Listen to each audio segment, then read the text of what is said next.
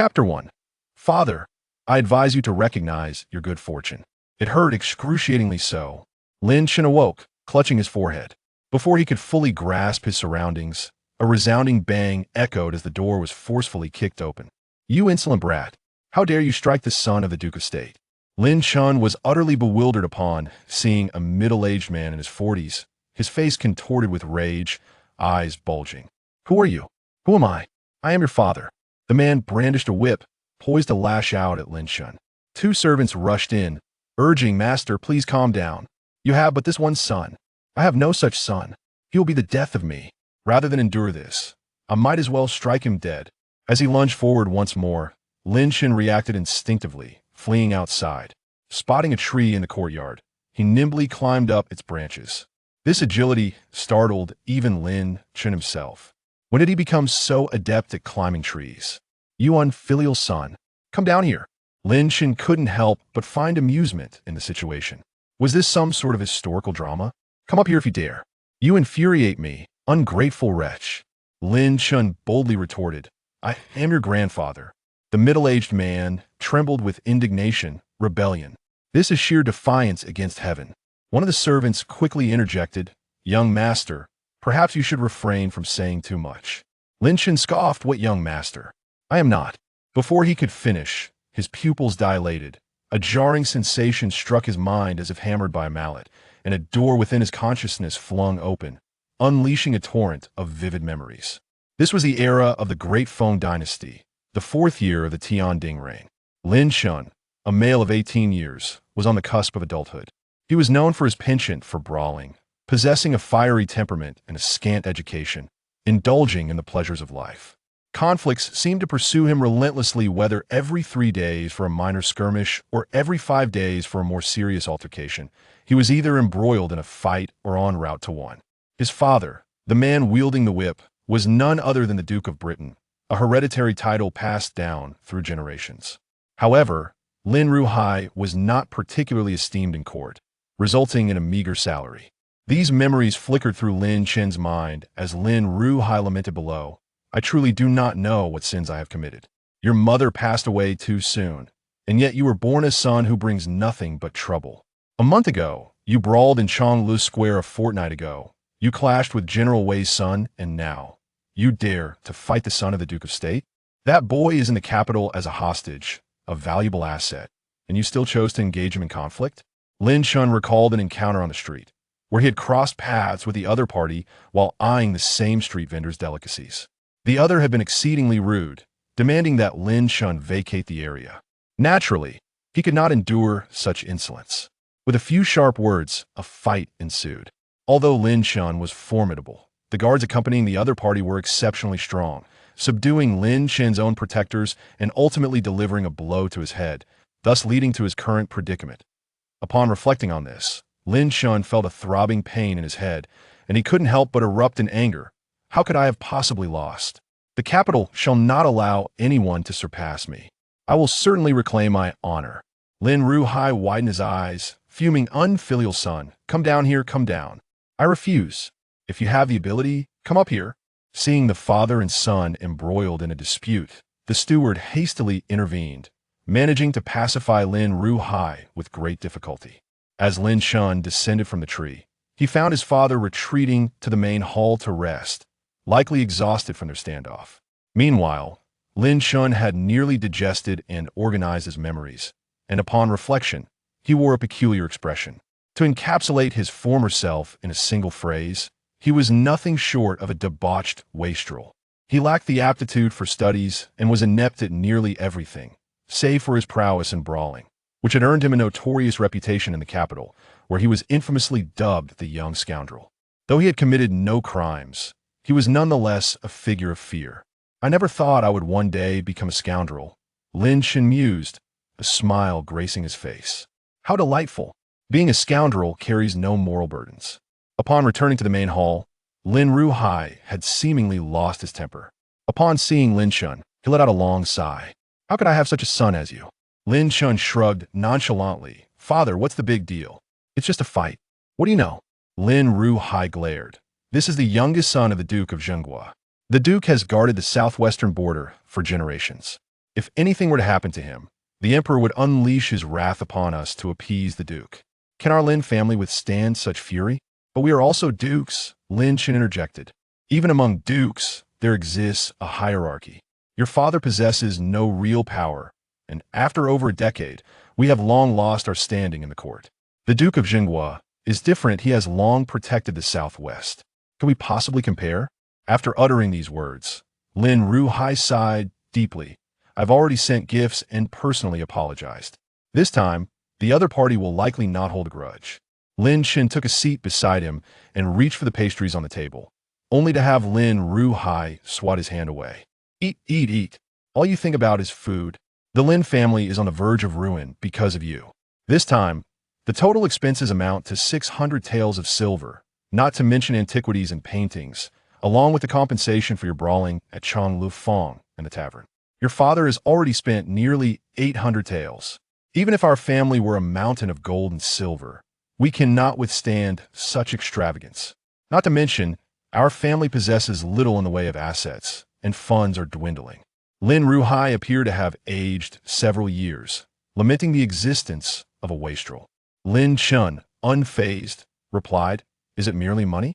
While you may lack other resources, money is something I can easily acquire. A mere 1,000 taels? I can earn it back. Lin Ruhai nearly laughed out of anger. Earn it back? With what will you earn? Simple, father. First, lend me 500 taels as capital. Lin Ruhai was momentarily taken aback, then indignantly retorted, Unfilial son, are you planning to visit the gambling house again? This is not earning money, it is giving it away. Why would you go to a gambling den? Father, I am a person of integrity, and what sort of respectable individual would frequent such places? I initially intended to interact with you as an ordinary person, yet what I received in return was misunderstanding. For 18 long years, I have concealed my true self, but now I shall reveal the truth. Your son is, in fact, a saint descended upon this world. Lin Ruhai, who had been gritting his teeth in anger, suddenly sighed, his eyes filled with weariness. Foolish child indeed. Enough of this nonsense, father. Hand over the money within a month. I shall earn it back for you. Go away, go away. Not a single coin shall you receive. Inger, confine him and make him copy books as punishment. Lin Chen's eyes widened in disbelief. Father, I advise you not to be ungrateful. Confine him. Inger, standing nearby, hurried to pull Lin Chen aside. Young master, please refrain from speaking further otherwise. The master may resort to severe measures. Lin Chen was led back to his room, feeling utterly dejected. The servant remarked, Young master, it would be wise for you to remain calm for a while. During this time, the master has gone to great lengths on your behalf. You are unaware that the commotion you caused in the capital has reached the court.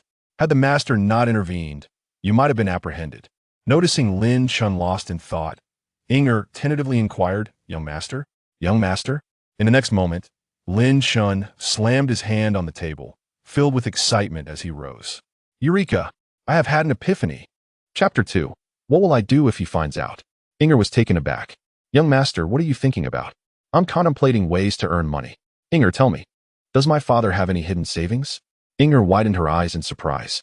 Huh, is there a secret stash? Inger shook her head vigorously. No, none at all. Are there any antiques or paintings that could be pawned for money? Inger hesitated for a moment before shaking her head again. No. Lin Chen chuckled mischievously, fixing his gaze on Inger. Inger, your brief hesitation indicates that something crossed your mind. Hurry, take me there. Otherwise, you wouldn't want to be expelled from the Lin residence today, would you? Inger gasped, her lips parting in astonishment. Before long, Lin Chen emerged from a room, carrying a large bundle containing various antiques and paintings. In ancient times, such items were equivalent to gold. They circulated freely among noble families and served as a form of hard currency. Lin Chen, accompanied by Inger, hailed a carriage and headed straight for the pawn shop. Upon entering, he presented all these items for pawn. The shopkeeper, upon recognizing Lin Chen, remained unfazed. Ah, young master Lin has come to pawn something again. What do you wish to pawn this time? Lin Chen unveiled the bundle. Everything. Even the shopkeeper was taken aback by the sheer volume of Lin Chen's possessions. So much. Indeed, name your price. The shopkeeper examined the rare antiques and paintings. Young master Lin, these are all genuine articles. Are you truly going to pawn them? Does Lord Lin know? If he finds out, how will I proceed? The shopkeeper appeared speechless. After all, the other party was a nobleman. If he demanded them back later, it could spell disaster for him. There's no rush. We can sign a contract. If my father makes a fuss, you need not worry. The shopkeeper turned to Lin Chen, forcing a smile. Young Master Lin, you are indeed filial. Do you prefer a dead pawn or a living pawn? A living pawn for 2 months. I shall redeem the items then. Very well. Before long, Lin Chen exited the pawn shop with 1,500 taels of silver notes in hand. Inger, following closely behind, dared not speak, merely watching Lin Chen with cautious curiosity. Young master, what shall we do next? What shall we do? Naturally, we will make money. Lin Chen's spirits soared as he determined his first venture, distilled liquor. The technological advancements of the Dapeng dynasty were not particularly sophisticated, and the local beverages lacked the purity found in distilled spirits. Almost no one in Dapeng was averse to alcohol. Warriors required it, scholars indulged in it, and even women would partake in a few cups, particularly courtesans who accompanied patrons with drinks. Thus, using alcohol as a starting point was most fitting. Moreover, producing distilled liquor required minimal investment. Lin Chen merely needed to procure the remaining liquor from local distilleries and then employ distillation methods to refine it. Lacking distillation tubes, bamboo could serve as a substitute. Once the joints were opened, it could function as tubing. Now, it was essential to identify where the liquor was most affordable and palatable, ensuring the selection of the most cost-effective option. Moreover, it is necessary to rent a shop in the city, which requires the assistance of a real estate agency. Shortly thereafter, Lin Chen took Inger to the agency. The so-called agency serves as an ancient real estate intermediary, yet its scope of business is even broader, as it can also engage in the trade of human lives, such as servants and concubines, thus providing comprehensive assistance. Upon Lin Chen's arrival, a young attendant at the agency approached him with a beaming smile. Young master, do you wish to purchase a residence or acquire a servant? Lin Chen replied, I require a prime shop for my business, and its location must be exceptional. The attendant responded promptly, very well, young master, I shall investigate this for you. He immediately began to sift through the records, and after a short while, he exclaimed, there is a shop on Baihu Street in the Eastern Market, priced at 800 taels of silver, and its location is superb, situated right at the center of the Eastern Market. Lin Chen's eyes gleamed with excitement. Excellent. I will take it. The attendant then led Lin Chen to the shop in the Eastern Market. Upon arrival, they were met with a throng of people, bustling and shoulder to shoulder, while the sounds of vendors hawking their wares filled the air. The shop Lin Chen had his eye on stood 3 stories tall, its entrance firmly shut. The owner of this establishment had encountered some family troubles and intended to leave the capital to develop in Jiangnan, thus putting the shop on the market. Lin Chen's eyes sparkled with enthusiasm. This is perfect. However, before he could complete his thought, a mocking voice pierced through the atmosphere. Oh, isn't this the infamous Lin Chen from the capital? Turning around, Lin Chen spotted a wealthy young nobleman, fanning himself with a folding fan, adorned with jade ornaments at his waist, who sneered derisively. Lin Chen raised an eyebrow. Was it his misfortune to encounter an adversary so soon after stepping out? He turned to Inger and chided, Inger, why did you not consult the almanac before venturing out today? Wei stepped right into a pile of trouble. Wei Zheng, filled with indignation, retorted, Lin Chen, are you growing too bold? Lin Chen scoffed. What are you shouting about? Was it not you who sullied my sight? Speak another word, and I shall not hesitate to teach you a lesson. Though Wei Zheng's teeth ground together in fury, he refrained from acting upon his anger, well aware of Lin Chen's formidable fighting prowess. Lin Chen, brimming with disdain, said, have you nothing to say? If you dare to appear before me, Wei Zheng, know that today I am in good spirits and shall spare you. However, do not hinder my business, or I shall make you rue the day you crossed me. You, a mere son of a marquis, dare to prance about? I have even taken on the son of a duke. As Lin Chen stepped forward, Wei Zheng instinctively took a step back. You may be foolish, but I shall not quarrel with you. However, Lin Chen, should you choose to conduct business here, I will ensure your downfall. Wei Zheng huffed, my family owns a shop right here.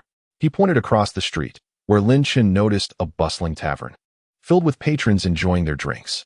A tavern? Lin Chen mused with amusement. How fortuitous, for I too shall be selling liquor. Wei Zheng, do not accuse me of bullying you. You still have time to change your trade. Otherwise, when my shop opens, yours shall swiftly fall into disrepute. Wei Zheng burst into laughter. Indeed, your mind seems to be quite deranged. The Wei family's brewing is renowned throughout the capital, a time-honored establishment.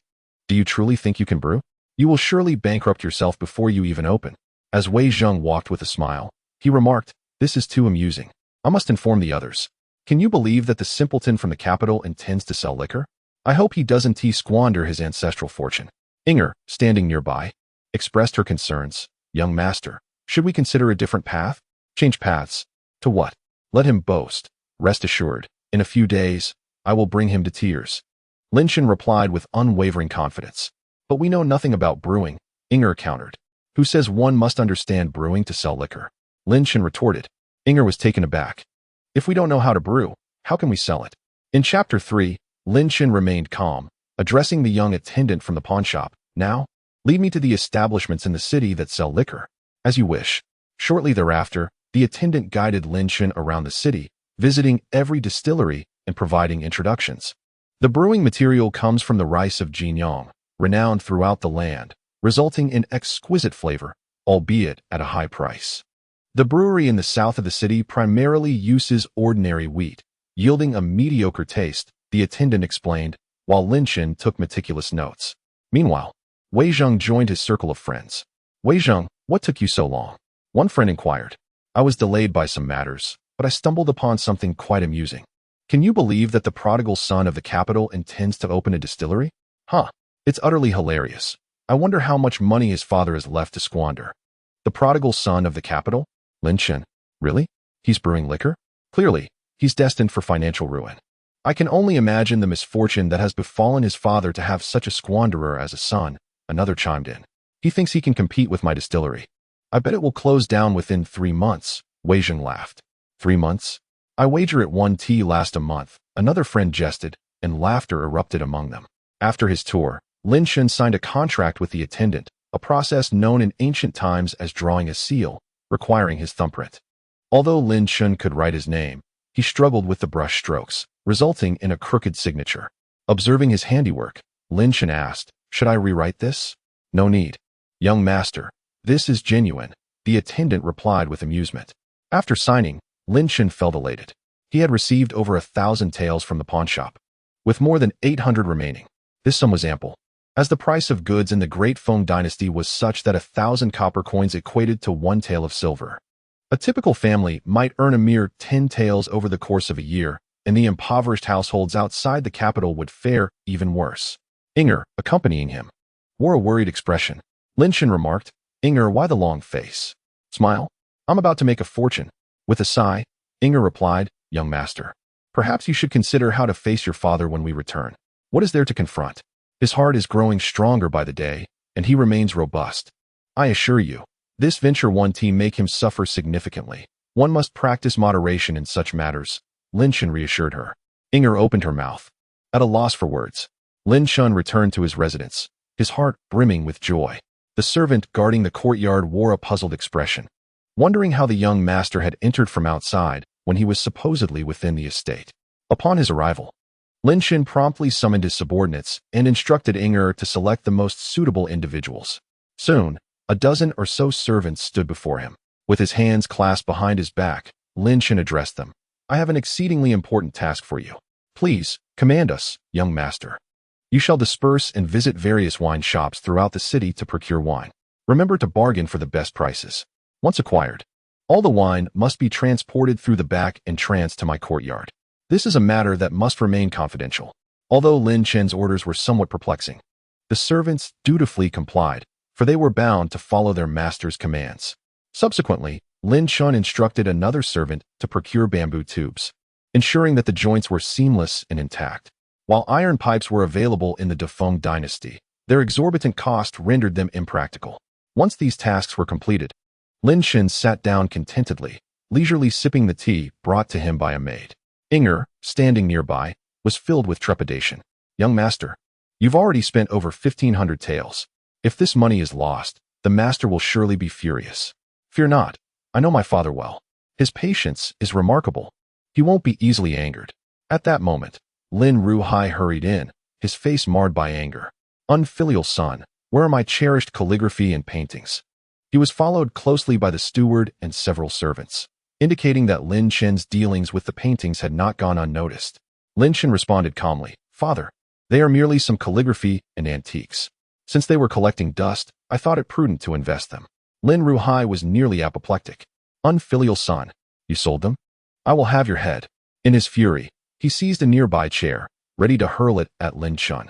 Lin Chen swiftly dodged. "Father, it was not a sale but a pawn. They can be redeemed. I merely require a short-term loan. Within a month, I shall return every tael to you." "Unfilial son." Lin Ruhai pursued Lin Chen, chair in hand. "Those treasures belong to your father. They date back to the Great Zhou Dynasty. How dare you pawn them? For how much?" "Over 1,800 taels. Unfilial wretch. You pawned such precious works for a mere 1,000 taels? Spendthrift, spendthrift. Where is the remaining money? You must retrieve them at once." Inger stood by, utterly bewildered, while the other stewards and servants were powerless to intervene. As Lin Chen ran, he called back. "It was an investment. Investments require purchasing real estate, machinery, and raw materials, none of which come free. I estimate there is just over 100 taels left. If you're displeased, I can send someone to the tavern for a roasted chicken. You know you adore the chicken's backside." "Unfilial son." Lin Ruhai was beside himself with rage, throwing the chair in frustration, but fortunately, Lin Chen managed to evade the projectile just in time. After discarding the items, Lin Ruhai sank onto the ground, his face etched with sorrow. "Though I, Lin Ruhai, may not be deemed wise, I have been blessed by my ancestors and have lived a reasonably good life. Yet, how could I have such a son? A spendthrift, a wastrel?" Inger, mustering her courage, interjected, "Young master has purchased a shop in the East Market and has sent someone to procure beverages. This time, he is truly serious." "Serious? When has he ever squandered without seriousness? I wish this spendthrift would be less earnest. The more earnest he is, the faster he squanders." Lin Chen responded nonchalantly, "Father, you should at least have some confidence in yourself. I am your son. Do you truly lack faith in your own abilities as an educator?" Lin Ruhai was momentarily taken aback, then filled with ire, his teeth clenched as he attempted to rise and strike Lin Chen, only to find himself lacking the strength. "Wastrel, wastrel," Lin Chen said. "Father, listen, let us not cry. If we must, let us do so while standing." Inger hastily tugged at Lin Chen's sleeve. "Young master, perhaps you should say less."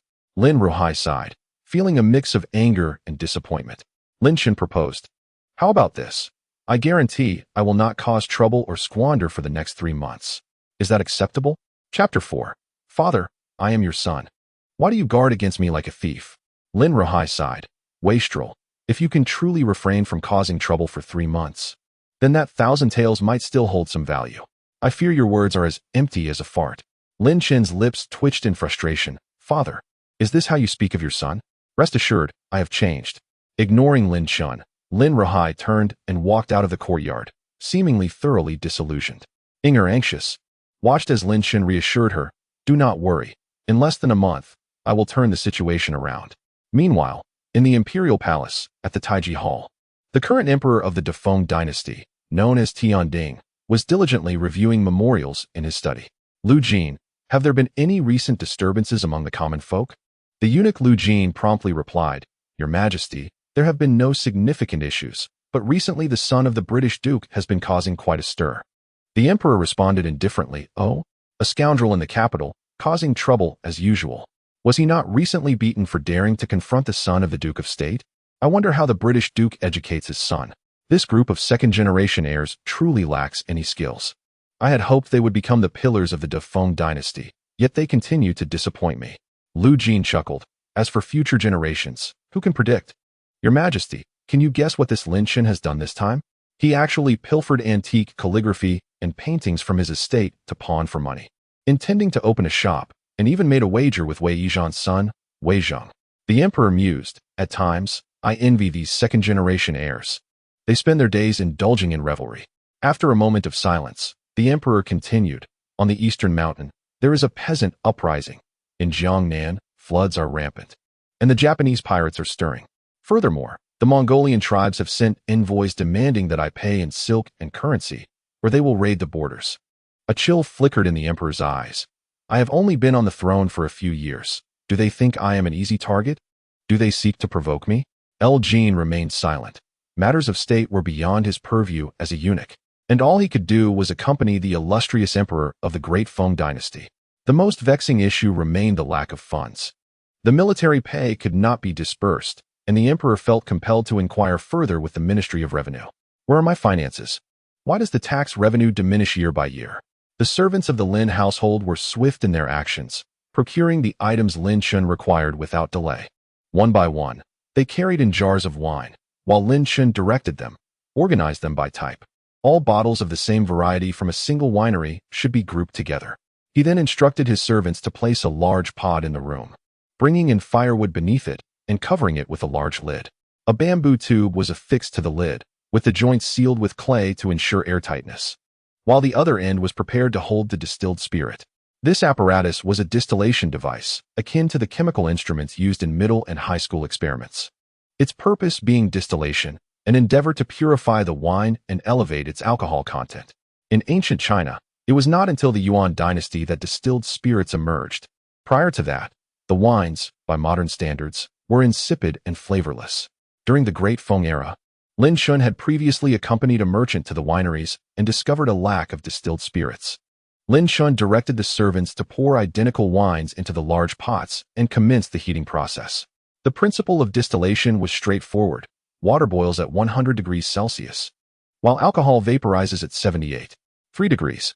By maintaining the temperature within this range, the alcohol could be vaporized and then condensed back into liquid form, flowing through the bamboo tube into the prepared container, thus yielding a more refined spirit. Naturally, this process required vigilant supervision around the clock. Lin Chen had initially contemplated producing glass bottles, as the wine jars used in the Great Feng era were rather unappealing. Should he manage to create modern glass bottles and even engrave the name of his winery upon them, he could establish a distinctive brand, thereby appealing to a more upscale market.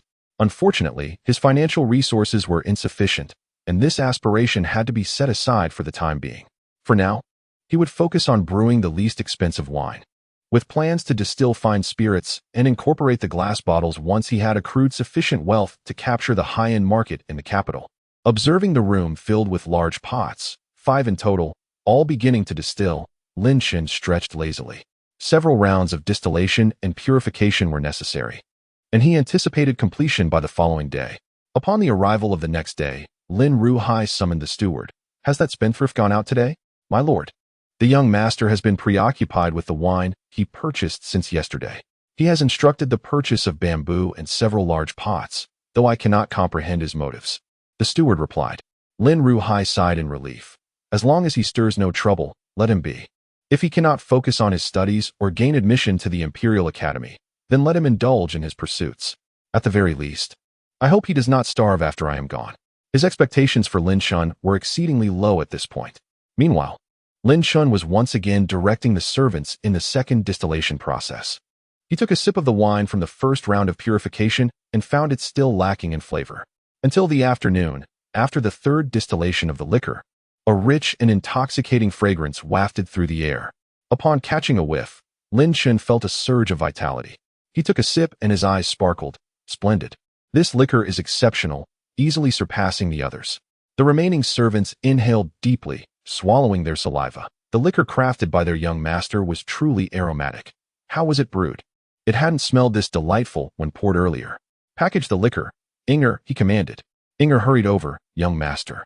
Immediately take some people to the shop and have a sign made, calling it Divine Drunk, and ensure all preparations for the grand opening are complete." Understood. Lin Chen then summoned another servant. "Take this money, buy some sugar, and distribute it as rewards to the children in the city. Inform them that the Divine Distillery will open in 3 days, featuring liquor brewed with techniques imparted by deities, a once-in-a-millennium opportunity." The servant paused. "Young master, liquor brewed by deities? Stop dawdling, just do as I say." The servant promptly departed. Lin Chen remained composed. In this ancient setting, devoid of television advertisements, such methods were the only means to promote the venture. Moreover, the ancients were superstitious and held a curious disposition towards tales of deities. Even if they were skeptical, the mere mention of divine involvement would pique their intrigue. After all was accomplished, Lin Chen sought out Lin Ruhai. Upon entering, he found Lin Ruhai seated and promptly declared, "Father." Lin Ruhai looked up, his expression immediately darkening. "What now? Speak quickly, I won't acquiesce." Lin Chen beamed. Father, what do you mean? Am I not your son? Why do you treat me as if I were a thief? That's rather unkind. Lin Rahai's beard trembled with irritation, and seeing him on the verge of an outburst, Lin Chen quickly interjected, Father, I wish to borrow the accountant for a time. An accountant? Why do you need him? It's simple, with the new shop opening. We lack a manager, and it will take time to recruit a suitable one. Let your accountant fill in for a few days. Lin Rahai surveyed Lin Chen, somewhat astonished. You, simpleton, are truly opening a shop? Of course, I've already invested the money. There's no turning back now. Lin Rahai pondered for a moment. Very well. I shall summon the accountant and lend him to you for a few days, provided you refrain from causing trouble. Remember, if you open a shop in the Eastern Market, do not stir up conflict. The Eastern Market is frequented by nobles and dignitaries. If you create a stir there, even my status as a duke may not shield you. I understand. Lin Chen replied nonchalantly as he exited. Lin Rahai sighed. Oh, simpleton, do not cause any more trouble. Meanwhile, the tale of the divine brewing techniques Lin Chen had requested began to circulate throughout the royal capital, spreading among children who eagerly passed it along, making it the talk of the town. The sign he requested was soon hung, reading Divine Brew. This news swiftly spread, leading Wei Zhang to chuckle derisively. The so-called Divine Brew circulating in the city is concocted by that Lin Chen. How laughable. Divine Brew, what a mere ploy for attention. A friend remarked, Young Master Wei, the grand opening is tomorrow. Shall we go together? It would be amusing to see if Lin Chen's Divine Brew is as vile as horse urine. Ha ha ha, splendid. I shall prepare to humiliate him, I replied. Soon, the day of the opening arrived. Lin Chen, accompanied by Inger and his accountant, made his way to the Eastern Market. Upon arrival, he found himself amidst throngs of people, all eager to sample his divine concoction. With a beaming smile, he unfolded his fan and exclaimed, Do you see these people? They resemble walking moneybags. Soon, all this wealth shall belong to me. Inger sighed, hesitant to voice her concerns, fearing that her master might soon face a devastating blow. With unwavering confidence, Lin Chen stepped forward to prepare for the opening. A voice from the crowd inquired, May I ask if this young man is the proprietor of the Divine Brew? Indeed, Lin Chen replied with a smile. The divine has bestowed upon me the art of brewing, and I shall share it with all, allowing everyone to savor this celestial elixir. As these words left his lips, Wei Zhang emerged from the crowd with a sardonic grin. Nonsense, he scoffed. The onlookers turned their attention to Wei Zhang, who continued, Ladies and gentlemen, before you stands the infamous son of the Duke of Britain, Lin Chen, a notorious wastrel. Do you truly believe a man who spends his days in frivolity can comprehend the art of brewing? I fear you shall pay dearly for what amounts to mere horse urine. Gasps of astonishment rippled through the crowd. What? Is he really Lin Chen? My word. I heard he recently brawled with the son of the Duke of the State. How could such a fop possibly brew? Wei Zhang reveled in the murmurs, turning to Lin Chen with a mocking smile. Tell me, Lin Chen, do you think you shall succeed today? Who would be foolish enough to purchase your wine? One of his companions chimed in. Indeed, it seems Lin Chen has lost all sense and is resorting to brewing in a desperate attempt to deceive others. I heard he pawned his father's antique paintings just to fund this venture. Inger, agitated, interjected, Who are you speaking of? The crowd, now growing in size, leaned in to witness the unfolding drama. Lin Chen, however, merely waved his fan, silencing Inger. Inger, if a dog bites you, shall you bite back? We do not retaliate against dogs with teeth. We strike them down, and we strike hard. With a fierce glint in his eyes, Lin Chen directed his ire at Wei Zhang. You dare disrupt my grand opening and slander my name? I see you are itching for a fight. What I possess is indeed the divine art of brewing. Although Wei Zhang felt a twinge of trepidation at Lin Chen's fierce demeanor, he scoffed at the idea of divine brewing, declaring, Such nonsense. There is no divine art of brewing in this world. It simply does not exist. Lin Chen, undeterred, proposed a wager. Since you dare to slander me, how about a bet? Let us wager on whose wine possesses the superior flavor, my brew or that of your tavern. Wei Zhang erupted in laughter. Lin Chen, are you truly certain? In Wei Zhang's eyes gleamed a mocking glint. His family's brewing had long been an esteemed establishment, with years of craftsmanship that was unparalleled in the capital. For Lin Chen to dare to compare himself to him was nothing short of folly. Very well, he proclaimed. Retrieve the libations from your tavern, and I shall present mine from this establishment. Let all present partake and discern whose brew is superior, yours or the divine concoctions I have been taught to craft. Excellent. Wei Zheng responded, brimming with confidence. Should I emerge victorious, Lin Chen, I shall require no further concession, merely that you engage me in a duel, and upon your defeat, you must return home and claim it was merely an unfortunate mishap. Lin Chen began rolling up his sleeves. A flicker of apprehension crossed Wei Zheng's face. While he had intended to vex Lin Chen, he hesitated to engage in physical combat, for it was well known that Lin Chen fought with reckless abandon. Fear not, young Master Wei, interjected one of his companions. This time victory shall undoubtedly be ours. After all, what does this scion of the capital know of fine wines? I have sampled your family's brew before. It ranks among the top 10 in the entire capital. Wei Zheng contemplated this, realizing that if he triumphed, this wastrel would surely see his establishment collapse on opening day, incurring losses of hundreds of taels. The thought filled him with delight. Very well, let us wager, he declared. But should I win, Lin Chen, you shall henceforth address me with the utmost deference as father whenever we meet. A chorus of laughter erupted from Wei Zheng's companions, while he smugly unfurled his fan, the onlookers murmuring in astonishment. Is young Master Wei truly clashing with the spendthrift? How fortuitous that the Lin family's prodigal son has chosen to set up directly across from Wei's tavern.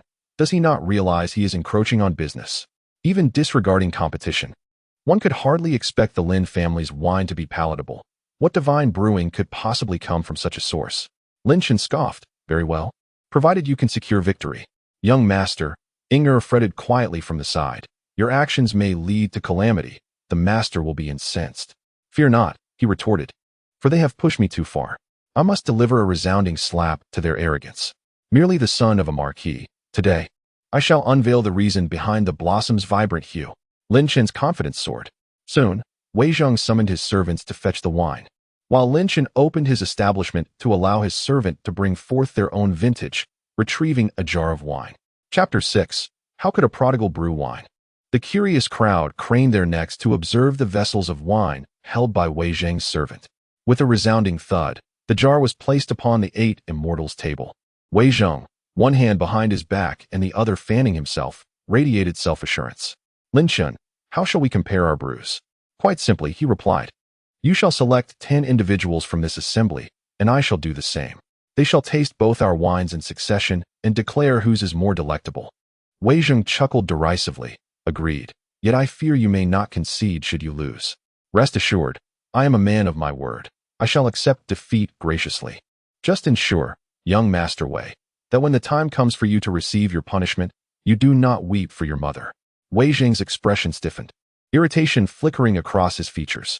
He signaled to a nearby servant, who began selecting individuals. Lin Chen casually indicated, you, and you, along with those few, come forth.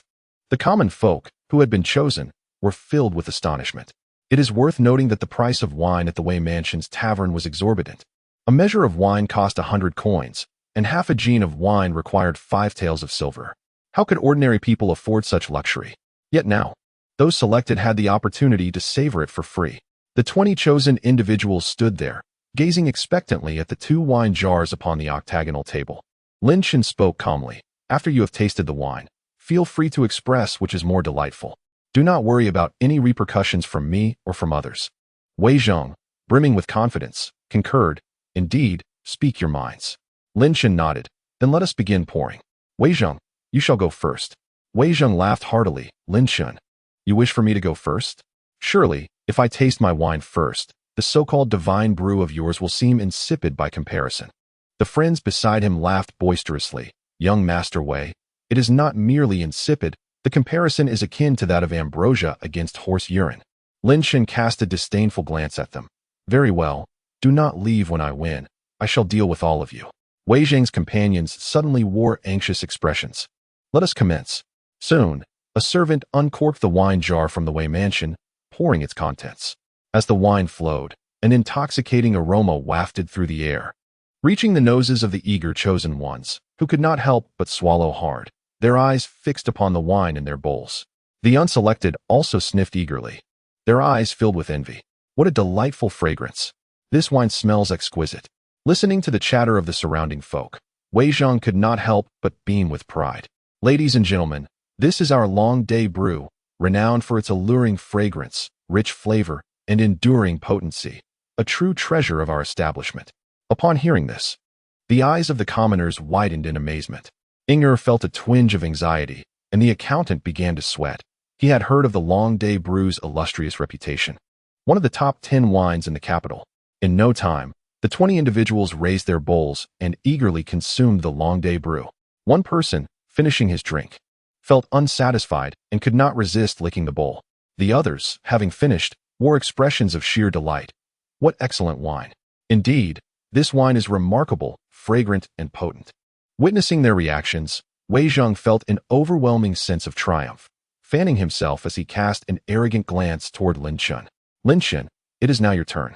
Inger and the accountant were both tense, while Lin Chen remained unfazed. Pour the wine for them. Several servants approached the octagonal table, directly opening Lin Chen's wine jar. Initially, the ordinary folk, including the 20 selected, had little interest in Lin Chen's jar, but the moment the lid was lifted, they were taken aback, their noses twitching. A scent that seemed to ascend to the heavens enveloped them. The 20 chosen stood transfixed, all eyes on the wine jar. What a potent brew! My heavens! This wine smells so strong. Is it even more intense than the Long Day Brew? I have never encountered such a fragrance in wine before.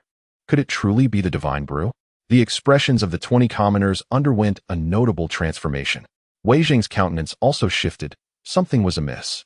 This extravagant youth, by all accounts, should not possess the ability to brew wine.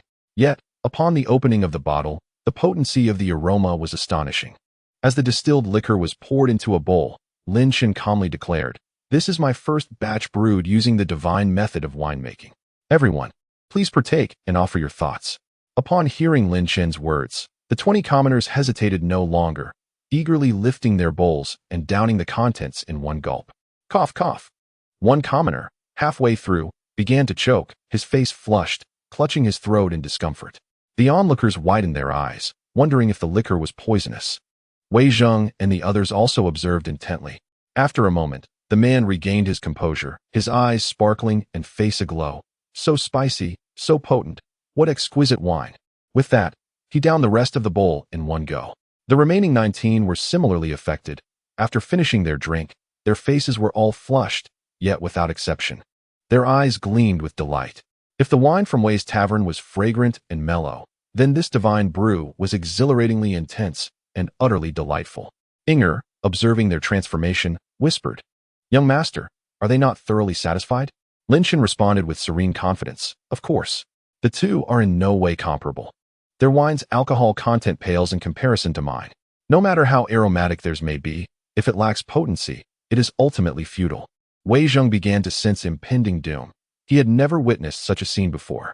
Previously, at the manor, when his father hosted guests, this very wine was served. After indulging in it, the guests found it utterly unpalatable when offered anything else, declaring it tasteless. Yet now, it appeared that his own wine had become insipid. This was inconceivable. Lin Chen calmly stated, "All right, now we can begin the discussion. One by one, tell us whose wine you find superior." The first man spoke. "Wei Gongzi's Longri brew is indeed fine wine, aromatic and rich. However, this divine brew strikes straight to the throat with a refreshing sensation I have never experienced before. I believe this divine brew surpasses it. I too prefer the divine brew. I would like another sip. I also choose the divine brew. It seems this is the only one of its kind in the capital. This must be the wine that could only be crafted by a deity, leaving a lasting aftertaste." One by one, the commoners chose the divine brew. With each proclamation, Wei Zheng's complexion paled further, until disbelief enveloped him. Did this not imply that the divine brew established by this extravagant youth not only thrived, but could potentially overshadow his own tavern? Madness! What was happening in this world? How could a spendthrift possibly brew such remarkable wine? Could it truly be the divine method of winemaking imparted by celestial beings? Otherwise, how could this squanderer have produced such exquisite liquor? Chapter 7. What nonsense! At that moment, Lin Chen stood with arms crossed, gazing at the drastically altered expression of Wei Zheng. "How does it feel? You've lost." Lin Chen was filled with exhilaration as he began to clench his fists, which instilled both fear and trepidation in Wei Zheng. "What do you intend to do, Lin the Mad?" "To strike you." Lin Chen's eyes sparkled with excitement as he lunged forward like a tiger descending the mountain. The remaining common folk gasped in shock and hastily retreated, while fear flickered in Wei Zheng's eyes. Lin Chen, how dare you? My father is a noble. Just a marquis. I'll take you down. Lin Chen replied, delivering a powerful punch that struck Wei Zheng squarely in the face, sending him staggering backward. Terrified, Wei Zheng exclaimed, this fool really dares to hit me. Someone help. He cried out to his sycophantic companions nearby. Lin Chen turned to those onlookers. Who dares to step up? I challenge anyone. Upon hearing this, Wei Zheng's cronies hesitated. Unwilling to approach, Wei Zheng stood no chance against Lin Chen. The moniker of the capital's rogue was not without merit. Lin Chen drove Wei Zheng into a corner, pushing him out onto the street, where he swiftly knocked him down and mounted him, unleashing a flurry of punches, one to the left, one to the right, and another straight to the center.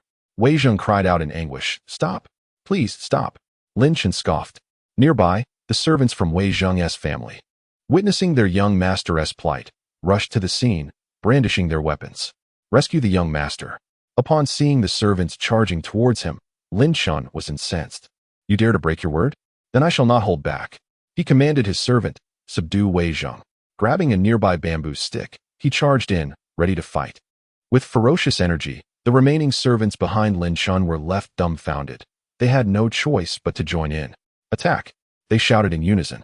In an instant, East Market South White Tiger Street transformed into a battleground.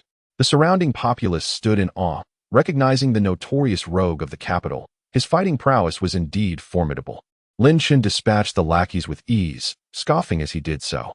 One lackey shouted, return our young master. Simple. He hasn't fulfilled his promise. I want to return him until I've given him a proper beating. Wei Zheng, filled with both envy and fear, surrendered. I concede. Lin Chen turned, a charming smile gracing his face. Too late. Now, you must compensate me for lost wages, emotional distress, and damage to my reputation. How will the people of the capital see me if this gets out? I too have my dignity. The onlookers twitched at his words. Dignity? Good sir, you're nearly beating Wei Zheng to death. Lin Chen addressed the lackeys. Return and inform your master to bring 800 taels of silver for his release. I am a man of my word, not a single tael less. The lackeys were left speechless, astonished by such audacity from a privileged official's son. They retreated hastily, and Lin Chen instructed his servants, stand guard here in shifts. If the Wei family fails to pay, I shall directly deal with Wei Zheng. Wei Zheng nearly wept, overwhelmed by the sheer ferocity and unreasonableness. This fellow was nothing short of a bandit from the steppes. Lin Chen then clapped his hands, addressing the crowd with a bow. I apologize for the spectacle. I, the son of the Earl of England, am opening a divine tavern today. Anyone wishing to partake is welcome to come and taste. Special offers await. The eyes of the common folks sparkled with excitement. Some among them, having indulged in the intoxicating elixir, found themselves at a loss for words regarding the wine. Lin Chen, brimming with pride, picked up his folding fan and declared, Inger, have someone escort Wei Zheng back. We shall await Lord Wei's arrival at our residence to negotiate the release. Inger, not daring to delay, promptly summoned a servant and hurried back to the estate.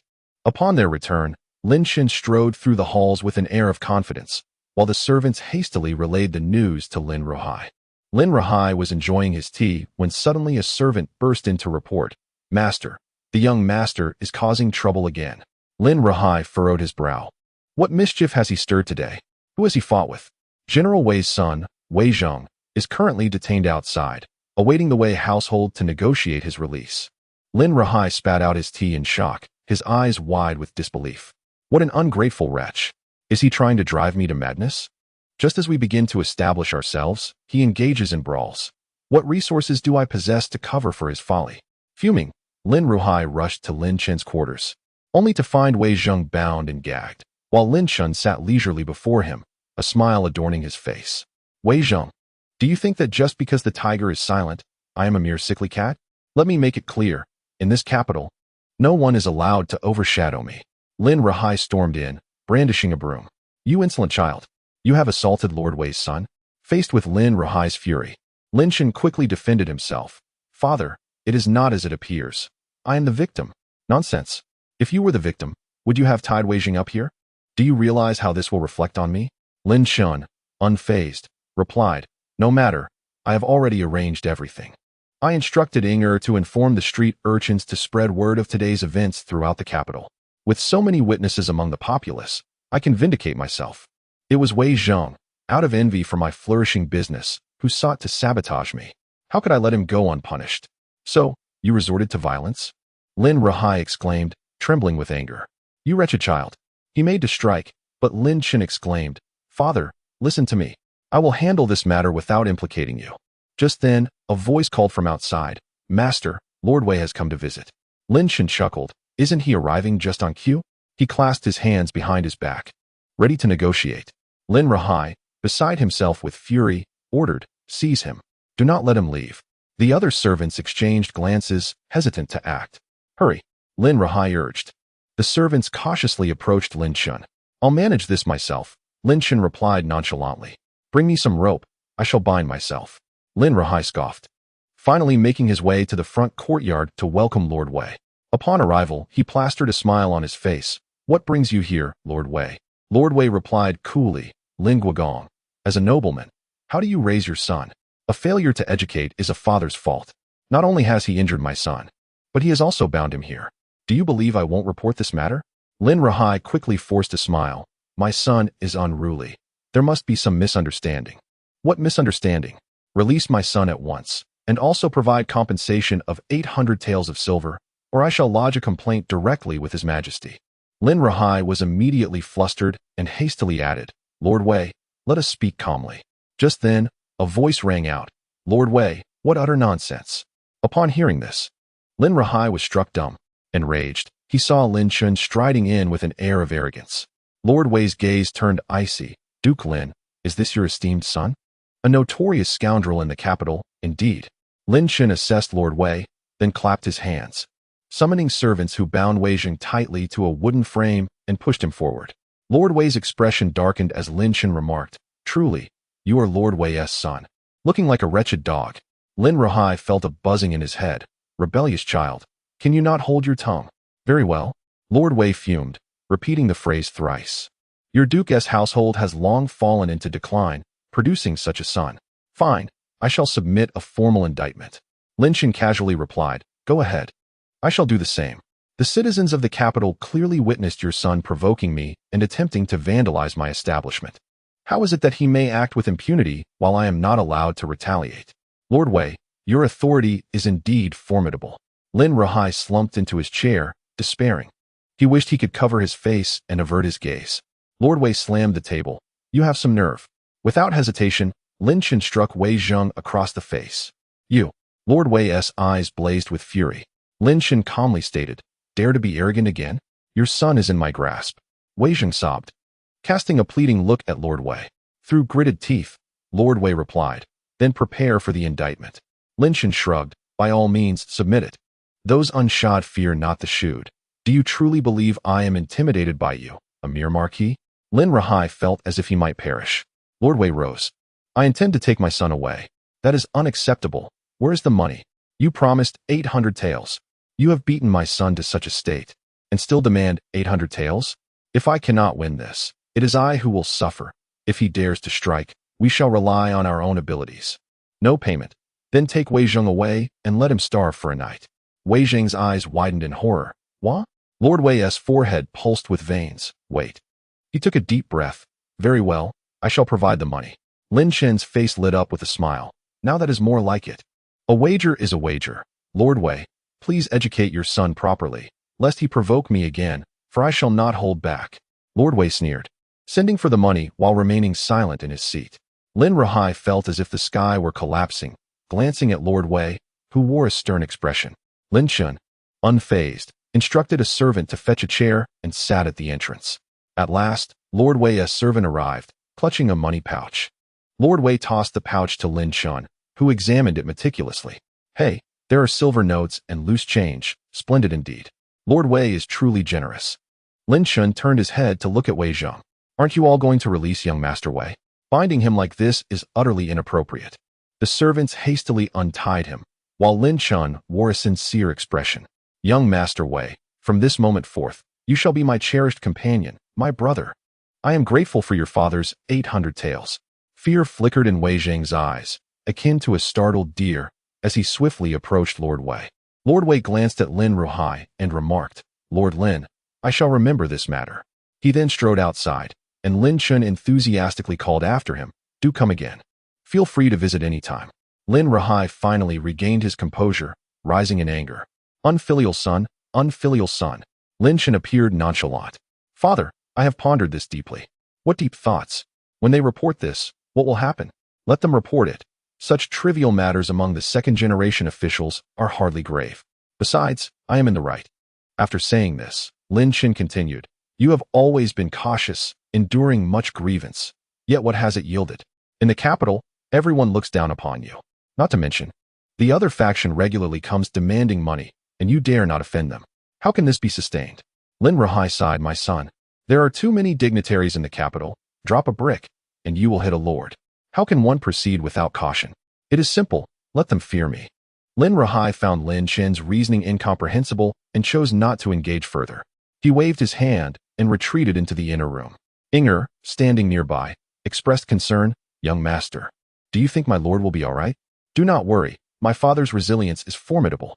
He will be fine in a few days." Inger looked bewildered.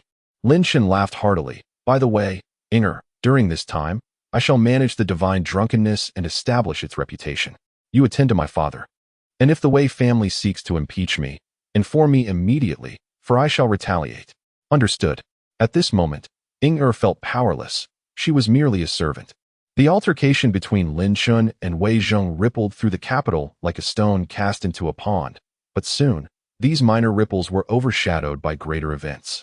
Lin Chen's conjecture was not unfounded. At this moment, Ren Tianding, His Majesty the Emperor of the Great Feng, was in a state of utter discontent. He furiously swept the memorials off the table. "These barbarians, truly audacious. Do they think the Great Feng is easy to bully? They demand currency, silk, tea, and salt, amounting to over 100,000 taels of silver annually." Ren Tianding's countenance was icy. The eunuchs from the Ministry of Rites dared not speak, hastily assisting in the meticulous arrangement of the memorials. Ren Tianding rubbed his forehead. Just then, a messenger announced, "Your Majesty, Wei Yizhan requests an audience." "What is it?" "He claims he wishes to impeach the son of Duke Rong of England for assaulting his son without cause, demanding his imprisonment." Ren Tianding felt a surge of irritation. These worthless second-generation officials, do they dare to trouble me with such matters? The eunuchs remained silent. After a while, he spoke, "Let Wei Yizhan come in." Upon entering, Wei Yizhan immediately bowed. "Your Majesty, I beseech you to intervene on behalf of my son." Ren Tianding, feeling rather disheartened, rebuked him directly. "Wei Yiqing, what time do you think this is? I can barely manage the affairs of state, and yet you ask me to mediate a quarrel between two privileged offspring?" Alarm flickered in Wei Yizhan's eyes. "Very well, let me see the memorial." Ren Tianding took the document and frowned. The Earl of England's discipline over his son is becoming increasingly inadequate. Just then, another minister entered. "Your Majesty, this is a memorial sent by the Earl of England." Ren Tianding scoffed. "What does he send a memorial for? To impeach General Wei Yizhan?" The moment these words were uttered, Ren Tianding's expression turned peculiar, and even Wei Yizhan was taken aback. "No, Lin Rahai, you scoundrel, you dare to impeach me?" After much deliberation, Ren Tianding commanded, "Bring it forth for me to see." Upon opening Lin Rahai's memorial, Ren Tianding's expression grew even stranger. This was not penned by Lin Rahai at all, but rather by Lin Chen. In the memorial, Lin Rahai succinctly outlined the reasons for the matter. Ren Tianding furrowed his brow and glanced at the minister who had delivered the document. "He Yiqing, you truly are something else. This memorial must have reached you long ago, hasn't it? Pray tell, how much did the Earl of England pay you?" The minister, trembling, knelt down. "Your Majesty, the Earl was concerned for his son, and thus sought me out with numerous entreaties, only requesting that I present this memorial should General Wei come forth, as he has but one son." Ren Tianding sneered, "To bypass court protocol and deliver a memorial directly to me over trivial matters." Both Wei Yizhan and the minister fell silent. "Wei Yizhan, for this transgression, your salary shall be docked for 6 months.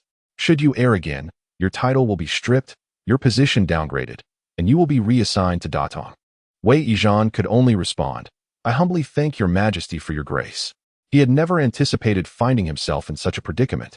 As for the debauched offspring of the Earl of England, Ren Tianding tapped his fingers on the table. "Issue the next edict, sending him to the Guozijian to be trained by Hu Yan. I truly do not believe Hu Yan cannot manage him." The eunuch in charge of the ceremonial office, Lu Jin immediately replied, yes. Rin Tianding then commanded, now be gone. Wei Yizhan and the others hastily exited. Rin Tianding, with his hands clasped behind his back, let out a deep sigh. Should one engage in battle or seek peace with the barbarian tribes of the steppe? At the Lin residence, Lin Rahai remained anxious, while Lin Chen nonchalantly ate a banana beside him. Father, I told you your fears were unfounded. Look, it's already the second day, and nothing has happened. Much ado about nothing. Lin Rahai admonished. What do you know? It's not over yet. If an edict truly arrives, it would be dire. Lin Chen replied nonchalantly. Rest assured, Father. Did I not suggest you leverage your connections to draft a memorial? As long as that Lord Wei presents himself before the Emperor, the memorial will be submitted, and the Emperor will surely mete out punishment equally. Does he truly intend to kill over this matter? After finishing his banana, Lin Chen sprang up from his chair. All right, I shall go explore the tavern. I even plan to establish a restaurant, he declared. Lin Rahai retorted, rebellious son. You should consider it a blessing if you do not incur losses. Lin Chen chuckled. Father, once the monthly bill arrives, I shall surely astonish you. For now, let me keep you in suspense. Inger hurriedly followed Lin Chen, preparing to venture out. At that moment, a voice rang out from outside. Imperial decree has arrived. The tone was sharp, reminiscent of a duck's quack. A eunuch entered, followed by several others, causing Lin Rahai to nearly tremble and tumble from his chair. He hastily rushed over to Lin Chen, urging him, quick, kneel. This is an imperial decree. Reluctantly, Lin Chen knelt down, finding the contents of the decree rather nebulous. Though he did catch the last line. Despite his extreme mischief, there remained hope for redemption. Henceforth, he was commanded to enter the Guozijian and study under Hu Yan. Thus it is decreed. Upon hearing this, Lin Chen's eyes widened in disbelief as he pointed at himself. Are you jesting? Me, going to Guozijian? I have no love for studying. However, Lin Rahai was overjoyed, pressing Lin Chen's head down. Quickly, express your gratitude. Forced to comply, Lin Chen begrudgingly thanked the emperor, while the eunuch, grinning with feigned sincerity, remarked, Lord, you truly have a remarkable son. The emperor has personally issued a decree for your son to be transferred to Guozijian. Lin Rahai was elated, exclaiming, I thank your majesty for this grand favor. As he received the decree, Lin Chen wore a sullen expression. Lin Rahai slipped some silver to the eunuch, who appeared quite satisfied. Before departing, the eunuch added a few more words. Lord of the Lin family, I have a few words of advice. Although this is a minor matter, it must not be taken lightly. Should there be repeated offenses, the emperor may take offense as well. This time, he has chosen to be lenient. Lin Rahai smiled obsequiously. Rest assured, I shall discipline my son. Once the eunuch left, Lin Rahai finally felt at ease, while Lin Chen remained disgruntled. What does it mean to transfer me to Guozijian? Do I look like someone who can absorb knowledge? Lin Rahai replied, Son, consider this a stroke of good fortune.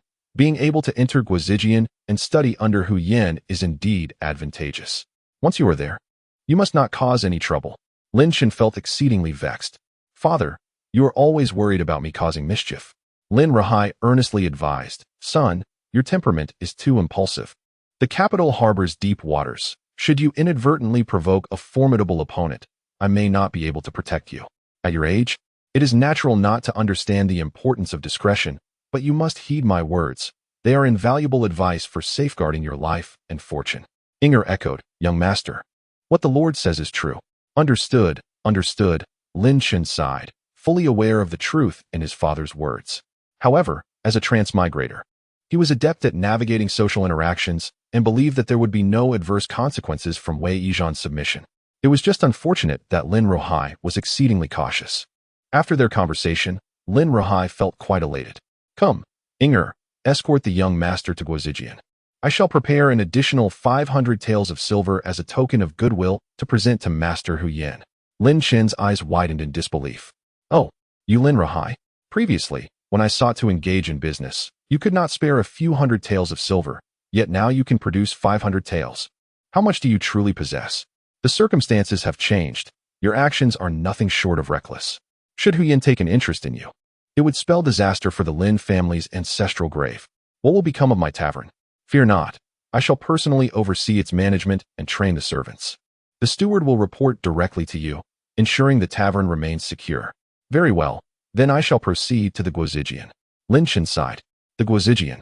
located in the northwest of the imperial capital, was adjacent to the lush green mountains and near the solitary Lingdang Temple, a place of considerable bustle. Accompanied by Inger, who clutched an imperial decree, Lin Chen approached the Guozijian, presenting the decree to the guarding soldiers before gaining entry. Upon entering, he was met with imposing palace walls, each courtyard adorned with plaques bearing names such as Mingsuotang, Shuixing Hall, Qingxintang, Chongshitang, and Shoudao Hall, among others. As he passed each hall, the spirited sounds of students reciting their lessons filled the air. Inger, trailing behind with a cheerful demeanor, remarked, "Young master, most of the students here are the sons of dukes and military generals. The master mentioned that cultivating good relationships with them will undoubtedly benefit your future. He also noted that you have turned 18. In 2 years, you will reach adulthood. Seize this opportunity to establish a commendable reputation at the Guozijian, and you may find a suitable young lady to settle down with, fulfilling the master's aspirations." Lin Chen muttered, "How similar this is to the elders back on Earth." Chapter 10. The master Huyen. Inger, slightly bewildered by his words, inquired, "Young master, what did you say?" "Nothing of consequence. Please, inquire about the location of Mingjing Hall." "Oh." Inger stepped ahead, while Lin Chen, with his hands clasped behind his back, reflected on his pleasing appearance, an elegant young gentleman, yet formidable when provoked. As a class ended at the hall ahead, Inger hurriedly approached to ask, "Excuse me, could you direct us to Mingjing Hall, where Master Huyen teaches?" The student replied, "Follow this path straight ahead, and you will arrive at Mingjing Hall." "Thank you." The student shook his head. "No need for formalities. Once your young master enters Mingjing Hall, who can say whether it is for better or worse?" As the student prepared to leave, Lin Chen stepped forward with a beaming smile. "Pray tell, why do you say it may be for better or worse?" Seeing the student hesitate, Inger interjected, "He is my master's son." Still uncertain, Lin Chen produced a silver note. "Here are 10 taels." Only then did the student respond, "Huyen is indeed a master, and he teaches with great rigor. His students often lament their plight. He resorts to corporal punishment for those who fail to memorize their lessons, striking their hands if they falter." Lin Chen's eyes widened in shock. "Corporal punishment?" The student swallowed hard. "Indeed, that is the nature of Master Hu. Hence, his students hold him in dread. Is there no law? No justice?" The student regarded Lin Chen with a curious expression. "Master Hu is the head of the Guozijian. His authority is paramount here. He embodies the law." "And who might you be?" Lin Chen clasped his hands in respect. "I am Lin Chen, son of the Duke of England." The other party's expression suddenly changed, and they hurriedly walked away. It turned out to be a disgrace from the capital. Lin Chen was taken aback. "Am I already so renowned? They don't even want money?" Inger sighed. "It's not a good reputation." Following the path, Lin Chen arrived at the Mingjing Hall. He stood outside and glanced inside, where he could see children as young as 8 and others in their teens, all seated at tables with books before them. How pitiful! Lin Chen swallowed hard, instantly reminded of his 3 years of high school. Although that time was fulfilling, given a choice, he would never return to high school, for years of university, though tedious and monotonous, would undoubtedly be his preference. Lin Chen was not someone who could sit still. This was going to be torturous. He muttered to himself, knowing a bit of classical literature, but only what had appeared in textbooks. The rest was beyond him, especially when faced with a learned scholar. Inger asked, "Young master, why don't you go in?" "I'm still contemplating," Lin Chen replied before finally entering the Mingjing Hall, knocking on the door. "Good day, Master Hu. I am Lin Chen." Huyen, holding a book, appeared to be in his 50s, his face lined with wrinkles that seemed to lift as he turned to look, nodding slowly. He then ignored Lin Chen and continued reading. "Is this a show of authority? I will endure." Lin Chen patiently waited, while some children in the classroom cast curious glances his way. After a while, once the reading concluded, Huyen finally turned his attention to Lin Chen. "Come in." Lin Chen stepped inside. "What subjects have you studied?" "Geometry? The 4 books and 5 classics?" "Not yet." "What about historical texts and the various philosophers?" "Not yet." "Then what have you learned?" Lin Chen pondered carefully. "Playing cards, mahjong." "What are those?" "Pai Gao." Uft. Laughter erupted in the classroom, but as soon as they began, the children quickly covered their mouths. Huyen picked up a ruler and slowly walked towards them. "Extend your hands." The children, unable to resist, extended their hands and were soundly smacked by Huyen. Lin Chen winced at the sight. Why do they not resist? Lin Chen found it puzzling. In truth, Lin Chen's understanding of the ancient teacher's status was still too shallow. The teacher held a position of great esteem, revered even above parents and kings. Even if beaten, one must endure. After disciplining the students, Hu Yin turned to Lin Chen. Rotten wood, worthless. How could His Majesty send such a wretch to me? Lin Chen felt a surge of anger. Master Hu, I do not wish to be here either. Why not send a petition to His Majesty to rescind the order? Hu Yin snorted. Since you are here, I shall train you well. From today onward, you will study the 4 books and 5 classics. And I will conduct pop quizzes on your progress. Oh no. Lin Chen's eyes widened. Wouldn't that ruin everything? My carefree life filled with music and the pleasures of a wealthy second generation, now ensnared in the endless torment of reading? And it's classical literature at that. Lin Chen immediately declared, Hu Jizhou, I am merely passing through. Here, there is no such thing as passing. You must earnestly learn. Hu Jizhou replied, in that case, I find myself skeptical of the knowledge you impart. Allow me to pose a few questions. Should you answer them correctly, I shall commit to learning from you with diligence. Hu Yin snorted derisively. As the esteemed Jizhou, my knowledge spans both ancient and modern realms, and I am well versed in all matters. Do proceed with your inquiries. After a moment's contemplation, Lin Chen asked, pray tell, why does the contemporary musician Zhong Wuqi not use this finger to play the lute? He extended his middle finger. Hu Yin was taken aback, furrowing his brow. I do not know. Because this finger belongs to me, he exclaimed, bursting into laughter. Hu Yan's expression darkened, and the students in the class stifled their amusement, suddenly hesitant under Hu Yan's glare. Absurd. If such trivialities are what you inquire about, I, as Jizhou, cannot provide answers. Very well, let me pose a more serious question. Compare the morning sun and the noon sun. Which one is farther, and why? Hu Yin stood there, momentarily stunned. Where in the 4 books and 5 classics is this addressed? Lin Chen continued, pray, how many steps are required to create glass from sand? What are the measures to combat a plague, and what is the key to its management? He unleashed a torrent of knowledge he had previously encountered. Hu Yin was rendered speechless. How could he possibly know such things? The other students in the classroom were equally astonished. Is this even permissible? Lin Chen, with a sense of triumph, remarked, Hu Jizhou, your inability to answer signifies that I shall not pursue your teachings. Furiously, Hu Yin retorted, preposterous. What relevance do these queries hold? The knowledge I impart is that of the sages, capable of governing the world. You, a decayed log, are beyond salvage, spewing nonsensical rhetoric. Stand at the back as punishment. Lin Chen shrugged dismissively and complied, retreating to the rear of the classroom. Hu Yin continued in his ire. This individual is the most wretched example sent by His Majesty. You must not emulate him, otherwise you shall bring shame upon your parents. In our great dynasty, the teachings of the sages govern the world. Do not stray from the path. Do you understand? The children, intimidated by Hu Yan's authority, murmured in agreement, understood. Chapter 11. Can one truly be bullied by a mere Jizhou? Let us deal with him. Outside, Inger observed the scene with trepidation, hesitant to enter. Her eyes filled with concern. What to do? What to do? The master wishes to ensure the young master is well prepared, yet upon his arrival, he is met with scorn. Standing at the back of the classroom, Lin Chen felt as if he had been transported back to his high school days. Once Hu Yin concluded the lesson, he leisurely proclaimed, tomorrow, we shall continue our discussion on the Book of Rites. Yes, came the response, and Lin Chen straightened. Hu Jizhou, from tomorrow onward. Tardiness will not be tolerated. For every mistake, I shall strike you once. Do you understand? Some children turned to Lin Chen, and he solemnly replied, I do not remember. You must remember, regardless. Hu Yin, clutching his book bag, exited the room. Once he departed, the oppressive atmosphere in the classroom dissipated. Oh, every time I attend Hu Jizhou's class, it feels akin to facing a sentence of execution, sighed a teenage student. Previously, I wished to feign illness to avoid attending. But my father yanked me from my bed. Upon my return, my father chastised me, and then I faced the wrath of Master Hu. Lin Chen approached the gathering. Why do you not resist? Resist? With what means?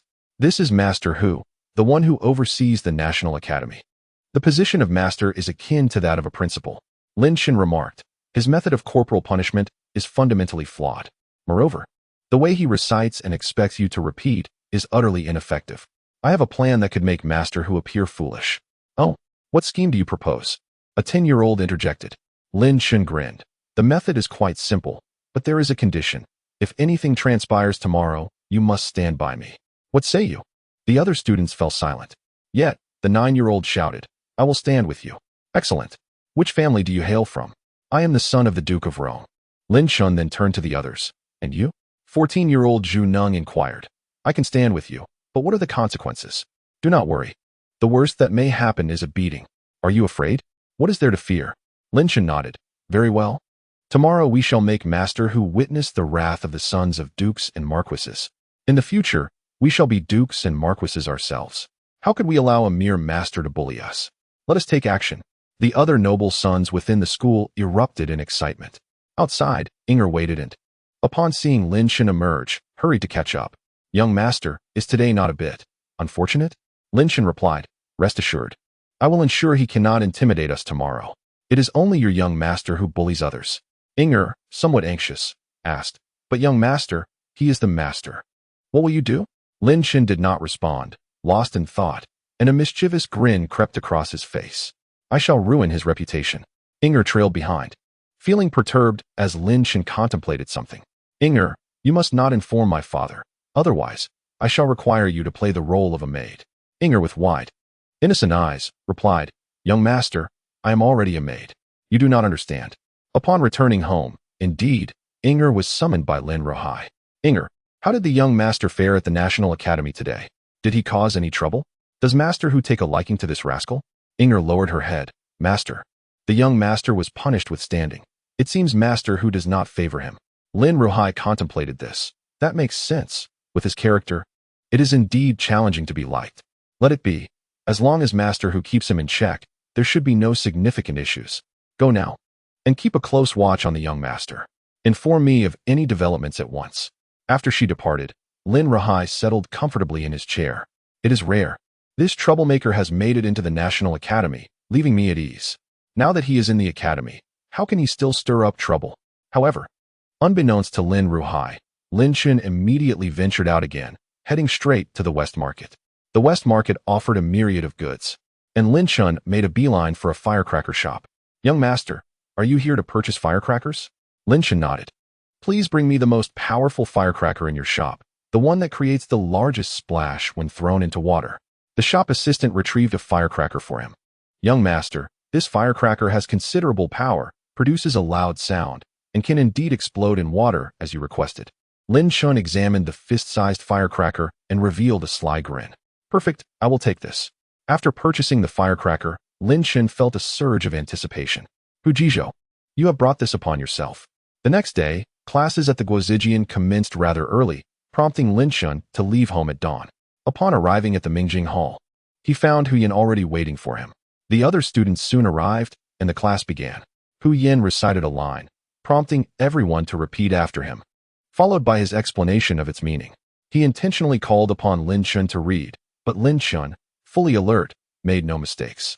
Midway through the lesson, Hu Yin slowly remarked, Lin Chen, you are doing well. Study diligently, and do not bring shame to your father. Lin Chen replied, you speak wisely, Hu Jizhou. Afterward, Hu Jizhou allowed everyone to take a short break, while he himself stepped out of the Mingjing Hall. A student named Zhu Ning turned around. Lin Chen, what about your plan? Shall we go together? Lin Chen quietly followed him outside, keeping a distance as he observed Hu Jizhou.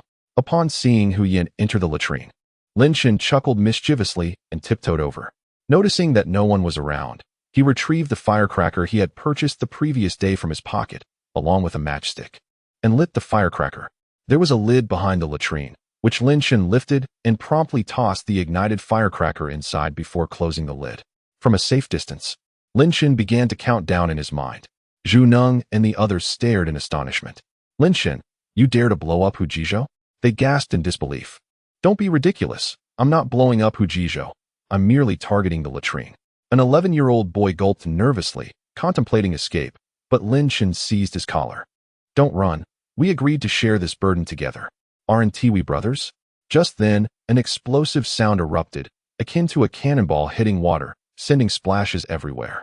Zhu Neng and the others turned towards the latrine in unison. Then a piercing scream pierced the air. Who did this? Who was responsible? Zhu Neng felt a chill run down his spine as he turned to Lin Chen. Lin Chen wore an innocent expression. Why are you looking at me? This has nothing to do with me. We all did it together. Zhu Neng felt a pang of regret, realizing he should not have followed Lin Chen. At just 14, He found himself shouldering the blame. Lin Chen prepared to make his escape. What are you still doing here? Waiting for Hu Jizhou to come out and settle the score with you?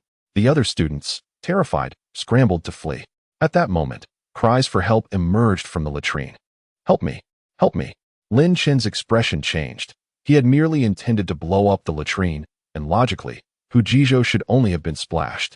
Yet, the cries indicated something more serious, accompanied by the sound of choking. Oh no, hasn't he fallen into the latrine, has he? Chapter 12. Did we really just blow up the latrine of the Jizhou? Is this something a person can do? Zhu Neng and the others were filled with bewilderment. Lin Chen urged, what are you waiting for? Save him. The crowd rushed to the latrine, flinging open the door, and a foul stench wafted out. There, they beheld Hu Yin, the esteemed licker of the Guozijian, flailing his arms in the pit, his body smeared with a repugnant yellow filth. One student, unable to bear the sight, retched outside. Zhu Neng gasped in shock, turning to Lin Chen. What are you looking at me for? Hurry and rescue him. Teacher, who is the licker of the Guozijian? Zhu Neng hesitated, but how do we save him? Perhaps you should go down? Lin Chen tentatively suggested. Get lost. Zhu Neng promptly dismissed the idea. Then let us find some bamboo poles. We seem a bit short-handed. Let us call for more help. How should we call? Lin Chen cleared his throat. Help. Hu Yin, the licker of the Guozijian, has fallen into the latrine. Help. Hu Yin has fallen into the latrine. In the Tai Chi Hall, Ren Tianding was diligently reviewing memorials, embodying the spirit of a hard-working emperor. A eunuch approached with small steps.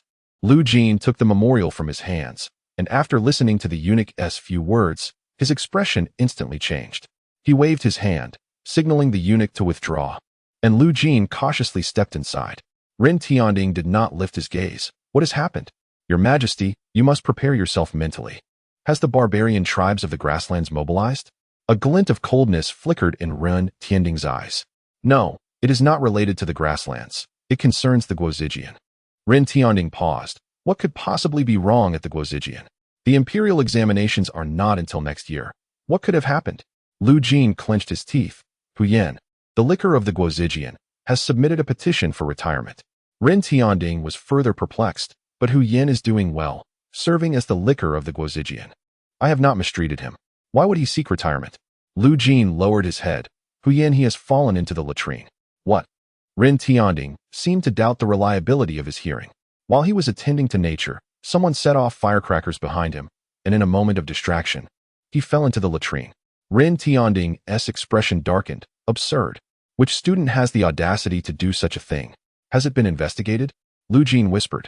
It has been uncovered. It was a student from Mingjing Hall, the son of Duke Ying, Lin Rohai, Lin Chen. Ren Tianding was taken aback for a moment, as if struggling to comprehend. The son of Duke Ying, Lin Chen? Indeed. Is he not the same one who previously clashed with the son of Duke Zhonghua, and the same who fought with the son of Wei Zhan? Yes. Preposterous. Ren Tianding slammed the table in anger. You immediately summon Lin Rohai to the palace. I wish to see how he raises his son. How could he produce such a child who would dare to blow up the licker's latrine? Is this something a person should do?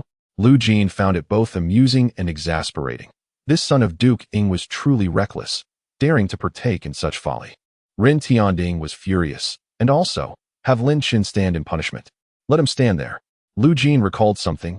Your Majesty, aside from Lin Chen, the other students of Mingjing Hall were also involved in this incident. Ren Tianding was taken aback. Who else was involved? The son of the Duke of Rome, the son of the Marquis of Zhongshan, the son of the Marquis of Daijin, and the son of the Marquis of Jing'an. Enough is enough. Ren Tianding felt overwhelmed. Is it truly the case that all the students of the Mingjing Hall have been dragged into this mess? El Jin remained silent. I shall go and persuade Minister Hu.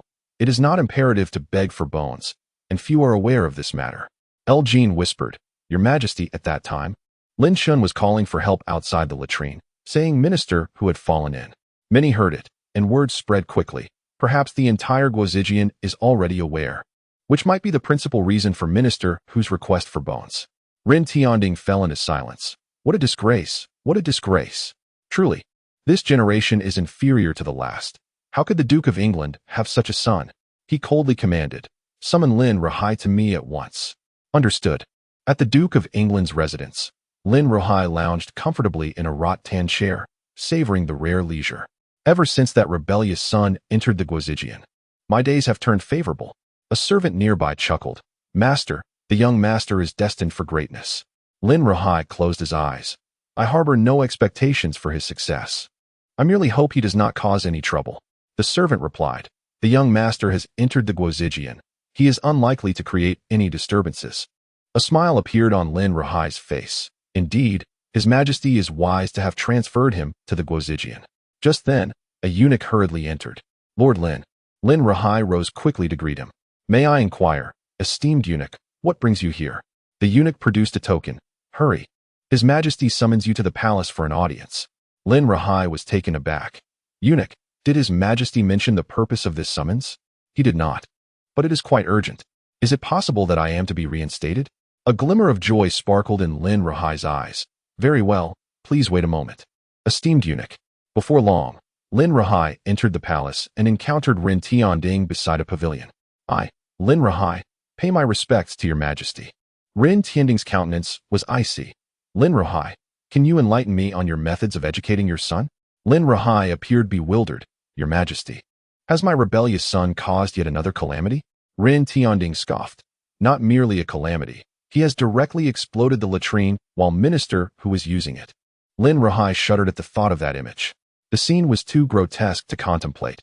Swimming in a sea of filth? He hastily knelt. Your Majesty, I bear guilt.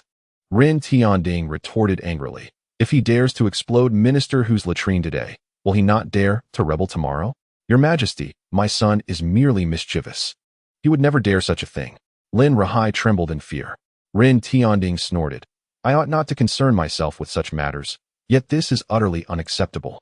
Lin Rahai, I do not wish for a repeat of this incident. Understood. You may rise. Lin Rahai was drenched in sweat.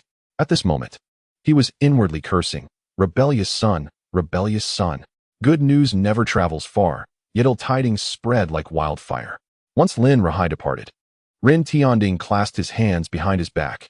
The eunuch Elgin quietly remarked, Your Majesty, it seems the son of the Duke of England requires strict discipline. This cannot continue. Such a wastrel is indeed in need of correction. Ren Tianding pondered for a moment. I shall pay a visit to Hu Jizhao and, in passing, organize an examination. Should these frivolous youths fail to provide satisfactory responses, it would be prudent to assign them to the border regions for some much-needed fortitude. Upon arriving at the Guozijian, Ren Tianding entered Hu Yan's chamber, only to find Hu Yan seated there, looking utterly dispirited. The room seemingly permeated with a faint yet unpleasant odor. Upon seeing Ren Tianding, Hu Yan immediately expressed his profound sense of grievance. Your Majesty, this is a disgrace to our scholarly pursuits, a true affront to the dignity of learning. Chapter 13. Indeed a wretch, for only a wretch could provide such responses. I, as a teacher, am at a loss. I have never encountered such obstinate students. They have turned my privy into a veritable disaster. I have bathed 10 times since morning and still perceive an odor clinging to me. Your Majesty, I am aging and can no longer endure the rigors of teaching. I humbly request to retire. Ren Tianding could only offer gentle reassurances. Dear Hu, this is not your fault. Not wishing to assist the kneeling Hu Yan directly, he could only feign support, for the stench was palpable yet elusive. Having finally calmed Hu Yan, Ren Tianding stepped outside, inhaling deeply and feeling the air refreshingly clearer. His countenance darkened. Are Lin Chen and the others detained in the Mingjing Hall? Your Majesty, they are indeed standing in the Mingjing Hall as punishment. With a stern expression, Ren Tianding ordered, summon Huang Xiyu. The position of Xiyu was akin to that of a vice principal, and with Hu Jizhao recuperating from the turmoil of his recent experience, it fell upon Xiyu to take charge. Upon Huang Xiyu's arrival, Ren Tianding conveyed his instructions, and Huang Xiyu, not daring to delay, promptly made his way to the Mingjing Hall. At that moment, in the Mingjing Hall, Lin Chen and his companions stood there, books balanced atop their heads. Jiangnan whispered, Lin Chen, this is all your ill-conceived idea. We have been standing since morning. Lin Chen shrugged. It's no matter. Hu Jizhao is suffering far worse. Jiangnan grimaced. I shouldn't have agreed to share the blame. My father will surely reprimand me when I return home. Lin Chen grinned widely. Fear not, my good brother. I shall not forget. Jiangnan, for years Lin Chen's junior, had already begun to display the maturity of a young adult. Just then, Huang Xiyu entered the room. Huang Xiyu calmly stated, Hu Jizhao is absent. I shall conduct the afternoon class. Please take your seats. Once seated, Huang Xiyu announced, today we will not hold a lesson. Instead, we shall conduct an examination. It is imperative that you all understand the significance of this assessment and respond diligently. As the papers were distributed, Lin Chen felt a twinge of discomfort. Another test to write? The initial questions were translation tasks, which were particularly tedious. Phrases such as, "Is it not the mark of a gentleman to remain unperturbed when others are ignorant of my name?" And "Do not impose upon others what you do not desire for yourself," along with "To hear the way in the morning and to die in the evening is sufficient," were among those to be translated. These were not overly difficult. Lin Chen examined them and, without hesitation, provided direct responses. Though some may be unaware of my esteemed name, my composure remains unshaken. This is indicative of a gentleman. What I do not wish for myself, I shall not bestow upon others. Having learned the way to your abode in the morning, by evening, one must meet their end. Lin Chen translated with straightforwardness, undeterred by the task. After all, he had no intention of pursuing an official career or immersing himself in study. His ultimate aspiration was to lead a life of leisure, indulging in pleasures while awaiting the inevitable. At last, having attained this identity, should one not indulge in its pleasures? Swiftly answering the questions, Lin Chen paused momentarily at the final one. The nomads of the grasslands proposed to the Great Feng the offering of currency and silk in exchange for border tranquility. Should it be war or peace? Regarding this query, Lin Chen rummaged through his memories and found a faint recollection. This year, known as Tianding, had seen the previous emperor, during the Long Shua era, maintain a temporary peace along the borders. However, this peace was merely a product of tribute from the Great Feng. Much like the Treaty of Tanyuan during the Song Dynasty, it endured until the Tianding era, and now the grasslands sought to compel the Great Feng to augment their tributes. Lin Chen pondered for a moment. He indeed had something to articulate. An idea sparked in his mind, and his eyes brightened as he began to write. The fall of the Six States was not due to the inadequacy of arms or the incompetence in warfare, but rather the flaw lay in bribing Qin. Lin Chen effortlessly transcribed a passage from his middle school textbook. Perhaps due to the peculiarities of his transmigration, his memory was exceptionally sharp. And this particular piece was entitled On the Six States, authored by Su Sun during the Song Dynasty.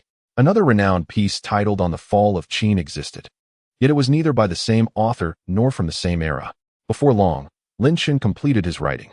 "I am done," he declared, setting down his brush. Wang Xi nodded indifferently. "Once finished, submit it." Lin Chen handed in his paper. Wang Xi glanced over it briefly, his brow furrowing instantly. What nonsensical script was this? The handwriting was atrocious. A cursory inspection revealed the so-called interpretations of the sages, causing him to frown even more. What absurd assertions! Alas, this son of the Duke of England is truly not cut out for learning.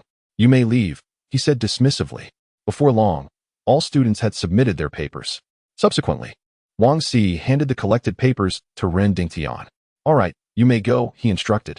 Once Ren Dingtian finished his tasks, he began to peruse the papers of the students from Mingjing Hall. However, after a mere glance, his brow furrowed deeply. What was this?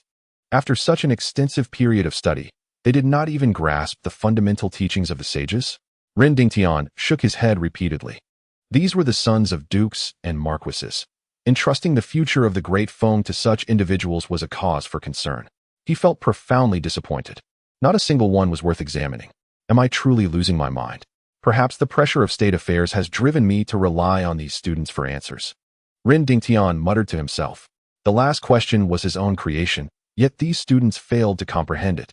Enough, enough. Rising, he chose not to look at the papers on the desk any longer.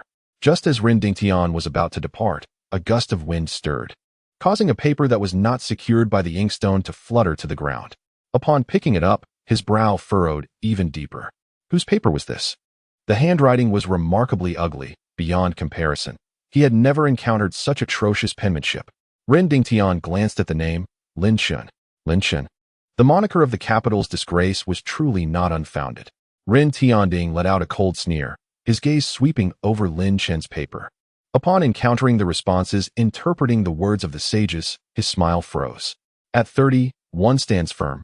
At 40, one is free from confusion. At 50, one understands the mandate of heaven. At 60, one is attuned to the ear. The audacity of this individual's reply was astonishing. It would take 30 people to make me stand up and fight, I would charge without hesitation against 40. 50 would find me fighting them until they recognized me as a messenger from the heavens, and against 60, I would battle until they utter sweet words in my ear to my satisfaction. Ren Tianding scoffed, calling them the scum of the capital. Indeed, such a response could only stem from a degenerate. The subsequent answers were no better. A gentleman who does not strike with force lacks authority. Lin Chen's retort was, a gentleman must strike hard, otherwise he cannot establish his dignity. Ren Tianding was so enraged he could scarcely speak. Behold, these were indeed the progeny of privilege, utterly devoid of knowledge. Feeling a wave of distaste, Ren Tianding intended to place the paper on the table. However, a casual turn of the page led his gaze to the answer to the final question. Chapter 14. Could it be that he is concealing his skills? A significant topic caught his eye. The Six States debate? Ren Tianding pondered, somewhat puzzled. Which era did the Six States belong to? It seemed there had been no historical period known as the Six States. He picked it up again, furrowing his brow as he endured Lin Chen's atrocious handwriting. Yet, as he read on, he suddenly froze. The downfall of the Six States was not due to the ineffectiveness of arms or poor strategy, but rather the corruption in bribing Qin. The opening declaration instantly reminded Ren Tianding of the recent peace negotiations with the Northern Plains. From the Longshui years to the current fourth year of Tianding, the Great Feng Dynasty had maintained peace with the Northern Plains, primarily due to its tributes. In other words, it could be seen as bribery. Great Feng utilized its wealth to bribe the plains for its own security. Was this a political essay? Ren Tianding continued to read. The loss of strength due to bribing Qin leads to downfall. Some may ask, did the Six States perish due to mutual bribery with Qin? The answer is, those who do not bribe perish at the hands of those who do, as they lose strong allies and cannot survive independently. Hence, it is said that the flaw lies in bribing Qin. Ren Tianding read each word, and with every line, his expression grew more solemn. At that moment, he cared not for the ugly script on the paper, but rather for the content within. Qin, through conquest, gains territory, whether small towns or large cities. What Qin acquires through victory is indeed 100-fold. The losses suffered by the vassals are equally magnified by defeat. Today they surrender 5 cities, tomorrow 10, and thus they can rest peacefully for a night. Yet, as they survey their surroundings, Qin's armies approach once more. Thus, the land of the vassals is finite. While the greed of the tyrannical Qin knows no bounds, the more they offer, the more voraciously they encroach. Therefore, without battle, the outcome of strength and weakness is already determined. As for overthrowing, it is indeed a natural consequence. The ancients said, serving Qin with land is akin to gathering firewood to extinguish flames. As long as the fuel lasts, the fire will not die. At this moment, Ren Tianding felt a shiver run down his spine. He was fabricating a narrative of the Six States and Qin, subtly alluding to the current political landscape. Serving Qin with land, akin to gathering firewood to extinguish flames, if the Great Feng continues to pay tribute to the plains. Is this not a modern-day echo of serving Qin? This political discourse struck like a bolt of lightning, piercing through the fog of uncertainty that had enveloped Ren Tianding for months. The question of whether to engage in war or pursue peace had left him in a state of indecision. Yet now, it seemed that Ren Tianding had reached a conclusion. He continued to read attentively. The Six States and Qin were all vassals, their power diminished in comparison to Qin. Yet they still possessed the potential to triumph without resorting to bribery. If one considers the vastness of the realm, the downfall of the Six States serves as a cautionary tale for them. The essay was brief, and Ren Tianding soon finished reading it. A particular phrase echoed in his mind. Relying on territory to negotiate with Qin is not a long-term strategy. As he pondered over the paper, he suddenly recalled Lin Chen's earlier responses to the sage's discourse. Wait a moment, this Lin Chen, while his previous answers appeared absurd, contained a semblance of reason. Moreover, was he not labeled a rogue of the capital? How then could he produce such a piece? Confusion clouded Ren Tianding's thoughts. If he were merely an ordinary rogue from the capital, engaging in petty brawls, he would certainly not be capable of crafting such an essay. Despite the clumsiness of his handwriting, the political arguments and high aspirations expressed were beyond the capabilities of an average individual. Could it be that he was concealing his true talents? In that instant, Ren Tianding developed a keen interest in this notorious spendthrift of the capital. He glanced at the paper once more, furrowing his brow. Truly, a rogue of the capital, his handwriting was so atrocious that it made one want to punish him severely. Nevertheless, Ren Tianding decided to keep the examination paper. He then summoned Jin. Find someone to discreetly monitor Lin Chen. I wish to know what he occupies himself with throughout the day. A look of confusion crossed Jin's face. Why was His Majesty suddenly interested in such a rogue? However, as the Grand Eunuch of the Court of Imperial Sacrifices, Jin was astute and asked no questions, simply responding affirmatively. In the tranquil and comfortable environment of the British Duke's residence, chaos erupted. "Father, please calm down," Lin Chen exclaimed as he sprinted ahead. "You little rascal. You're going to give me a heart attack. How can I calm down? You've already entered the Imperial Academy, and yet you still managed to cause trouble. What can't you do? You actually blew up the toilet of Master Hu."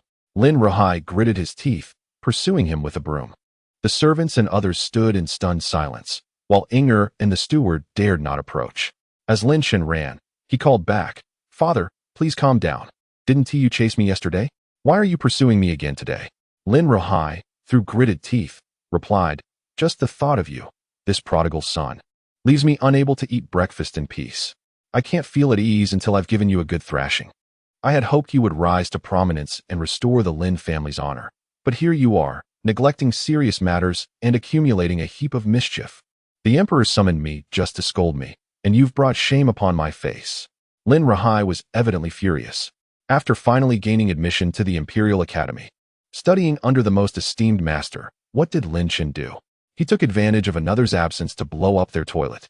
Lin Chen defended himself. "Father, it wasn't me. It was you who did it. It was the other students from Mingjing Hall." "Nonsense. Your Majesty has already ascertained the truth.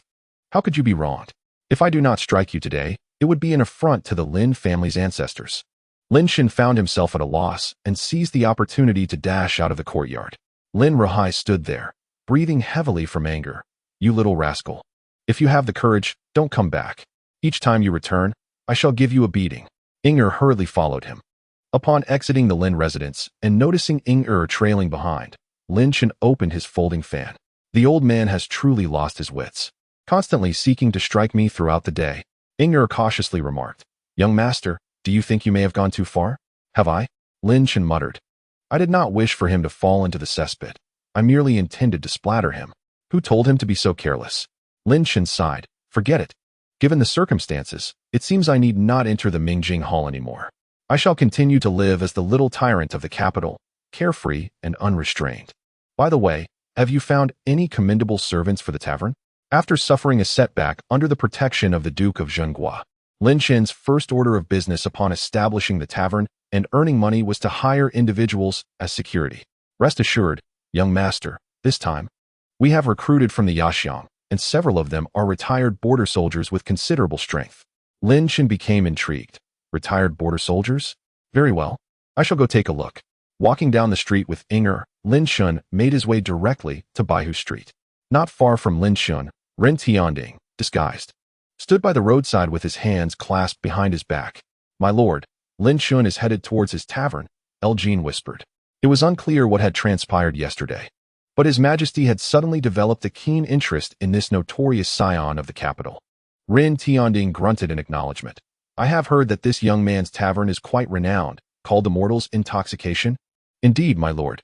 It is currently rumored throughout the capital that a Mortal's Intoxication serves truly excellent wine, unmatched by other taverns."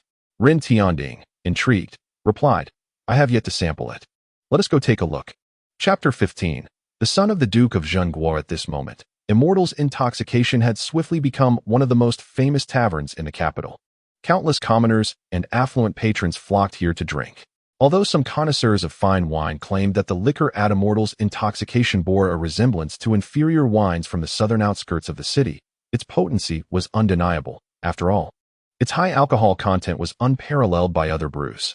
In the back courtyard of Immortal's Intoxication, Lin Chen lounged in a chair, legs crossed, while a servant promptly brought over a bowl of silver ear and lotus seed soup, which Inger received and fed to Lin Chen. He tilted his head and took a sip, feeling an overwhelming sense of comfort. "Ah, this is the life of a young master in ancient times, where one merely needs to stretch a hand for food and drink," Lin Chen thought to himself, feeling quite pleased. In front of Lin Chen stood several robust men, their gazes sharp and focused. "Young master, these are the strong men we specifically selected from the Yaxiang. as per your instructions, to guard the premises. They are absolutely reliable, the steward remarked. Lin Chen frowned. Merely for guarding? I require fighters. They must be capable. If they cannot fight, I do not want them. Rest assured, young master. They are all retired from the border army and possess formidable combat skills. Each individual costs a hefty 50 taels, not including their subsequent salaries. Lin Chen's eyes sparkled as he stood up, his hands clasped behind his back as he assessed them. Have you all recently retired from the border army? The leader of the group replied in a deep voice. Yes, young master. We were stationed at the border, but due to injuries, we had to leave the military. And we belong to the military households. However, without land to cultivate in the city and the meager funds provided by the court, we are compelled to seek ways to earn a living. Lin Chen chuckled heartily. Well, I may not possess much, but I do have money. Allow me to pose a question. If I were to encounter adversaries akin to those stationed at the border, would you be able to defeat them? The men hesitated, but the leader replied solemnly, Young master, as long as they are not from the 3 elite divisions of the Great Feng, we can handle anyone. Another man added, Rest assured, young master, we are here to work for pay. Whatever you require, we shall do. Lin Chen's face lit up with a smile. Excellent. Your loyalty is commendable. When the time comes, you shall accompany me to the residence of the Duke of the Nation. I intend to give that Duke's son a thorough thrashing, one that will leave him unrecognizable. The Duke of the Nation was indeed on the verge of being conferred a princely title, so it was not unreasonable for his son to be called heir apparent. Beside him, Inger gasped, Wait, young master. Are you gathering these guards for the purpose of beating the Duke's son? The steward was already drenched in sweat. Young master, if the master finds out. He won't find out. What? Do you wish to become a traitor? Lin Chen shot him a glance. You ought to know that the salary of this steward far surpasses that of an accountant. The steward hastily replied, I would never. Young master, you can rest assured. Lin Chen beamed. Very well, let me test your combat prowess. You few, step forward for a one-on-one duel. The winner shall become the captain, and in addition, receive a reward of 10 taels of silver. The guard's eyes brightened. Lin Chen settled back down. Commence. Yes. The guards rolled up their sleeves, eager to begin. Meanwhile, within the wine house, the servants of the Lin family were bustling about, as throngs of customers came to purchase wine. The first floor was filled to capacity, and the second floor also had a considerable number of patrons, while the private rooms on the third floor remained somewhat empty. Ren Tianding stepped into the immortal drunk and was momentarily taken aback by the crowd. This prodigal had managed to create such a thriving establishment.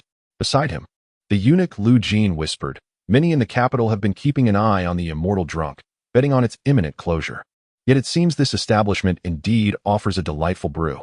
Ren Tianding, hands clasped behind his back, responded, Let them serve all the wines available. He proceeded upstairs, and Lu Jin promptly instructed the guards to procure the drinks. Upon reaching the private room on the third floor, Ren Tianding settled in, and shortly after, a server arrived with the wine. Esteemed guest, here is our immortal drunk for your enjoyment. Alongside the wine, there were a few ordinary snacks, merely peanuts and the like. The server uncorked the bottle, and a rich aroma of wine wafted through the air, causing Ren Tianding to inhale deeply. A fine wine, he mused, astonished. He drank a bowl, feeling the liquor rush straight down his throat, the exhilaration more intense than that of any brew from the capital's other taverns. Ren Tianding was somewhat astonished. Could this prodigal truly possess the brewing methods of the immortals? Do you have any other types of liquor here? He inquired. The young waiter chuckled. Sir, our young master hasn't mentioned it, so we are unaware. However, there should be others, though they have yet to be brewed. Once the waiter exited, Ren Tianding turned to Elgin. Elgin, you should give it a taste. Thank you, your majesty. Elgin cautiously sampled the drink and couldn't help but sing its praises. Your majesty, it truly is exquisite, a divine brew. Ren Tianding toyed with the wine cup in his hand, musing. A prodigal who can craft such fine liquor and compose works of such remarkable insight. Surely he is not merely a wastrel. He is concealing his true talents. Standing nearby, Elgin cautiously inquired, Your Majesty, shall we summon him for a meeting? Not for now. I do not wish to reveal my identity just yet. I shall observe him further. Meanwhile, at the entrance of the Divine Drunkenness Tavern on Baihu Street, a group of imposing guards followed a young man. Young master, this is the much talked about divine drunkenness. The youth, named Qining, held another significant title as the son of the Duke of Zhenghua. the protector of the southwestern region for generations. The importance of the Chun family to the Great Feng Dynasty was self-evident. Chuning smiled faintly. Very well. Let us go inside. The rumors in the capital have become tiresome. The previous wines lacked potency, barely half as strong as those from the southwest. I shall see if this divine drunkenness lives up to its name. As he entered, the common folk in his path were swiftly pushed aside by his guards. Make way! Make way! The citizens turned, their faces filled with fear upon seeing the guards, for even the most humble of them held titles in the capital. Chuning walked directly to a table where patrons were still drinking, and upon seeing his expressionless demeanor, they quickly stood up, alarmed. His guards began clearing the table. And Chuning spoke.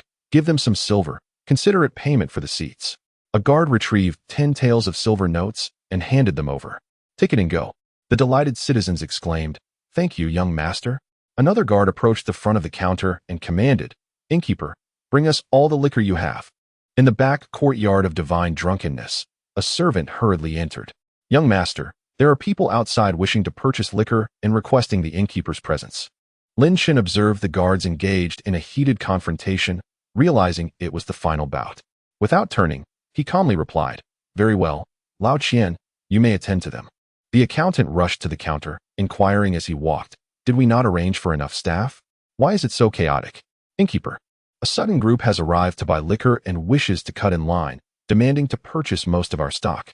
If we sell to them, we shall have insufficient supplies, exceeding our previous limit of 1 jug per person. The accountant paused. Who are they? And what do they intend to do with so much liquor? The individual claiming to represent the Duke of the State, this time, has decided to procure a greater quantity, presumably for stockpiling. The conversation between the steward and the servant had not drifted far, and it reached Lin Chen, who was seated. He sprang to his feet. Pray tell, who is it that has come to purchase the wine? The servant, momentarily taken aback, turned and replied, Young master, it is indeed people from the Duke of the State. Lin Chen, elated, eagerly rolled up his sleeves. Ah, what a delightful surprise. You have unwittingly walked into my trap. Inger, standing anxiously to the side, interjected, Young master, please refrain from acting impulsively.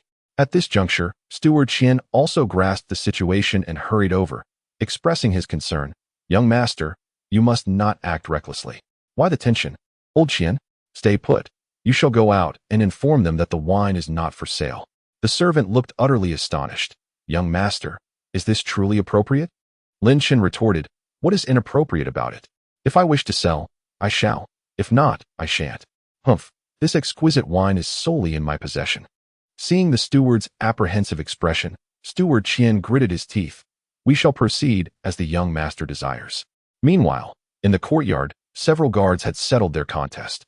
Observing the man standing effortlessly, having bested the others, Lin Chen felt a sense of satisfaction. What is your name? He inquired, replying to the young master. I am Zhao Hu. Excellent, Zhao Hu. From this day forth, you shall serve as the captain of my guard. Now, prepare yourselves, don your attire, gather your weapons, and get ready for a confrontation. Zhao Hu, though uncertain of what confrontation entailed, promptly replied, Understood. Within the wine house, upon hearing this, Chun Ying's guards widened their eyes in disbelief, pounding the table, their voices rising an octave. What? Are you jesting? Sold out. You have so many jars of wine in the back. Do you take me for a fool? You have sold to others. Are you courting death? The servant trembled. I apologize, but we have genuinely sold out. Chening, seated at the table, frowned as he observed the unfolding scene. One guard coldly declared, Do you know who sits before you? We are of the Duke of the State. His Highness the young master is present. Should you refuse to sell us wine, we can easily demolish your establishment. My good sir, I assure you, we are truly out of wine. In the next moment, a guard seized the servant by his collar, while another unsheathed his long blade with a menacing clang. Is there any left? The guard's tone was chilling. The servant, horrified, trembled. Chun Ying interjected, Enough? The guard, still displeased, released the servant's collar. Young master, they are intentionally making this difficult for us. Why must we endure such indignities? Another guard chimed in. Young master, there is still wine here. They must sell it. With that, he leaned over the counter, reaching for a jar of wine, intent on leaving. Just then, Qian Fugui, the current steward of the Lin family, arrived and, witnessing the scene, was equally alarmed. Cease at once. The guard turned to Qian Fugui, sneering. You are the steward? Qian Fugui took a deep breath. Indeed. Is it your intention to refuse us wine? Qian Fugui felt an overwhelming pressure from the guard's imposing presence. If you choose not to sell, then simply place the wine down. Young master. One of Chun Ying's guards interjected, his face a mask of displeasure. Chun Ying let out a disdainful snort. Before I ventured into the capital, my father advised me to maintain a low profile, yet he also stated that should I be wronged, I must retaliate. How dare a mere tavern challenge me? He was not a malicious person, but in the fiefdom, he was accustomed to acting with impunity. The guards, upon hearing his words, immediately prepared to take action. The nearby townsfolk, in a state of panic, hurriedly retreated, with some even fleeing the scene. In the next moment, a mocking voice rang out. Chun Ying, are you really going to bring your destruction down upon me? The voice sounded somewhat familiar. Frowning, Chun Ying looked up and saw Lin Chen rolling up his sleeves as he emerged through the back door. It's you, Chun Ying exclaimed, somewhat taken aback. You, the son of the Duke of the Nation or the Dragon King, it matters not. If you dare to vandalize my establishment and previously resorted to underhanded tactics, today we shall settle old scores along with the new. As soon as he finished speaking, Lin Chen leaped onto a table and lunged towards Chun Ying. The guards were momentarily stunned, until one of them shouted, protect the young master. Lin Chen also bellowed, Zhao Hu, Zhao Hu, along with several other guards. Charged forth wielding long clubs. Zhao Hu moved with remarkable speed, and as one guard attempted to rush forward from behind the counter, he swiftly swung his club. With a resounding thud, several guards were struck down. He then shifted his club into a throwing position and hurled it at the guard who had his hand resting on the hilt of his sword. The impact sent that guard sprawling to the ground. In an instant, Chun Ying found himself isolated and vulnerable. As the chaos unfolded, Lin Chen seized the opportunity to deliver a resounding slap across Chun Ying's face. The sharp crack echoed throughout the tavern. Immediately following, Lin Chen unleashed a barrage of blows, exclaiming, how dare you bully me? The guards, filled with shock and fury, heard one shout, protect the young master. Zhao Hu, however, coldly positioned himself in front of Lin Chen. One guard drew his sword, but in the next moment, his half-drawn weapon was forced back down as Zhao Hu gripped his hand with one hand and seized his collar with the other, effortlessly throwing him to the ground. The guard crashed onto a bench with a resounding thud. They're fighting. They're fighting. The townsfolk exclaimed, their eyes wide with disbelief. Qian Fugui smacked his forehead in despair. It's over, my lord, it's all over. Meanwhile, Ing Er, rushing towards the commotion, gasped in shock upon witnessing Lin Chen atop Chun Ying, delivering blows. Oh no, my lord won't break down, will he? Simultaneously, in a private room on the third floor, Ren Tianding was enjoying a drink when he heard the uproar below. Lu Jin, what is happening outside? Lu Jin, standing nearby, promptly dispatched a guard to investigate. After a while, his face reflected disbelief. He approached Ren Tianding with his head lowered. His expression extraordinary. Your Majesty. Ren Tianding furrowed his brow slightly. What is this troubling matter? Your Majesty, down below, the son of the Duke of the Nation, Chun Ying, and the son of the Earl of England, Lin Chen, are engaged in a fight. What? Ren Tianding stared in astonishment. Previously, Lin Chen had clashed with the son of the Duke of Zhenghua, and now they are at it again? Truly, a disgrace to the capital. The moniker bestowed upon them is not unfounded. It is indeed shameful. Ren Tianding, with a stern countenance, rose and strode outside. Meanwhile, on the first floor of the establishment, the common folk hastily retreated, clearing a substantial space. Inger, filled with anxiety, exclaimed, young master, please cease this fighting. Chun Ying's guards were held in check by Zhao Hu and several others, their attempts at resistance thwarted by the sheer number of their adversaries. The most explosive scene unfolded in the center, where Lin Chen was atop Chun Ying, launching a flurry of blows. Weren't you quite formidable before? Let me see you be formidable again. Chun Ying gritted his teeth in indignation. Despicable. Is there any shame in your actions? You could not prevail earlier, so you resort to summoning others. Lin Chen delivered a swift slap. Chun Ying raised his hands to shield his face, but still felt the sting of the blow. Enraged, he shouted, have the courage for a fair duel. Lin Chen's hand hovered in the air, yet the next moment, he struck down without hesitation. A duel? Are you mad? I hold the upper hand now. What reason do I have to engage you in one-on-one combat? Chun Ying, nearly choking on his rage, was taken aback by such brazen audacity in the capital. However, he was no pushover. Seizing the opportunity as Lin Chen's hand was raised, he delivered a powerful knee strike. sending Lin Chen to the side. The two men rose from the ground, and without further ado, Chen Ying swung his fists. Lin Chen retaliated in kind. Bang! A punch landed on Chen Ying's face, while Lin Chen received one to his chest. Both men grunted in pain, but continued their fierce struggle. In a moment, they were both covered in dirt and disheveled.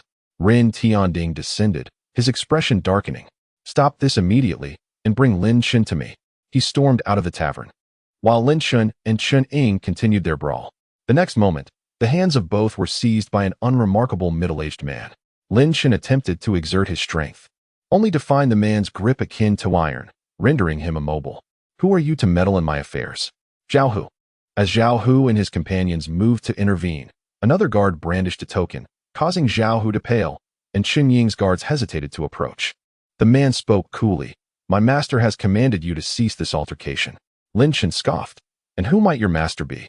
The man glanced into the distance. And upon seeing Ren Tianding's retreating figure, Chen Ying's expression shifted dramatically, and he lowered his fists. My master has instructed you not to embarrass yourselves in public and to be mindful of your station. Return and reflect upon your actions.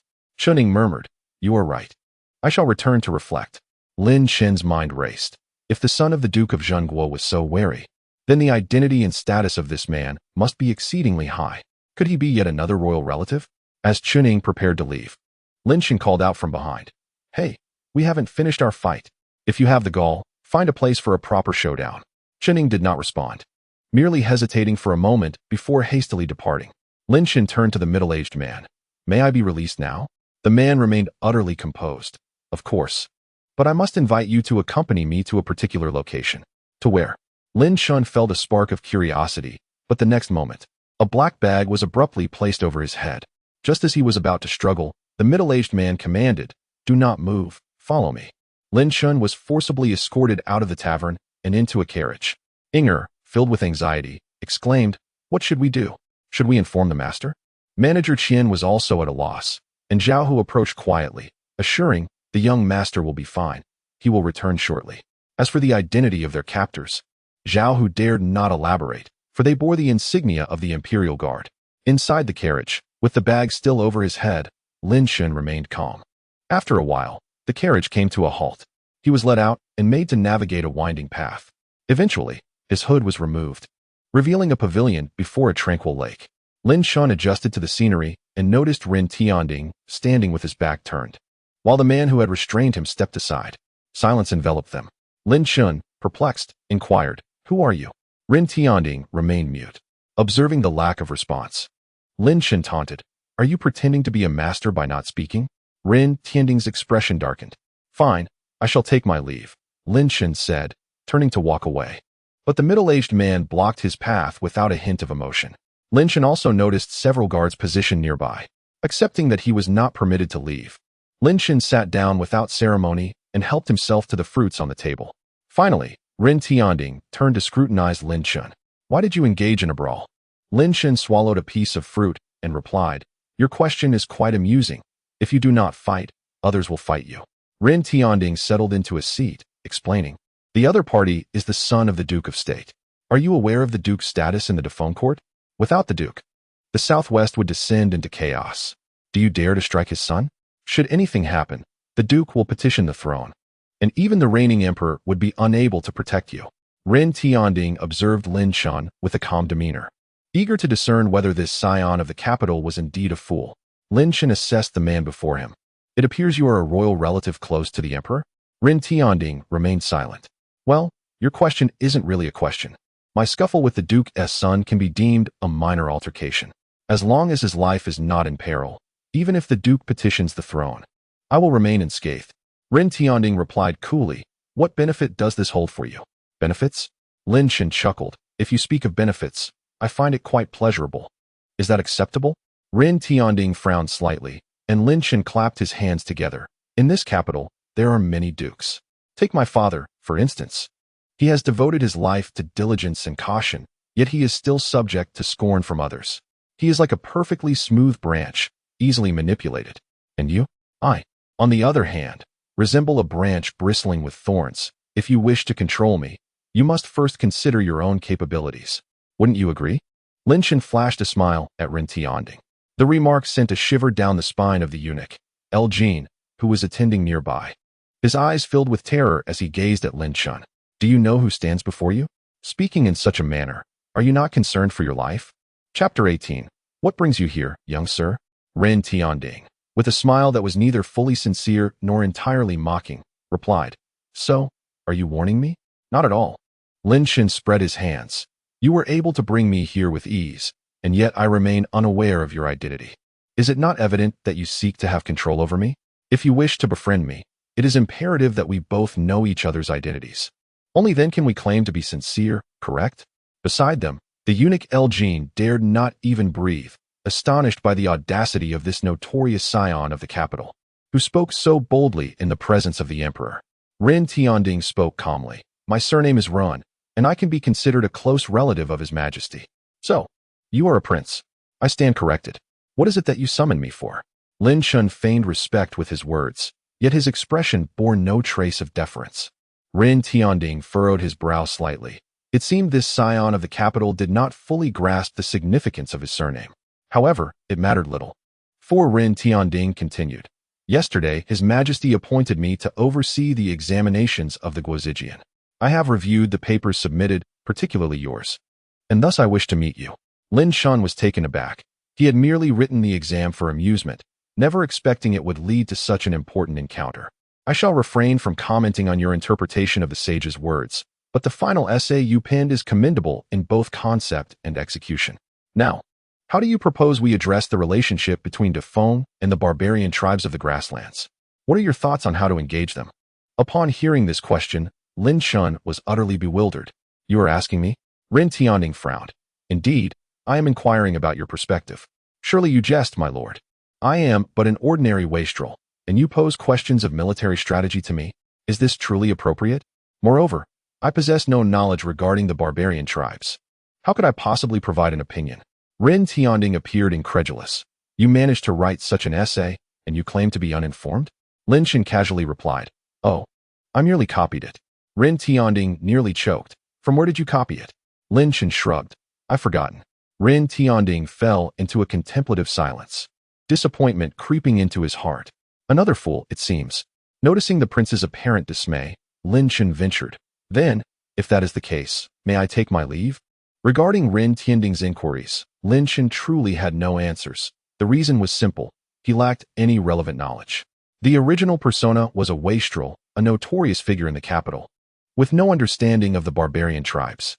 His mind was occupied solely with which courtesan was the most beautiful, whose legs were the fairest, and which gambling house offered the best all-night services.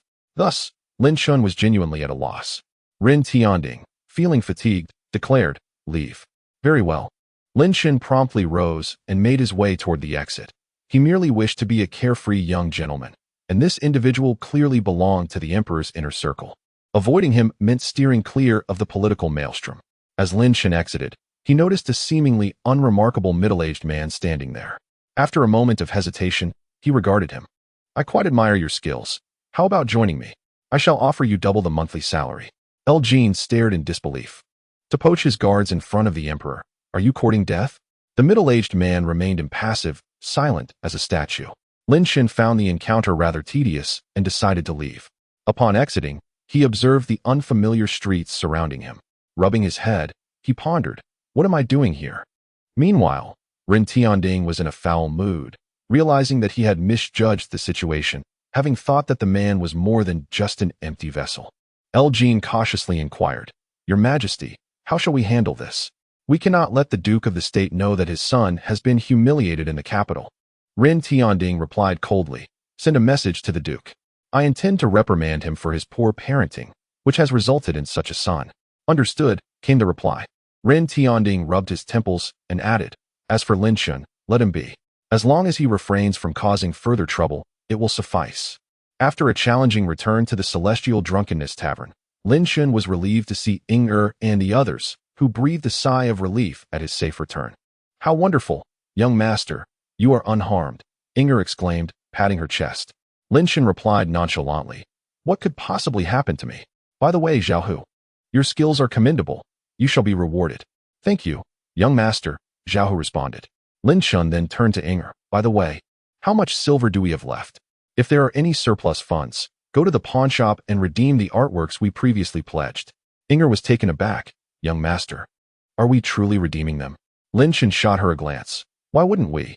Otherwise, my father would think too little of me. Redeem them first, and I shall return them later.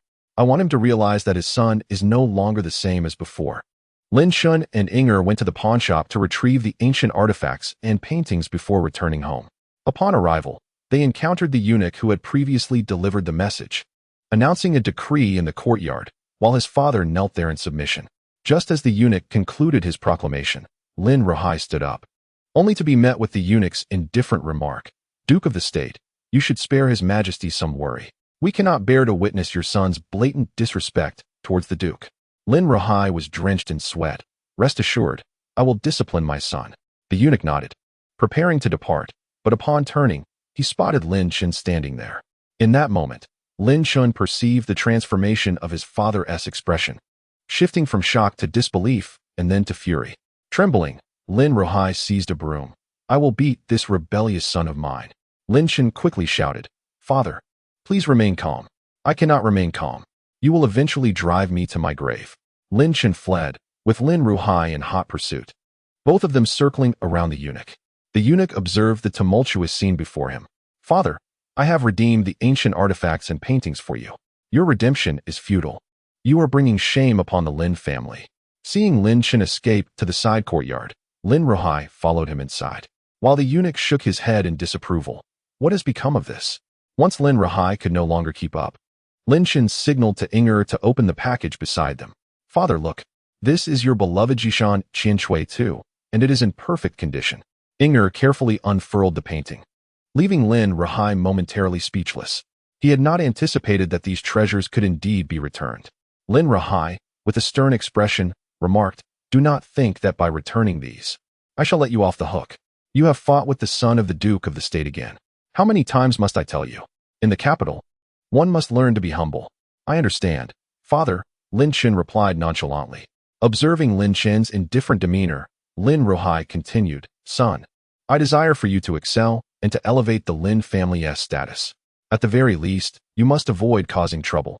Otherwise, the next time the emperor summons you, it will not merely be a verbal reprimand. I understand, Father. You truly are quite verbose, Lin Chen retorted. Infuriated, Lin Rahai raised his broom again, prompting Lin Chen to quickly amend his tone. Father, your teachings are wise. I shall take them to heart. Witnessing Lin Chen's swift change of attitude, Lin Rahai, exasperated, warned, If there is a next time, I shall restrict your movements. Inger promptly pulled Lin Chen aside, signaling him to speak less, for their young master certainly never allowed the old man to rest easy. The following day, at the imperial palace, in the Hall of Supreme Harmony. This hall serves as the venue for discussions on state affairs, where ministers gather during morning and afternoon assemblies. The front half is designated for court sessions, while the rear serves as the living quarters for Emperor Tianding. At this moment, the hall was filled with ministers, with Emperor Tianding seated upon the dragon throne. After addressing a series of state matters, he casually inquired, Are there any further petitions? The Minister of Rights, the head of the Honglu Temple, stepped forward. Your Majesty, the envoys from the 18 tribes of the grasslands request another audience. Emperor Tianding replied coolly, Have their demands changed? The minister lowered his head. No, they have not. After a moment's contemplation, Emperor Tianding commanded, Summon them to present themselves. Announced the arrival of the envoys from the kingdom of Wuhan, Gongyue Changjing and Gongyue Sili. Shortly thereafter, two men dressed in traditional grassland attire entered the grand hall. The ministers of the Great Feng Dynasty cast curious glances at the two envoys, noting their flowing hair, adorned with multiple braids, and their animal skin garments, leaving their arms bare. We have come to pay our respects to your Majesty, said the envoy from Wuhan. Your Majesty, we from the 18 tribes of the grasslands are eager to know your thoughts on our proposed demands. We have awaited your response for some time now. We require a definitive answer from your Majesty. If the delay continues, our iron cavalry shall march southward. This declaration caused an uproar in the court. A minister spoke up sternly, Arrogance. Do you truly believe we, De Feng, are powerless? Mere barbarians dare to speak so boldly in our presence? Do you think you can breach our fortified borders? Another added, Had it not been for De Feng opening trade routes years ago, Your 18 tribes would have been deprived even of tea and salt, let alone establishing a nation. The assembly erupted in indignation, with many military officials glaring in outrage. Gongye Changjing surveyed the ministers before him and sneered. You are not the ones to make decisions. Only His Majesty has that authority. If you choose not to pursue peace, we shall resort to war. The warriors of our 18 tribes are already sharpening their blades. Gongye Sili then struck his fist against his chest, asserting, Your Majesty, my companion speaks without restraint. However, we do indeed yearn for peace. The kingdom of Wuan and the Feng Dynasty have maintained over 30 years of harmony, and we wish to continue this legacy of peace. Ren Tianding's countenance was marked by displeasure. Your demands are excessive. Nay, Your Majesty, the requests we have made are but a trifling matter to the grand state of Feng. Do you not perceive that offering a mere trifle in exchange for enduring peace between the grasslands and Feng constitutes a most advantageous transaction? Indeed, Your Majesty, we seek but a definitive assurance from you regarding the acceptance of peace. Ren Tianding hesitated internally, although Lin Chen's earlier proclamations had resonated profoundly, instilling within him a resolve to wage war. The gravity of the decision rendered him unable to act swiftly. After all, he had only ascended the throne a few years prior. What say you, my esteemed ministers? Ren Tianding posed the query to his assembled courtiers. Your Majesty, one minister responded. I believe that peace would be beneficial for both nations. However, the demands put forth by the grasslands indeed impose a considerable burden upon us. Thus, I propose we engage in negotiations. I concur, another minister affirmed. It has been over 30 years since either side has raised arms. It is incumbent upon us to preserve this tranquility. From the ranks of military officials, one voice rose sharply. Your Majesty, the demands of the 18 tribes of the grasslands are manifestly unreasonable and cannot be fulfilled. A confrontation is inevitable. I advocate for war. Your Majesty, another added. The savages of the grasslands harbor wolfish ambitions. Their recent declaration of sovereignty further substantiates my assertion that their requests are mere pretexts. In the court, opinions on war and peace clashed fervently. Observing this scene, Gongye Sili found it somewhat amusing. Is this truly Feng? Ultimately, the Prime Minister stepped forward, addressing Gongye Sili and his companion. Gentlemen, this matter is of utmost gravity. It would be prudent for you to wait a few more days at the Honglu Temple. His Majesty shall dispatch envoys to negotiate regarding the demands presented by your country. Gongye Changjing frowned. How much longer must we wait? We have already lingered for nearly 10 days. The Prime Minister replied, This matter may require not just 10 days, but potentially a month. Patience is advised. Gongye Sili bowed again to Ren Tianding. Then we shall wait once more. As Gongye Changjing and his companion departed, many courtiers wore expressions of discontent, while Ren Tianding maintained a stern visage. The savages of the grasslands have boldly encroached upon our domain. Awakening from slumber, Lin Chen stretched with satisfaction. To sleep soundly until the sun is high, what bliss! Soon after, a maidservant arrived to assist Lin Chen with his morning ablutions, while Inger stood nearby, holding a towel. Lin Chen accepted the towel to wash his face and inquired, Inger, have we received any news from Qian Fugue? Inger responded, Master Qian sent word last night. He has dispatched someone to nearby villages to procure grain. There is no need for concern regarding the quality of the foodstuffs. After a pause, Inger expressed her confusion. Master, why, when the divine intoxication was flourishing, do we now seek to purchase grain for brewing? Would it not be more profitable to brew without incurring such expenses? Lin Chen handed her a towel and remarked, You see, the concept of profit without investment is merely a cunning ploy. To ensure the safety of an industry, one must establish a seamless supply chain, particularly concerning raw materials. As for the wines of Shenzhen, their taste leaves much to be desired, and the packaging is rather inadequate. Expanding this venture throughout the capital is crucial, for it significantly impacts my ability to profit. Eventually, we shall elevate the brand and distribute it nationwide. Wouldn't that yield even greater returns? Inger, not fully understanding, replied, Young master speaks wisely. The master will surely regard you with newfound respect. Lin Chen chuckled, Naturally. I intend to make the old man aware that the waves of the Yangtze push the preceding waves ashore. After a simple meal, Lin Chen's inner thoughts began to stir. He had been preoccupied with establishing Shenzhen and had been summoned to the Guozijian, leaving him little time to indulge in the pleasures of life. Recalling the vivid memories of delicate hands, fragrant yellow wine, and graceful dances. Lin Chen felt a sense of anticipation. After all, as a man of leisure, it was only natural to frequent the enchanting realms of pleasure. Very well, I shall venture out today to thoroughly observe, nay, to critique, the performances on display. Chapter 20. The son of the Duke of State also seeks amusement? Gongwe Changjing and Gongwe Sili returned to their lodgings arranged by the Honglu Temple. In this grand kingdom of Defeng, everything seemed to be in disarray. The Emperor of Deqing was rather indecisive, prolonging matters unnecessarily. In my opinion, I wonder what the Khan is hesitating about. He should simply send troops to trample Defeng and seize their women, huffed Gongwe Changjing. Gongwe Sili frowned and cautioned, "Be quiet, the time is not yet ripe. The Wuwan kingdom has just been established, and the Khan has yet to consolidate the other factions. Right now, he is merely buying time, do you understand?" Gongwe Changjing waved dismissively. "I care not for such matters. I am restless here. Tonight I shall venture out. I have heard that the women of Defeng are as tender as water." Gongwe Sili replied, "Then go alone, but do not cause any trouble." Understood. On Pingding Street, which bordered a river and was near a sizable lake, brothels flourished along the banks, blooming like flowers. Whether walking along the adjacent streets or drifting on the river, one could behold the alluring women in the nearby establishments, clad in light garments, laughing playfully. The bright red lanterns hung above, illuminating even those who played the pipa. Lin Chen stood on Pingding Street, gazing at a brothel named Hongxiuzhao. Was this truly the finest establishment on the entire street? Zhao Hu, standing behind him, whispered, "Indeed. I have inquired. Hongxiuzhao occupies the largest area, and the pleasure boats on the lake belong to this establishment. If any officials from the court seek entertainment, they typically come to Hongxiuzhao. Roughly half of Pingding Street is under the ownership of Hongxiuzhao." A smile spread across Lin Chen's face. "Excellent. Let us proceed." With great enthusiasm, Lin Chen led Zhao Hu inside, leaving Inger behind, for it would be inappropriate to bring a maidservant to such an establishment. Soon, a maid approached to greet them, performing a modest curtsy before smiling.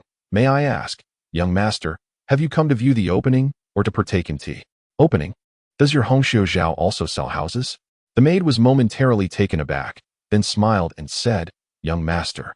The term opening the stall refers to the maidens of Hongxiuzhou taking the stage to showcase their talents, performing music and dance, captivating all with their charm and grace. Lin Chen chuckled, realizing that opening the stall had such connotations in the brothel. "Which of your finest maidens at Hongxiuzhou is the best?" he inquired. "Ah, you are truly generous, young master. Are you perhaps seeking the courtesan?" The maid explained, "Hongxiuzhou boasts 18 courtesans, yet the most esteemed among them is undoubtedly Miss Yun. She is still an untouched beauty, and to win her favor, one must possess considerable skill." Intrigued, Lin Chen replied, "Very well, then I shall seek out Miss Yun." "Excellent choice, young master. Please follow me." The maid beckoned, leading Lin Chen through a winding path across the courtyard. The lively sounds from the grand hall gradually faded, replaced by a soothing tranquility. Ahead lay a courtyard adorned with the Scientian pavilion, where a servant stood guard. "Young master, the entrance fee here is 10 taels of silver. I am not lacking in funds," Lin Chen replied, instructing Zhao Hu to procure the silver. Given the flourishing income from his establishment, 10 taels was indeed a trifling sum. Though for an ordinary citizen in the capital, it might take months of labor to earn. Upon pushing open the courtyard door, Lin Chen found himself in a serene wooden building illuminated by soft lights. As he entered, he was astonished to discover that the room was already filled with 30 to 40 patrons, both on the ground floor and leaning over the railings of the second. "So many?" he marveled. The maid chuckled softly. "Young master, Miss Kaiyun is a renowned courtesan, celebrated throughout the capital. Furthermore, she is still a pure courtesan and has never been behind the curtain, naturally attracting many admirers. Not to mention, she is exceptionally talented, well-versed in literature and the classics, her intellect rivaling that of many young masters." Nodding in acknowledgement, Lin Chen declared, "Very well, I shall observe this Miss Kaiyun." He entered alongside Zhao Hu, while the maid closed the door behind them, drawing the attention of several men in the wooden building, their gazes filled with scrutiny and curiosity. At that moment, a cold voice pierced the air. "It is you?" Everyone turned their attention toward the source, and Lin Chen, upon seeing the speaker, was taken aback, raising an eyebrow. "Chening, the son of the Duke of Jinghua, has come to indulge in such pursuits?" A ripple of astonishment swept through the crowd at the mention of the Duke's son. Chun Ying's expression soured as he retorted coldly, "Indulge in pursuits? I have merely come to appreciate Miss Caiyun's unmatched talents, unlike you, who has descended to such a place." Lin Chen snapped his fan shut and pointed at himself. "Who am I? I am the disgrace of the capital, a debauched scion of wealth.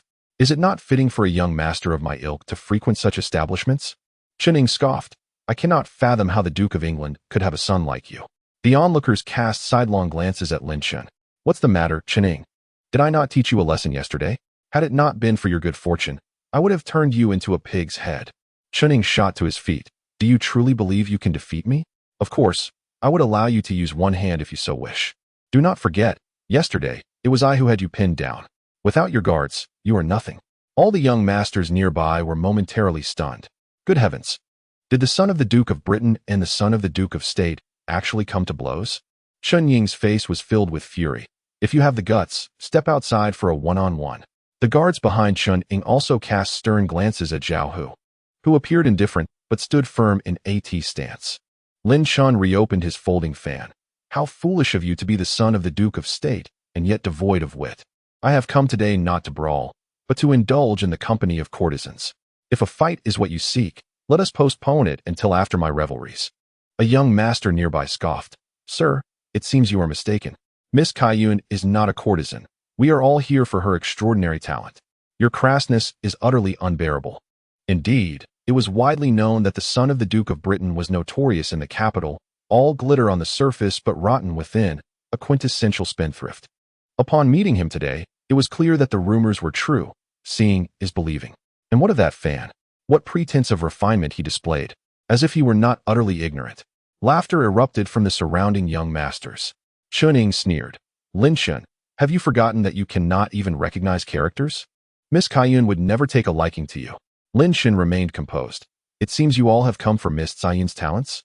How hypocritical. I, however, am here for her beauty. I have heard she is as stunning as a celestial being, and I must see for myself." And Chen Ying, a mere martial artist, has the audacity to engage in this verbal sparring?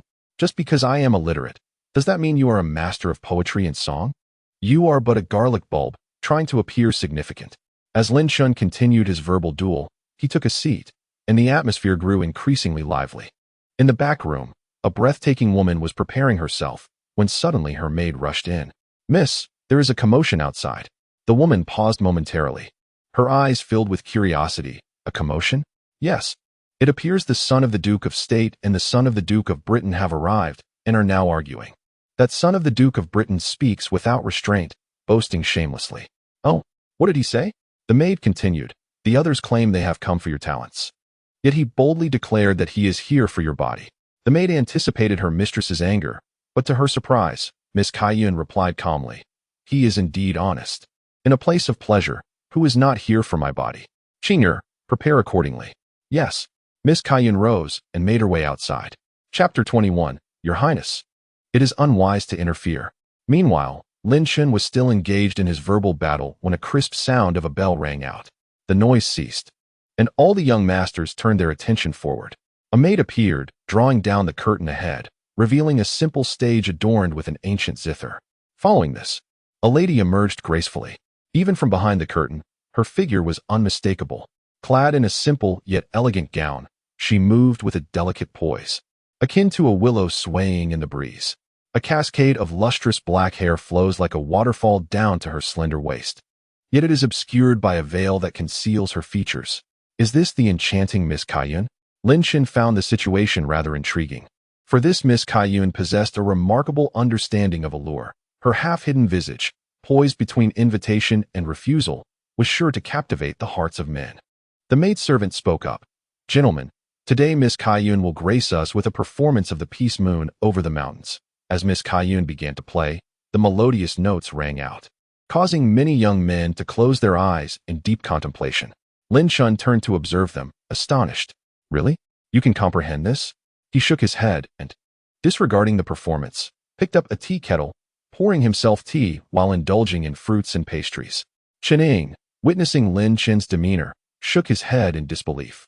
How could a noble son of the Duke of the State be reduced to associating with such a wastrel? As Miss Caiyun played, She glanced over the audience and noticed that most of the young men were attentively listening. However, when her gaze fell upon Lin Chen, her eyes widened in surprise. This fellow was brazenly munching on snacks? Wasn't he even paying attention? In a moment of excitement, Miss Kaiyun struck a wrong note. Upon finishing, the maidservant lifted the curtain, and Miss Kaiyun sat gracefully at the back as the young men erupted in applause. Bravo, Miss Kaiyun, your performance was exquisite. With a voice as melodious as a lark, Miss Kaiyun spoke, esteemed gentlemen, I am grateful for your kindness. Having just performed this piece, would you be so kind as to compose a poem inspired by it? Should I find your work satisfactory, I shall share a candlelit conversation with you. At this proclamation, the atmosphere among the young men shifted dramatically, their hearts racing with excitement. The prospect of a private discourse with Miss Kaiyun was tantalizing. Such an opportunity demanded careful thought regarding their poetic compositions. Miss Kaiyun was testing their understanding of the music's essence, challenging their talents. It was time for them to showcase their abilities. Some young men, filled with enthusiasm, began to ponder deeply, while Lin Chen interjected. May I first catch a glimpse of your visage? A collective gasp swept through the room, all eyes turning toward Lin Chen. Miss Kaiyun regarded him with a hint of disapproval. Sir, that is rather inappropriate. Chening could not contain himself. Lin Chen, you truly are a wastrel. Utterly lacking in decorum. Lin Chen retorted. And you, Chening, do you hail from a remote land, utterly impervious to reason? Chening, filled with ire, responded. You. Miss Kaiyun interjected. Gentlemen, please cease your quarrel. All who come are guests. Lin Gongzi, I cannot reveal my face at this moment. However, should your poem please me, I may consider unveiling it for you. Lin Chen casually replied. Very well, let them write first. I fear that my own composition might overshadow theirs. Arrogant, sneered one young man. You, an illiterate, presume to write poetry?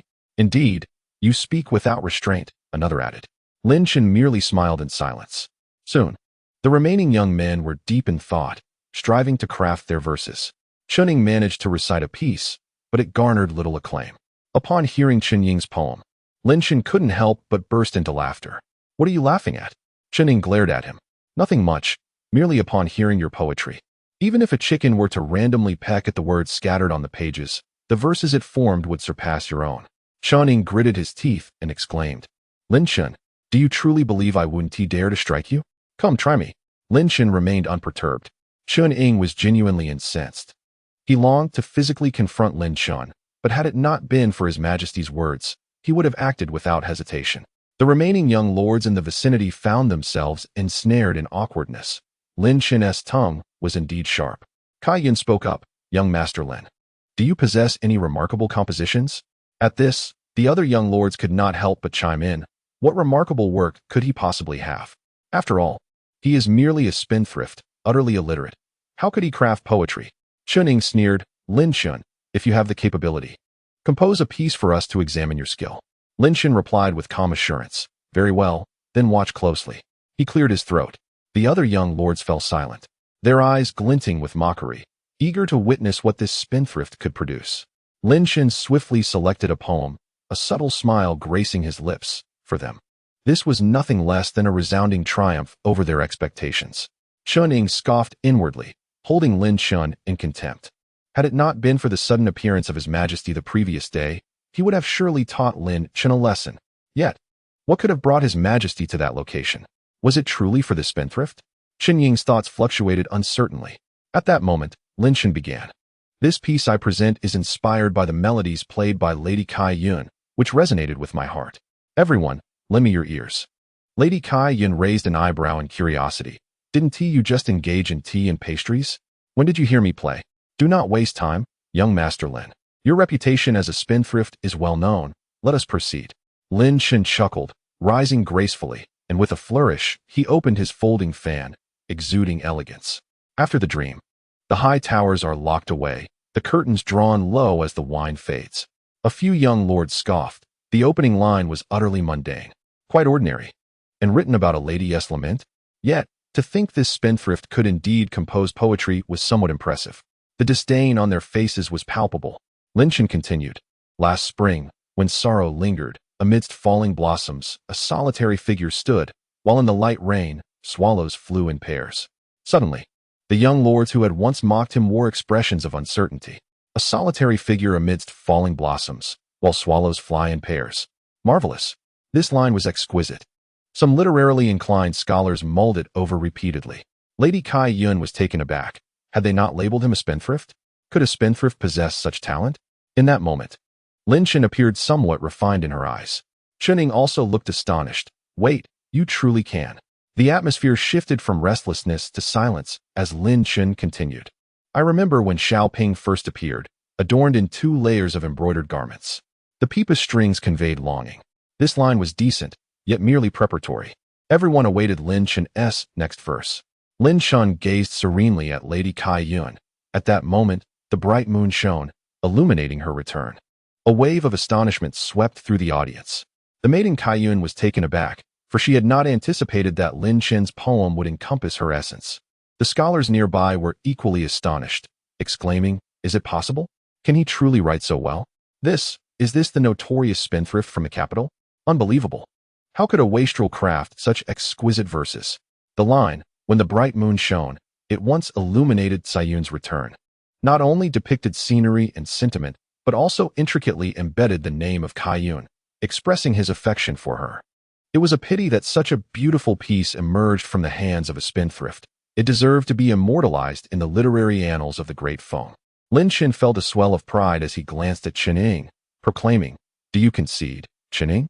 You cannot best me, in terms of literary prowess. You are no match."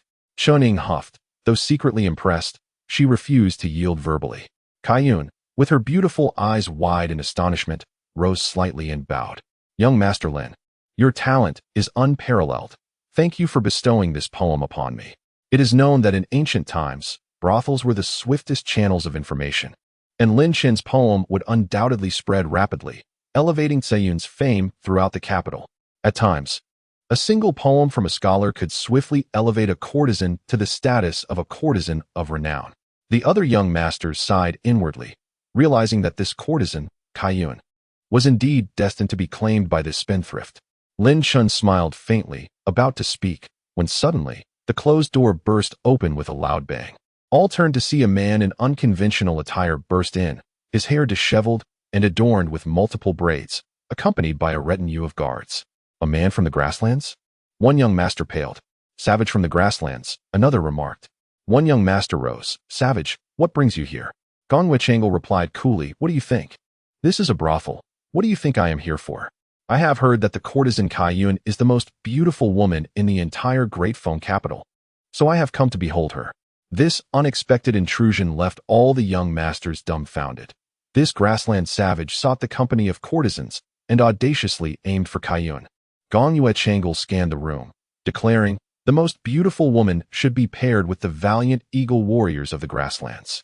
He strode confidently toward Kai Yun. The attendant responsible for reception hurriedly interjected, "My lord, you truly cannot enter.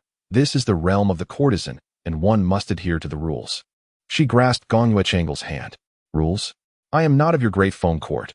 I am not bound by your customs." With a forceful shove, Gong Yuechangle sent the attendant tumbling to the ground. An angry young master rose. "You have gone too far." Without hesitation, Gong Yuechangle delivered a kick, sending him crashing to the floor and scattering several chairs. "Humph! Weak and feeble subjects of Great Feng dare to compete with me?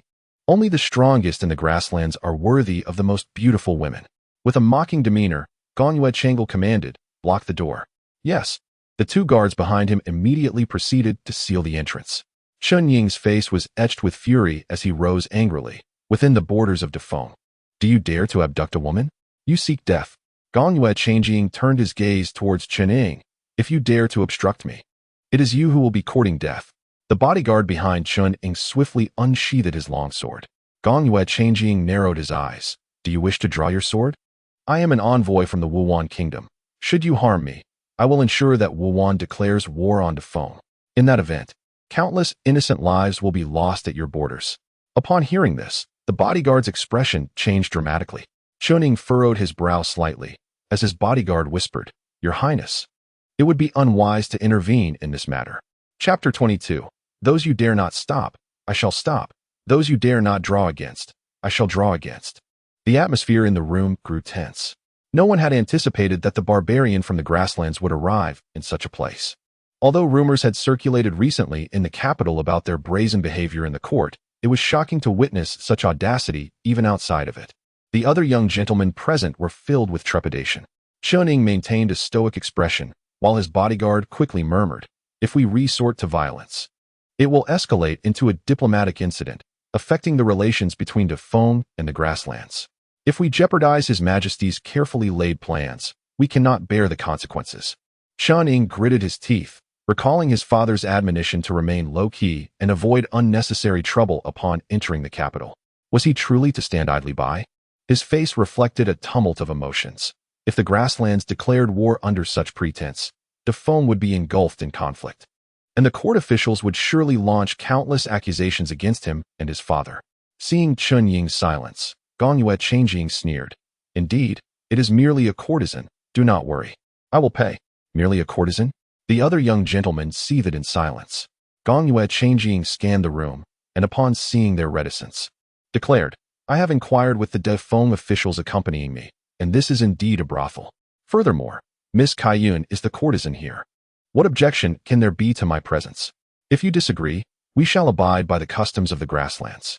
Defeat me, and I shall relinquish this woman to you." One of the nobleman's sons retorted angrily, "Here, we must adhere to Miss Kaiyun's rules." Miss Kaiyun then spoke up, "Esteemed sir, I have not yet been wed. I am still an unclaimed maiden. Forgive me, but I cannot attend to you. I shall inform the madam to find you more women." Gong Yue Changjing laughed coldly. "You refuse? That is not your choice. I shall see who dares to stop me." He advanced forward. Lin Chen narrowed his eyes. "Zhao Hu, do you have confidence in taking them down simultaneously?" "Young master, it is certainly achievable," Zhao Hu replied in a low voice. Lin Chen turned to Chen, who was now silent. His face displayed hesitation and determination, yet he ultimately refrained from commanding his bodyguard to act. He had too many concerns weighing on him. The other young gentlemen were both astonished and enraged, while Miss Kaiyun's eyes reflected fear and anxiety. What to do? Just then, a voice rang out, "Barbarian from the grasslands. Others may not dare to stop you, but I do." Swiftly, all eyes turned towards Lin Chen, astonished by his sudden declaration. Gong Yue Changjing cast a glance at Lin Chen, raising an eyebrow. "Are you seeking death? According to the rules, Miss Kaiyun is to be mine tonight, not yours. Do you dare to snatch from my grasp? Thinking I lack temper?" Lin Chen stood there, his folding fan unfurled, a cold smile gracing his lips. In that moment, ripples danced in Miss Kaiyun's eyes. For Lin Chen's demeanor exuded a rare air of independence. Gong Yue Changjing turned away with a sneer. "Very well, I shall see what skills you possess." He charged at Lin Chen. In the blink of an eye, Zhao Hu, standing behind Lin Chen, swiftly drew his blade, his movements as ferocious as a tiger. Lunging forward from behind Lin Chen, Gong Yue Changjing's expression shifted as Zhao Hu's speed was astonishing. A swift strike aimed directly at his head forced Gong Yue to evade. Yet Zhao Hu's foot sent him sprawling to the ground. The entire scene unfolded in a flash. The guards at the door of the prairie also changed their expressions. Barking in their native tongue, "Release the Lord." They too drew their swords. Chun Ying's eyes glimmered with cold light. "Act." The guards behind him promptly intercepted the two prairie guards. A knife was drawn across Gong Yue Changjing's neck as he begrudgingly stood, under Zhao Hu's firm control. "Bind him," Lin Chen commanded coldly. Soon, Gong Yue Changjing found himself bound, struggling and gritting his teeth in defiance as he glared at Lin Chen. "You, a mere dog of the Great Feng, dare to bind me?" Everyone gazed at Lin Chen in astonishment. None had anticipated that this prodigal son of the capital would, at such a critical moment, bold enough to forcibly restrain someone, especially a messenger from the prairie. Lin Chen paid no heed to Gong Yue Changjing, instead turning his attention to Chen. "Chen, observe closely. Those you dare not confront, I shall confront. Those you dare not strike, I shall strike." Chen was momentarily taken aback, but the next instant, Lin Chen seized the teapot from the table and hurled it at Gong Yue Changjing with great force. Thud!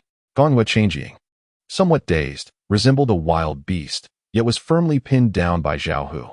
What, still defiant? Lin Chen closed his fan and struck again.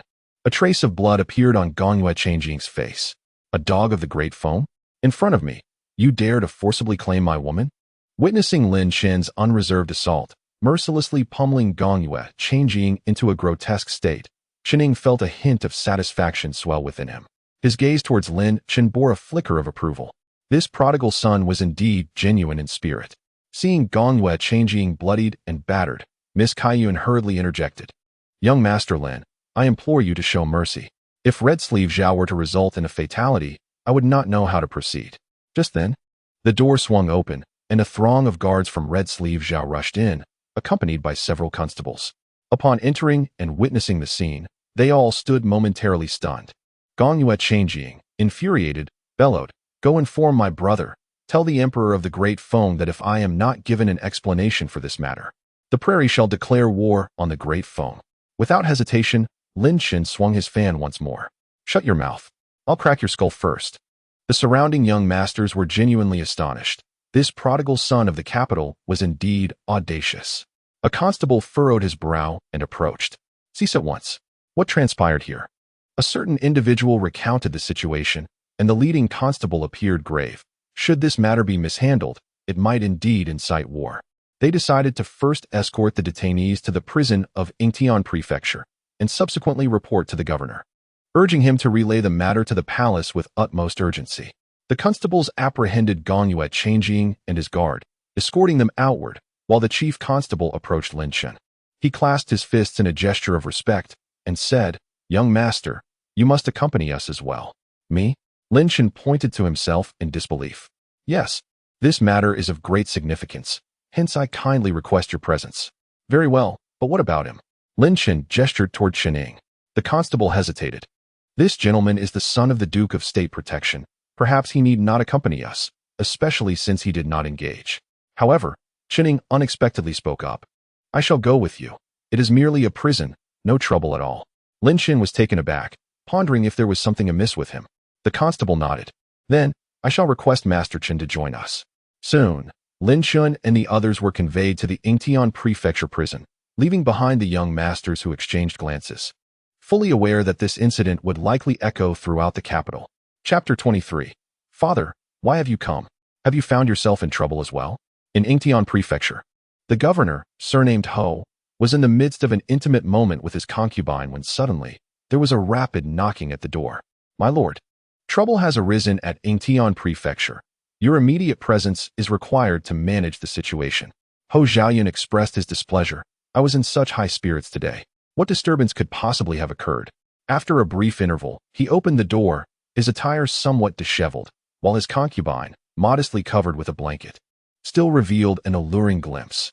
The servant delivering the news dared not look, hastily stating, an envoy from the nomadic nation of Wuhan has come to Dafeng, seeking the company of courtesans at Hangzhou, where he clashed with the sons of the Duke of England and the Duke of State Protection. The Wuhan envoy has sustained severe injuries, and the opposing party has already notified another envoy, presumably his brother. The officials are uncertain on how to proceed. Thus I was sent to inform you. What? Ho Xiaoyun's eyes widened in shock. The Wuhan envoy has been imprisoned in the Yingtian Prefecture jail? Indeed. A wave of trepidation washed over Ho Xiaoyun. If the nomads used this as a pretext to attack Dafeng, it would indeed spell disaster. He did not dare to delay. Quickly prepare. I must enter the palace. This matter required immediate communication with the relevant officials on duty. In the Yingtian Prefecture prison, Lin Chen sat on the bed, one leg casually resting upon it, lacking any semblance of decorum.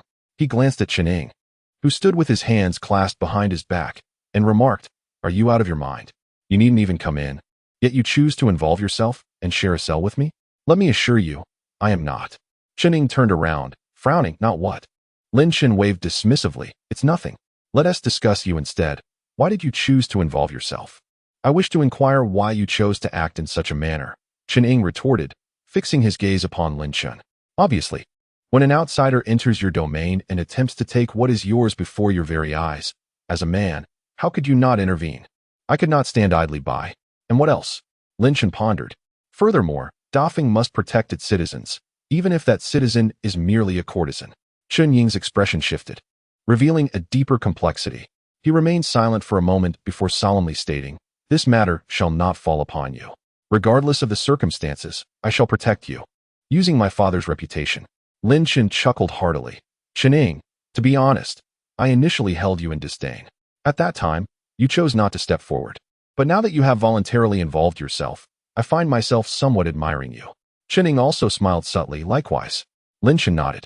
This does not preclude me from giving you a beating later. Chen gazed at Lin Chen and suddenly burst into laughter. I didn't exert my full strength before. Shall we spar next time? Agreed.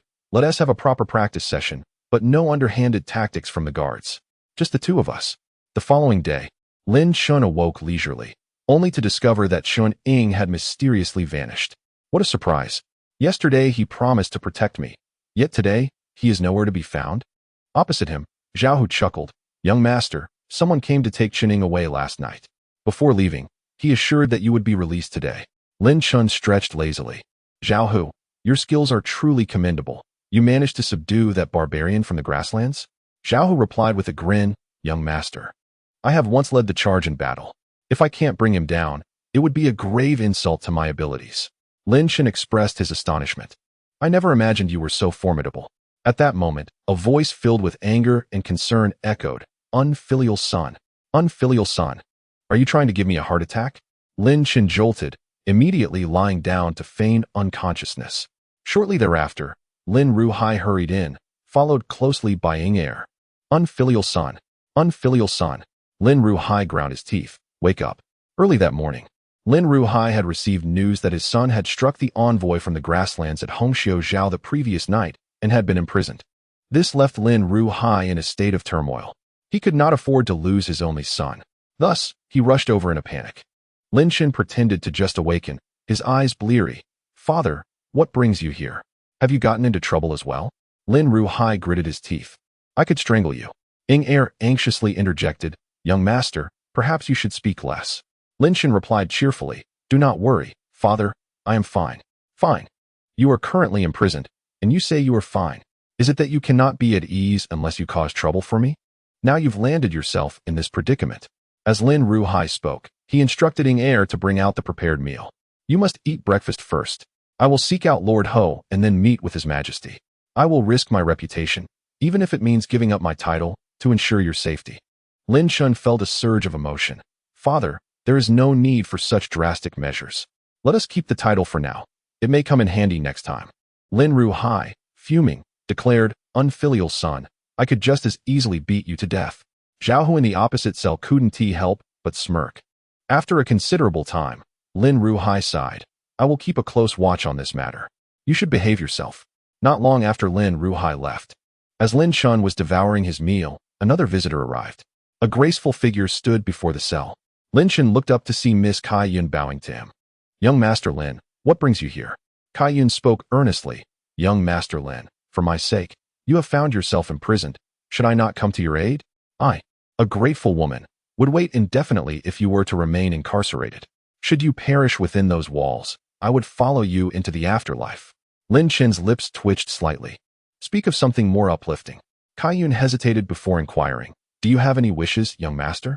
Simply put, I wish to see your face, as you still wear a veil. And I cannot discern your features, Lin Chen replied casually. Kai Yun responded with a soft all right, adding, as you are my benefactor, you may gaze upon me whenever you desire. With that, she removed her veil. In an instant, a visage akin to that of a celestial being emerged. Her skin was as flawless as freshly fallen snow. Delicate to the touch, and exuded a warmth reminiscent of mutton fat jade.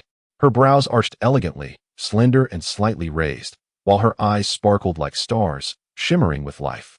A petite, straight nose complemented her naturally rosy lips, and her face, shaped like a goose egg, was exquisitely beautiful. Enhanced by her understated makeup, she radiated grace and poise, reminiscent of an ethereal figure from a painting, standing apart from the world. Lin Chen was momentarily taken aback. Such beauty could easily overshadow even the most celebrated starlets of future entertainment circles. It seemed the title of the renowned courtesan, Hongxiu Zhao, was truly warranted, contrary to his expectations of mere exaggeration. Noticing Lin Chen's captivated gaze, Kai Yun felt her heart race and softly asked, Have you taken a good look, young master? Chapter 24. For the Defeng is too weak indeed. I have, Kai Yun. You are deserving of the title of the most beautiful courtesan. Kai Yun fastened her veil once more and declared earnestly, I shall strive for your sake. As she turned to leave, she paused, her cheeks flushed. and retrieved a handkerchief from the fragrance pouch at her waist. "Young master, please accept this." Her face was radiant as she spoke, her voice as melodious as a lark. Lin Chen, puzzled, asked, "What is this for?" "Please, I implore you to take it," she insisted. Lin Chen, with a soft "oh," accepted the handkerchief, their fingers brushing lightly. A sensation both delicate and invigorating. "Please take care, young master," she said before departing. Lin Chen, perplexed, inhaled the fragrant cloth, noting its pleasant aroma. Zhao Hu, who had remained silent, burst into laughter. "Young master, it seems this Miss Kaiyun has taken quite a liking to you. That handkerchief is a token of affection." Lin Chen was momentarily stunned. "What? Has she developed feelings for a spendthrift like me? Is that not rather presumptuous?" Zhao Hu said nothing, yet admiration shone in his eyes. It was hardly presumptuous. Young Master Lin was a striking figure, possessing both talent and character. Any woman would be drawn to him. Meanwhile, Rin Tianding sat in the imperial study. His jaw clenched in frustration as he reviewed the news. This Lin Chen, having previously caused a ruckus at the sacrificial altar, now dared to confront the envoy from the grasslands. Beside him, the eunuch Lu Jin chuckled. "Your Majesty, is this not a form of retribution?" The envoy spoke disrespectfully in court, only to be met with Lin Chen's retaliation. "Consider it a vindication for you." Rin Tianding grunted in response, his expression growing serious, yet determining how to handle this matter poses a conundrum. He gently tapped his fingers on the table, and after a while, a young eunuch came to deliver a message. Upon hearing it, Jin instructed him to leave and said, "Your Majesty, the son of Duke Xinghua, Chening, wishes to see you." "Oh, let him in." Chening entered the imperial study and immediately bowed. "I, Chening, pay my respects to your Majesty." What brings you here?" "I have come to plead for the son of Duke Ing, Lin Chen." Rin Tianding was momentarily taken aback, doubting if he had heard correctly. "You are asking for leniency for that wastrel?" "Yes." "Interesting. Wasn't he the one who struck you just days ago? Why advocate for him?" "Your Majesty, I was present last night. My plea for Lin Chen is rooted in justice." He spoke a truth that resonated. "What truth?" "The Great Feng must protect its citizens, even if that citizen is a courtesan." Rin Tianding paused, his fingers halting their rhythmic tapping. This wastrel. Memories of Lin Chen's earlier writings and their first encounter flooded his mind, revealing the complexities of this young man he had underestimated. "I shall certainly safeguard the citizens of the Great Feng. I will release Lin Chen." "Thank you, your Majesty." Chening expressed his gratitude. As Chening departed, Rin Tianding remarked, "I wish to see this wastrel once more." Meanwhile, Lin Chen languished in his prison cell, boredom gnawing at him as he awaited his fate from morning until afternoon, stifling yawns. Finally, two jailers arrived and opened the cell door for Lin Chen and Zhao Hu. "Am I really being released?" Lin Chen inquired. "The Lord has spoken. You may leave now." As Lin Chen prepared to exit with Zhao Hu, he curiously asked, "What about that barbarian from the grasslands?" "Unknown. He is still detained." After leaving the Yingtian prefecture, Lin Chen stretched, relishing the bustling streets outside. "It feels so much better out here." The prison was dreadfully dull. Just as he finished stretching, he noticed two figures standing before him. Upon closer inspection, he recognized them as the guards of the royal family member he had encountered previously. "Your presence is requested by my master," one of them stated coolly. Lin Chen blinked. "Is it possible to decline?" "Not an option." In the next moment, the guard produced a black hood and placed it over Lin Chen's head. Zhao Hu winced, and the guard added, "Wait here." As Lin Chen was ushered into the carriage, he muttered, "Who is this imposing figure my young master seems to know?" Inside the carriage, Lin Chen listened to the sound of the wheels clattering over the cobblestones and asked, "Could you refrain from hooding my head every time you take me to meet your master?" There was no response. "Shall I remove it then?" Again, silence. As he reached for the hood, a sharp pain shot through the back of his hand. "Do not remove it until we arrive." Lin Chen grimaced. "Do you believe I want to complain to your Majesty about your master later?" Still, there was no reply. This one truly resembled a robot, Lin Chen thought to himself. After quite some time, the carriage finally halted, and Lin Chen was let out. The hood was removed to reveal a serene lake nearby, with a pavilion nestled beside it. "Why does your master always choose such locations for our meetings?" The middle-aged man remained silent, merely leading the way ahead. Lin Chen followed him to a pavilion, where, as expected, he encountered the same Rin surnamed gentleman from their previous meeting. "You again?" Lin Chen muttered to himself. Rin Tianding replied coolly, "I have heard that you have caused trouble once more." Lin Chen plopped down without hesitation, having only had breakfast in prison and not yet eaten lunch. What do you mean by causing trouble? Ren Tianding stated matter-of-factly, you assaulted the envoy from the grasslands. He deserved it. I showed him mercy by not killing him. Lin Chen retorted, your actions may be decisive, but they have created a dilemma for Defeng. His Majesty has scolded you in my presence. Lin Chen scoffed. What are you laughing at? Ren Tianding frowned. Lin Chen casually remarked, though I do not fully comprehend the relationship between the grasslands and Defeng. Based on my encounter with the envoy yesterday, it is evident that war is inevitable between the two. Why? Because Defeng is too weak. Lin Chen's words left Ren Tianding momentarily speechless. The interactions between nations are always dictated by strength. Dignity is upheld only at the edge of a sword, and truth resides within the range of an arrow. Due to Defeng's weakness, a mere envoy from the grasslands feels unrestrained to seize young women from your territory or to act with impunity. Lin Chen swallowed a grape and continued, conversely, had Defeng been stronger than the grasslands, such insolence from the envoy would have been met with execution. Do you think the grasslands would dare to utter a word? The current arrogance of the grasslands envoy only proves one thing. In their eyes, Defeng has become sufficiently feeble, akin to meat on a chopping block, stirring restlessly. Ren Tianding, somewhat astonished, asked, you truly do not understand the relationship between the grasslands and Defeng? You deduced all this from a single incident? Indeed, is it so difficult? Lin Chen replied. Intrigued, Ren Tianding continued. However, Defeng and the grasslands have maintained a peaceful relationship for decades. Will there truly be war? Chapter 25. You dare? You prodigal. Lin Chen could not help but chuckle. On what foundation is the peace between Defeng and the grasslands built? Is it not that Defeng must pay sufficient tribute to the grasslands each year to secure their peace? This is a facade of peace, akin to the grasslands collecting protection money. The moment the grasslands feel threatened by Defeng's strength and seek true peace is when genuine harmony may arise. Ren Tianding observed Lin Chen, who was eating grapes, with astonishment. This spendthrift was truly remarkable, undeniably a gem in the rough. Ren Tianding felt a desire to cultivate him and inquired, would you be willing to serve in the court? I would not, Lin Chen replied without a second thought. Surprising Ren Tianding.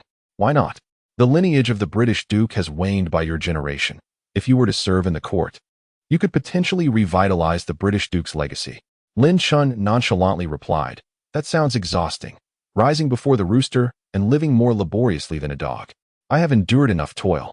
I merely wish to continue playing music and dancing. Ren Tianding felt as though Lin Chen was speaking nonsensically. Such a lazy disposition is not commendable. Ren Tianding stood up, hands clasped behind his back. Then what do you believe Defeng should do now? Lin Chen consumed another grape, expressing his ignorance of the situation in Defeng. I have no insight into it. Just speak freely, he stated. In that case, let us proceed casually. Firstly, we must prepare for military readiness and train our forces. Capable generals should be promptly promoted. Secondly, it is imperative to enrich the national treasury, for warfare is fundamentally driven by finances.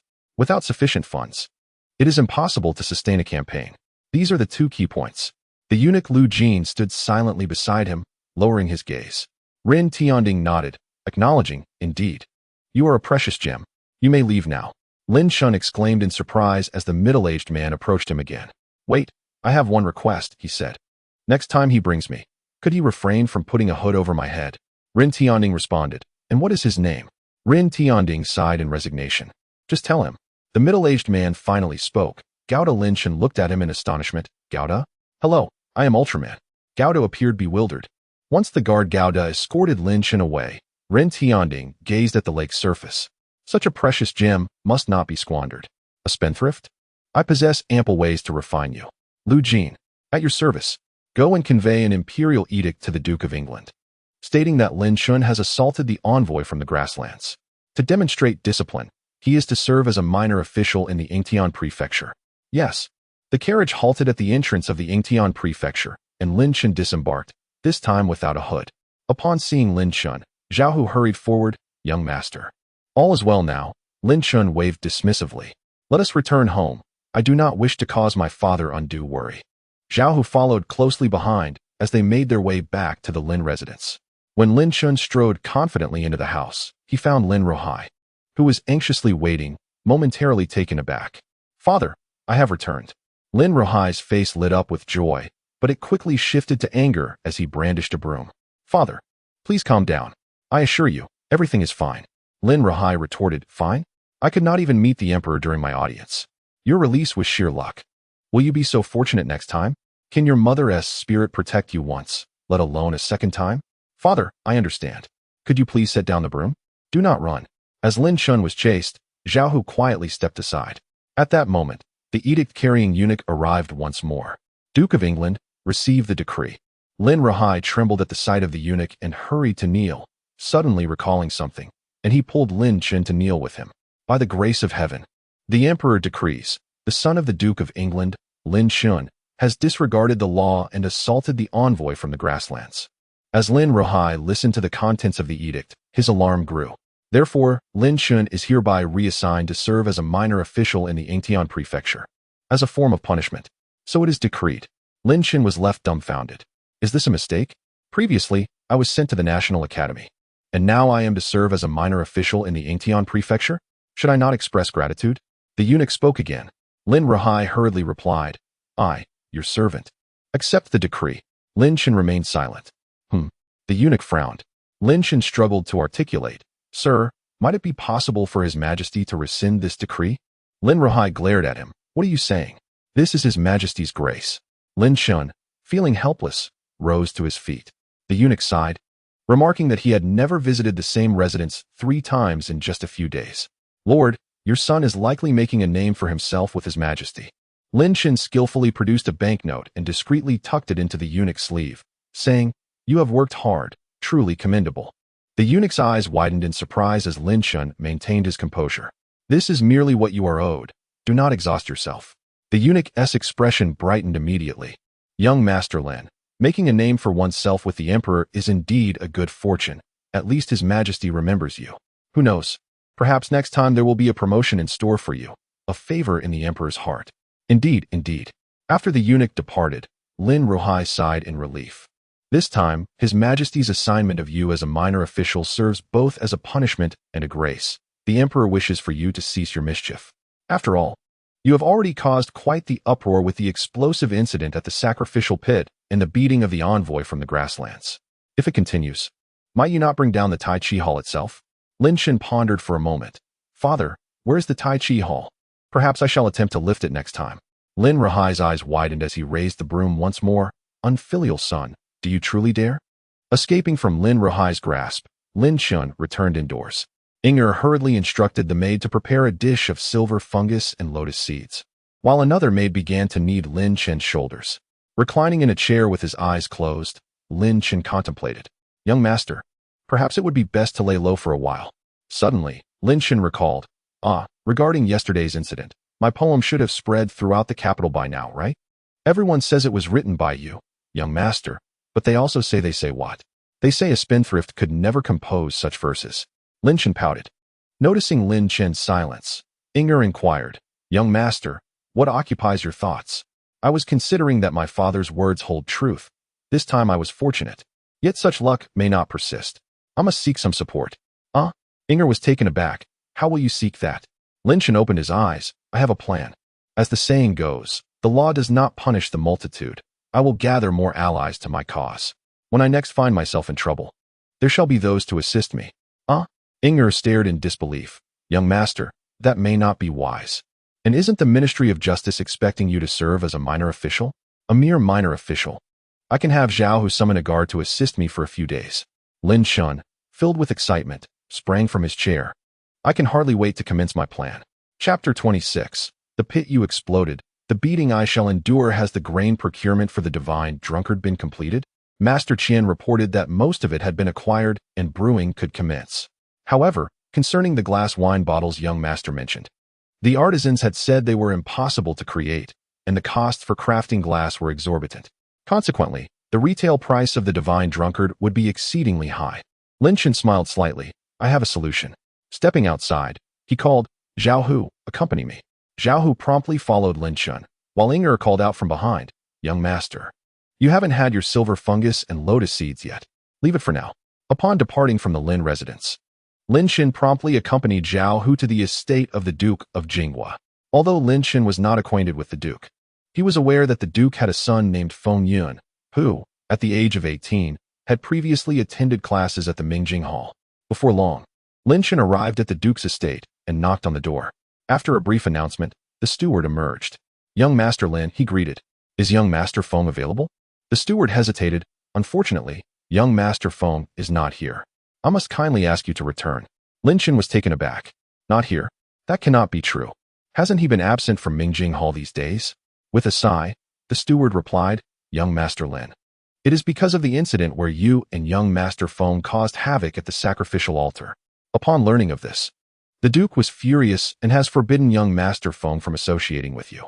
Lin Chen, with a serious demeanor, insisted, "I implore you to inform the Duke that I have reformed, and this time, I assure you, I will bring young Master Feng profitable opportunities." The steward relented and returned to deliver the message. Zhao Hu observed silently from behind. After a considerable wait, the steward reappeared, bowing slightly. "Young Master Lin, the Duke has instructed me to convey his exact words to you.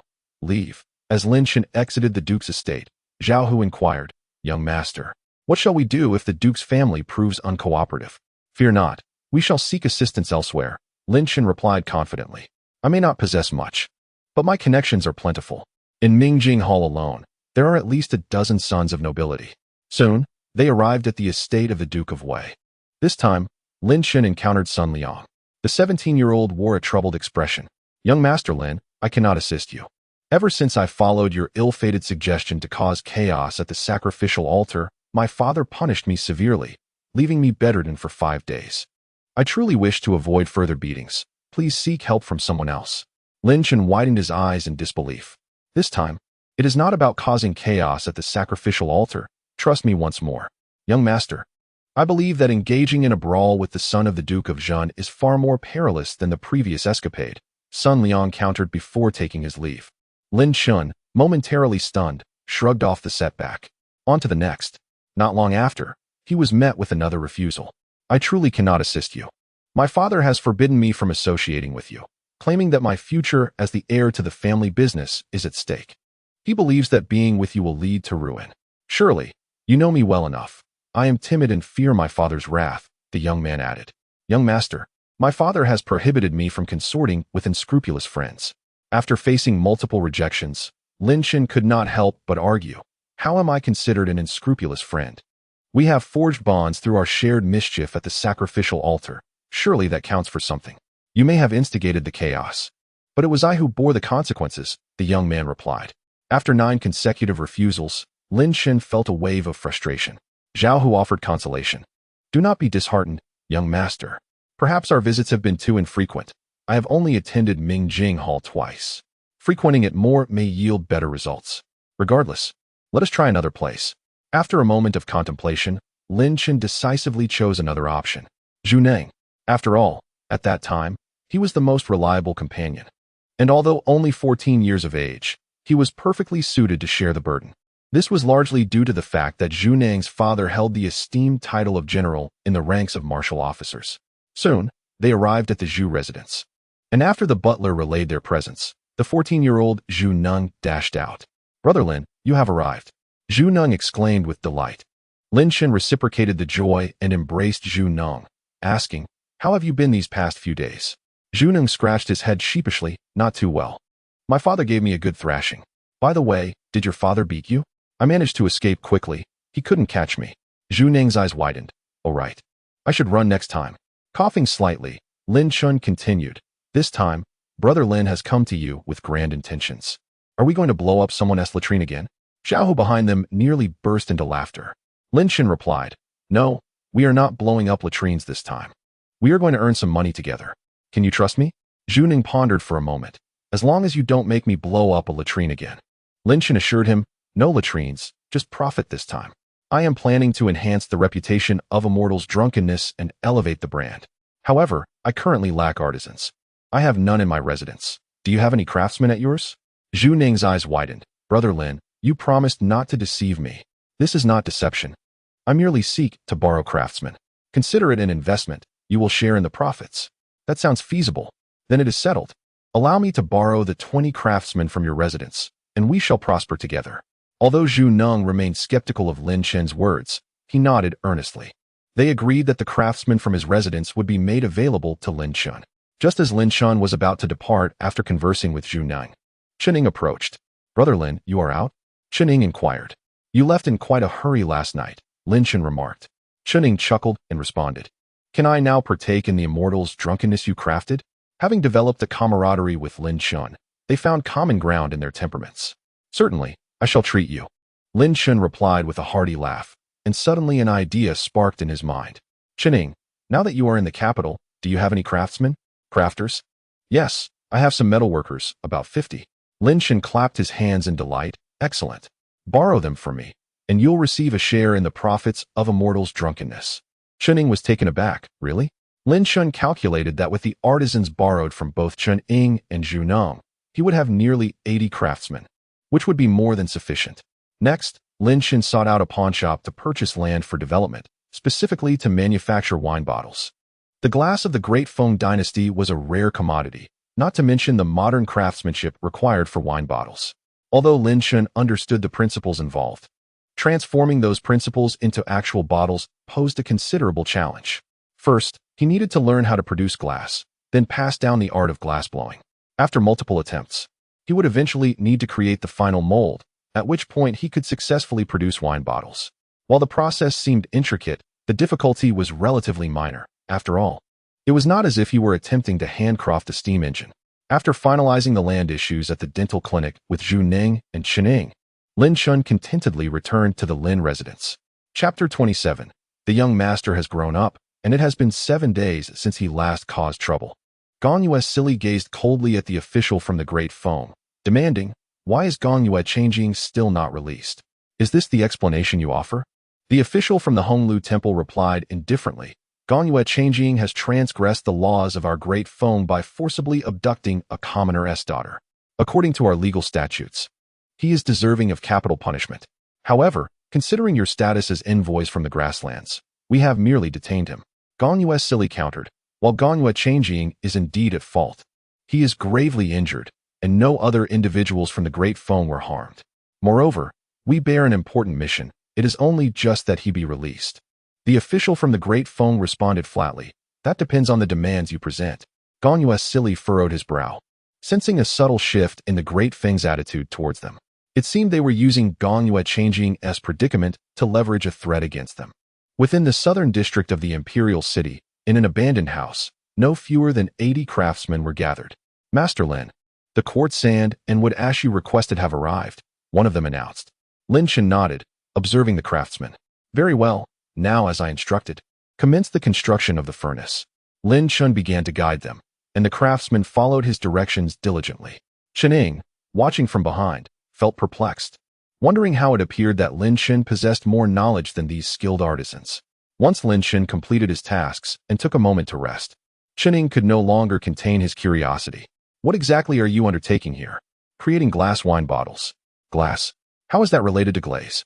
"It is far more precious than glaze. It is a form of transparent stone, more valuable than the glazes from the western regions." "Indeed. However, the production process is quite complex. Though I have a complete methodology, I estimate it will require at least 1,000 taels of silver to realize the full craftsmanship." Chen could not help but ask, "Isn't this a reckless expenditure?" Lin Chen looked at him in surprise. "What waste? I am not the one paying the craftsmen. They are your artisans, and naturally, you will cover their daily wages." Chen widened his eyes in disbelief. "You are shameless." "Thank you," Lin Chen replied, reclining comfortably in a rattan chair. "Although I may be labeled a spendthrift, I know when to save and when to spend. Consider this an investment shared with you and Jiangnan. Can this glass workshop generate profit beyond just wine bottles? It will undoubtedly captivate the entire imperial city." Meanwhile, on the other side, Wei Zheng felt a pang of resentment. His own winery was declining, while Lin Chen's was thriving. The so-called divine drunkenness baffled him. He refused to believe in its divine origins. Since the last encounter where Lin Chen bested him, Wei Zheng's father had petitioned for a resolution. Yet Wei Zheng remained unconvinced and continuously monitored Lin Chen's winery. Additionally, he had sought out several brewing masters to sample the divine drunkenness. They concluded that its flavor was quite similar to that of a low-quality yellow wine from the southern part of the city, albeit slightly stronger. "My lord, Lin Chen and his associates are in the southern district, summoning craftsmen for some unknown purpose, reported a servant. Wei Zheng nodded, instructing his servant to investigate further. Your Majesty, regardless of impeachment, as long as I devise a plan to bring down Lin Chen's brewery, it will suffice. Wei Zheng pondered, gradually formulating a strategy. Ever since Lin Chen had physically reprimanded the envoy from the grasslands, this incident had become a topic of lively discussion among the people of the capital. However, Lin Chen had quieted down, spending his days immersed with the craftsmen, which was a rare source of relief. On Zhao side, arrangements had been made for personnel to directly take over Lin Chen's duties at the government office, while Lord Ho from the Yingtian prefecture turned a blind eye to the matter. Seeing that Lin Chen had not caused any trouble for several consecutive days, Lin Ruhai felt a sense of relief. He entered a room to pay homage to his deceased wife. Yin Yang, our son has grown up. He hasn't caused any trouble for 7 days now. I can finally breathe easy. I hope he continues this way, or I fear for my heart's endurance. 3 days passed at the workshop. Zhu Neng observed the industrious craftsmen, with Lin Chen among them, offering guidance. He yawned and turned to Chen Ying. This is truly dull. It would be better if Lin Gu brought us to blow up the latrine. Chen Ying's expression turned peculiar. Has the esteemed scholar retired to his hometown? Perhaps His Majesty has decided, but he hasn't taken the Mingjing Hall with him. It is said he no longer teaches, but is engaged in compiling historical records. What exactly he does, I am not quite certain. Chen Ying shook his head. If I were to blow up the scholar's latrine, my father would likely have me hung in the training grounds for punishment. Meanwhile, Lin Chen examined the cooling glass bottles, some of which bore cracks, while others contained bubbles, rendering them aesthetically displeasing. These are all substandard products. They are not satisfactory. This one is acceptable. We should adhere to this standard. A craftsman remarked, young master. The yield rate of these glass products is approximately 40%. 40%? That is quite commendable, but if it could reach 60%, that would be even better. You must find ways to improve and conduct experiments to ascertain where the issues lie. Understood. By the way, does the bottom of the glass have the anti-counterfeiting certification as I instructed? Yes, young master, there is a stamp mark. Upon seeing the glass taking shape, Lin Chen's visage radiated joy. The brewing of the wine was also in progress, and once the new batch was ready, it could be bottled. Lin Chen returned and clapped his hands. Let us go. Today I shall treat you to a meal. We shall go to the immortal's drunkenness. Chen Ying chimed in. Haha. Splendid. Zhu Ning, can you drink? I can. The three arrived at the immortal's drunkenness, where Manager Qian, upon seeing the host, did not dare to be negligent, promptly arranging the finest private room, accompanied by exquisite dishes.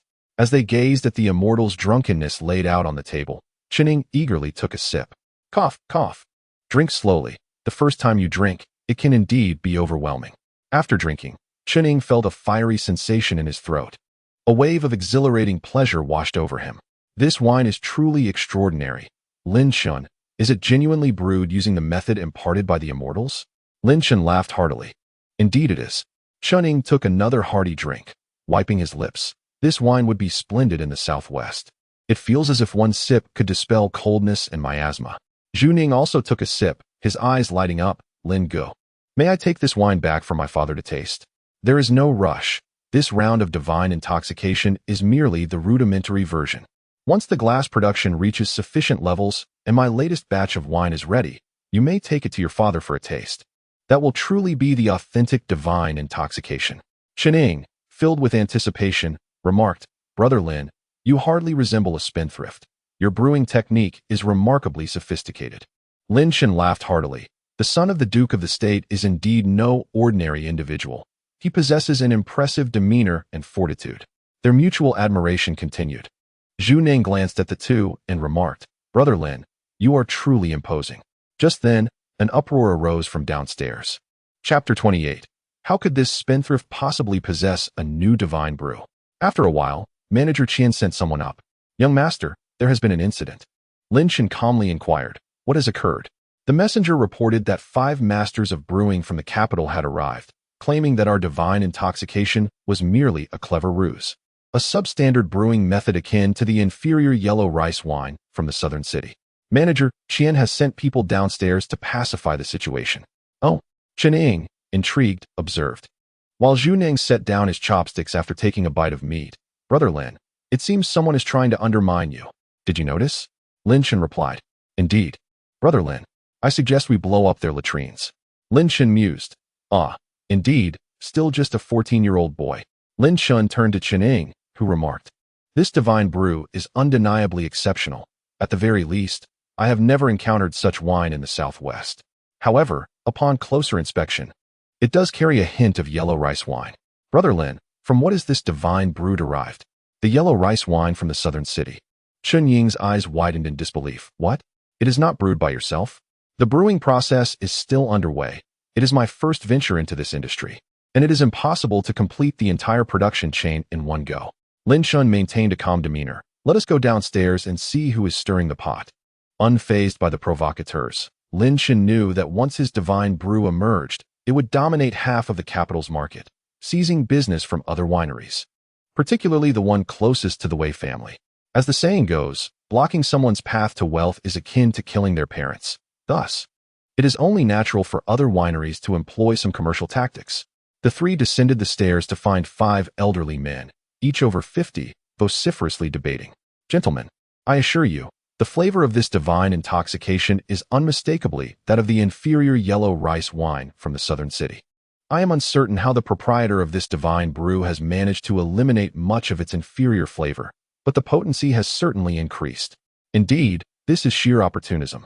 It cannot be considered true brewing. To flaunt the famed name of divine intoxication is unacceptable. In my opinion, the label must be changed. I am the brewer from the Bayou Winery, and I can vouch for the fact that this divine brew is undoubtedly linked to the inferior yellow rice wine from the southern city. How much does that inferior wine sell for per pound? Less than 15 won, yet here it is priced at a staggering 10 taels of silver per pound. Is this not akin to robbery? The brewing masters spoke in hushed tones, leaving the nearby patrons astonished. Is that true? Could it really be? Indeed. I must admit that within this divine brew, I discerned a hint of inferior yellow wine. However, its potency is undeniable, providing a certain exhilaration. Initially, I suspected my senses might be mistaken, yet it appears this so-called divine intoxication is merely a fade. Is it not a mere ruse to extract coins from unsuspecting patrons? The surrounding wine enthusiasts murmured among themselves. Concealed within the throng, Wei Zheng bore a smile. Having allied with several distilleries to dispatch brewers tasked with tarnishing the reputation of this divine concoction, upon spotting Lin Chen descending the staircase, a flicker of derision crossed his gaze. You squanderer, this time, I shall ensure your downfall, bringing your distillery to an untimely closure. Lin Chen descended, fanning himself with an ornate fan. What is all this commotion? I am present. The crowd fell silent, their attention turning to him. One master brewer spoke up. Young Master Lin, as the proprietor of this divine brew, and the one who claims to possess its elusive brewing method, you owe us an explanation. Why does your divine brew bear such resemblance to the inferior yellow wine from the southern part of the city? Master Qian interjected. Do not speak without evidence. This divine brew is the result of my young master's dreams. Indeed, we do. An elderly man declared resolutely. My family has brewed for generations, and I have tasted every spirit in the capital. The moment I sampled it, I could identify the flavor of southern yellow wine. He turned to Lin Chen. Thus, we devised a method to re-steam the inferior yellow wine from the south using a steaming basket. After each steaming, its flavor increasingly approximates your divine brew. Upon hearing this, the patrons gasped in disbelief. Could it truly be that the so-called divine brew was so easily replicated? Lin Chen, somewhat astonished, realized he had underestimated the ingenuity of the world. They had indeed conceived of a steaming technique. However, no matter how much they steamed it, they could only marginally enhance its potency. To achieve the concentration found in his brew would require distillation, an impossibility through mere steaming, which would only evaporate a fraction of the water, reverting to its original insipid taste upon cooling. With a slight smile, Lin Chen retorted, "Do not speak so boastfully. My divine brew comprises 3 distinct methods, upper, middle, and lower. The current iteration employs the lower method, which does yield a somewhat diminished flavor. But how could it possibly compare to yellow wine?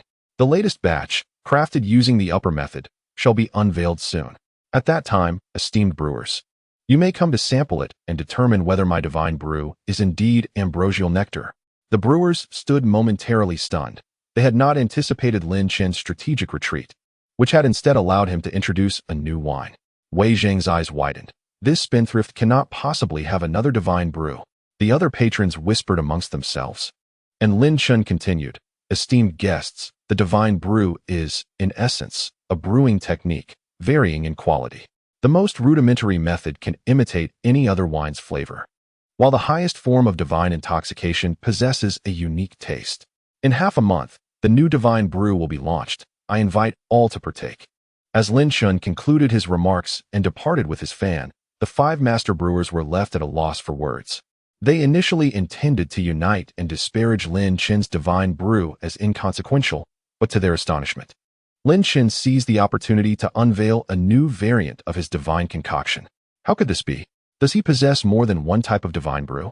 Wei Zhang was utterly perplexed and led his team back. One of the brewers accompanying Wei Zhang remarked, "Young master, the opponent may merely be exaggerating. The art of brewing requires time for meticulous refinement, often taking a clan several decades to achieve perfection. The fermentation duration, the moisture ratio, and the brewing time all demand extensive experience. He cannot possibly introduce a superior divine brew." Upon hearing the elder's words, Wei Zhang felt considerably reassured. Indeed, this prodigal was surely engaging in mere bravado, attempting to stabilize his position.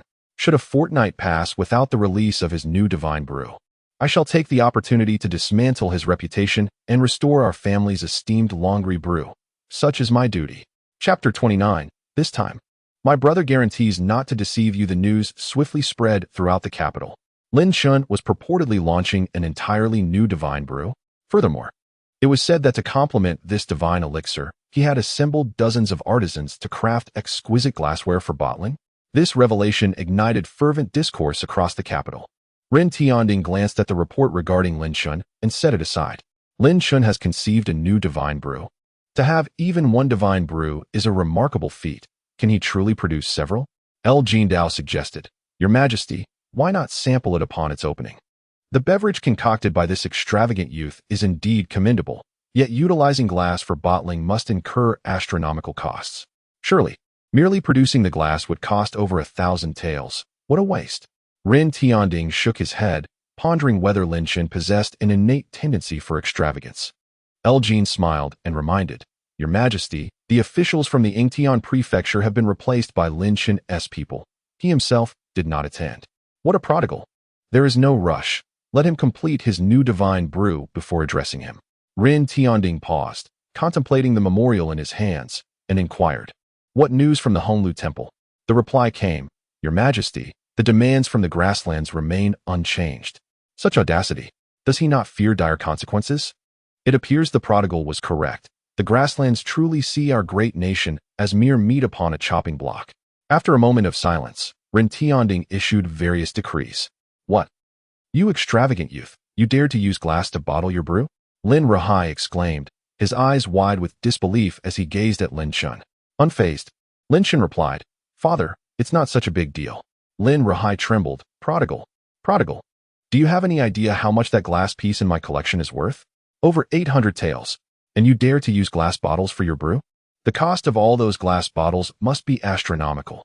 Are you intent on bankrupting the entire Lin estate? Lin Rahai, upon learning this news, felt on the verge of collapse. Lin Chen looked at his father, who was clutching a broom, and helplessly said, Father, I was the one who let this news slip. Lin Rahai halted his broom midair, inquiring, What do you mean? The essence of the matter is that I did not expend nearly as much money as one might presume. Not even the craftsmen were compensated, as I extracted it all from Zhu Ning and Chen Ning. Zhu Neng, Chen Ning, sons of the Duke of Yu and the Duke of Zhen? Lin Rahai was taken aback. Naturally, Zhu Neng is but a follower of mine, while Chen Ning is akin to a brother, for it is said that one does not truly know another until they have sparred. How could this be? When did the son of the Duke of Zhen become your brother? Had they not previously fought fiercely? Enough. Father, this is the nature of men. You wouldn't understand. Spare the chatter, and simply await the moment you can count the riches and enjoy a life of ease. I am serious about making a profit this time. With confidence, Lin Chen departed with while Lin Ruhai remained in a daze. Wait, serious? Oh no. Could this rebellious son be on the verge of incurring a significant loss once more? In the red-sleeve chamber, Kaiyun supported her chin with her hand, gazing at her reflection in the bronze mirror. Miss, you have been staring for 2 hours now. at times smiling, at times frowning. "Oh dear, miss. You have fallen in love." Kaiyun retorted, "Nonsense. Where's the love?" Yet, after saying this, Kaiyun's expression darkened as she plucked a petal from the nearby flowers, tossing it away. Why hasn't he come to the Red Sleeve Chamber? That song, Lin Xian, has become a sensation across the Lianguang River. Falling blossoms, one stands alone, while the swallows fly in pairs amidst the light rain. How beautiful. Miss, is it not more enchanting to recall that the bright moon once illuminated your return to the Red Sleeve? Kaiyun flushed, confronting her maid's teasing, and replied directly. But why hasn't he come? Perhaps he is preoccupied. Did you not hear he is releasing a new divine brew? Qing'er pondered. Could it be that he finds me unworthy as a woman of the brothel? Impossible. Miss, you are as pure as any virtuous maiden. A spark of determination ignited in Kaiyun's eyes. If he is willing, I shall save money to redeem myself, even if it means becoming a servant. Qing'er hesitated. Miss, redemption is quite costly, and even then, you may only attain the status of a concubine, if that, given the vast disparity in our social standings. They had gathered information about Lin Chen. Although he was deemed a spendthrift, he was nonetheless the son of a duke. A duke's son would marry a duke's daughter or a woman of noble birth, while Kaiyun, as a courtesan, faced insurmountable obstacles. A resolute glimmer flickered in Kaiyun's gaze. As long as he desires me, I would gladly serve him as a maid or a servant. With that, she picked up a nearby pipa and began to play softly, humming a tune. After the dream, the tower is locked tight, the wine awakens, and the curtains hang low. She sang out loud. In the Duke of U.S. manner, Zhu Neng knelt on the ground, his head bowed, before a burly man who sat there with a scowl. Speak. How much was lost this time? Not much. Not much. The man's voice thundered. That spendthrift constructed the glazed workshop and squandered an entire fortune. Were the craftsmen under your purview? Did you not pay their wages? Were you not responsible for the materials? Yes, but Zhu Neng extended his fingers to calculate. It was merely about 1,000 taels. Merely over 1,000 taels?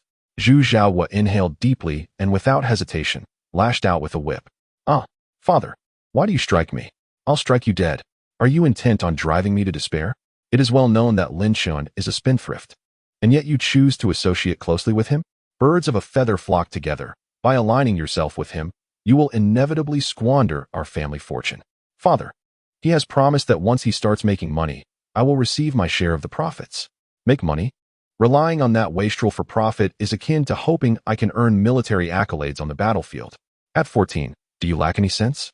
Zhu Neng lowered his head, feeling utterly wronged. The lady nearby interjected, Enough. A little over 1,000 taels is acceptable. Consider it a lesson learned. Zhu Zhao was scoffed and placed the whip on the table. Remember, from now on, minimize your interactions with that spendthrift. The previous incident with the sacrificial wine pit was only dealt with him. You were spared by sheer luck. Oh, Zhu Neng replied reluctantly. Countless onlookers, unaware, shifted their gazes back to Lin Chen. With less than a week remaining, was that wastrel's latest divine brew ready? Surely, it could not be prepared in such a short time. Even if he had brewed it in advance, it would be impossible to complete so swiftly. Quality wine requires a longer fermentation period. If done hastily, the flavor would be compromised. If the taste is exceptional, it must indeed be a divine brew. We shall wait. For in 7 days, the truth will reveal itself. During this period, Lin Chen had also assigned Zhao Hu and others, along with Lin Ruhai, to protect both the glass workshop and the brewing house. Particularly, the servants responsible for the distillation process were the core of the operation. Otherwise, Lin Chen could not display the process to others indiscriminately. As for the artisans crafting glass, Lin Chen naturally offered them a lifetime employment guarantee. As long as the glass workshop exists, they would hold senior positions with ample remuneration. Zhu Neng and Chun Ying's desire for personnel would not be overlooked by Lin Chen. Consequently, Zhu Neng and Chun Ying found themselves indirectly tethered to Lin Chen's venture. Although Zhu Neng had conveyed his father's sentiments, Lin Chen waved his hand dismissively, indicating it would not affect their arrangement. After all, an initial investment of over 1,000 taels had already been made, and withdrawing now would yield nothing. Therefore, Zhu Ning had no choice but to persist in the partnership. Zhu Neng, rest assured, my endeavors rely solely on 3 principles: loyalty, and yet more loyalty. As your elder brother, I assure you this time I will not deceive you, Lin Chen declared, placing his hand upon Zhu Nang's shoulder with unwavering conviction. Chapter 30. How much is a robbery worth? It is swifter than mere theft. With only 7 days remaining, the final day approached rapidly. Chening also arrived. Observing Lin Chen directing the servants to load intact wine bottles onto the cart. Was there but one final step remaining? Indeed, the last step involved bottling. Lin Chen watched Zhao Hu oversee the process, pour the brewed wine into the bottles, seal them with corks, and affix a label on each bottle inscribed with the words Divine Brew. Only then will the wine be deemed complete. Is it truly so intricate? It is somewhat involved. Yet each step is essential. More artisans can be recruited if necessary. This step cannot be omitted. It is vital for establishing the reputation of the Divine Brew throughout the empire. Soon, various empty bottles were transported to the brewing house. Lin Chen invested a considerable sum to establish a new winery, meticulously distilling and purifying the wine once more. In ancient times, many substances required secondary processing. For instance, the sodium carbonate necessary for glassmaking was derived solely from the refinement of plant ashes. Soon, the bottled wine was ready. Lin Chen gazed at the bottle before him, adorned with a red paper label inscribed with the elegant characters Divine Brew. The wine glimmered under the sunlight, its clarity reminiscent of precious nectar as it swayed within the bottle. Splendid! Inger exclaimed. What shall we name this wine, young master? After a moment of contemplation, Lin Chen concluded that Divine Brew would serve as a brand, and thus the specific name must differ. After pondering, he declared, let it be called Snowflake on the Horizon. Inger's eyes sparkled. Snowflake on the Horizon. What a marvelous name. Lin Chen chuckled. His naming was merely inspired by the imagery of snowflakes and the spirit of adventure. Tomorrow, I shall dictate the fate of the brewing industry in the capital. Soon, the anticipated day arrived. Outside the Divine Brew establishment on White Tiger Street, a throng had gathered in eager anticipation. The tavern across the street was filled with nobles curious to witness the spectacle. Wei Yizhan, observing the bustling scene from his own winery, noted the stark contrast with his empty establishment, his expression darkening. How has this spendthrift managed to siphon away all our business in such a short time? Wei Zheng remarked. Rest assured, father, his latest Divine Brew will likely employ the same methods as before, merely masquerading quality. I have allied with several other wineries, and we are well prepared. Should his new Divine Brew taste similar to other wines, we shall exploit that similarity to our advantage. How so? Wei Yizhan inquired. The Divine Brew must surely present a novel flavor. How could it possibly resemble the others? If we can firmly establish this point, his Divine Brew is destined to falter. The crowd of onlookers from the capital grew larger. As the appointed hour approached, the doors of Divine Brew swung open. Qian Fuqiu swiftly directed his servants to retrieve the meticulously prepared new crates. Ladies and gentlemen, he announced, my young master has declared that the previous iteration of Divine Brew was merely a preliminary effort, a modest trial. This time, we present the true Divine Brew, please observe. In an instant, bottles labeled Divine Brew, with the subtitle Snowflake on the Horizon, were revealed. As the bottles emerged, the gathered citizens marveled at the sight of the colorful liquid within, shimmering like precious nectar in the sunlight. Wow, is this truly liquor housed in a glass bottle? My goodness, how extravagant. This is beyond reckoning, exclaimed a bystander, recalling the recent auction at Onkong Workshop, where glass from the western regions fetched nearly 1,000 taels. This Lin family scion is indeed prodigal. I have never witnessed such lavishness. Nevertheless, the use of such exquisite glass to contain the Divine Brew certainly befitted its esteemed value. The surrounding populace was engulfed in a mixture of admiration, regret, and astonishment, for it was indeed their first encounter with wine housed within a glass vessel. Esteemed guests, behold the latest Divine Brew crafted by our esteemed young master, aptly named Snowflake at the end of the world. This exquisite liquor boasts a remarkable alcohol content of a full 42 degrees. The throng below, including seasoned brewers, stood in utter bewilderment. What does this degree signify? Qian Fugue elucidated. The young master has clarified that this degree measures the wine's delicacy. The higher the degree, the more intense the aroma, and conversely, the lower the degree, the more diluted the flavor. Similarly, a higher degree corresponds to greater potency. The brewers were astounded. Could wine truly be classified in such a manner? Wei Zheng, too, was taken aback, pondering how this extravagant youth conceived such a notion. He exchanged glances with a nearby brewer, who promptly inquired, What of the specific flavor? Qian Fugue replied. You may procure it for tasting at your leisure. And the price? Given the arduous process of crafting this divine brew and the substantial cost of the glass bottle, a single bottle is priced at 25 taels of silver. A collective gasp arose from the crowd. Such a divine concoction was beyond the reach of ordinary folk. This bottle, appearing to weigh less than half a pound, commanded such a steep price? Yet, upon reflection, it was understandable, for the glass itself must have cost several taels. The brewers promptly made their purchases, uncorking the wooden stopper with a resounding pop. In an instant, a rich bouquet of aromas wafted forth. How fragrant! Every onlooker swallowed hard in unison. This fragrance was even more potent than that of the previously renowned divine brew. One brewer took a small sip, closing his eyes in contemplation as the crowd watched intently. Marvelous, marvelous, marvelous, he exclaimed repeatedly. Master Sun, what do you think of this wine? It lingers delightfully on the palate, evoking salivation. It is truly extraordinary. Wei Zheng could not contain his curiosity. Is there any similarity to the wines of the capital? Master Sun shook his head. No, this wine is unlike any I have previously tasted. What? Wei Zheng was left speechless. This extravagant youth had indeed produced a second divine brew in such a short span. Could it be that he had solidified the reputation of his divine concoctions? The crowd buzzed with speculation. This extravagant youth must have received divine instruction.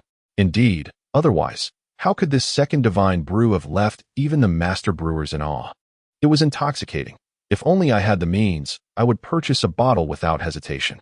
Countless eyes were filled with longing. Meanwhile, the servants from various estates, who had been waiting patiently, rushed forward to make their purchases. On the third floor, Chenning set down his wine glass with satisfaction, surveying the throngs below. Brother Lin. What a remarkable strategy.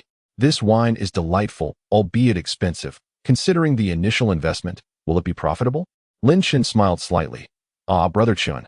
The cost of robbery pales in comparison. This venture yields profits swifter than theft. What? Chen Ying was left in astonishment. Chapter 31. Father, I am but 18. In truth, only Lin Chen was privy to the true costs involved. In the early stages, an investment of several thousand taels was made to acquire land, establish production lines, procure raw materials, and construct suitable molds, all of which demanded considerable financial resources and persistent experimentation. Now that all of these foundational elements have been successfully established, the subsequent costs, aside from the expenditure on grain, are remarkably low. For instance, the raw materials for glass manufacturing are scarcely worth anything, and the process of distilling liquor merely adds an additional step. A bottle of liquor, weighing less than half a jin, sells for 25 taels of silver and is in remarkably high demand. Does this not seem like a lucrative venture? Lin Chen, fanning himself with a folding fan, declared, the next step is to continue generating profits and open branch stores, starting with a proliferation of outlets in the capital and subsequently establishing distribution centers in various provinces, creating secondary distributors to reap substantial profits. Chen Ying paused momentarily, then inquired, Brother Lin, may I take this liquor to the southwest? Certainly. The southwest will be entrusted to you. Find an agent, and you can earn your commission effortlessly. Zhu Neng, observing from the side, asked, Brother Lin, what about me? You are still young. Simply enjoy your share of the profits. Being a distributor does not suit you at this time. Having concluded this discussion, Lin Chen snapped his fan shut, asserting, from this moment on, I shall see who in the capital dares to call me a spendthrift. In the Lin residence, Lin Ruhai was somewhat troubled. My lord, are you unwell? The steward inquired with concern. Alas, I reviewed the accounts with Ing Er yesterday. The previous ledgers indicate that this expansion of the divine brew has consumed an investment of 2,000 taels of silver. Such a significant deficit. If the reception of the divine brew today does not meet expectations, I fear it will be irreparable. After uttering this, Lin Ruhai sighed once more. I should never have allowed this spendthrift to act with impunity. If he continues in this manner, he may squander everything once again. The steward could only offer reassurance. My lord, everything will be fine. Just then, Lin Chen returned, brimming with vigor. The next step must be to expand production capacity. Otherwise, the supply for the upcoming distributors will be insufficient. What? No funds for procurement? We shall continue to invest. Let us inject another 10,000 taels into this venture. Lin Ruhai, overhearing this, felt a sharp pang of distress and retorted angrily, Unfilial son, You have already poured 2,000 taels into that glass workshop and the new distillery, and now you wish to invest another 10,000? You reckless spendthrift. You are on the verge of bankrupting the Lin family. How can I possibly cover such a vast deficit? Lin Chen laughed heartily. Father, fear not. This time we shall not incur losses. Ing-er. With a smile, Ing-er stepped forward and opened a box before Lin Ruhai, revealing a stack of silver notes within. This left Lin Ruhai astounded. Ing-er continued, My lord, the young master has excelled. Today, all of the divine brew has been sold. 1,000 bottles in total, all gone. The total profit amounts to 25,000 taels. Even after deducting various expenses and commissions, our net profit still exceeds 20,000 taels. How much? Lin Ruhai felt a wave of dizziness. Over 20,000 taels? Just like that, with a simple turnover. We have made such a fortune? Good heavens, how is this even possible? Witnessing Lin Ruhai's bewilderment, Lin Chen approached him with a smile. Father, I have long proclaimed that I am a saint reincarnated, capable of conjuring clouds and summoning rain with a mere flick of my hand. Earning a modest sum is hardly a feat. You need not call me a spendthrift this time. Lin Ruhai regarded me with a hint of skepticism. Rebellious son. These banknotes cannot possibly be counterfeit, can they? With a slight twitch at the corner of my mouth, Ing-er stifled a laugh and interjected, My lord.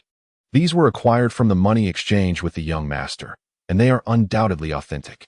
Lin Ruhai's hand trembled slightly as he held the banknotes. His gaze fixed on the beaming Lin Chen. He opened his mouth as if to speak, but the words eluded him.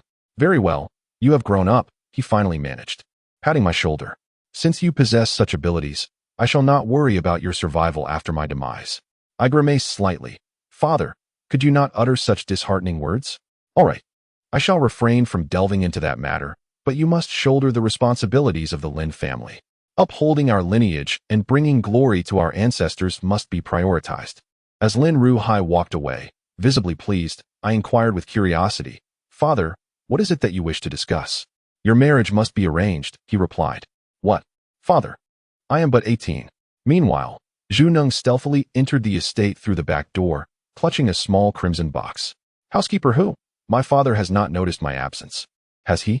Housekeeper who sighed, raising his hands in a gesture of report. My lord, the young master has returned. A shiver ran through Jiangnan as he turned to see his father, Zhu Zhaohua, standing expressionless behind him. Not long after, in the study, came the command, kneel. Without hesitation, Jiangnan obeyed. You still sneak out to associate with that spendthrift, ignoring my words? Jiangnan timidly retorted. Father, he truly is not wasteful. Brother Lin is quite remarkable. Nonsense. If he were truly so exceptional, would the rumors in the capital be false? Zhu Zhaohua responded coldly. You cannot discern right from wrong. This is the father's failing. Fear flickered in Jiangnan's eyes. Father, please. I have brought you a gift. His mother quickly interjected. My lord, Ning-er is merely confused. Zhu Zhaohua remained impassive. First, tell me how much money you squandered this time. I did not waste it. I actually earned some. Earned? Are you attempting to deceive your father? Jiangnan stammered. No, father, it is all in this box. Zhu Zhaohua scoffed. How could you possibly earn anything while associating with that spendthrift? Before he could finish his sentence, Zhu Zhaohua had already opened the box to reveal over 20 banknotes inside. Seeing Zhu Zhaohua's silence, his wife inquired, My lord, what is the matter? Jiangnan watched his father cautiously, who appeared astonished as he lifted the banknotes. So much. Where did you acquire this? Did you rob the treasury or the money exchange? Father, these are my dividends, Jiangnan replied cautiously. Dividends? Yes. Brother Lin took me to engage in some sort of celestial brewing. I did not fully understand. But I followed his instructions and contributed my labor while covering the craftsman's food expenses. And how much did you invest? Not much. The land costs for the workshop were covered by Brother Qining. I contributed perhaps just under 100 taels. Zhu Zhaohua fell into a contemplative silence, grappling with disbelief. These are all profits earned by that prodigal, Lin Chen? Brother Lin's divine brew is priced at 25 taels per bottle. Hiss. Zhu Zhaohua gasped in astonishment. Jiangnan continued. I receive a 10% dividend. Today marks the opening day, so I'll receive my share now, with subsequent distributions every month. Brother Lin mentioned that I can expect to pocket at least a few thousand taels each month, and potentially upwards of 10,000. Zhu Zhaohua was genuinely bewildered. His dark complexion etched with questions. Is the Brother Lin you speak of truly the same person as that spendthrift? Chapter 32. You are here to usurp my position? Beside them, the lady was equally astonished, her mouth agape. Zhu Neng, now downcast, uttered, "However, father, you are right. Despite brother Lin treating me well and helping me earn money, his reputation is rather unsavory. I am indeed hesitant about whether to heed your advice and cease my associations with him." Upon hearing this, Zhu Zhao's expression shifted, and he cleared his throat. "Neng, I do not oppose your association with Lin Chen. Since he treats you so well, why not acknowledge him as your elder brother?" Zhu Neng's face lit up with joy. "Really, father? What made you change your mind?" Zhu Zhao set down his box. Birds of a feather flocked together. "This lad possesses skills that even I cannot fathom. Everyone in the capital has misjudged him. There is something extraordinary about him. If you follow him, I will not object." Zhu Neng immediately responded, "Thank you, father. However, one point." Zhu Zhao paused. "I shall temporarily safeguard your dividends." Zhu Neng grimaced. "What do you mean? You are only 14. You hardly need money." "Mother." Zhu Neng looked toward his mother. This time, Zhu's lady surprisingly aligned with Zhu Zhao. "I believe your father is right." Zhu Neng's eyes filled with confusion. "Even you 1T help me, mother?" In the palace, within the imperial study, a bottle of snowflake tianya and a porcelain wine cup rested on the table. Eunuch Elgin stood by, pouring wine, as Ren Tianding took a sip. The flavor lingered delightfully, extraordinary, surpassing even the divine brew from before. Ren Tianding set down the cup. "This lad appears to have truly acquired the art of brewing from the divine. Otherwise, how could such a concoction be produced?" Elgin smiled. "Your Majesty, do you know how much this bottle of wine costs?" 25 taels. It has sold out today. I heard they exchanged over 20,000 taels in banknotes at the money shop." "So much?" Ren Tianding was taken aback. "Is this still the spendthrift? His knack for making money is truly remarkable. I investigated the accounts at the Ministry of Revenue yesterday and found the treasury alarmingly depleted, suffering significant losses. Since this lad possesses such extraordinary financial acumen, should I not consider transferring him to the Ministry of Revenue?" Ren Tianding pondered. "Yet, it may be prudent to first temper this lad's temperament. There is no rush for this matter." Wei Zheng wore a grim expression. "No, if this continues, the divine brew will dominate the capital entirely. I must devise a plan." He paced back and forth. Is this spendthrift not intending to open a branch? The location of the new branch has even been posted at the entrance. Wei Zheng recalled that all of Lin Chen's chosen new store locations were, without exception, situated in the most prosperous districts of the entire capital. Beyond the Eastern Market, the capital boasts other bustling districts, even within the quarters inhabited by the Hu people, where commercial streets abound. How could one not consider opening branches? Such a notion seems futile. Should these few branches fail, one can always seek a more advantageous location to establish anew. However, it is imperative to strike decisively at the heart of the matter. A resolute determination flickered in Wei Zheng's eyes as a plan began to take shape in his mind. Yet, the risks associated with this plan were considerable. Should it be executed, it would either be Lin Chen who faced the consequences, or himself. Nevertheless, Wei Zheng found himself compelled to proceed. For the Wei family's livelihood hinged upon their winemaking enterprise. Without it, their avenues for profit would diminish significantly, as their landholdings were minimal compared to those of established noble families, many of which boasted thousands of acres of fertile land. With ample land, one could lease it out, recruit tenant farmers, procure affordable grain, and collect rents. What's not to appreciate in such a venture? After much contemplation, Wei Zheng concluded that this undertaking could only be managed by himself, yet he required allies to lend their support. Thus, he reached out to his acquaintances, a circle of friends closely connected, including the son of a noble. Lin Chen's divine brew had begun to yield stable profits, allowing for further expansion of production. At this moment, Lin Chen reclined in a chair, while Inger diligently peeled grapes and fed them to him. "Master, the elder has gone to arrange a marriage for you," she announced. "The older generation is always like this, pushing for matchmaking. I'm only 18, not 38. I haven't had my fill of enjoyment yet." "Master, what nonsense are you speaking? At 18, one can certainly start a family. In a couple of years, you'll be of age, and marrying 1T hinder your adventures." Lin Chen's eyes brightened. "Inger, you are indeed wise. What do you think I should do now that I've earned some money?" Inger pondered briefly. "If I were you, I would invest in land, lots and lots of it." Lin Chen reflected on her words. "That is a valid point. However, The fertile lands near the capital are likely quite expensive. Yet, land is something we must acquire. He felt no constraints of a feudal landlord mentality. In this era, purchasing land was the wisest investment. Given the low productivity of ancient times, arable land was a form of hard currency. Unlike modern times filled with financial markets and internet investments. Very well, Inger, you shall handle this matter. Master, I'm not capable of that. At that moment, a servant arrived to deliver a message. Master, a young lady has come to see you. Lin Chen was taken aback. A young lady? Are you certain? Indeed. She insists on meeting you, master.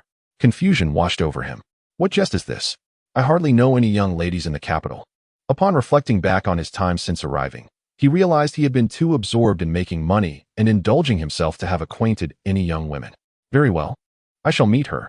Soon, Lin Chen rose and made his way to the sitting room, clad in a flowing blue robe, exuding elegance, with his long hair tied back, perfectly assimilating into the ancient setting. Master, it's possible that the young lady outside is someone you've captivated during your escapades. Do not slander me, my dear Inger. Although I am known for my charm, I am still able to distinguish my responsibilities. I have yet to lay hands on a woman. Where could such rumors arise? Lin Chen spoke, but suddenly a thought struck him. The handkerchief. Could it be? He was taken aback, and at that moment he had already arrived in the living room, where he beheld the gentle and graceful Miss Kaiyun seated. It truly was her. Young master, Kaiyun greeted him, her eyes sparkling with joy, as she performed a courteous bow. It is indeed I, young master. These past few days, you have not sought me out, so I have come to find you. Oh, what business do you have with me? Lin Chen felt an uneasy sensation as he took a seat beside her. Young master, the poetry you composed for me is something I cherish dearly. Moreover, you went so far as to offend the envoy from the grasslands on my behalf, even risking imprisonment. I am profoundly grateful, and I find myself at a loss for how to repay your kindness. Lin Chen felt a wave of anxiety wash over him. No, Miss Kaiyun, I merely acted as I believed was right. He anticipated her next words, which would undoubtedly lead to a declaration of devotion. As expected, Kaiyun continued, Young master, I am truly grateful. I am diligently saving money in hopes of redeeming myself, yet I am acutely aware of the vast disparity between our stations. Therefore, I do not dare to ask for much. I only wish to accompany you. Even if it means serving as a maid, I would be more than willing. Lin Chen's eyes widened in disbelief. Was it not said that women of ancient times were more reserved? How could she be so direct? Inger, too, was taken aback. You are actually trying to usurp my place? Chapter 33. Serving in the capital, the living room fell into an awkward silence. After a moment, Lin Chen spoke earnestly. Miss Kaiyun, the circumstances at that time should not be taken too seriously. Kaiyun's expression dimmed slightly. Young master, do you not like me? No, you are indeed quite beautiful. I am rather fond of appearances. Then do you disdain my background, believing me to be a courtesan? Lin Chen pondered for a moment, responding honestly, to some extent. Inger, standing behind Kaiyun, could no longer contain herself. Young master, my lady has not yet been married. She is still pure and unblemished. Moreover, she does not require you to marry her. You are being rather unfair. Kaiyun, she interjected, trying to quell her friend. Lin Chen replied, it is simply too sudden. I am not prepared. I have only met Miss Kaiyun once and do not yet know her well. Kaiyun said earnestly, I can wait. Just then, a servant rushed in. Young master, the imperial messenger has arrived. Lin Chen felt as if a weight had been lifted from his shoulders. Miss Kaiyun, let us pause our conversation here for today. I will visit the Red Sleeve Tavern next time, and we can discuss this matter further. Kaiyun rose and bowed.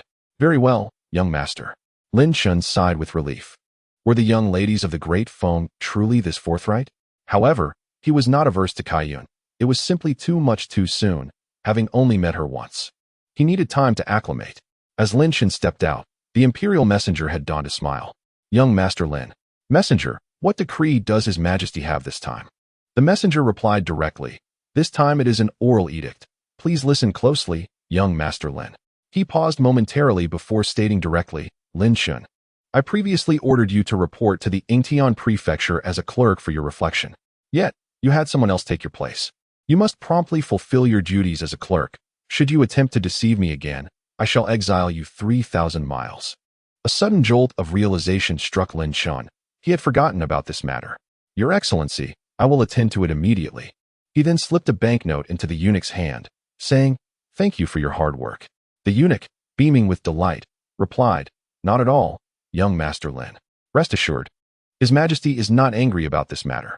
Lin Chen felt considerably more at ease, having yet to meet the Emperor of Defeng. He was uncertain of the monarch's temperament. However, receiving this information from a eunuch was a great relief. After all, Lin Chen was merely the wayward son of a duke. No matter how much attention the emperor paid him, he did not believe it would amount to anything severe. Nonetheless, with the imperial decree in mind, Lin Chen dared not to procrastinate. He promptly took Zhao Hu along, preparing to head to the Yingtian prefecture. En route, Lin Chen recalled something. Zhao Hu, first go to the divine brew and fetch 30 bottles of it. I will require them shortly. Understood. They altered their course and arrived at the divine brew. After securing the wine, they proceeded straight to the Yingtian prefecture. Upon arriving at the Yingtian prefecture, Lin Chen instructed Zhao Hu to carry the wine and then entered the premises. He initially made his way to the courtyard where the clerks were stationed. Upon arrival, he found 2 clerks leisurely engaged in conversation. As soon as they saw Lin Chen, they rose, asking, Are you young Master Lin? Lin Chen approached with a bright smile, saying, Indeed, it is I. I apologize for my earlier absence. I had been preoccupied and could not report to the Yingtian prefecture in time, so I had someone substitute for me. Now that I am free, may I inquire about your esteemed names? The clerks, somewhat flustered, replied, Young Master Lin, please do not belittle us. How could we be deemed esteemed? You are the son of a duke. With their introductions, Lin Chen gleaned some specific details, such as the fact that there were fewer than 20 clerks in total at the Yingtian prefecture. He smiled gently, expressing gratitude. Thank you, Brother Wang, for clarifying. I have here a bottle of divine brew as a small token of my appreciation. Upon seeing Lin Chen produce the wine, the 2 clerks' eyes widened in astonishment. Young Master Lin, this is too much, such a precious gift. Not at all. It is merely a homebrewed item of little worth. Do you not wish to try it? Their throats visibly swallowed. It is just that I am somewhat inexperienced in my duties as a clerk, so I hope you can guide me. Of course, young Master Lin, we shall assist you. Lin Chen insisted they accept the bottles. Please take this. I still have to meet Lord Ho. He pressed 2 bottles into their hands before departing. Once Lin Chen was gone, the clerks remarked, They say the son of the Duke of England is a wastrel, yet from what we have seen, he is anything but. Young Master Lin is a good person. Meanwhile, Lin Chen found himself in the back hall, meeting Lord Ho Zhaoyun. Lord Ho, I am Lin Chen, here to pay my respects. Lord Ho, seated casually, responded with a soft hum. Lord Ho, His Majesty has appointed me to serve at the Yingtian prefecture. I was unable to attend previously, hence the substitution. Now that I can be present, I have come to report. I apologize for any inconvenience caused to you. And I have prepared 10 bottles of divine brew as an apology. Oh, Ho Zhaoyun was somewhat astonished. This prodigal was surprisingly astute. A smile graced his otherwise placid face as he addressed Lin Gongzi, urging him to rise. You have previously upheld the dignity of our Great Feng Kingdom, which has greatly relieved me. During this time, our constables have committed no significant blunders. Thus, it is of no concern. I have a tendency to turn a blind eye on occasion. Thank you, esteemed official, Lin Chen replied. Ho Zhaoyun nodded. I trust you. You shall not remain in the Yingtian prefecture for long. Should any issues arise, do not hesitate to inform me. I shall assist if I am able. Thank you. Lord Ho. Upon exiting the inner hall, Lin Chen maintained a composed demeanor. The formalities must be observed, and one must gauge their display of authority according to the setting. He was a dandy, not a fool. Subsequently, Lin Chen donned the attire of a constable, while the servant who had been replaced returned. Zhao Hu followed closely behind Lin Chen, saying, Young master, should anything arise, just let me know, and I shall handle it. It's no trouble. I find this quite novel. I've never been a constable before. Soon, I shall venture out to patrol the streets. Accompanied by the 2 prior constables, Lin Chen set out for his patrol. The constables provided various introductions, ensuring that Lin Chen needed not lift a finger, as everything was meticulously arranged. Young master, our patrol primarily encompasses the area around Lianguang River. We shall take a boat across and complete a circuit. There should be no substantial errors. Lin Chen nodded in agreement. Before long, the boat reached the shore, and as the boatman prepared to depart, Lin Chen called out, Is there no fare? The boatman chuckled. For you 3 gentlemen, there is no charge. Nearby, Constable Wang intercepted Lin Chen. Lin Gongzi, we travel by boat without payment. Lin Chen appeared puzzled. Then how do they earn a living? Constable Wang chuckled in disbelief. The waterways of the capital are well developed, with numerous factions thriving on transportation. They are affiliated with particular groups, commanding their own sections of the river. What price they set is entirely at their discretion. Tell me, Lin Gongzi, do you think they do not profit? Another constable interjected. Indeed, the capital's transportation system is interconnected and extensive. There are countless factions involved, and the revenue from water transport often surpasses that of cartage. Upon hearing this, Lin Chen fell into contemplation. Was the transportation by water truly that lucrative? Chapter 34. Divine Brew. Is it poisonous? However, Lin Chen had no desire to meddle in water transport. Although he was the son of a duke, he deemed himself unqualified to engage in such affairs. Moreover, he had no need to do so, as there were myriad ways for him to accumulate wealth. Upon disembarking onto the street, Constable Wang remarked, Lin Gongzi, in truth, we constables often find ourselves rather idle during our free time. We only spring into action when incidents of theft, disputes, or fatalities occur. Our primary duty is to maintain order. Another constable added, this is the capital, and few dare to act indiscreetly. Generally, there is little trouble. However, when issues do arise, they tend to be significant. Lin Chen chuckled merrily. No trouble is good. I relish the absence of issues. We are all constables. Having leisure time is splendid. Rest assured, Lin Gongzi, during your stay in Yingtian Prefecture, your matters are our concerns. We have you covered. The two constables patted their chests proudly. Lin Chen laughed heartily. Thank you, my two elder brothers. As Lin Chen entered the Yingtian Prefecture, Manager Qian, adhering to Lin Chen's request, commenced the brewing of the other 3 divine wines in the capital. The current layout has begun to envelop the entire capital, and just from this venture, Lin Chen had Manager Qian calculate that it would yield a net profit of 300,000 taels each month. Such a sum is remarkable. Even in the capital of Defeng, where real estate prices are exorbitant, one could purchase a splendid residence with 3 courtyards for just over 100,000 taels. This 300,000 taels is indeed a considerable amount.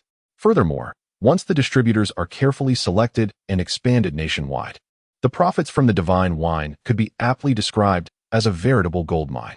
Initially, Lin Chen was invigorated and enthusiastic, yet this fervor waned after a mere 3 days. During this brief period, he found himself engaged in repetitive city patrols and courtroom sessions, merely standing there with a fire poker in hand. Lin Chen quickly became numb to the tedium of this work. No wonder the Emperor of Defeng had assigned him this task. This monotonous labor was becoming unbearable, and he felt an overwhelming urge to slack off. One day, while Lin Chen and the other officers were idly chatting in the courtyard, the sudden sound of drums echoed from the front. Was someone crying for justice? One officer exclaimed, startled. Is there a corpse? The others wore serious expressions. A death was indeed a significant matter. Lin Chen, who had found the previous days rather dull, suddenly perked up. Was something happening? Time to witness the unfolding drama. The other officers quickly urged, hurry, put on your uniforms and prepare for the court session. Lin Chen donned his officer's attire and joined the others in preparation. At the entrance of the Yingtian Prefecture stood a young woman, clad in mourning garb, followed by several subordinates carrying a simple mat upon which lay a corpse. Lin Chen stood in the great hall, holding his fire poker, stretching his neck to peer outside. The returning officer stood at attention and whispered, a death has been reported by a woman. The identity of the deceased is unknown. Another officer beside Lin Chen remarked, in such cases, it is often a crime of passion. Lin Chen's eyes brightened. A crime of passion? How delightful. Finally, some excitement in this otherwise mundane officer's life. He found himself wishing for some sunflower seeds and a small stool to sit on while he listened in. He inquired, so, will there be a court session following the report? Certainly, the prefect will want to take this case. A preliminary understanding of the situation will be conducted before a decision is made. If it proves too troublesome, it may be postponed for us to handle, but usually, such cases aren't overly complicated. Indeed, there was a similar case last time, also a crime of passion, which was resolved swiftly. Interestingly, the prefect's son was involved with a concubine. Lin Chen's eyes gleamed even more. Such a thing happened? Quite a scandal. Unfortunately, that concubine was rather beautiful, and she ended up meeting a tragic fate. Lin Chen listened with great interest, as if he had discovered the joy of being an officer. Oh, the latest scoop from the capital of Defeng's gossip center. Lord Ho, having heard the news, donned his official robes and took his seat. instructing the officers to bring forth the reporting woman and the body wrapped in the mat. Lin Chen stood motionless, and the other officers naturally would not allow him to actually lift anything. The divine brew they had distributed was no joking matter. Those officers would not permit Lin Chen to take action himself. Lord Ho spoke indifferently. Who is present, and what is the matter? The woman immediately began to weep, her tears resembling blooming pear blossoms, and she knelt down, saying, "My lord, my name is Qin. This man on the mat is my husband, Shui Tao. I beseech you to uphold justice for me, for I wish to report a crime." "And who do you wish to accuse?" Lord Ho appeared unfazed, having encountered such matters countless times before. The woman knelt, raising her head with determination, declaring, "My lord, I accuse the son of the current Duke of England, Lin Chen." Lin Chen, who had been savoring the gossip, suddenly found himself in a state of shock. He widened his eyes, unable to believe he had become the subject of the very gossip he was enjoying. The nearby officers were equally bewildered, whispering to one another, "What is happening?" Lin Chen himself was somewhat dazed, pondering whether his servants had caused the death. That seemed implausible, as he had always been strict in his management of them, and he had not even purchased any land.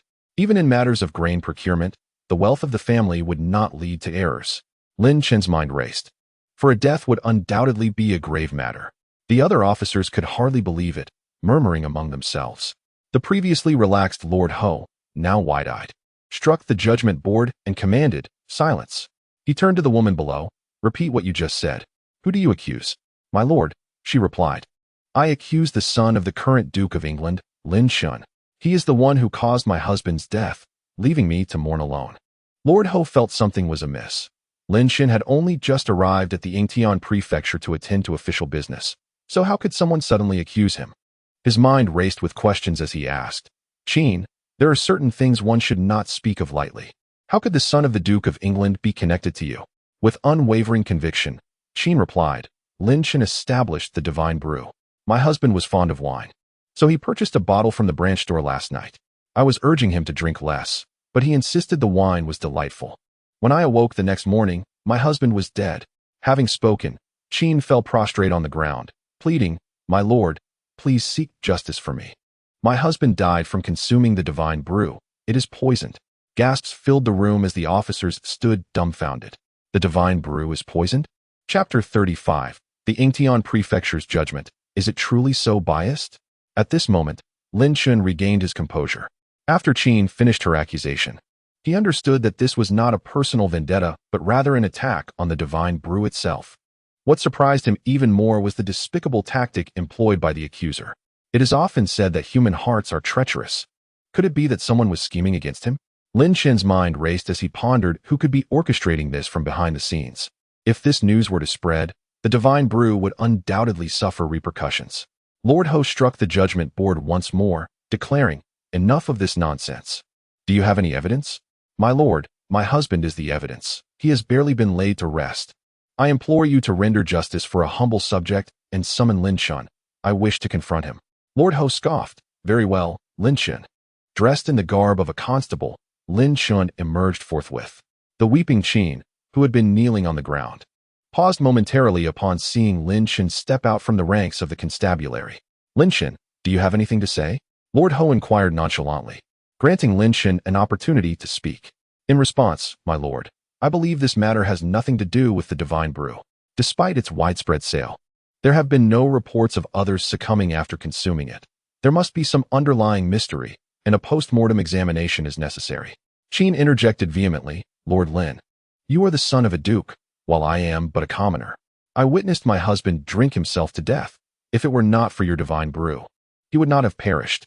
This is no divine elixir. It is clearly poison." "Then let us proceed with the autopsy," Lord Ho declared. "I will engage an examiner. Until then, Qin, you must not leave Yingtian Prefecture. Remain here and wait." "Understood."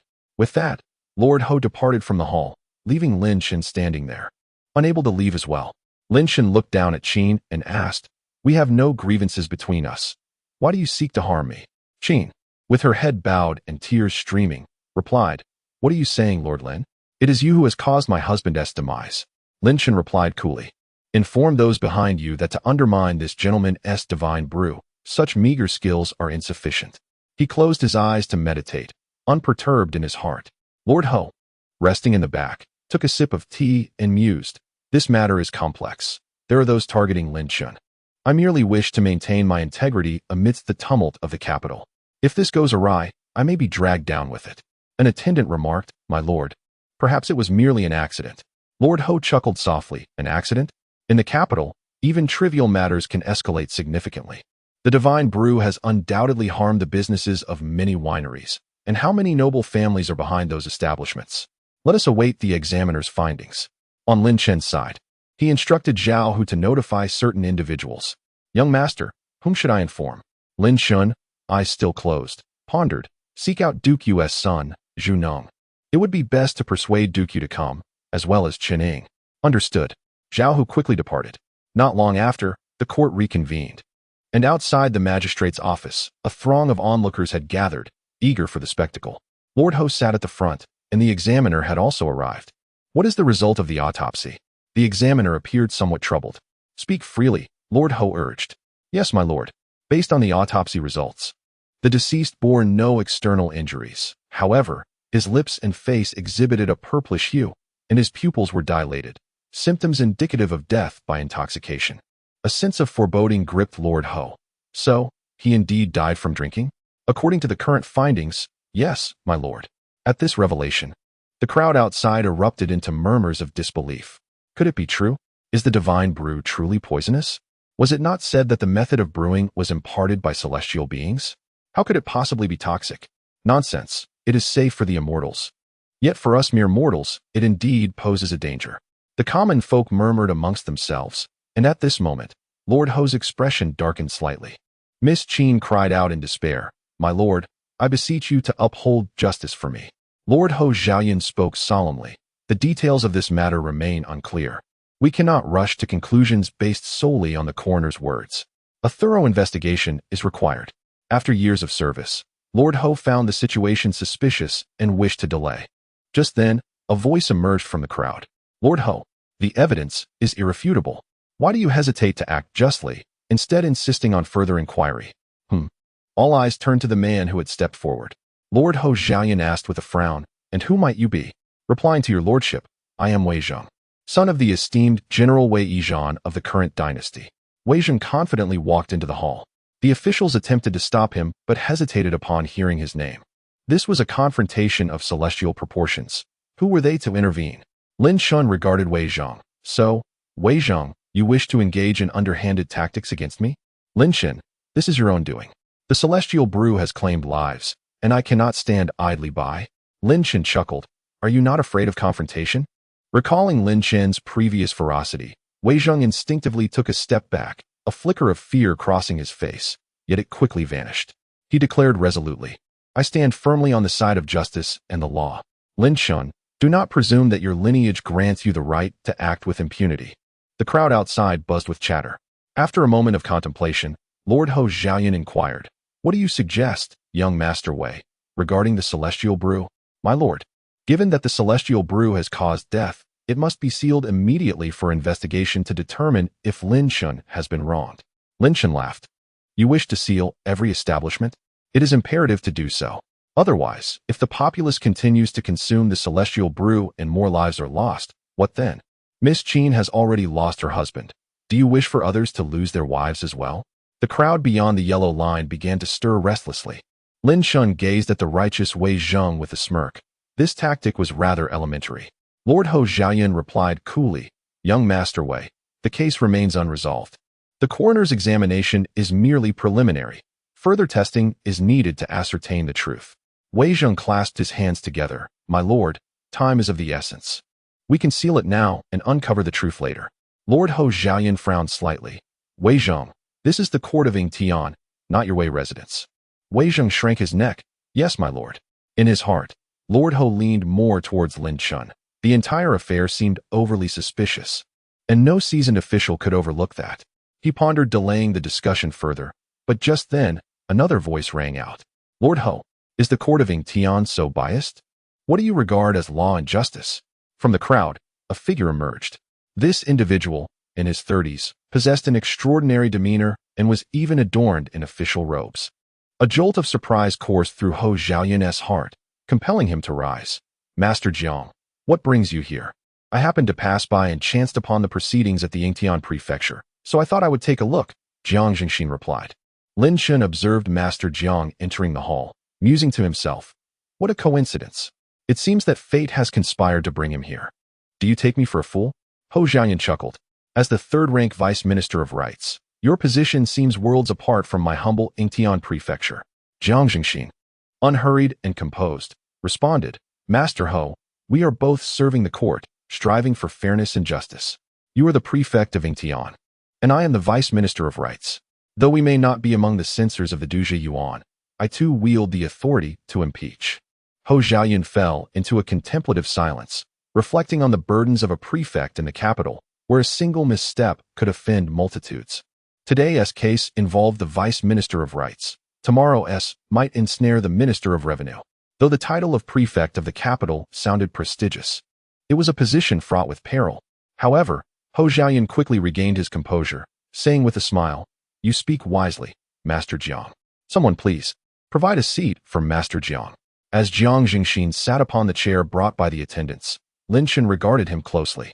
Since Jiang Jingxin's arrival, a sense of relief washed over Wei Zhang's countenance. Undeniably, Jiang Jingxin was the one providing support from behind the scenes.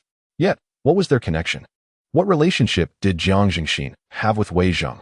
Hou Xiaoyan inquired, Master Jiang, how do you believe this case should be adjudicated? Master Hou, this is a matter for the Yingtian prefecture. Why seek my counsel? You might accuse me of meddling in your affairs, Jiang Jingxin replied with a hint of gravity.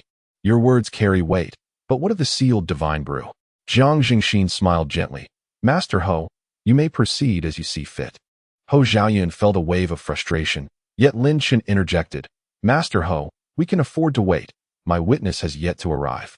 Wei Zhang scoffed. Lin Chen, what witness could you possibly have?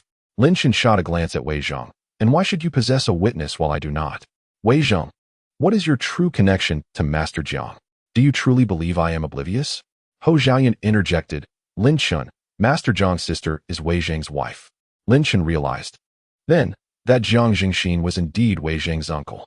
Outside, the common folk were already engaged in fervent discussion, while Jiang Jingxin maintained his calm demeanor. After a prolonged silence, Wei Zhang displayed signs of impatience. Lin Chen, how much longer must we wait? All evidence is present. Jiang Jingxin remained unperturbed, though a trace of derision flickered in his eyes. Who in the court was unaware that the current Duke of England was merely a toothless tiger? Since the founding of the Great Feng, there had been 56 dukes, yet the Duke of England wielded no real power, allowing anyone to ride roughshod over him. Jiang Jingxin then spoke. Master Hou, there is no need to prolong this. Just as Hou Xiaoyan wished to delay further, a soft voice broke the tension. Who dares? I wish to see who would dare to issue a decree of sealing without sufficient evidence. Do they truly believe the divine brew is unguarded? Jiang Jingxin suddenly turned his head, his eyes reflecting incredulity upon seeing the burly figure approaching. You, the Duke of Yu? The newcomer was none other than Zhu Nang's father. Zhu Zhaohua. Lin Chen glanced back, seeing Zhu Nang waving his hands among the common folk, a glimmer of excitement gracing his face. Zhu Zhaohua arrived at the front, casting a brief glance at Lin Chen before focusing on Jiang Jingxin. Sir Jiang, as an assistant minister of rights, is it truly appropriate for you to intervene in matters concerning the Yingtian prefecture? Unlike the Duke of England, the Duke of Yu, Zhu Zhaohua, wielded considerable power, comparable to Wei Zhan, and with his noble status, he overshadowed him entirely. Jiang Jingxin's expression darkened slightly. General Zhu, what brings you here?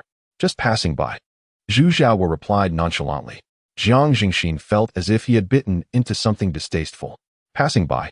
As a military general, you claim to be merely passing through Yingtian prefecture? Wei Zhang began to feel anxious, unable to fathom how Lin Chen, seemingly unrelated to the Duke of Yu, had garnered his support. Just then, a voice rang out from outside. The son of the Duke of Zhenghua has arrived. Wei Zhang's eyes widened. The Duke of Zhenghua's son is here too? This is even more significant. Zhu Zhaohua appeared taken aback, glancing at Lin Chen. This prodigal son possesses some prowess, having summoned not just him, but also the Duke of Zhenghua's son. Previously, he and Chen Ying had been at odds, their conflicts widely known in the capital. Yet now they seemed allies. Chen Ying, clad in a long black robe, entered with an air of tranquility. Meanwhile, Hou Xiaoyan wished to retreat into the back room. The small Yingtian prefecture now hosted an overwhelming number of prominent figures, leaving him at a loss as to how to manage. It felt like a celestial battle, too overwhelming for his heart to bear. Ho Xiaoyan smiled and greeted, "Your Highness, what brings you here?" Qining replied with a subtle smile, "Just passing by." Jiang Jingxin's lips twitched slightly. Chun Ying's subordinate took a seat, saying, "Lord Ho, you may proceed with your case without concern for my presence." Observing the three heavyweight figures in the hall, Ho Xiaoyan sighed inwardly. How could he possibly conduct an inquiry under such circumstances? The Qin family on the floor dared not utter a word, merely kneeling in silence. A smirk played on Lin Chen's lips. "Wei Zhong, oh Wei Zhong, you have truly encountered an insurmountable obstacle this time." "Lord Ho," Lin Chen suddenly spoke up.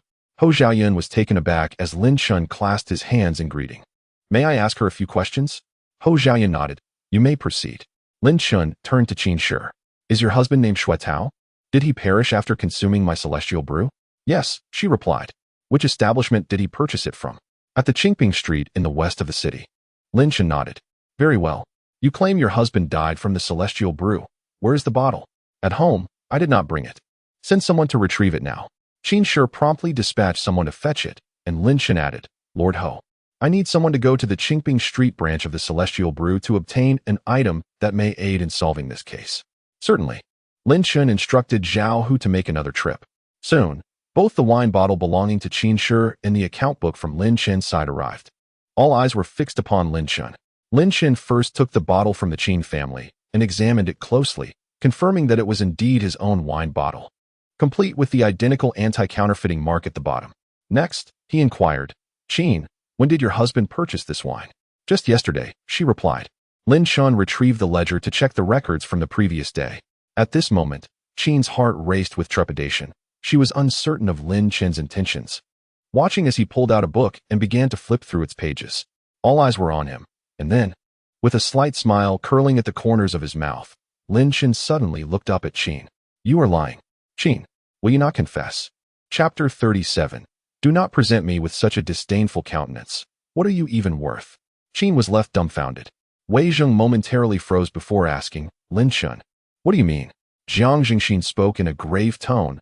"Lin Chen, do you have any evidence?" "Evidence? Naturally I do." Lin Chen chuckled. "Wei Zhong, you did not anticipate that I had a backup plan. I instructed that every bottle of divine brew sold must be recorded, detailing the time and individuals involved, much like medical records. Just now, Qin claimed her husband purchased the divine brew yesterday, yet why did I not see his name in yesterday's records?" Qin's complexion changed dramatically. Lin Chen pressed on. "Without a record of purchasing the divine brew, yet possessing a bottle from our establishment, might I inquire as to the origin of your divine brew?" Lin Chen's relentless questioning left Qin utterly flustered. Had she perhaps acquired an empty bottle from someone else and filled it with another wine? Flustered, Qin protested, "No, I did not." "Did you poison the wine?" "I did not." "You harbor resentment towards your husband, thus wishing to kill him." "No, I do not." "Is this matter unrelated to Wei Zhong?" "No." Qin instinctively blurted out, but as the words left her lips, she felt a strange sensation. Realizing Wei Zhong's face had gone pale, Lin Chen's cold smirk revealed his understanding. "Ah, then it is indeed related to Wei Zhong. What is this connection?" Qin glanced at Wei Zhong, who sat expressionless, his demeanor solemn. The atmosphere in the hall shifted dramatically, leaving Zhu Zhaowo astonished as he regarded Lin Chen with newfound respect. Isn't this the prodigal from the capital? Such composure in the face of danger and the ability to ensnare others hardly aligns with that of a wastrel. Jiang Jingxin interjected calmly, "Enough, young Master Lin. Your method of inducing confession lacks credibility. If my words lack credibility, then can yours be trusted? You cavalierly threatened to seal the divine brew at the Yingtian prefecture, wielding authority as if it were a weapon. Can we truly believe your words then?" Jiang Jingxin's expression darkened. Lin Chen scoffed, "Jiang, do not present me with disdain. What are you even worth?" "How arrogant." Jiang Jingxin snorted, rising from his seat. "Such hubris." Now, with Qin having revealed her intent to poison the divine brew and her connection to Wei Zhong, it is well known that I previously clashed with Wei Zhong, as my divine brew encroached upon his business. He is merely retaliating, conspiring with Qin to poison her husband. This is a grave matter. I did not. Wei Zhong appeared flustered as well. The onlookers outside, eagerly consuming the spectacle, engaged in fervent discussions. Was the divine brew truly toxic or not? It seemed improbable. Perhaps that woman had maliciously poisoned it. Were it indeed toxic, an immediate decree for containment would likely ensue. Observing the commotion, Hou Xiaoyan struck the table decisively. Enough. This official shall continue the inquiry. Qin shall remain in custody. Jiang Jingxin rose, casting a profound glance at Lin Chen before departing with Wei Zhang. Zhu Xiaohua also prepared to leave, and before his exit, he turned to Lin Chen, remarking, I had no idea the Duke of Britain had such a son. You are indeed formidable. Thank you, Uncle, Lin Chen replied. Please do take the time to instruct Zhu Nong. I would be delighted to host you at my residence on a future occasion. With Zhu Xiaohua's departure, Chening, with a knowing smile, regarded Lin Chen. Now I understand why you insisted on involving both me and Zhu Ning in the divine brew venture. Lin Chen chuckled. It's never too late to comprehend. Thus, a tumultuous episode was deftly resolved by Lin Chen with remarkable ease. The events surrounding the divine brew swiftly spread throughout the capital. The inherent dangers were evident even to the most astute, yet no one anticipated that Lin Chen would navigate the situation so skillfully. Delivering a sharp rebuke to Jiang Jingxin and Wei Zhang. Wasn't the son of the Duke of Britain branded as a fool and a wastrel? His tactics today were surprisingly adept. Moreover, he had managed to rally the sons of Duke Yu and Duke Zhan. When had they gathered together? Hadn't Lin Chen publicly quarreled with Chening just previously? Astonishing, this wastrel possessed such prowess. Was that celebrated verse from Hong Xiaozhao truly authored by him? In the imperial study, eunuch Lu Jin meticulously reported the affair, prompting Ren Tianding to set down his brush, having been engaged in reviewing memorials. This wastrel is indeed resourceful. While Wei Yizhan and Jiang Jingxin are perpetually embroiled in internal strife, Lu Jin remained silent. After a moment of contemplation, Ren Tianding instructed, have Hou Xiaoyan investigate this matter thoroughly, ascertain how that citizen met their demise. Yes, came Lu Jin's reply. Following his orders, Ren Tianding glanced at the account books and sighed, alas, the treasury is depleted and everywhere demands funds. I cannot fathom where the silver has gone. Upon returning to his residence, Lin Chen was met with a frantic Lin Ruhai. My son, are you unhurt? Feeling the warmth of his father's concern, Lin Chen smiled reassuringly. Fear not, father, they could not possibly harm me. They are far from my match in this contest. Lin Ruhai exhaled in relief, then quickly adopted a stern demeanor. You triumphed this time, but what of the next? I have long advised you that the capital is fraught with peril, yet you persist in disregarding my counsel. It is best to lead a modest life. Lin Chen, exuding calm, replied, rest assured, father. I shall ensure that all of the capital knows of my humility. Indeed, that is proper, Lin Ruhai nodded, though he felt a twinge of unease at the phrasing. By the way, ungrateful child, I have been diligently seeking suitable matches for you. Do take some time to consider them. What?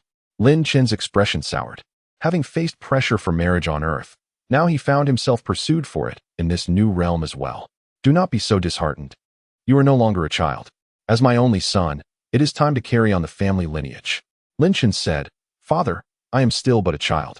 Lin Ruhai shot him a stern glance. 18 and still a child? In a couple of years, you will reach adulthood.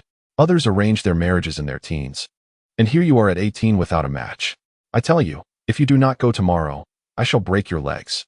Father, if you break my legs, how can I go at all? Then I shall break your hands. Ing'er could not contain her laughter, letting out a soft giggle. Returning to his courtyard, Lin Chen reclined in a wicker chair, letting out a long sigh. How is it that my father is such an antiquated man? Ing'er replied, young master, your father is only looking out for your best interests.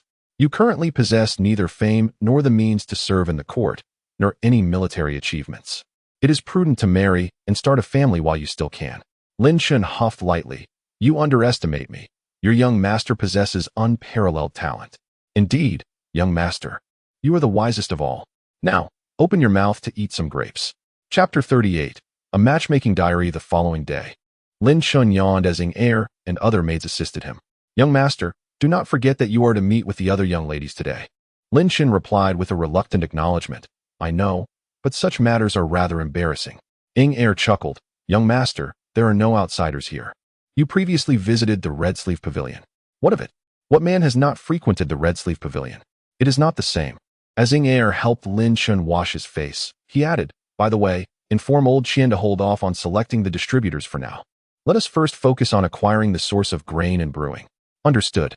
Lin Chen stretched out his arms while the other maids assisted him in dressing. He continued, I am contemplating whether to allocate the distributor position to ordinary merchants. We must first gather more individuals to join our venture, binding more to my ship of fortune. Yesterday, in the capital, Lin Chen had confirmed this notion. Despite being the son of a duke, there were too many dukes in the Great Feng Dynasty, rendering the title less valuable. Real power is what holds worth. Hence, he needed to rally more supporters, as shared responsibility would ease the burden in times of trouble. Furthermore, send someone to the capital to inform them that I have matters to attend to today and cannot serve. I will request a leave of absence and ensure to come next time. The maids finished dressing Lin Chen, after which he had a simple meal. Once everything was done, he instructed Zhao Hu to bring some banknotes, and then he set off. Lin Chen glanced at the note left by Lin Ruhai, which listed 5 young ladies, indicating that he was to meet 5 women today. The first young lady was at Pingyuan Street. Off we go. Soon, Lin Chen arrived at the Fong residence, where a maid awaited him. Are you the son of the Earl? Lin Chen cupped his hands in greeting. I am. Very well, my young lady is expecting you. Please follow me. Lin Chen followed her through a winding path until they reached a pavilion in the back courtyard. There, he beheld an ancient Qin and a graceful young woman in traditional attire, her back turned to him. Young master, she spoke. Lin Chen, puzzled, thought, what is this? Why is she speaking with her back turned? What kind of peculiarity is this? However, Lin Chen found it inappropriate to inquire further. Miss Fong had chosen this location, which indeed reflected her refined taste.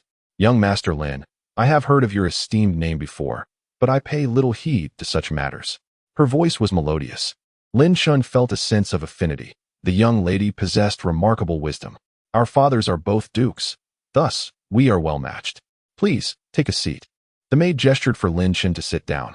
Taking a seat, Lin Chen gazed at the figure of the young lady in the distance, his mind filled with confusion, wishing she would turn around. Young Master Lin, do you enjoy listening to music? Well, it depends on the genre, he replied. Oh, what types do you favor? I have a rather eclectic taste. I appreciate blues, rock, pop, and can even appreciate classical music. Whatever you choose to play, I shall listen. The young woman in front seemed perplexed. Young Master Lin, your knowledge is profound, while I only know the most common tunes. I fear I may embarrass myself. Please, do not be modest. In the next moment, she began to play, the notes ringing beautifully, yet Lin Chen found himself unable to fully appreciate it. The reason was simple. He had been immersed in contemporary urban music and had seldom encountered such melodies. The piece continued for several minutes before finally coming to a close. Young Master Lin, how does my performance compare to that of Miss Cayenne? Lin Chen responded ambiguously. Each has its merits. Really? Then, young Master Lin, could you compose a poem for me? Lin Chen was taken aback. Was poetry truly such a potent weapon against the fairer sex? I could. But would you mind turning around? You are always facing away from me, and it makes me quite uneasy. Rest assured, Miss Fong, he replied with earnest conviction. No matter your appearance, I remain indifferent. I detest judging others by their looks. With heartfelt gratitude, Miss Fong turned to face him. In the next moment, Lin Chen nearly retched, turning on his heels to flee without a word. Ghost. Miss Fong stood there, stunned. Young Master Lin, you. Lin Chen ran even faster. Zhao Hu, waiting nearby, saw Lin Chen rush past like the wind. Instantly on alert, Zhao Hu asked, what has happened, young master? Run. There's a ghost. Zhao Hu hurriedly followed him out, and once they had exited Fong Manor, Lin Chen finally let out a breath of relief. Young master, is there truly a ghost in Fong Manor? Zhao Hu inquired. Indeed, she looked like a ghost. I mean, why was she facing away from me? When she turned, it startled me. Who could withstand such a fright? Old Deng really is unreliable. Lin Chen complained, feeling exasperated. You introduce me to someone who looks like that? It's hardly appropriate. All right, let us move on to the next place, Lin Chen muttered. Before long, he arrived at another residence, belonging to the esteemed Zheng family, a nobleman, though not a duke, but rather a count. The young lady this time was not particularly striking, yet Lin Chen found her acceptable. However, upon their first meeting, she appeared rather exuberant, her voice booming. Are you the one who wrote Xing Zhao Kaiyan Returns? Lin Chen doubted his ears. Is that me? Were you the one speaking just now? The young lady's voice resounded like thunder. It is I. Master Lin is truly a paragon of virtue and talent. Ha ha. I am quite satisfied. Lin Chen felt as though the earth itself trembled. A phrase surfaced in his mind, the lion's roar of Hedong. Miss Sung, I just remembered that I have yet to feed my cat at home. I must take my leave. Without further ado, Lin Chen turned and departed. Zhao Hu, upon seeing Lin Chen re-emerge, could not help but inquire, what is it this time? It was akin to encountering a ferocious beast. Alas, I am no Wu Song. Zhao Hu, utterly baffled, queried, who is Wu Song? How could there be a ferocious beast in this residence? Lin Chen chuckled heartily. You wouldn't understand. On to the next. Lin Chen felt as though he were on the verge of numbness. Was it not the case that matchmaking in ancient times was equally vexing? This was truly bizarre. There is a saying that one can gauge their worth in the eyes of a matchmaker by observing the suitors they present. However, the introducer in this case is his own father. After several encounters, the latter one seemed somewhat normal, yet Lin Chen felt nothing. By the time he had completed all the meetings, it was already afternoon. Young master, where would you like to go? I wish for a moment of tranquility. Who is Jingjing? Lin Chen, seeing Zhao Hu's perplexed expression, sighed, just refrained from speaking. Oh, as Lin Chen strolled through the streets, he felt that the day's matchmaking had been even more disheartening than those on Earth. As he ambled along, he realized he had unconsciously wandered to Pingding Street. Not far ahead was the Red Sleeve Pavilion. Chapter 39. Although Lin Chen frequented the brothel and engaged in tea gatherings, he was a good man. Upon reaching the Red Sleeve Pavilion, Lin Chen pondered for a moment, then turned to Zhao Hu. Zhao Hu, do you think my visit to the Red Sleeve Pavilion will have any impact on my upcoming matchmaking endeavors? Zhao Hu remained silent. Speak, will you? Young master. You just instructed me to refrain from speaking. Lin Chen rolled his eyes. Never mind, never mind. He flicked his fan and, gazing at the elegantly adorned young ladies, was reminded of Miss Kaiyun. After a brief contemplation, Lin Chen made a resolute decision and strode confidently into the Red Sleeve Pavilion. One must indulge in youthful pleasures. After all, I have traversed great distances to arrive here. Should I not partake in enjoyment? Upon entering, the attending lady's eyes lit up. Master Lin has arrived. Lin Chen responded with a hum, and the young lady beamed. Are you here to see Miss Kaiyun? Sort of. While Lin Chen was indeed visiting a brothel and engaging in tea gatherings, he, Lin Chen, was a good man. The lady led the way, her spirit buoyant, chattering away. Young master, you are indeed Miss Kaiyun's benefactor. Last time, you helped her deal with that ruffian from the grasslands, and even penned a poem that has now become all the rage in the capital. Every courtesan in the capital has heard of the illustrious Master Lin. Lin Chen smiled. In truth, I do not seek the spotlight. Since Master Lin composed that poem, the Red Sleeve Pavilion has been bustling with activity. Many have come seeking Miss Kaiyun, yet she has chosen none, for she awaits Master Lin. By the way, Master Lin, do you know what became of that troublemaking ruffian from the grasslands? Lin Chen paused, slightly startled. Is he still confined in the Yingtian prefecture? He had not paid much attention to this matter, for Lin Chen had no desire to involve himself in state affairs. After all, is it not preferable to live as a leisurely young master? Young master, I have heard that the nomads of the grasslands have been released. Alas, if they are not set free, war may break out between the grasslands and the Great Feng. The girl spoke with a tone full of regret. Soon, Lin Chen arrived at the small courtyard of the Ziyun Pavilion. As he prepared to take out his silver notes, the young woman said, Young Master Lin, there is no need for you to pay. My mother specifically instructed that whenever you come to patronize the business of Hongxiu Tavern, you shall not be charged. All that is required is for you to grace us with your presence and compose some poetry for our young ladies. Lin Chen was momentarily taken aback.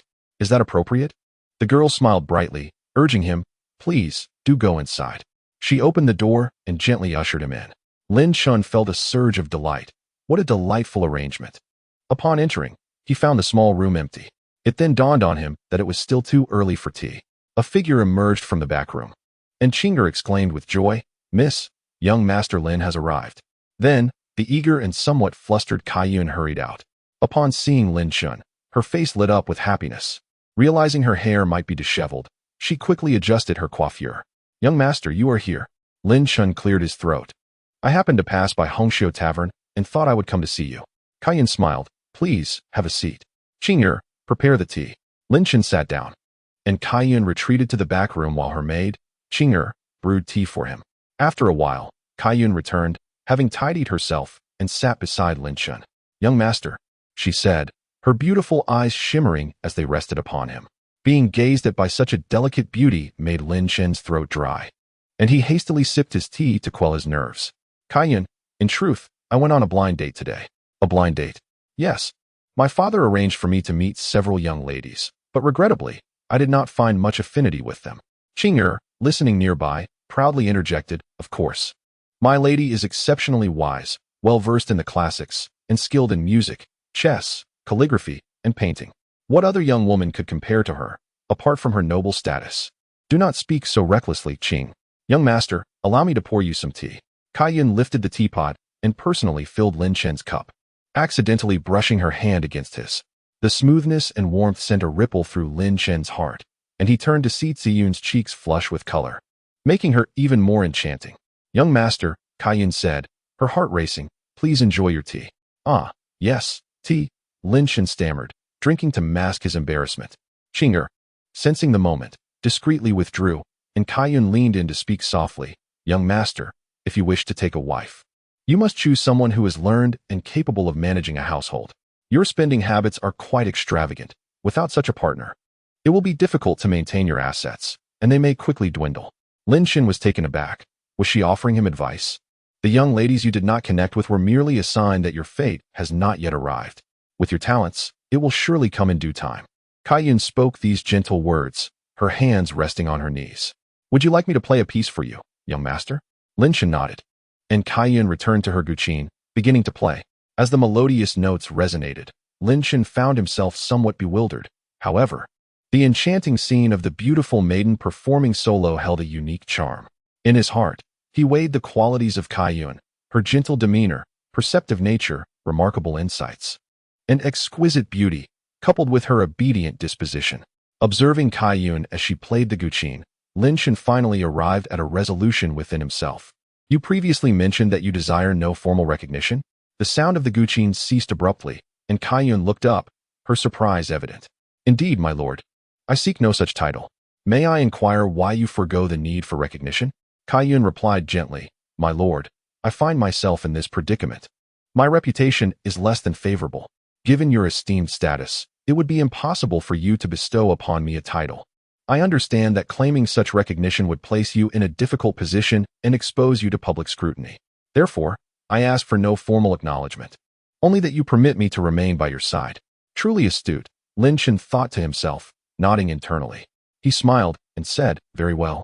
Let us spend a bit more time together. If all goes well, you may accompany me. Really? Kaiyun sprang to her feet, her face alight with joy. Upon regaining her composure, she immediately bowed to Lin Chen. Thank you, my lord. Lin Chen nodded. There is no need for such formalities. I care not for them. Come, sit. Kaiyun settled back down, and Qing'er, her maid, brought forth an array of delicacies and fruits. Kaiyun took the initiative to peel grapes for Lin Chen, feeding him with tender care. Do you reside here all day? Lin Chen inquired. My lord, as courtesans, we cannot easily leave Hongqiu Pavilion. Even a simple desire to stroll outside is often thwarted. In that case, the next time I have the opportunity, I shall send my guards to escort you out for a walk. Furthermore, while our tea gatherings may continue, no other gentlemen are permitted to attend. Rest assured, Kaiyun is yours, my lord. A blush crept across Ziyun's cheeks, and Lin Chen chuckled heartily, taking her delicate hand in his gaze intense. Feed me. For a moment, Kaiyun was taken aback, but once she comprehended his request, her cheeks flushed, and without uttering a word, she picked a grape, peeled it, placed it in her mouth, and then offered it to Lin Chen. As Lin Chen exited Hongqiu Pavilion, he felt a sense of unreality. The luscious sensation of the fruit lingered in his memory, almost intoxicating. He nearly swept Kaiyun into his arms and retreated to the private quarters. It was only a startled exclamation from Qing'er, young Master Lin, what are you doing? That brought him back to reality. Subsequently, the atmosphere of flirtation dissipated, and Kaiyun entered the inner chamber, her face flushed as she shyly suggested, young Master Lin, next time, let us venture out together. Lin Chen stepped back, still lingering in the moment, captivated by the girl's lips, which rivaled the sweetness of cherries. Zhao, following closely behind, prompted Lin Chen to ask, Zhao, I find it hard to believe that a courtesan could so easily fall for me. Zhao chuckled, my lord. You are the son of a duke, handsome and talented. Who would not be enchanted? The courtesan and your identity are worlds apart, naturally leading her to be enamored by you. Indeed, Lin Chen suddenly realized that he had previously harbored some reservations, carrying over a mindset from before his transmigration. Upon reflection, his current status seemed to offer him a significant advantage. Ha ha ha, splendid. This marks the first candidate for my harem. Lin Chen felt quite pleased. Securing Kaiyun was merely a matter of time. However, there was no need for haste. He intended to cultivate a deeper emotional bond with her first. Let us return home. Upon arriving home, Lin Rahai appeared to have been awaiting his return. Eagerly, he inquired, "So, how did it go? Have you found a suitable lady?" "Father, I must say, I have my doubts about your choice of ladies," Lin Chen replied. Lin Rahai retorted, "Unfilial son, it is already commendable that I could find these ladies for you. I had to swallow my pride and travel to the capital to seek suitable matches, yet upon hearing your name, they all shook their heads in refusal. Have you considered how tarnished your reputation has become?" Lin Chen was taken aback. "Really? Is it that bad? I have warned you before. Stay away from the brothels and gambling dens. Your reputation is in shambles, and which noble family would want to marry their daughter to you?" Lin Rahai sighed. "This matter is indeed challenging. Do not worry, father. If it comes to it, I could always marry a courtesan from the Red Sleeve Pavilion," Lin Chen jested. Upon hearing this, Lin Rahai's eyes widened in disbelief. "You wish to marry a woman from a brothel? Inger, bring me my whip. I shall break this unfilial son's legs." Seeing Lin Rahai's fury as he grabbed something, Lin Chen hurriedly exclaimed, "Father, I was merely joking. Joking is not permissible. You are the son of a duke, and I, a noble earl. When did we descend to the point where my son desires to wed a courtesan? Your mother, in the underworld, would never forgive you." Lin Chen fled back to the courtyard, muttering to himself, "Indeed, social status matters. It remains a prevailing notion regardless of the time." At the Jiang residence, Jiang Jingxin sat in a chair, tapping his fingers on the nearby table. Seated beside him were Wei Zheng and Wei Yizhan. "Uncle, father, are we not in a perilous situation regarding this matter?" Wei Yizhan asked. Jiang Jingxin frowned slightly. "I have received word that His Majesty has ordered the Yingtian Prefecture to investigate this issue thoroughly. It may soon be exposed." Wei Yizhan replied nonchalantly, "I shall handle it. Nothing will be divulged that should remain unspoken. But how shall we deal with Lin Chen?" Wei Zheng gritted his teeth. "That wastrel. I have suffered 2 defeats at his hands. Do not speak of you alone. I have been bested twice as well," Wei Yizhan scoffed. After a moment of contemplation, Jiang Jingxin remarked, "Lin Chen has garnered the support of the Duke of Yu and the Duke of Zhen. To bring him down is quite simple. After all, he is currently a constable in the Yingtian Prefecture. We can exploit this to our advantage." "Uncle, what do you propose?" "It is straightforward. Within the capital, there are numerous shipping guilds, but only 3 are significant. If, under Lin Chen's influence, the leaders of these shipping guilds were to be apprehended, chaos would ensue among the shipping guilds in the capital. Naturally, they would strike, leading to disruptions in the citizens' travel. At that point, with a mere accusation, this wastrel would find it difficult to evade scrutiny." Wei Zheng felt a surge of delight, while Wei Yizhan furrowed his brow. Yet, he was accompanied by Duke Yu and Qining. Jiang Jingxin offered a faint smile, remarking, "Behind a certain faction involved in the grain transportation, a certain prince lurks. Just think, if this faction suffers setbacks and this prince's financial resources are cut off, can Duke Yu and the son of the Duke of Zheng still intervene?" Wei Zheng's eyes sparkled with understanding. "Uncle, how astute." Jiang Jingxin chuckled. "This prodigal son is impulsive and easily angered, lacking in wisdom. Devising a scheme against him is rather simple." Lin Chen yawned, observing the bustling maidservants, including Inger, nearby. "Are you heading to the Yamen again?" Inger inquired. "Master, just hold on for another month. If you are still in Yingtian Prefecture by then, I shall remind the master to petition for your transfer. The master has mentioned that His Majesty wishes to temper your character, which is ultimately beneficial for you. Among the other sons of dukes in the capital, which one has His Majesty personally ordered to the Yamen? This signifies your recognition in His Majesty's eyes, a fortuitous development." Lin Chen scoffed. "This official duty lacks excitement. I can't even slack off." Inger replied with a smile. "Master, your duties last only a few hours, and they are not overly demanding, especially since you have arranged everything." After completing his morning routine, Lin Chen, accompanied by Zhao Hu, boarded the carriage, setting off for the Yamen. Upon arrival, the usual routine ensued, engaging in idle banter with the constables before accompanying 2 of them on the daily patrol. Soon, they reached a dock along the river, where Lin Chen was confronted with a scene of an elderly man being menaced by a hooded boatman. Pay up. If you don't give me the fare today, you won't be leaving. As a keen observer of such incidents, Lin Chen perked up and approached the two constables. What is happening here? One constable brandished his knife menacingly. The elderly man quickly explained, esteemed official, before boarding, it was clearly agreed upon that the fare was 10 copper coins. Yet after disembarking, he demands 20. This is unreasonable. The old man's face was etched with despair, his tattered clothing barely shielding him, as he protected a child behind him. The hooded boatman snorted. That is not how it transpired. I did state 10 copper coins, but that was per person. You have 2 people here. Should that not amount to 20 copper coins? The burly boatman seized the old man's arm, declaring, Today, if you do not pay, you shall not leave. The elderly man turned to Lin Chen and the 2 constables. His face filled with hope. Officials, please help me. I truly had no idea. Had I known it was 20 copper coins, I would not have taken his boat. Chapter 41. This young master navigates the capital, yet I remain unaware of any such rules. Numerous onlookers had gathered, yet Lin Chen refrained from intervening, as the 2 constables were adept at handling the situation. Let it go, one constable suggested. Let it go? Esteemed official, you merely speak and it is resolved? He has it tough. Does that mean we should have it easy? Huh. The earnings must be partially surrendered, and what remains must support a family. How can we simply let this pass? The boatman sneered coldly. It doesn't matter. The old man sobbed. I have no money left. No money? I clearly saw you had money in your bundle. You simply do not wish to part with it. No. This money is meant for medicine. My son is gravely ill, and my daughter-in-law has passed away. This is for my only child's medicine. I cannot touch it. My grandson has no one to care for him, so I brought him along to fetch the medicine. Sir, I beg for your kindness. I will kneel before you. As the old man said this, he knelt down. Lin Chen, who had been watching with mild amusement, could no longer bear to witness the scene. He furrowed his brow. As a soul from the modern world, he had initially wished to live a carefree life after his transmigration, indulging in revelry. However, upon witnessing this situation, his heart ached with compassion. The old man knelt there as onlookers pointed and whispered, while the boatman remained unmoved. I care not whether you kneel or not. I only want the money. Hand it over.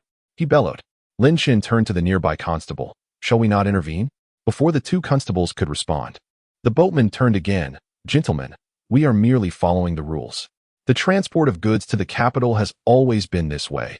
Thousands of lives depend on it, and the government is well aware of this. Upon hearing this, the 2 constables appeared troubled. Meanwhile, the boatman coldly commanded, Take his bundle and give him 10 coins. No, please don't. The old man tried to resist, but his bundle was forcefully seized. His grandson, in tears, reached for the boatman's clothing but was violently shoved aside. Falling to the ground, Lin Chen spoke coldly. Zhao Hu, standing behind him, suddenly stepped forward with remarkable speed.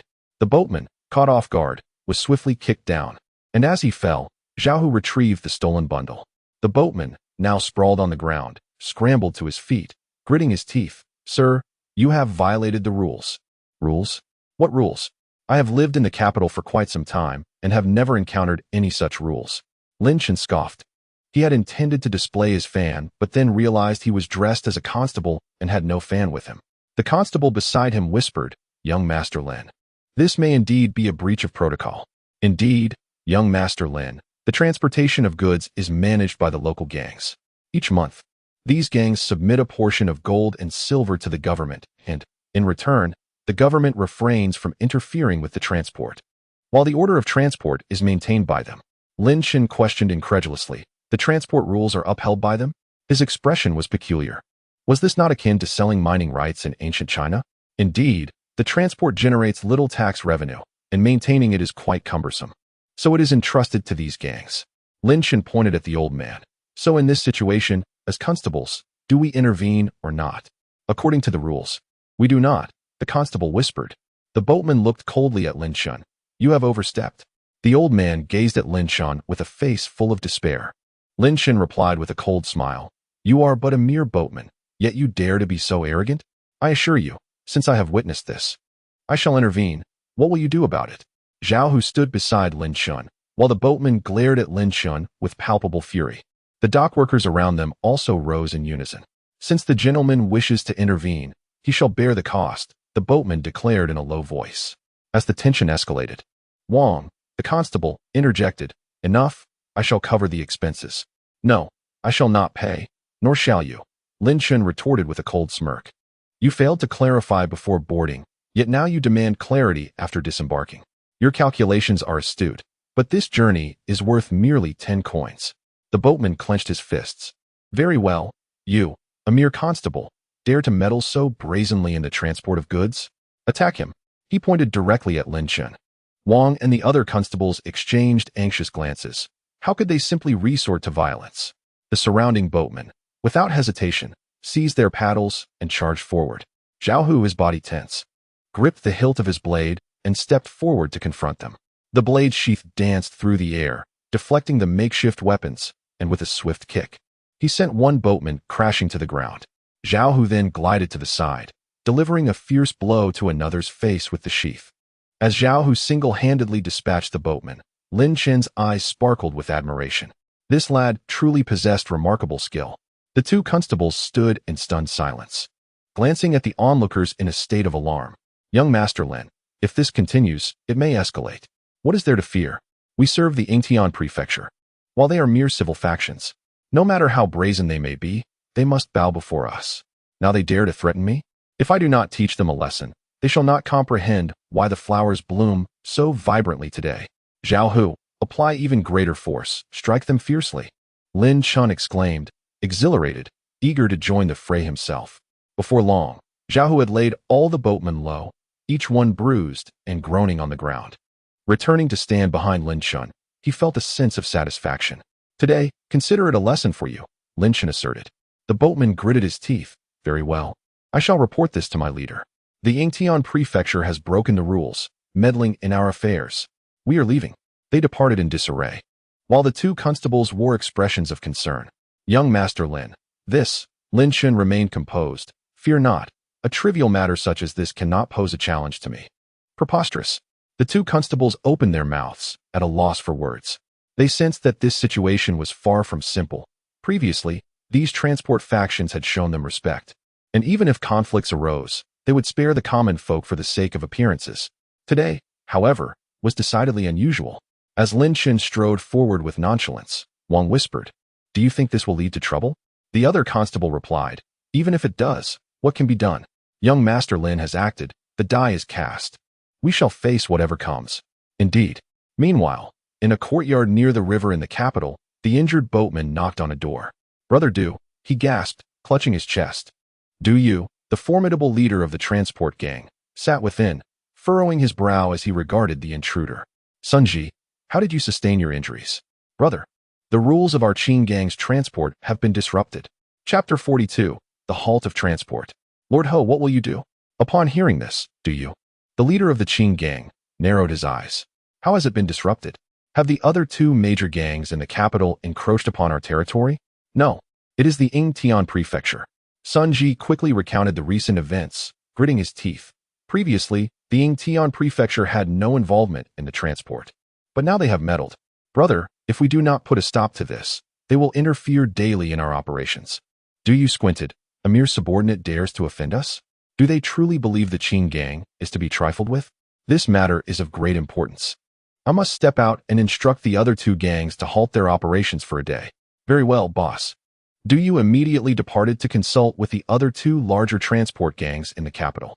In this situation, they must stand united, and it is imperative that the Yingtian prefecture clarify their stance and dismiss the subordinate who dared to disrupt the rules. On Lin Chen's side, after a brief patrol of the city, his duties as a subordinate came to an end, and he boarded his carriage. Finally, it is over. This role as a subordinate is truly burdensome. Lin Chen exhaled a sigh of relief, for all work, regardless of time or place, can be exhausting. Zhao Hu, who was responsible for driving the carriage, remarked, "Young master, I believe some members of that transport gang have undergone training. They seem to be part of the martial world." "Oh, there is a martial world? However, they are of no significant caliber, so there is no need for you to worry, young master." Lin Chen grew intrigued. "Have you practiced martial arts before?" "Indeed, otherwise, how could I have fought enemies at the borders?" Lin Chen, filled with delight, said, "Then teach me. Is there a style of martial arts that could greatly enhance one's prowess in intimate matters? My requirements are modest. Just 2 hours would suffice." Zhao Hu's mouth twitched. Young master, you are not even married yet. What do you understand? Though I am not yet wed, one must prepare early. I may have many concubines. As the saying goes, preparation leads to success, while lack of it leads to failure. Zhao Hu fell into silence. The following day, after returning from court, Hou Xiaoyun, the prefect of Yingtian, let out a heavy sigh. Those two barbaric men from the grasslands have finally departed, so there will be no more disturbances in the capital. However, upon his return, Lu Ming, the deputy prefect, wore a grave expression. Lord Hou, there has been an incident. At the sound of this, Hou Xiaoyun's forehead twitched. Another incident? What has happened? This morning, the transport operations in the capital unexpectedly came to a halt for unknown reasons, causing many citizens to be impeded in their travels, and the office has received numerous complaints. Hou Xiaoyun observed the multitude of citizens entering and exiting the office. Indeed, there were many. Why has the transport halted for no reason? What are those gangs doing? Urge them to act. As Hou Xiaoyun proceeded into the Yingtian prefecture, Lu Ming followed closely behind and quietly stated, the matter has been investigated. Yesterday, the son of the Duke of England encountered a Qing gang boatman bullying an elderly man on a boat. Initially, it was about 10-1, but after disembarking, the boatman demanded 20.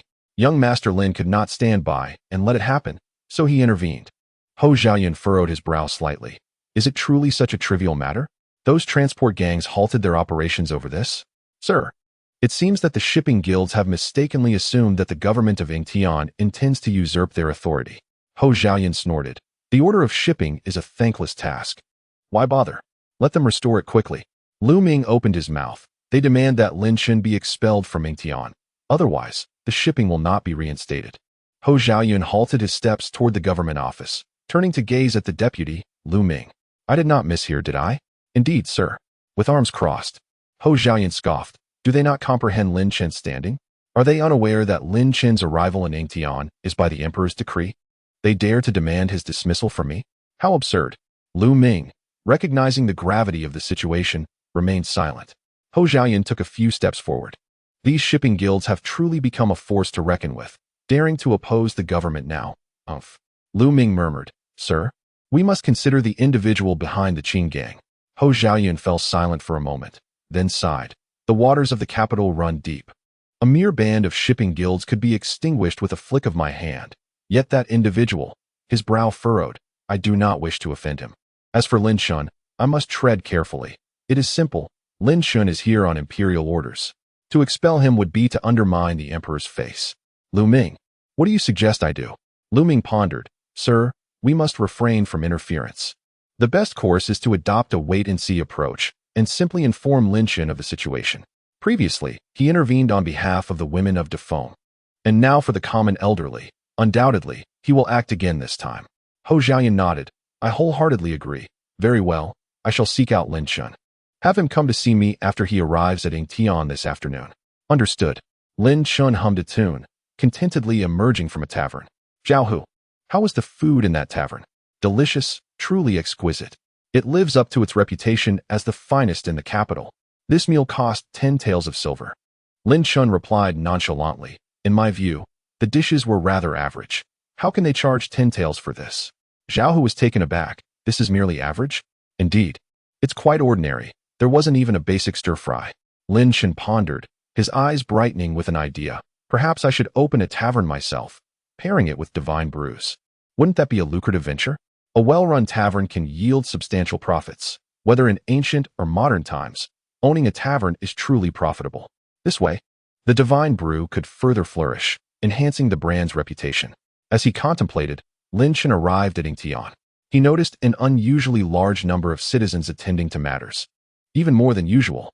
Upon entering, he found one department on the right side completely surrounded by people. Has Lin Gongzi arrived? Wang, the bailiff, greeted him with a smile. What is happening? Why are there so many citizens here? Lin Gongzi, you are not aware. They are here to lodge complaints. The shipping in the capital has been halted since this morning. Halted? Lin Chen was momentarily taken aback. What does that mean? Just then, Deputy Lu Ming approached. Lin Gongzi, Lord Hou summons you. Lin Chen proceeded to the back hall to meet Hou Xiaoyun. Lord Hou, you called for me. Hou Xiaoyun wore a broad smile as he addressed young Master Lu, inquiring about the well-being of his esteemed father. Lin Chen nodded in affirmation. stating that his father was in excellent health, having developed a strong mindset and greatly enhanced resilience through his training. Confused, Hou Xiaoyan chuckled and remarked that as long as his health was good, that was all that mattered. However, he hesitated, uncertain whether to divulge the matter at hand. Please, speak freely, Lord Hou, Lin Chen urged, well aware of the gravity of the situation. Hou Xiaoyan nodded solemnly, explaining that the cessation of the grain transport had become a pressing issue. The transport guilds had demanded that he remove Lin Chen's name from the records of Yingtian Prefecture, threatening to persist with the blockade otherwise. I find myself in a difficult position if the transport does not resume. My tenure as the prefect of Yingtian will come to an abrupt end, he lamented with a heavy sigh. Lin Chen, with keen insight, asked how Lord Hou intended to proceed. In a serious tone, Hou Xiaoyan replied, Young Master Lin, given your lineage as the son of the Duke of England and our shared service to the crown, coupled with the Emperor's direct decree, I shall not remove you from Yingtian Prefecture. However, the transport guilds are quite forceful, and I am at a loss as to how to respond. The responsibilities of an official in the capital are arduous, and those in Yingtian face even greater challenges, caught in the crossfire. Lin Chen expressed his disbelief, stating, But, Lord Hou, the transport guilds are merely a civilian organization. Yingtian Prefecture is an official bureau. Are you truly afraid of them? It is not a matter of fear. Young Master Lin, Hou Xiaoyan replied. The transport guilds are entangled with far too many powerful interests. The waters in the capital run deep. Even your father may not be able to withstand the surging tides, and I am at a loss for how to navigate this. Hou Xiaoyan continued. These transport guilds are despicable, oppressing both men and women. What do you believe I should do? Suddenly enlightened, Lin Chen slammed his right hand on the round stool in front of him, causing the tea to spill everywhere. Lord Hou, as a public servant, their affronts to you are an affront to me as well. I cannot stand idly by. Startled by Lin Chen's fervor, Hou Xiaoyan noticed the tea splattered on his sleeve and quickly reassured him, there is no need for such agitation. We shall find a solution. A solution? Lin Chen declared confidently, rest assured, a mere band of civilian organizations would not dare to act so brazenly without understanding my capabilities. In less than 7 days, I shall have them quelled. Hou Xiaoyan was taken aback, wondering if this was perhaps too straightforward. Amidst his indignation, Lin Chen further inquired, and what of the transport once this guild has been eradicated, Lord Hou? Once eliminated? Hou Xiaoyan replied, it will simply fade away. The prefecture will not intervene. Other guilds will fill the void, and new orders and regulations will inevitably arise. Very well, Lord Hou, await my word. This transport guild has dared to challenge your authority and has shown a profound disrespect for me. In 7 days, order shall be restored to the transport. 7 days may be a tad too lengthy, Hou Xiaoyan remarked with a frown. If the transport remains stagnant for that long, I shall face severe repercussions in court. Then 3 days it shall be. The transport will be restored in 3 days, Lin Chen proclaimed. Lin Chen spoke with unwavering determination, seated with an imposing presence, his grand blade radiating an aura of might as he forcefully struck the table. Hou Xiaoyan felt an unsettling sensation in his heart, yet since Lin Chen had already committed, he refrained from voicing his concerns. Young Master Lin, do be cautious, he advised. Rest assured, Lord Hou, I intend to make it abundantly clear that you are not to be trifled with, Lin Chen replied, rising to bow respectfully before striding out of the inner hall. Once Lin Chen departed, Hou Xiaoyan continued to feel a sense of unease, as if Lin Chen was subtly exploiting the situation to his advantage. The steward, Lu Ming, entered the room and addressed him, my lord. Hou Xiaoyan nodded slightly. Indeed, Lin Chen is bound to make a name for himself. He is perfectly suited to wield the sword in this matter. Lu Ming hesitated briefly. My lord, might this place him in jeopardy? It is an unavoidable risk. But having him as the blade is the most prudent approach. I have provided him with no official documents. This initiative is entirely his own. Should any turmoil arise, I can still maneuver from the shadows. Furthermore, given that he was personally appointed by His Majesty to the Yingtian Prefecture, any incidents will undoubtedly draw the Emperor's attention. Ensuring his safety, Hou Xiaoyan explained. Lu Ming expressed admiration. My lord, your foresight is indeed remarkable. Yet what worries you? Hou Xiaoyan furrowed his brow. I can't shake the feeling that Lin Chen is somewhat off. It seems he has a keen insight into my intentions. Emerging from the courthouse, Lin Chen was met by Zhao Hu, who awaited his arrival. Young master, Zhao Hu greeted. Lin Chen nodded. his demeanor contrasting sharply with his previous indignation in the inner hall. Let us proceed to the residence of the Duke of Yu. I intend to make a significant move. Yes, sir. Within the carriage, Zhao Hu took the reins. Young master, what scheme do you have in mind this time? Heh. Lord Ho of the Yingtian Prefecture intends to use me as a weapon to purge the capital's grain transport, Lin Chen revealed. Zhao Hu frowned. Did you agree to this? Why not? This grants me a legitimate opportunity to intervene in the grain transport. Lin Chen smiled. It would be foolish to pass up such a grand opportunity. Zhao Hu pondered. Young master, could this lead to danger? Danger is inevitable. As the saying goes, the livelihoods of 1 million grain workers are at stake. Nevertheless, I have devised a comprehensive strategy. Upon hearing Lin Chen's words, Zhao Hu chose to remain silent. Before long, they arrived at the residence of the Duke of Yu. After knocking, Lin Chen announced, I seek Jiangnan. After a brief wait, a servant led Lin Chen into the estate. Upon seeing Lin Chen, Jiangnan's face lit up with joy. Brother Lin, you came to find me. Indeed, I have come to discuss a grand endeavor. Jiangnan inquired with intrigue, what endeavor? The gangs involved in the capital's grain transport have dared to bully your elder brother. I am preparing to take action against these factions, ensuring they recognize my strength. And you, my friend, shall be my vanguard. Lin Chen coaxed. Jiangnan's eyes sparkled with excitement. Is that for real? Of course it is. How many servants can you mobilize? In this battle, I aim to establish a formidable reputation, making it known throughout the capital that the son of the Duke of England is not to be trifled with. Jiangnan contemplated for a moment. If it's the household servants, I can rally over 50. Can they fight? Lin Chen pressed. Every individual is formidable in their own right. Very well. Summon these servants to gather at the Duke of the State's residence. Jiangnan was brimming with excitement. Gu, wait a moment. I shall go call them. His enthusiasm propelled him forward with the speed of a hare. Zhao Hu, observing from the side, wore a peculiar expression. Young master, is it wise to summon these individuals? Lin Chen replied with a smile. Of course, dealing with a mere gang of transport thugs is exceedingly simple. What Lord Ho worries about is the power behind the transport gang. That belongs to the intricate game of court politics. Let us go find Chen Ying. Lin Chen hastened to Chen Ying's residence, soon arriving at the Duke's estate, where 2 guards stood watch.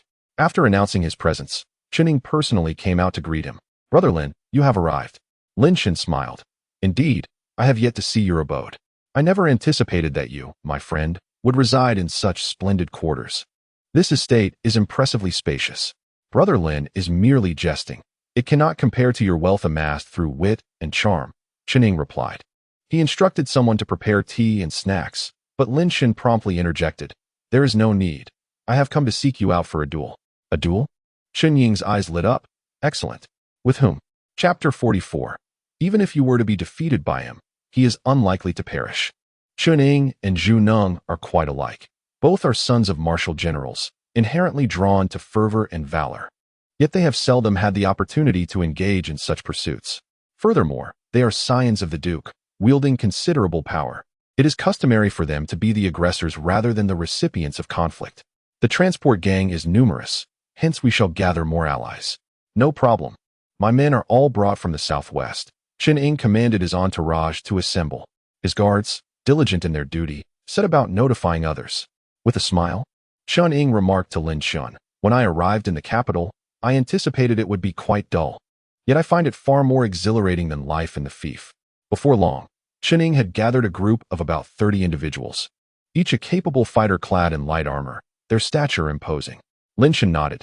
Do not bring weapons. Procure some sticks instead. It is better to avoid fatality. Such outcomes complicate matters. Rest assured, Chen Ying commanded, and soon, individuals began distributing sticks. Lin Chen turned to Chen Ying, who proudly declared, I often engaged in brawls during my time in the fief. Once preparations were complete, Lin Chen waved his hand. Let us depart. As Chen Ying followed suit, the two of them, a formidable duo, exited the gate only to encounter Zhu Neng, who approached with a throng of servants in tow. Elder brother, second brother, I have arrived. Zhu Neng exclaimed joyfully. Excellent. United we stand, unyielding as gold. Let us go. Lin Chen led the way. A grand procession setting forth to confront the transport gang. With Chen Ying and Zhu Neng combined, their numbers swelled to over 80, all wielding wooden sticks, prompting the onlookers along the streets to murmur in speculation. Who might they be? Surely, They are sons of some duke or prince, off to engage in a brawl. With so many, blood is bound to flow. Lin Chen led the group to the dock where the previous encounter had transpired, spotting the same boatmen from before. He approached them with purpose. Begone, begone. According to regulations, no boats shall operate today. If you wish to travel elsewhere, seek a cart instead. The boatman sat there, a reed in his mouth, utterly indifferent. Open your eyes and see who I am. Sun Ji lifted his gaze and beheld Lin Chen before him, accompanied by 2 others. Behind them stood a throng of servants armed with wooden clubs. Hey, you dare to come here? Sun Ji scoffed, rising to his feet. Brothers, we have work to do. The other boatmen at the dock also stood up, seizing wooden sticks, their numbers swelling to over 20. Sun Ji crossed his arms defiantly. What now? Here to cause trouble? Lin Chen replied coolly. Why is there no transport today? No transport? What business is it of yours? Take a look in the mirror. The transport is managed by our Green Gang, Bamboo Gang, and Harmony Gang. Who do you think you are? Let me tell you, not only is transport suspended today, but it will continue to be halted indefinitely. What can you do about it? Sun Ji boasted brazenly. Weren't you once a constable of the Yingtian prefecture? You were arrogant then. Show me your bravado now. Yet here you are, coming to us like a meek lamb. Lin Chen observed the audacious Sun Ji with a smile. Very well, I shall show you my bravado once more. As soon as he finished speaking, Lin Chen swung his hand with a swift slap. Crack! Caught off guard. Sun Ji felt the sting of the blow, his cheek ablaze with pain. He turned, fury etched upon his face. Strike back! Attack! Jiangnan shouted even louder, brandishing his weapon as he charged forward. The guards behind Chun Ying wasted no time, lunging like wolves into the fray. In an instant, a lopsided melee erupted. Sun Ji attempted to wield his club, but before he could react, a blow landed upon him, followed swiftly by another on his arm, then on his chest, his legs, and shoulders. The pain was excruciating. Strike! The boatmen of the Green Gang were swiftly overwhelmed, and Jiangnan, invigorated, swung his club with abandon. While the boatmen were powerless to retaliate, outnumbered by Jiangnan's servants. As for the guards led by Chen Ying, they had fought in the southwest and were no match for these ordinary men. Nearby, the onlooking townsfolk were left speechless.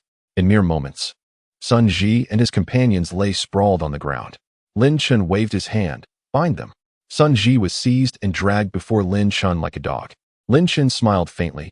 Take me to your leader. Sun Ji gritted his teeth. You wish.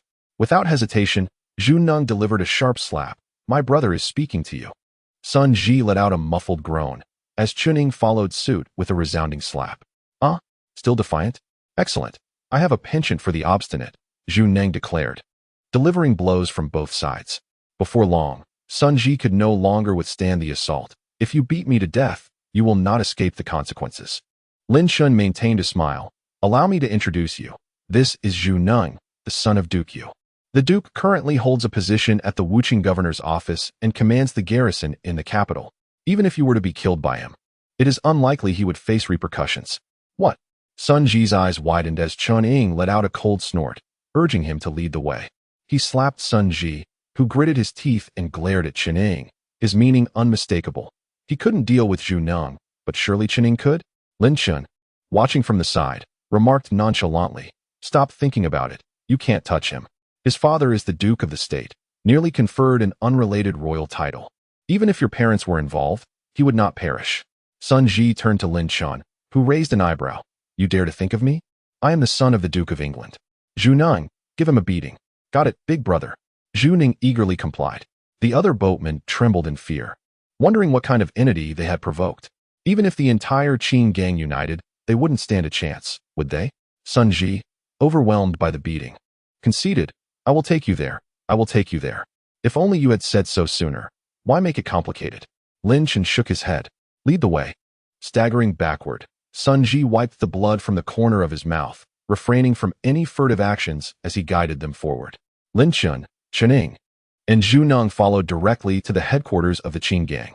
Jiangnan was exhilarated. He hadn't had enough of the earlier skirmish. Following the river downstream and crossing a bridge, they arrived at an expansive courtyard, guarded by several house servants. Is this it? Sun Ji nodded. This is the place. Good. Go inside and announce our arrival. Lin Chen kicked Sun Ji in the back, causing him to stumble into the courtyard as he shouted at the top of his lungs. Hurry, notify the gang leader. Someone has come to our door. As soon as the words left his mouth, Numerous Qing gang members surged out from the other rooms. Lin Chen calmly entered, witnessing the Qing gang members forming a semicircle around him. With a grin, he asked, "Where is your leader, do you?" Chapter 45. The official second generation who drifts through life without thinking. Forever a second-generation prodigy, seeing Lin Chen's youthful demeanor, the Qing gang members wore expressions of disdain. Who is this fool, coming here to create chaos? They might make it in, but they won't make it out alive. Lin Chen remained unperturbed. Indeed, you're correct. So where is do you?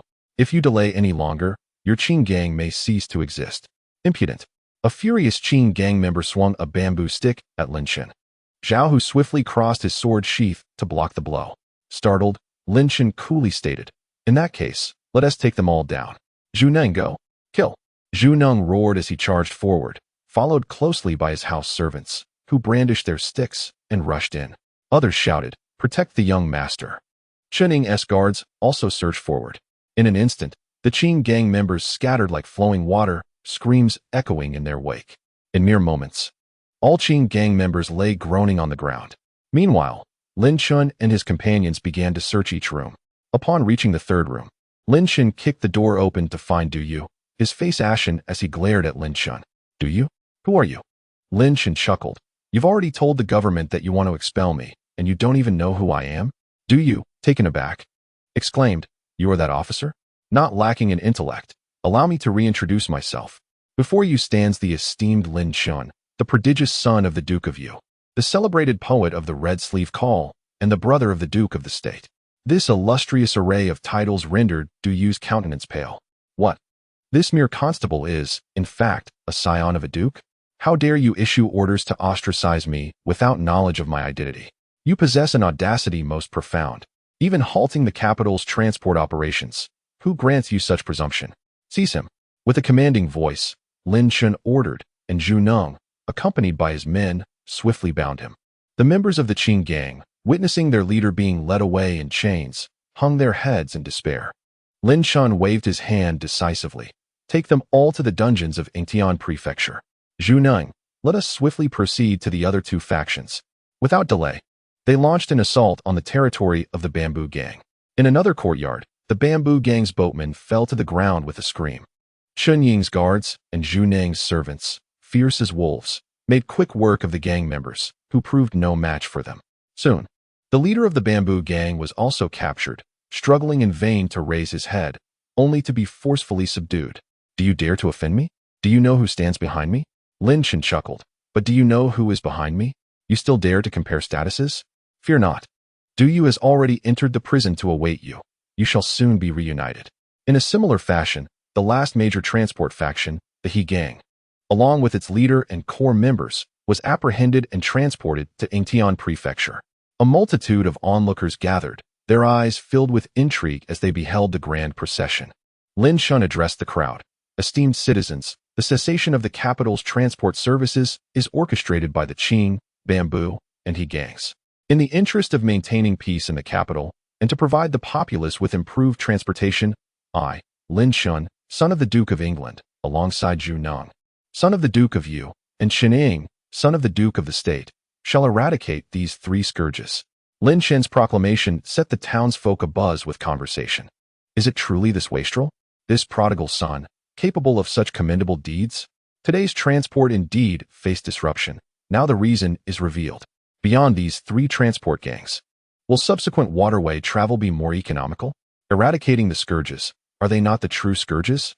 After imprisoning the members of these three gangs, Lin Chen emerged with Zhu Neng and the others. Zhu Neng, filled with delight, exclaimed, "Brother, did you see my prowess today? Truly formidable. You are indeed worthy of being the venerated vanguard of our brotherhood. Yet, this matter is far from concluded." "Not finished yet?" Zhu Neng inquired, somewhat perplexed. "Whom else must we confront? Speak, elder brother." Lin Chen ostentatiously produced a folding fan and opened it with flair. "We must engage our intellect. Cease the endless violence. As heirs of officials, if we do not employ our wits, we shall forever remain mere second-generation science." Chen Ying smiled. "Speak plainly, my brother Lin."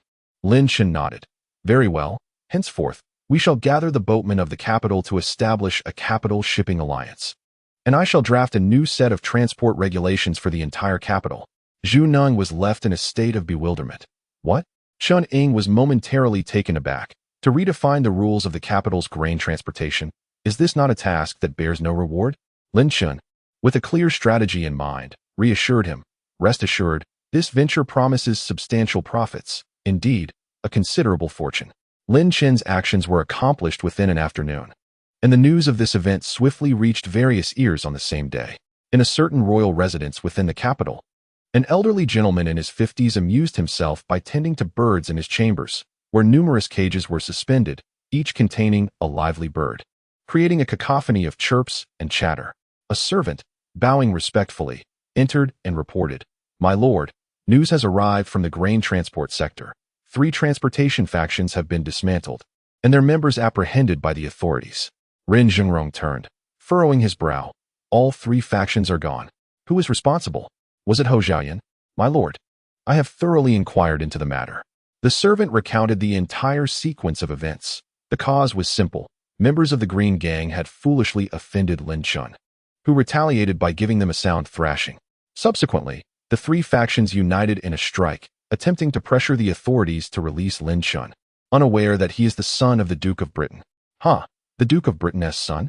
The Duke, in the court, dares not utter a word, as if he does not exist. Were it not for the hereditary nature of the nobility in the Great Feng, this title would likely be revoked in his hands. His son, however, displays none of his father's demeanor, being quite audacious indeed. The servant dared not speak further. The figure before him, the Prince of Su, was not one to be trifled with. The prince amused himself with the caged magpie, which chirped in response. "Quite audacious, quite audacious." The prince snorted. "Do you, a mere creature, even comprehend what audacity entails?" The magpie continued to squawk. "Creature, creature." The prince's expression darkened as he reached into the cage, seized the bird, and promptly crushed it in his grip. The servant stood frozen in place. The prince finally spoke. "If the factions are no more, then let us discreetly find others to re-establish a new one. It matters not who leads this faction, as long as the monthly tribute is duly paid." "Yes, my lord." The servant hurried away. The prince cast a glance back at the bird cages, snorting. "The Duke of Britain's son? A jest, merely a second-generation heir." Chapter 46. The Emperor is in a quandary. In less than a month, trouble has arisen again. Jiang Jingxin, Wei Zheng, and Wei Yizhan were gathered, deliberating. That prodigal has taken the bait, having already dismantled 3 transportation factions. This news has likely reached the ears of the Prince of Su. Wei Zheng was exhilarated. "Uncle, does this mean this prodigal is not far from his demise?" Jiang Jingxin smiled slightly. "It is likely that tomorrow's court will unveil the truth. The Prince of Su's censure will undoubtedly follow." Wei Zheng was invigorated, as Lin Chen's arrogant visage appeared before him. "Lin Chen, you reckless heir. Your end is assured this time." On the following day, at the morning court session, Ren Tianding sat upon the dragon throne, while the ministers commenced their reports on various matters. The minister of the court of imperial sacrifices directly addressed the sovereign. "Your Majesty, the envoy from the kingdom of Wuhan has departed from the capital. Although negotiations have yet to reach a conclusion, the leaders, such as Gongyu Changjing, hope that the Great Feng will continue to dispatch a negotiation team to the borders to engage in further discussions with the kingdom of Wuhan." Upon hearing this, several ministers expressed their thoughts. "Your Majesty, the envoy's request indicates that they still harbor intentions for dialogue, suggesting that peace between the Great Feng and the steppes remains possible." "Your Majesty, this is merely a stalling tactic from the steppes. The newly established kingdom is currently beset by internal tribal conflicts, and the ruling royal tribe has yet to stabilize its position among the remaining tribes, making war inadvisable. However, should they find an opportunity, a confrontation with the Great Feng is inevitable." Ren Tianding interjected. "Enough. I am well aware of the situation. Let us move on to the next matter." With this, the discussion concluded, and the recently stepped forward military officials returned to their ranks, shaking their heads in disapproval. At that moment, a censor from the imperial censorate boldly stepped forward. "Your Majesty, I have a petition. I wish to impeach Lord Lin Chen, son of the Duke of England, for his blatant disregard for the law, his arrogance, and his reckless behavior within the capital, trampling upon the laws." A barrage of accusations was launched against him. Jiang Jingxin, the deputy minister of revenue, smirked slightly, anticipating this moment. Ren Tianding frowned, his expression reflecting confusion. He turned to the eunuch, Elgin, and inquired, Elgin, how long has it been since I ordered that wastrel to serve as a subordinate in the Yingtian prefecture? Replying to your majesty, it has been less than a month. Less than a month, and he has already caused trouble again? Ren Tianding's eyes widened in disbelief, pondering whether such a reckless rogue truly existed. He felt a pang of frustration, while Lin Ruhai, standing in the ranks, felt a sudden jolt in his heart, sensing countless gazes fixed upon him. Those looks from his peers were laced with amusement, schadenfreude, and sympathetic sighs, as if they were all silently lamenting. How could the Duke of England have such a son? What a disgrace! The prefect of Yingtian, Hou Xiaoyun, maintained a calm demeanor, already prepared to defend Lin Chen. After all, he was the one who had placed Lin Chen in this position. He could not remain silent now. What mischief had that wastrel committed this time? The censor, holding the official seal, continued, Your Majesty, yesterday Lin Chen, accompanied by a group, directly assaulted the boatman responsible for the grain transport in the capital, injuring over 100 and imprisoning more than 200 in the Yingtian prefecture's jail. He has abused his status as the son of a duke to commit acts of tyranny, and this incident has spread throughout the capital, rendering him a veritable tyrant of the city. Your Majesty, if this matter is not addressed promptly, he may become a scourge upon the capital. Ren Tianding turned his gaze towards Lin Ruhai. Lin Iching, you may speak. Lin Ruhai, trembling, stepped forward and knelt. I, your humble servant, am guilty. Ren Tianding furrowed his brow, perplexed as to why Lin Ruhai would confess instead of defending himself. He sighed, realizing he could not rely on Lin Ruhai to speak up for him, while Lin Chen's gaze shifted towards Hou Xiaoyun. Hou Xiaoyun, prepared for the exchange, spoke directly. Your Majesty, Minister Zhang's words are rather inappropriate.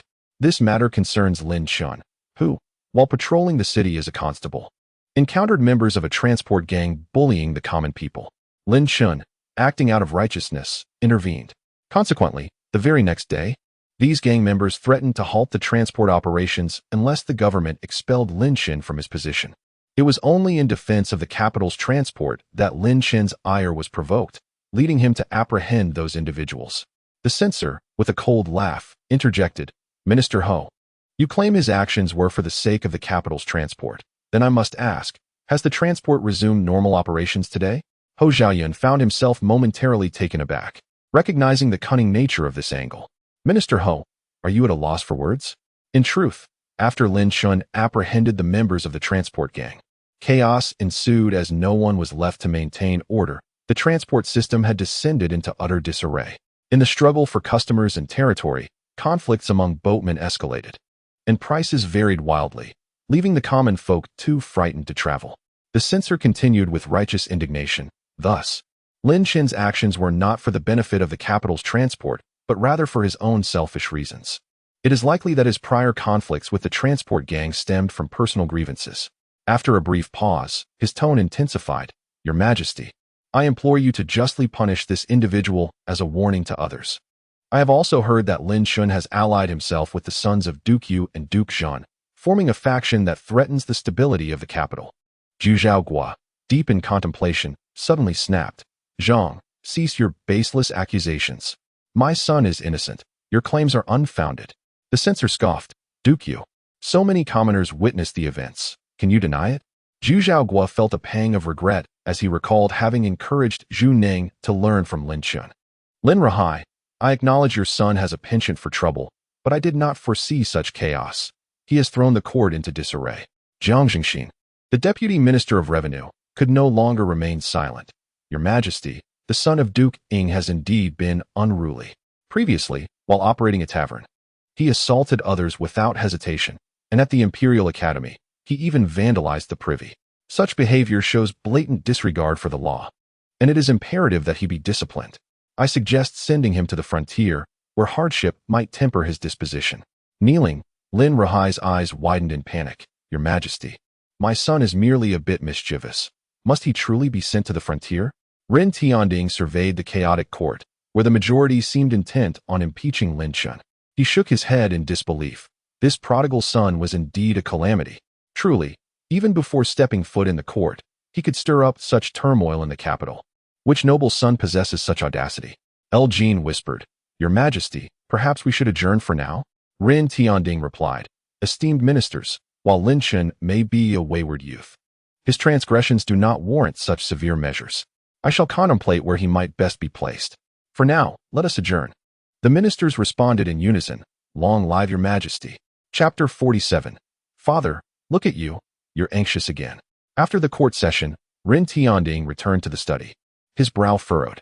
The remaining eunuchs approached Rin Tianding to assist him in removing the dragon robe and crown, while Elgin followed closely behind. This prodigal son had truly gone too far this time, directly apprehending numerous boatmen responsible for the grain transport, resulting in utter chaos. Elgin, what do you propose I do about this reckless youth? Startled, Elgin lowered his head and replied, this humble servant knows not. Rin Tianding, however, chuckled. This wayward son possesses an undeniable talent for stirring up trouble, yet he is not a fool.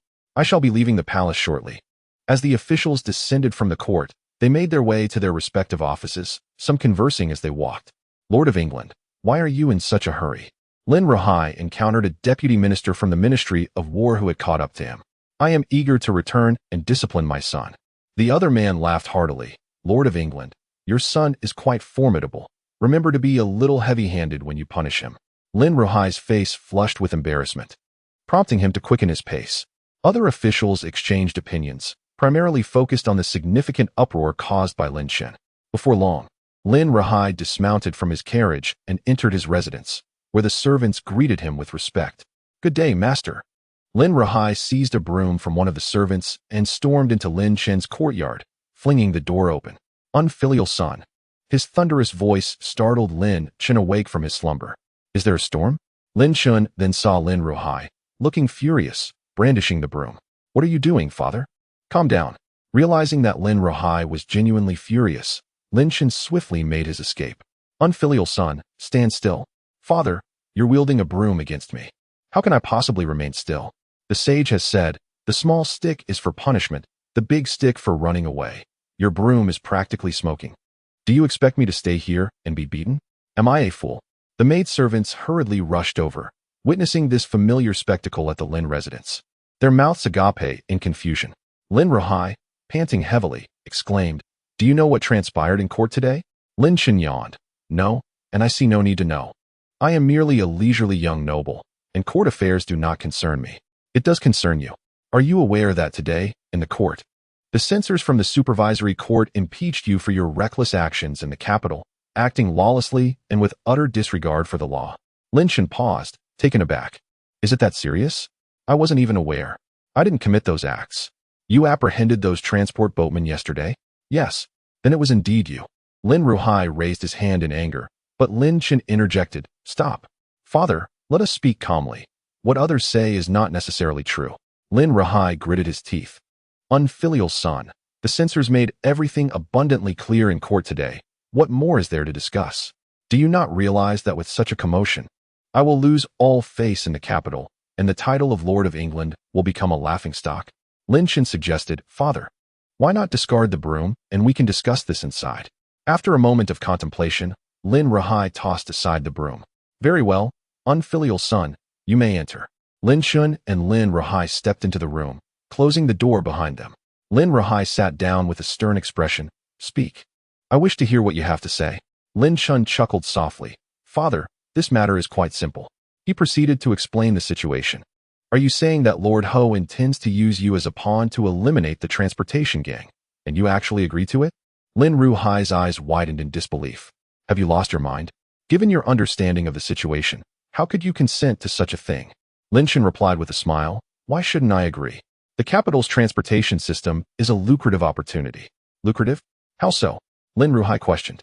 The maintenance of order within the capital's transportation, as well as the movement of its citizens, is a significant burden on the treasury. Do you have any idea how many boatmen there are? How could it possibly be a profit-making venture? If it were, would you even have a share? Lin Chen laughed heartily. Father, you are mistaken. The lack of profit is due to the chaos in the capital's transportation system. What if I were to take control of the entire operation? Lin Ruhai sensed a transformation in his son, though he could not fathom the source of this newfound confidence. Please, elaborate. It's quite simple, father.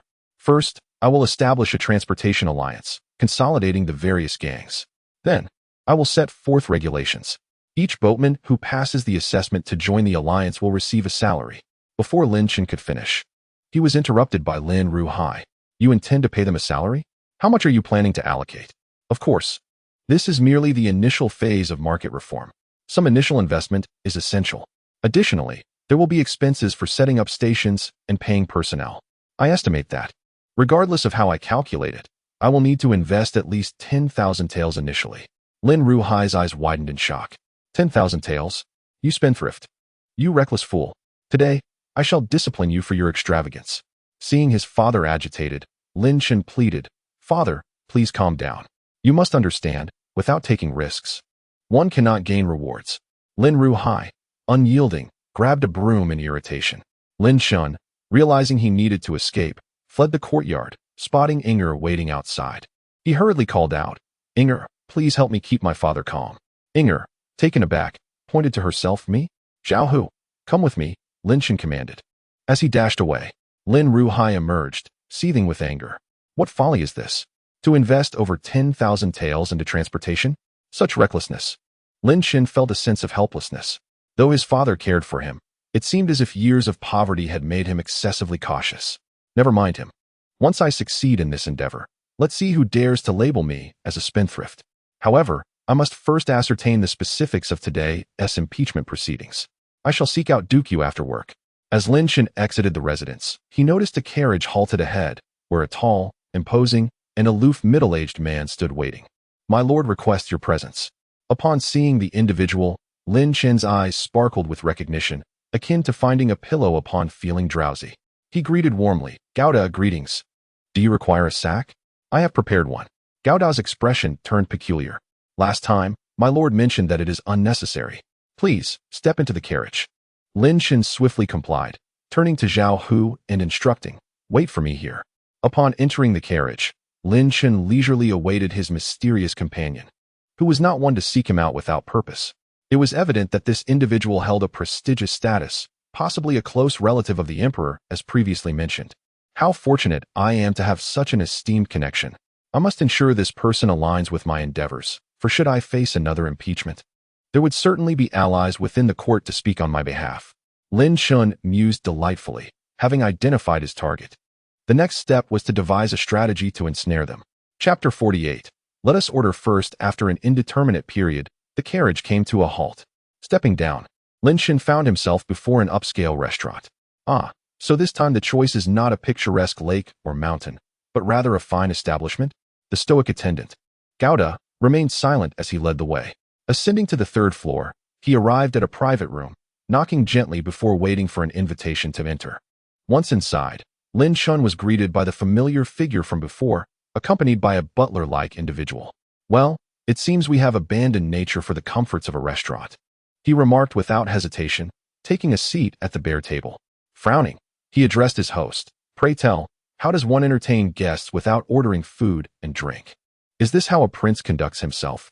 El Jin's heart nearly leapt from his chest. He lowered his gaze, aware of the audacity Lin Chen displayed. Unafraid of incurring the emperor's wrath, Ren Tianding let out a huff. Are you aware that the court is in an uproar today? The emperor has dispatched you to the Yingtian prefecture, and in less than a month, you have managed to stir up yet another incident that has reached the court. Merely an ordinary affair, Lin Chen replied nonchalantly. Ren Tianding furrowed his brow. Do you comprehend the gravity of your actions? You have dismantled 3 significant shipping factions in the capital, throwing the commerce into disarray, prompting the need for reinforcements in Yingtian, and inciting further accusations against you. Do you realize you are merely inviting disaster? Lin Chen tapped his chopsticks against the bowl. I am famished. Let us address the pressing matters later. First, let us order some dishes. Ren Tianding, exasperated, turned to El Jin. Go find a waiter and place our order. Seizing the moment, Lin Chen added, please ensure you order a selection of the signature dishes. I wish to sample them all. El Jin promptly exited, while Lin Chen, with a cheerful demeanor, continued, Old Run. Though I may be a pawn in this scenario, my discomfort with the situation compels me to act. These shipping factions in the capital dared to oppress a defenseless elder in my presence. Can I possibly endure such injustice? Ren Tianding's expression softened slightly.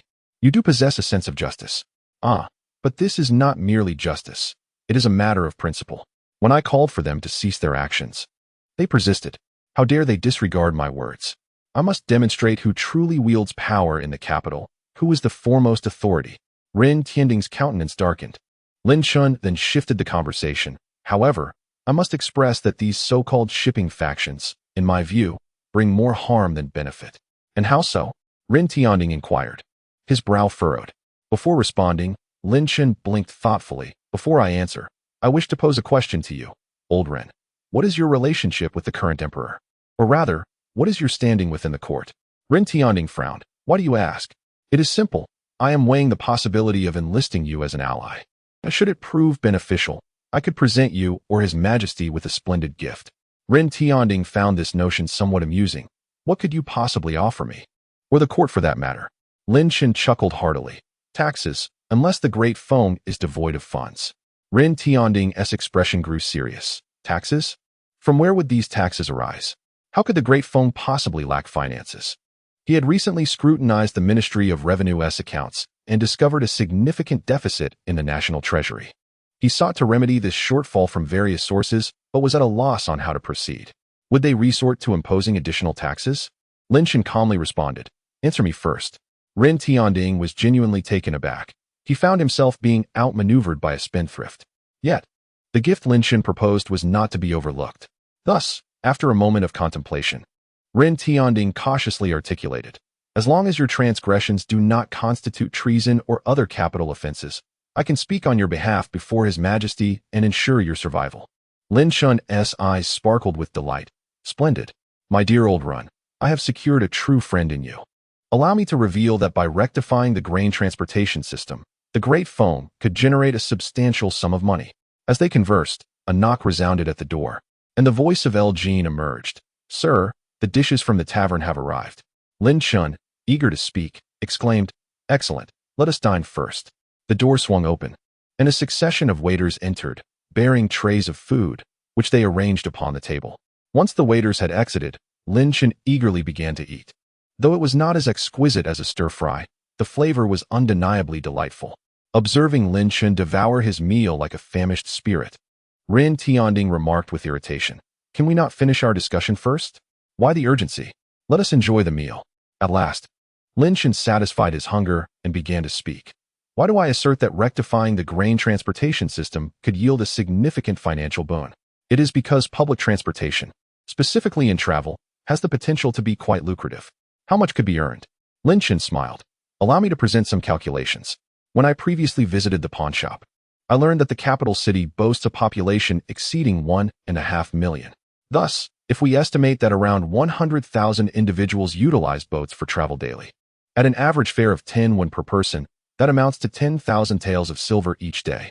Over the course of a month, that totals 300,000 taels of silver.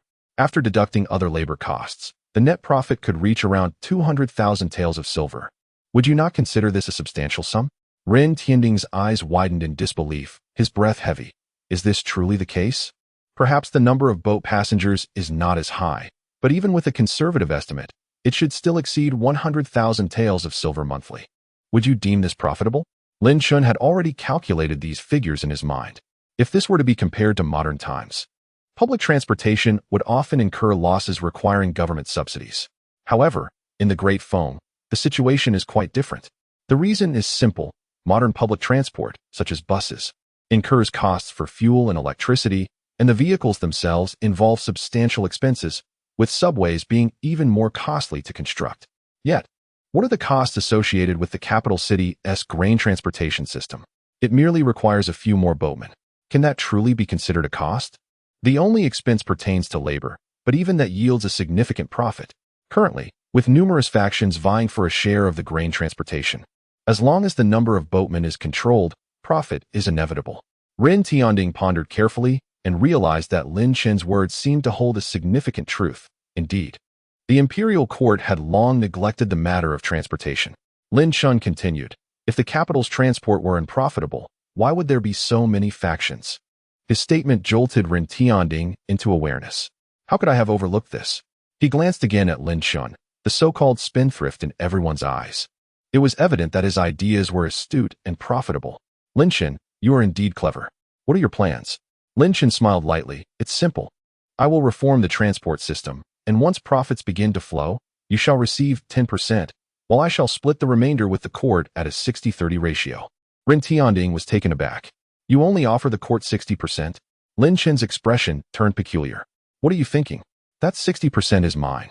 Ren Tianding was even more astonished. You take 60%? The court only gets 30? Are you dissatisfied with that? Then let us allocate 20% to the court and grant you an additional 10. Ren Tianding replied, a flicker of discomfort crossing his face. I do not require it. I shall give my share directly to the court, and you should do the same. Why demand so much? What? Old Ren, I cannot abide by that. I am still young, yet to marry. When the time comes for a wife and children, everything costs money. We can at most give the court 50%. The court shall receive 70%.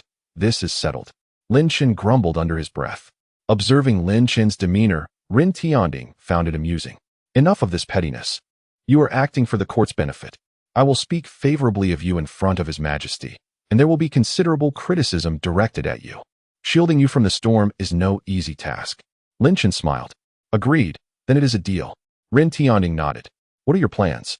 Lin Chen smiled mysteriously. Just wait and see. Chapter 49. Has he consolidated all the factions? Before long, after Gao De escorted Lin Chen away, Ren Tianding fell deep into thought. He couldn't shake the feeling that this spendthrift was extraordinary. The chief eunuch, El Jin, remarked, Your Majesty, no matter how exceptional he may be, before Your Majesty, he is merely a subject. Ren Tianding smiled faintly. I wish to see how this spendthrift intends to generate wealth from the transport sector. Even if he profits 100,000 taels of silver a month, that amounts to over 1 million in a year, sufficient to address several matters. Previous disaster relief funds barely reached a few 100,000 taels. Meanwhile, Lin Chen sat in the carriage, and upon its halt, he leaped down. Thank you, Gao De. Gao De said nothing and drove away. Young master, Zhao Hu called out as he approached. Do you have any companions with good skills on your side? There are some. All retired soldiers. Good. Let us go recruit. The time is ripe for gathering talent. To consume the entire transport sector, it was essential to establish factions. A mere few dozen men would be grossly insufficient. At least 100 would be required. Although Zhu Neng and Chen Ying had their own retainers and guards, they could not remain stationed at the transport sector indefinitely. Soon, under Zhao Hu's guidance, Lin Chen arrived at a dilapidated market in the southwest of the city, where he found it largely populated by the impoverished. Zhao Hu called out, Wang Long, come out quickly. As the words left his mouth, a multitude of men surged forth from the room. Zhao Hu is here. A wave of excitement washed over the crowd. Zhao Hu chuckled heartily. Hurry up. I have come to help you find work. Allow me to introduce my current master, a commendable individual who is in need of manpower to manage the grain transport. One man couldn't help but inquire, Brother Zhao, what is the monthly salary? Lin Chen calmly responded, each person will receive a monthly salary of 20 taels. A collective gasp echoed among the men, their eyes instantly alight with anticipation. 20 taels was no small sum, even for those guarding the homes of nobles. The pay was typically around a dozen taels. 20 taels, such a considerable amount. Indeed, previously, during a month of battle, the heads collected barely amounted to over 20 taels. Sir, we are willing to follow you. Lin Chen smiled warmly. Rest assured, all of you just need to follow my lead. A little tidying up, and then follow Zhao Hu. Subsequently, there were signatures and seals. Lin Chen directed Zhao Hu to take them to the Lin residence to have Ying Er sign the necessary documents. Once completed, they proceeded to seek out Zhu Neng and Chen Ying. Upon meeting the two, Lin Chen borrowed their guards and servants. And then they set forth in grand procession to rent a property for the establishment of the Capital Grain Transport Alliance. Soon after, Lin Chen undertook several tasks. The first was to send Wang Long and Zhao Hu to clear the remaining small gangs around the grain transport area. The second involved Lin Chen acquiring the grain transport maps of the capital, personally surveying the entire route to estimate the distance and time required. Upon his return, he began drafting a new planning map on paper, which, albeit of inferior quality, was a start. He quickly outlined the stations and routes of the entire grain transport. For stations were established along the route, divided into a starting and a terminating station. A wooden boat would depart from the starting point and navigate according to the designated path, alongside boats available for free passenger transport. Each vessel would require a unique identification number, a combination of letters and digits, to ensure proper registration. to prevent the boatmen from embezzling funds or inflating prices. Ticket offices would be established at the stations, separating the boatmen from the ticket sales, necessitating the creation of a workshop for ticket production. Lin Chen was effectively transplanting a modern transportation system into foam, albeit with thoughtful adaptations. The third task involved recruiting boatmen to join the Grain Transport Alliance, offering a monthly salary of no less than 10 taels. Zhao Hu and Wang Long led their men, embarking on a campaign against the smaller gangs, dealing swiftly and decisively with any vessels involved in the grain transport. As news of the recruitment spread, the new base of the Grain Transport Alliance welcomed its first batch of applicants. The boatman, observing the scholar responsible for registration in the courtyard, inquired, "Is this the Capital Grain Transport Alliance?" Indeed, from now on, to navigate the waterways of the capital, one must join the Shipping Alliance and obtain a certification. A boatman inquired, "What is the monthly remuneration here?" The scholar replied, "There are two methods. The first involves fixed routes, while the second is for free passenger transport. The former guarantees a minimum of 10 taels per month, but it does not exceed 20 taels. The latter offers a fixed salary of 5 taels. Yet due to higher profit sharing, there is no cap, allowing earnings to soar up to 30 taels." Upon hearing the scholar's words, the boatman, though somewhat bewildered, felt a spark of interest. Such income even surpassed their previous earnings. During this period, Lin Chen was indeed overwhelmed with tasks, tirelessly restructuring the regulations and systems of the shipping trade, which proved to be quite intricate. New boatmen were required to undergo basic training, primarily to memorize their chosen routes without deviation. Furthermore, passengers had to purchase tickets at the ticket office before boarding. Money was not to be handed directly to the boatman, and these rules needed thorough explanation. As Zhao Hu, Wang Long, and their associates took action, along with Chuning's guards, several vessels previously operating in the shipping trade were swiftly driven away. Soon, after 3 days, Lin Chen's first batch of boatmen commenced their operations, welcoming passengers, all adorned in matching yellow uniforms. Due to the time constraints, Lin Chen had yet to print the Shipping Alliance insignia on their attire, but this could be rectified later. Meanwhile, Lin Chen's expenditures were flowing like water, merely for ticket printing, the newly recruited boatmen, and the clerical staff hired. He had already disbursed over 8,000 taels of silver. However, the results were evident swiftly. The previously chaotic shipping trade began to regain its order, and each night, the guards at the ticket office and the clerks would transport boxes of copper coins to the Shipping Alliance's headquarters. Within the courtyard, Chunning observed the guards bringing in the boxes and the grinning boatman, and he could not help but frown, asking, "Brother Lin, is this method truly capable of generating profit from the shipping trade?" Lin Chen replied with a beaming smile, "It is already on the right track. Do not worry. It will undoubtedly be profitable. I have set the ticket prices significantly lower than before, which the citizens will naturally favor. We shall see the results in half a month." Chunning nodded in agreement. Meanwhile, at the residence of the Prince of Su, an urgent voice broke through. "My lord, trouble is brewing." The prince furrowed his brow. "What now?" The messenger continued. "Last time you mentioned supporting 2 more factions to manage the shipping trade, but unexpectedly, the son of the British Duke has dispatched individuals to eliminate all vessels in the shipping trade, and every faction nearby has been absorbed by him." The Prince of Su immediately rose, eyes wide in disbelief. "What? He has absorbed all the factions?" Chapter 50. The Shipping Alliance's Tyranny. Is this true? Yes, my lord. Today, upon visiting the Sang Gang, I discovered to my dismay that it has vanished. Upon inquiring, I learned that the Capital Shipping Alliance had sent people to eradicate it. The members of Sang Gang have either joined the alliance or been taken to the Ingtian prefecture. Prince Su's expression has darkened considerably this time. Humph. What does this prodigal intend to do? Does he aspire to swallow all the factions whole? The servant continued in a hushed tone. "My lord, the Capital Shipping Alliance does not permit other factions to intervene.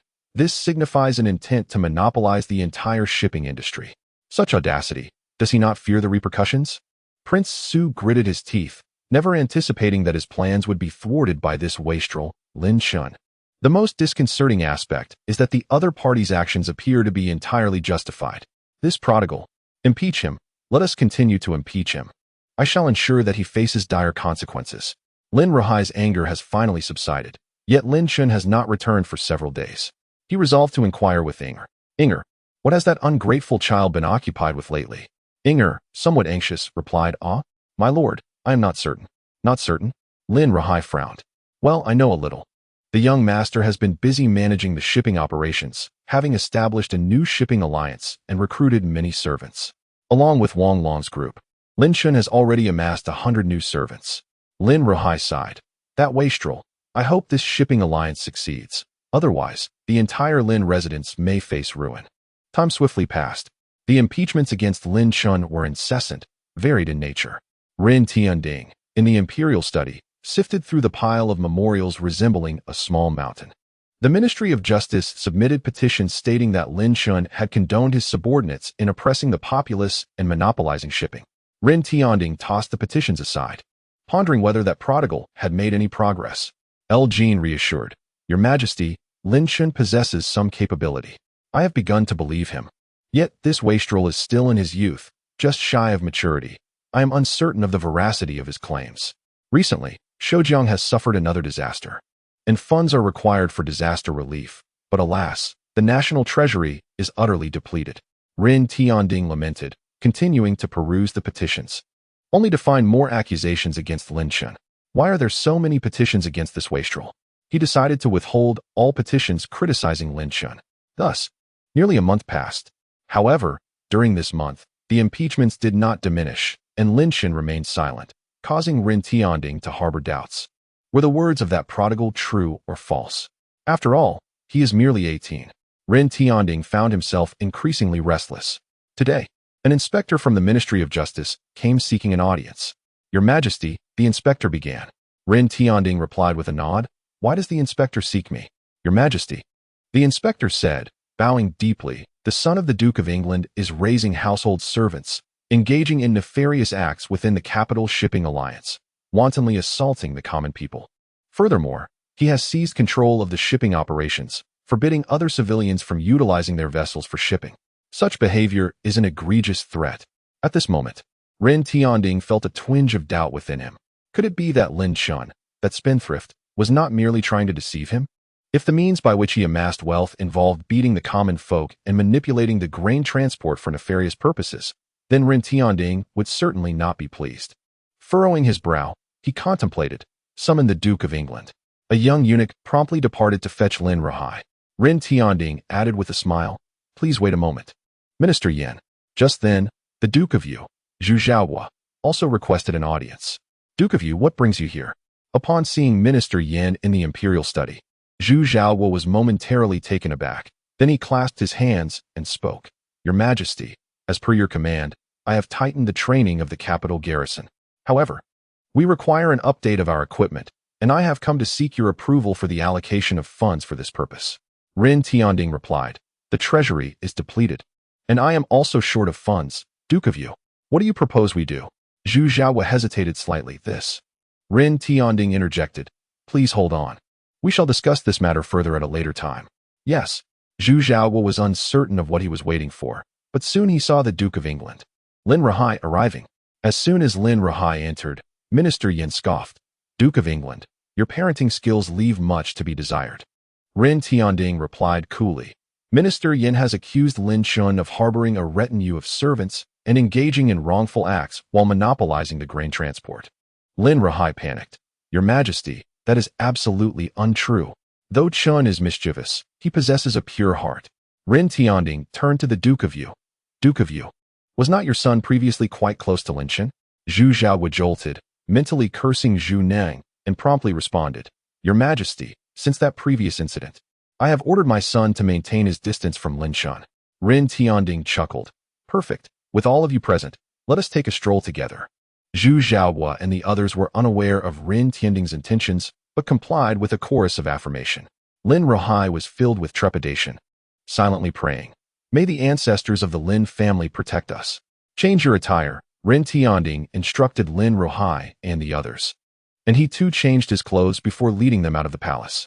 Just before exiting, Rin Tianding casually remarked, Remember, once we leave the palace, do not address me as your Majesty. I am but a prince. Zhu Zhaohua and the others were curious about the mysterious nature of the emperor's actions.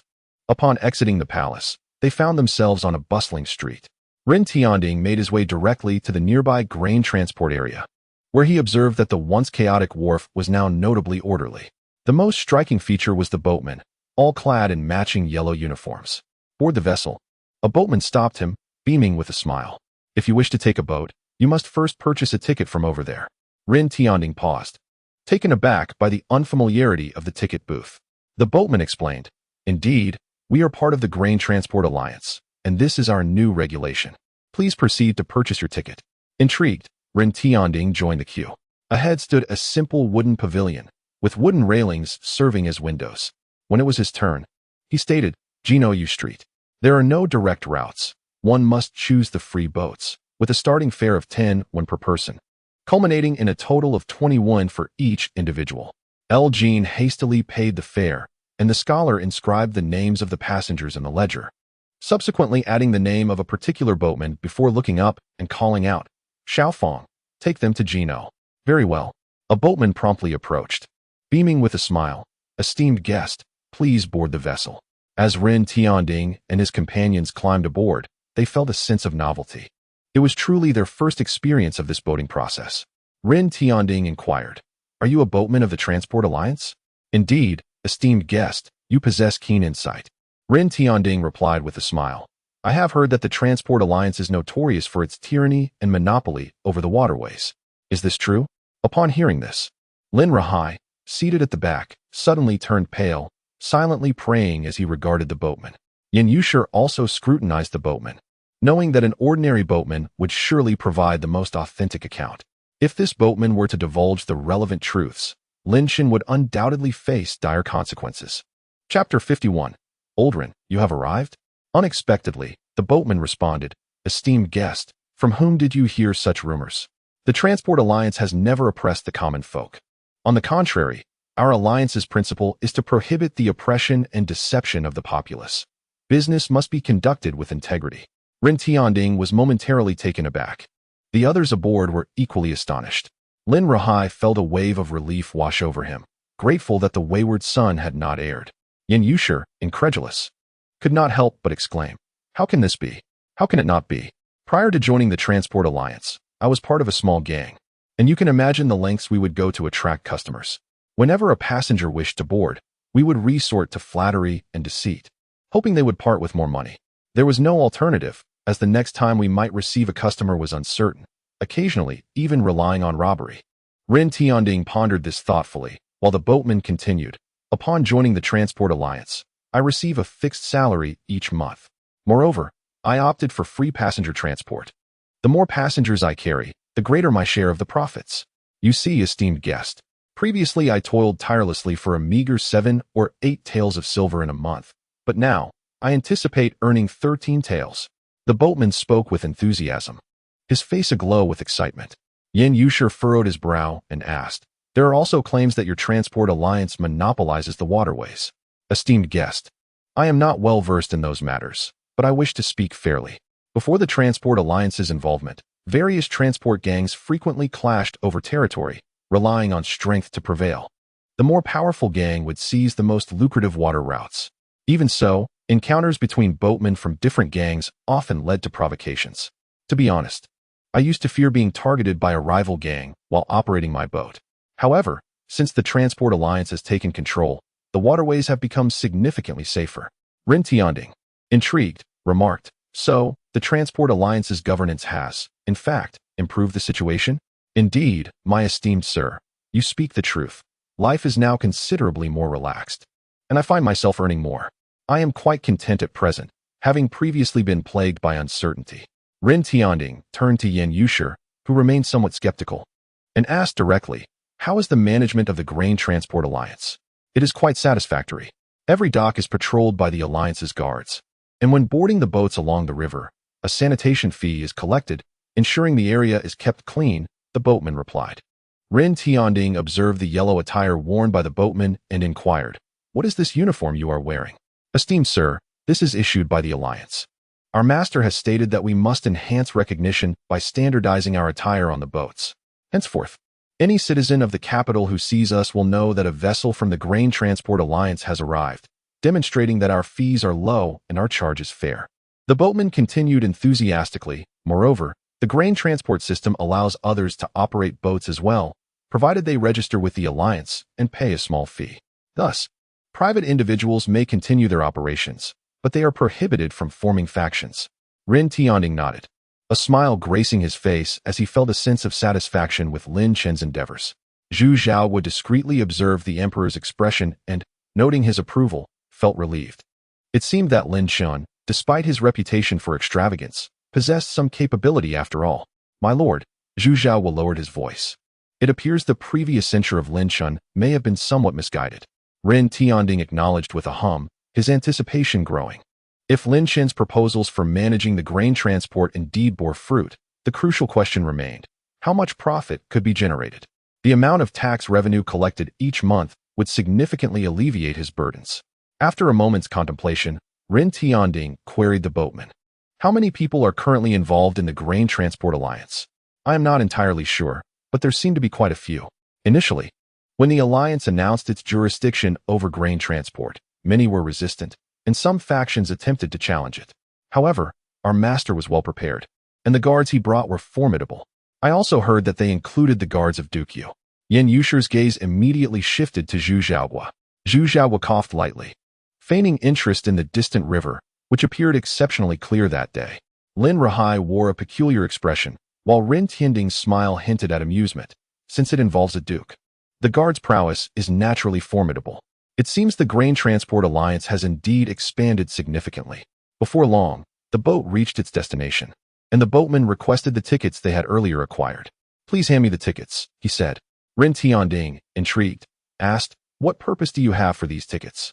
The so-called tickets were a special type of printed paper, adorned with intricate designs. The boatman took the tickets and smiled. Esteemed sir, you may not be aware, but within the Grain Transport Alliance, we can calculate our earnings based on these tickets. The more tickets we accumulate each month, the greater the additional silver we receive. Oh, I see, Ren Tianding mused, genuinely intrigued by this novel method of remuneration. Very well, let us proceed to the Grain Transport Alliance. Remember, do not disclose my identity. Understood. Lin and the others responded in unison, following Ren Tianding towards the grand courtyard adorned with the emblem of the shipping alliance. The guard stationed there halted the group and proceeded to notify their superiors. Once Ren Tianding and his companions entered, they were greeted by a bustling scene. The area was filled with boatmen, laborers transporting crates, and clerks managing accounts. Despite the crowd, everything was remarkably orderly. Ah, Oldrin, you have arrived. A sudden voice broke through the commotion. Yan Yusher, Zhu Zhaogua, and Lin Rahai were momentarily taken aback, their eyes widening in astonishment as they spotted a young man seated in a nearby rattan chair, casually eating grapes while perusing documents. Oldrin. Lin Rahai's mind buzzed with confusion. What was happening? How could this rebellious child possibly know his majesty? Zhu Zhao's eyes widened as he pondered. Wait a moment. Did the emperor know Lin Chen all along? And so intimately? A chill ran down his spine as he recalled his son's close relationship with Lin Chen, igniting a surge of excitement within him. Yan Yusher, equally bewildered and astonished, glanced between Lin Chen and Ren Tianding, momentarily at a loss for words. Lin Chen rose and, noticing the entourage behind Ren Tianding, expressed surprise. Why have you brought so many people? Oh, father, you are here as well? Lin Rahai opened his mouth to speak. I came with Prince Ren to have a look. I did not expect that you, my rebellious son, have achieved such prominence in the shipping industry. Of course, father. I have told you many times, your son is a prodigy. Please, make yourself comfortable while I fetch some fruits for you. Lin Chen summoned someone to bring a chair and some fruits.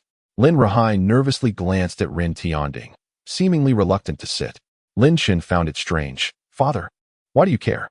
Oldrin looks to be merely in his 30s. His health is no worse than yours. He can stand just fine. Lin Rahai's heart raced, his eyes widening. Rebellious child, cease your words. Chapter 52. Is this prodigal son trying to drive me mad? Lin Rahai could hardly fathom that his wayward son was in the company of the emperor. Ren Tianding replied, if I ask you to sit, you should sit. Your son is inviting you, so what is there to worry about?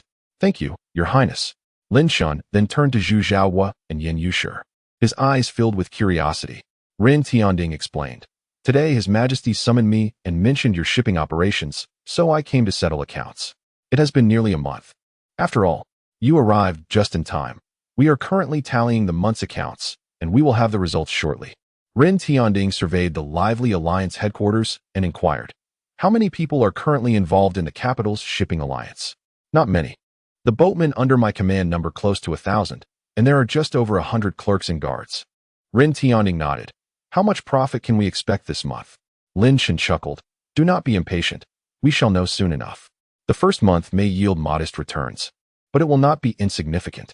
As Lin Chen conversed with Rin Tianding, Zhu Zhaohua, who had yet to recover from his astonishment, approached Lin Rahai and remarked, "Brother Lin, you have a remarkable son." Lin Rahai forced a smile, expressing his confusion. "I cannot fathom how this ungrateful child managed to achieve such feats." Lin Chen meandered with Rin Tianding, contemplating before turning to his father. "Father, you should join us as well." Lin Rahai glanced at Rin Tianding, who gave a slight nod, prompting Lin Rahai to follow suit. "Old Ren, how could you so carelessly bring outsiders in? I do not know those individuals, and though you serve in the same court, I must admonish you. One can never be too cautious. How do you know they do not harbor ill intentions?" Lin Chen lowered his voice, but what he uttered made Lin Rahai break into a cold sweat. "Ungrateful child, cease your words. Who in the court would dare to harm his majesty?" Rin Tianding found the exchange amusing, replying, "You make a valid point. Moreover, especially concerning the profits of the shipping alliance. Such information is a closely guarded commercial secret and must never be disclosed." Rin Tianding chuckled. "I never anticipated that you, this prodigal son, would possess such acumen." Lin Chen retorted, "I take offense to that remark. What do you mean by such acumen? I have always been intelligent, and are you not benefiting from my endeavors? I am the one guiding you towards profit. Mind your manners. We are partners in this venture. I shall safeguard your interests in the court," Lin Chen stated calmly. "Partnership implies camaraderie. Consider this. The capital is fraught with dangers. Do you not agree that an additional ally strengthens our position?" Lin Rahai fell silent, sensing that his rebellious son was, in fact, lecturing the emperor.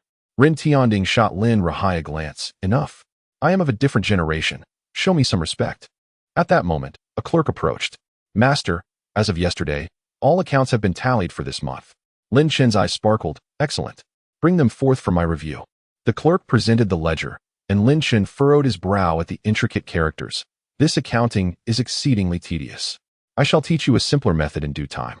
The total revenue stands at 143,672 taels of silver. Upon hearing this figure, Lin Rahai was momentarily stunned. "How much? Over 140,000? Goodness! This sum surpasses what I have earned throughout my entire life." Rin Tianding could no longer contain his excitement and snatched the ledger to peruse it further. "Hey, I have yet to finish reviewing it. You possess only the right to dividends, not to manage." Lin Chen expressed his dissatisfaction. Yet Rin Tianding's eyes sparkled even brighter. "Indeed, it is truly 140,000 taels.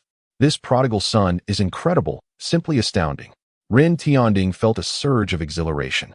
In the next moment, Lin Chen reclaimed the ledger from him, while Lin Rahai, observing the tension, broke into a cold sweat. He wished to caution Lin Chen, but recalled the emperor's prior admonition, refraining from speaking out, and merely dabbed at his forehead. Rin Tianding frowned, and Lin Chen remarked, "I have yet to finish my examination.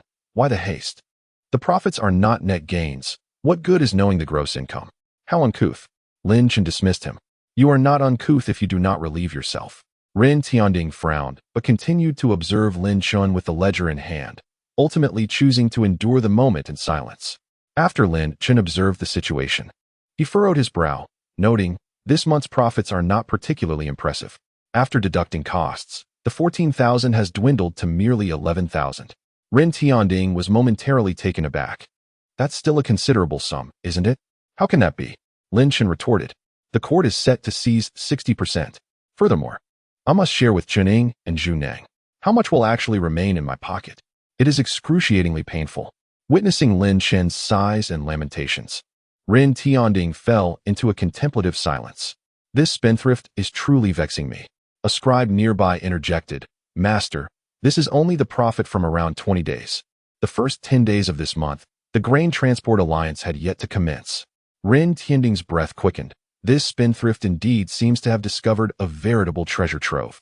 If one were to calculate for a complete month, the income could exceed 200,000 taels of silver. Where is all that silver? Seeing Rin Tianding's anxious demeanor, Lin Chen couldn't help but chuckle. You are already in your 30s, yet you lack composure. Hearing about money has you in such a tizzy. Come, let me show you. Lin Chen led Ren Tianding to the storage house in the courtyard, where several guards had gathered, with Wang Long personally overseeing the area. Young master. Wang Long saluted. Sword in hand. Yes, open it, Lin Chen commanded. Wang Long produced a key and unlocked the door, allowing Lin Chen, Ren Tianding, and Lin Ruhai to enter. Upon entering the storage room, Ren Tianding was met with numerous crimson boxes, the large kind. Wealthy prince, go ahead and take a look, Lin Chen said with a smile. Stepping aside, drawing a deep breath, Ren Tianding approached one of the boxes and lifted the lid. With a resounding clang, the box revealed a bounty of glimmering silver coins. Overflowing within, one box of silver. Ren Tianding's eyes ignited with fervor. He surveyed the storage room, which housed nearly 20 boxes. Lin Ruhai was equally astonished, rubbing his eyes in disbelief. This wayward son has truly made something of himself. Lin Chen calmly opened the remaining boxes, most containing intact silver, while a few held loose coins intended for distribution. The loose coins are for salaries, while the intact silver is what I had exchanged from the money house. Later, according to our profit-sharing agreement, you can draft a petition for His Majesty to send someone to collect it. Ren Tianding's gaze towards Lin Chen transformed. It shifted from scrutiny, doubt, and testing to sheer satisfaction. Lin Chen, you have truly impressed me. Of course, Your Highness. I am a man of integrity. When I said I would deal with Chen Ying, I did just that, Lin Chen replied, a smirk tugging at his lips. Ren Tianding laughed heartily. Lu Jin, gather some men to transport these boxes back. Chapter 53. When did His Majesty become wealthy? Lin Chen summoned the accountant to begin tallying the accounts. Old Ren, let me tell you, this is our first step in collaboration. In the future, let us continue to prosper together, striving for greatness and renewed glory. Ren Tianding beamed. Is there more to be earned? Indeed, Lin Chen replied. The grain transport is merely a foundational aspect. The true profits lie in the expansive trade. If we can establish connections with foreign markets, it would be extraordinarily lucrative. Once the grain transport expands nationwide and evolves into maritime trade, we shall reap bountiful rewards. Lin Chen was filled with excitement, and without realizing it, his hand instinctively rested on Ren Tianding's shoulder. The once smiling Ren Tianding suddenly stiffened, while Lin Ruhai, standing not far behind, felt a shiver run down his spine. Trembling, he thought, "Oh, my rebellious son, do not act recklessly. My head is precariously resting upon your shoulders." Even the unflappable Elgin could not suppress a pang of concern. This son of the British Duke truly lacked manners. With a helpless expression, Ren Tianding brushed Lin Chen's hand away, saying, "What kind of conduct is this?" Lin Chen chuckled. "Old Ren, why don't we become sworn brothers? From now on, I'll call you Big Brother, and you can take me as your little brother. Let us forge a bond of brotherhood." Lin Ruhai's lips twitched. His rebellious son was audacious indeed. Ren Tianding replied with a smirk. "Are you aware that your father must address me as Your Highness? You wish to call me Big Brother? Would that not disrupt the hierarchy? That's of no consequence. We can each have our own take on it." Lin Chen responded nonchalantly. Ren Tianding's expression darkened. "You reckless scion, do you truly intend to persist in such folly?" Lin Ruhai quickly interjected. "Chen, cease your nonsense." Lin Chen felt a twinge of regret. If only he could deepen his connection with this prince. Nonetheless, he was content for the moment. Soon, Ren Tianding's share was taken away, and as they bid farewell, Ren Tianding urged, "Work diligently. Who knows, you may find yourself in the court one day." "Join the court? I have no desire for that. Being an official is exhausting." Ren Tianding replied cryptically, "Often, one has little choice in such matters." As Ren Tianding prepared to leave, Lin Chen hurriedly called after him, "By the way, since you've taken my money, remember to speak on my behalf. There are accusations against me in the court. You must help me fend them off. You are being paid to do a job." Nearby, the waiting Inspector Yin and Duke Zhu Zhaowo were momentarily taken aback by this audacious proclamation. They exchanged incredulous glances, pondering the absurdity of a spendthrift from the British Duke's household attempting to bribe his way to the Emperor. Yet Ren Tianding did not look back, reassuringly stating, "Do not worry. With me around, no one can accuse you." Duke Zhu Zhaowo quickly followed Ren Tianding, mentally calculating the implications. It appeared that Lin Chen was indeed a gem of great worth. Henceforth, he must ensure Zhu Neng maintained contact with him. Lin Ruhai, however, remained behind. Upon witnessing Ren Tianding's departure, he straightened his slightly bent posture, only to turn and discover Lin Chen, seemingly unfazed, leisurely seated in a rattan chair, indulging in snacks. Rebellious son, how can you be so heartless? Do you even know who he is? Lin Chen replied calmly, just a prince close to the emperor. Fear not. I have already secured him on my side. Secured him on your side? Lin Rahai exclaimed in astonishment. Indeed, did you not see that he accepted my money? If he dares to take my money without acting, I have a backup ledger, or if the court does not acknowledge the payment, I shall report him directly to the emperor, ensuring he is unable to escape unscathed. What? Lin Rahai was utterly stunned. You dare to scheme against the current prince? What of it? Lin Chen nonchalantly remarked. Father, do you not always say that the capital's waters run deep? One must tread carefully. I have simply sought a patron. Thus, those who wish to bully me in the capital will find it impossible, and instead, it shall be I who bullies others. Lin Ruhai struggled to comprehend Lin Chen's reasoning. Is such a matter truly to be taken so lightly? Lin Chen turned to Lin Ruhai. Father, do not just stand there. Come and see how much I have earned. Did you not once call me a spendthrift? Will you still call me that this time? Observing Lin Chen's somewhat smug demeanor, Lin Ruhai opened his mouth, recalling Ren Tianding's admonition, and hesitantly said, Chener, you should cultivate a closer relationship with this prince. Fear not. From the moment he accepts payment, he shall serve as my shield. Hearing such audacious words, Lin Ruhai wished to respond, yet found himself at a loss for words, ultimately saying, once you are done, return home early. As he watched Lin Ruhai's departing figure, Lin Chen tossed a pastry into his mouth, pondering. Father appears somewhat troubled. I wonder what weighs upon his mind, a common affliction of middle-aged men. At the residence of the Duke of Su, a servant hurriedly entered the Duke's chamber. The caged bird within continued its incessant mimicry. My lord, my lord. The servant produced a letter. My lord, a missive from the censorate. The Duke of Su glanced at it. His previously relaxed demeanor transformed as he abruptly stood. The capital's grain transport. Is it truly under the emperor's influence? Is His Majesty utilizing this prodigal's hand to intervene and reclaim control over the transport? No. If it were a matter of reclamation, why not issue a direct decree for the Yingtian prefecture to act? The Duke of Su furrowed his brow and considered. Perhaps His Majesty wishes to bypass the Ministry of Revenue? In such a case, these funds would not enter the national treasury, but instead flow directly into his private coffers. After a lengthy moment of contemplation, the Duke of Su felt a wave of frustration. If this is the case, I shall have no part in the grain transport. That wretched spendthrift. If not for his meddling, this lucrative opportunity would still be mine. Now, it has fallen into the emperor's hands, and I cannot interfere. Alas! The caged parrot echoed, alas. The Duke of Su coldly glared at the parrot. What are you mimicking?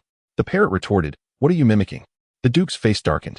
The servant kept his head bowed, knowing full well that the parrot's training had failed, and it would soon face the Duke's wrath. You may leave.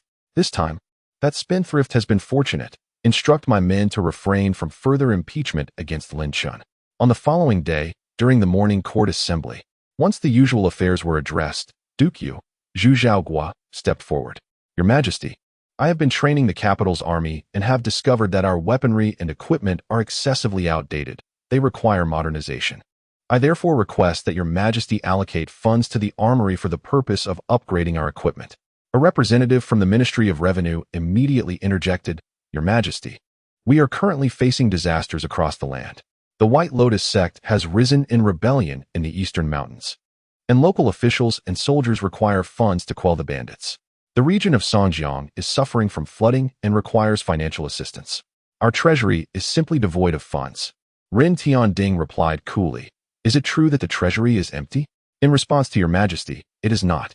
Ren Tianding turned to Prime Minister Zhao Delin and inquired, What say you, Zhao Aiqing? Zhao replied, Your Majesty, the treasury is indeed devoid of funds at present. The capital's military encampment is of utmost importance. However, I believe we have several 100,000 troops stationed there, adequately equipped for the time being. Thus a replacement is not immediately necessary. Zhu Zhaogua interjected, There is no need for such a large number.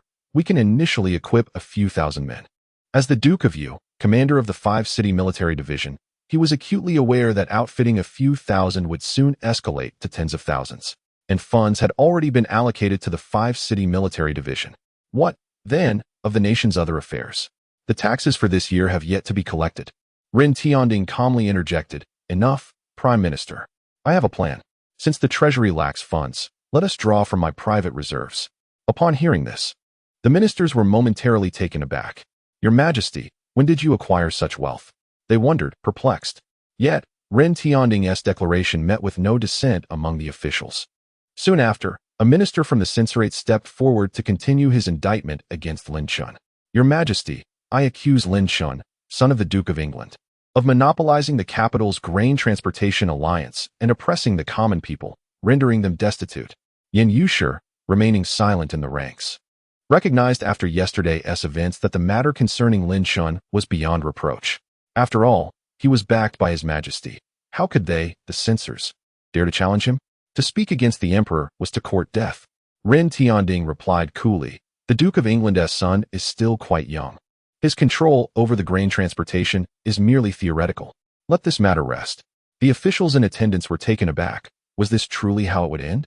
The censors who had come to voice their grievances were stunned, and the remaining censors quickly stepped forward. Your Majesty, this cannot stand. Ren Tianding asserted firmly. I have conducted my own inquiries and am fully aware of the situation with the Grain Transportation Alliance. Do not bring this matter up again.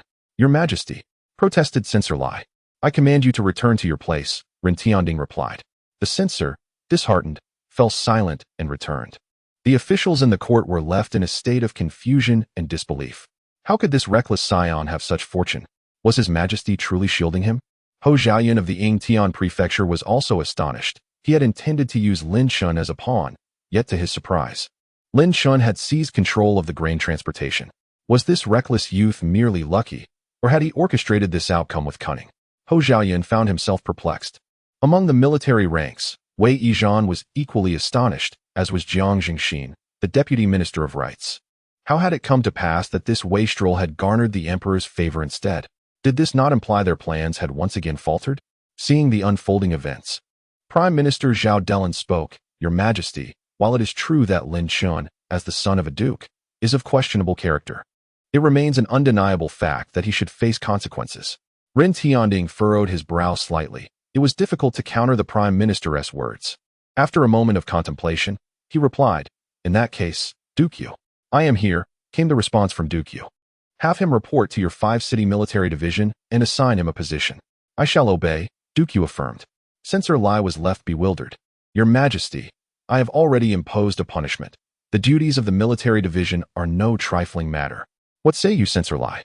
Ren Tianding had spoken his mind, leaving Inspector Lai with little recourse but to fall silent. The events unfolding in the court soon rippled through the realm like a stone cast into a pond. Have you heard? The notorious ruffian of the capital has been reassigned to the Wuqing Army Command. Who is this ruffian of the capital? Why, it's Lin Chen, of course. He was the mastermind behind the previous Grain Transportation Alliance. I think that's rather splendid. Traveling by boat has become much more convenient and affordable. Why do they call him a ruffian? You are unaware of his previous altercations with others. Countless citizens delighted in the gossip, as entertainment was scarce in ancient times, and such tales became the talk of the town over tea and meals. Meanwhile, Lin Chen remained in deep slumber. As the season edged toward summer, it was the perfect time for rest, especially since, apart from the early morning court sessions in winter, the court of Great Feng began quite early. Thus, when Lin Ruhai arrived at the courtyard, Lin Chen had yet to awaken. Master, Inger, the maid, curtsied. Is Chenner still asleep? Indeed, the young master is still resting.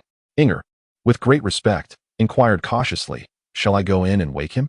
No need, let him sleep. Chenner has worked hard. Inger was taken aback, casting a wary glance at Lin Ruhai. Had the master changed his demeanor? Hadn't he previously insisted on rousing the young master? At long last, Lin Chen stirred, and Inger and the others hurried to attend to him. As he stretched out his arms, Lin Chen allowed them to dress him, experiencing unparalleled comfort. At that moment, he harbored but one thought, to overthrow the feudal landlords. So I am a landlord, then, that is no concern. Upon emerging dressed, he found Lin Ruhai seated at the dining table. Father, Lin Chen greeted. Lin Ruhai acknowledged him with a nod and took a seat beside him. You have labored diligently these past days. It has not been easy. Lin Chen looked at Lin Ruhai in astonishment. I haven't been working that hard.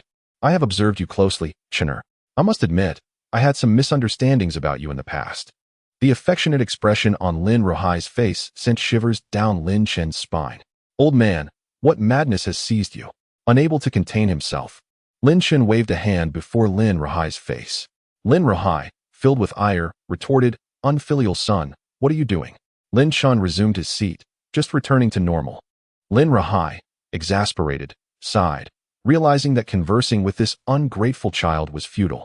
"This is the emperor's decree. From today onward, you need not serve as a constable in the Yingtian prefecture. Report directly to the Wuqing army command. Duke will arrange a position for you." After delivering this news, Lin Ruhai's eyes gleamed with satisfaction. "It has not been easy. You are finally maturing." Lin Chen's eyes widened in disbelief. "What nonsense is this? I am to go to the army command again. Father, this cannot be. I have just found some leisure. Why must I be sent to the army command?" Lin Chen protested, "I refuse to go. Whoever wishes to go may do so. I am not a brick to be moved wherever needed." Lin Ruhai, his temper flaring, exclaimed, "Unfilial son, do you dare to refuse?" "I simply refuse." Incensed, Lin Ruhai rose. "Inger, bring me a broom." Inger was startled, wondering how it was that this father-son duo could scarcely sit for 3 minutes without escalating into conflict. Lin Chen hastily declared, "Inger, quickly throw the broom onto the roof. Zhao Hu and Wang Long, come with me to have some fun." Outside, Zhao Hu and Wang Long immediately followed suit. Upon seeing Lin Chen leave, Lin Ruhai furrowed his brow, muttering to himself about his rebellious son. Inger comforted him. "Master, the young master will eventually grow up, and besides, the military office is a rather perilous place." Just as Lin Chen stepped outside, he spotted Zhu Ning waiting for him. "Elder brother," Zhu Ning exclaimed joyfully, waving his hands. Lin Chen inquired with curiosity, "What brings you here?" "Father sent me to socialize with you and to escort you to the military office." "I want to be going. I'm not interested in an official position at the moment." Zhu Ning was taken aback, unable to fathom why his brother would eschew such an opportunity. Suddenly, an idea struck Lin Chen, and he chuckled, saying seriously, "Zhu Ning, as my younger brother, shouldn't you alleviate some of my burdens?" Zhu Ning nodded in agreement. "Then, you should report to the military office for me. I will go when I have the time." "Isn't that inappropriate?" "What is inappropriate about it? Isn't your father a high-ranking official there?" "It's perfectly fine." Lin Chen patted Zhu Ning on the shoulder and then climbed into the carriage. Zhu Ning called after him, "Elder brother, where are you going?" "To the brothel to listen to music. Will you join me?" Zhu Ning immediately shook his head. "My father would break my legs. Would yours not do the same?" From within the carriage, Lin Chen's triumphant voice rang out. "My father lacks the agility to catch up with me." "Huh." Zhu Ning was left dumbfounded. Chapter 55. In my view, we ought to prefix flamboyant to the previous descriptor. Soon, the Red Sleeve Pavilion came into view. Lin Chen calmly disembarked from the carriage and made his way inside. Even at this early hour, many young gentlemen emerged from the Red Sleeve Pavilion, some appearing unsteady, as though they might collapse after just a few steps. Lin Chen mused, indeed. Desire is a blade that cuts to the bone. This saying has proven true for me. Zhao Hu whispered, "Young master, will you still go in?" Lin Chen chuckled lightly. "But a true warrior dares to endure trials and tribulations. What is a mere scraping of the bone? As the ancients said, Guan Yu healed through such methods. And now I, Lin Chen, refine my heart through the same." Zhao Hu, bewildered, asked, "Who is Guan Yu?" Lin Chen laughed heartily and entered the establishment, where a welcoming girl approached him with a beaming smile. "Young Master Lin, are you here to see Lady Kaiyun?" "Indeed," Lin Chen replied, following the girl to the Kaiyun Pavilion. "Miss, who is the owner of your Red Sleeve Pavilion?" "They possess considerable influence, having claimed nearly half of the Lianguang River." The girl smiled, "Young Master Lin, our benefactor is a government official." "A government official?" Lin Chen was momentarily taken aback. "Yes, we are under the Ministry of Rights, governed by the Department of Education." Lin Chen suddenly understood. No wonder the quality is so high. The girl looked slightly puzzled, not quite grasping the meaning behind Lin Chen's words. Upon arriving at the Kaiyun Pavilion, Kaiyun had already received the news and did not keep Lin Chen waiting long. She soon emerged, elegantly adorned. "Young master," the beautiful Kaiyun greeted him with a smile and a courteous bow. Zhao Hu and Wang Long, understanding the situation, patiently waited outside. And even Kaiyun's maid, Qing'er, did not step out. Lin Chen chuckled heartily, extending his hand to draw Kaiyun into his embrace. In an instant, a delightful fragrance enveloped him, and her softness stirred his heart. Kaiyun, blushing with a playful pout, further intensified Lin Chen's sensations, yet he quickly regained his composure. No wonder they say tenderness can be utterly disarming. Who could resist such allure? Without hesitation, Lin Chen smiled and inquired, "Have you thought of me?" "Indeed. I think of you every day," Kaiyun replied, her head lowered, her cheeks flushed. As Lin Chen held her, she felt a bit flustered. He began to play with her cascading hair, asking, "What have you been up to at the Red Sleeve Pavilion lately? Aside from praying for you, I've been gathering with the other sisters. In fact, we have a small gathering this morning. Would you care to join us?" Kaiyun suggested. Lin Chen was taken aback. "Me? Join you?" He hesitated, pondering the rarity of such an opportunity. As the saying goes, a lonely man and a solitary woman in the same room. Kaiyun nodded softly. "Yes, my lord. The sisters admire you greatly, and you mentioned wanting to meet the other courtesans." Her cheeks were now a vivid shade of crimson, and Lin Chen's eyes sparkled with intrigue. "Kaiyun, is there a possibility of having 2 courtesans accompany 1 gentleman?" With a playful nudge, Kaiyun responded, "My lord." Lin Chen laughed heartily, and Kaiyun added, "Indeed, as long as the courtesans are willing. Then what are we waiting for? Let us depart at once." "It seems I was right to invite you," he declared, grasping Caiyun's delicate hand, ready to embark. "My lord, do not rush. We must allow the other sisters to make proper arrangements," Kaiyun insisted, summoning Qing'er to inform the other courtesans. Lin Chen continued to take advantage of the moment, asking, "Do courtesans not typically have engagements at night? Shouldn't they rest during the day?" "My lord, that's not quite accurate. Courtesans rarely venture out unless necessary.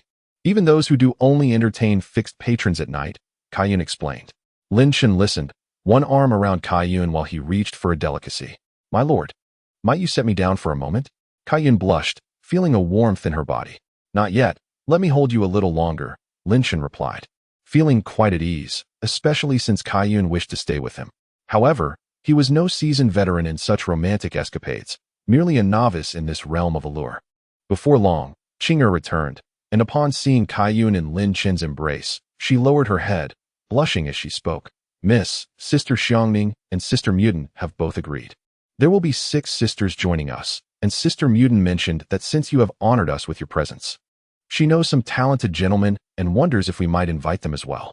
"Invite additional friends?" Lin Chen replied. "That sounds splendid. Very well. Let us meet at Muttered Pavilion in half an hour," Qing'er confirmed before departing. Lin Chen then inquired, "What of this Muttered courtesan?" Kaiyun retorted, "The courtesans of the Red Sleeve Pavilion, even if not the most stunning, are certainly among the finest." Half an hour passed swiftly, for with a beauty in his arms, time seemed to slip away as they exchanged playful banter.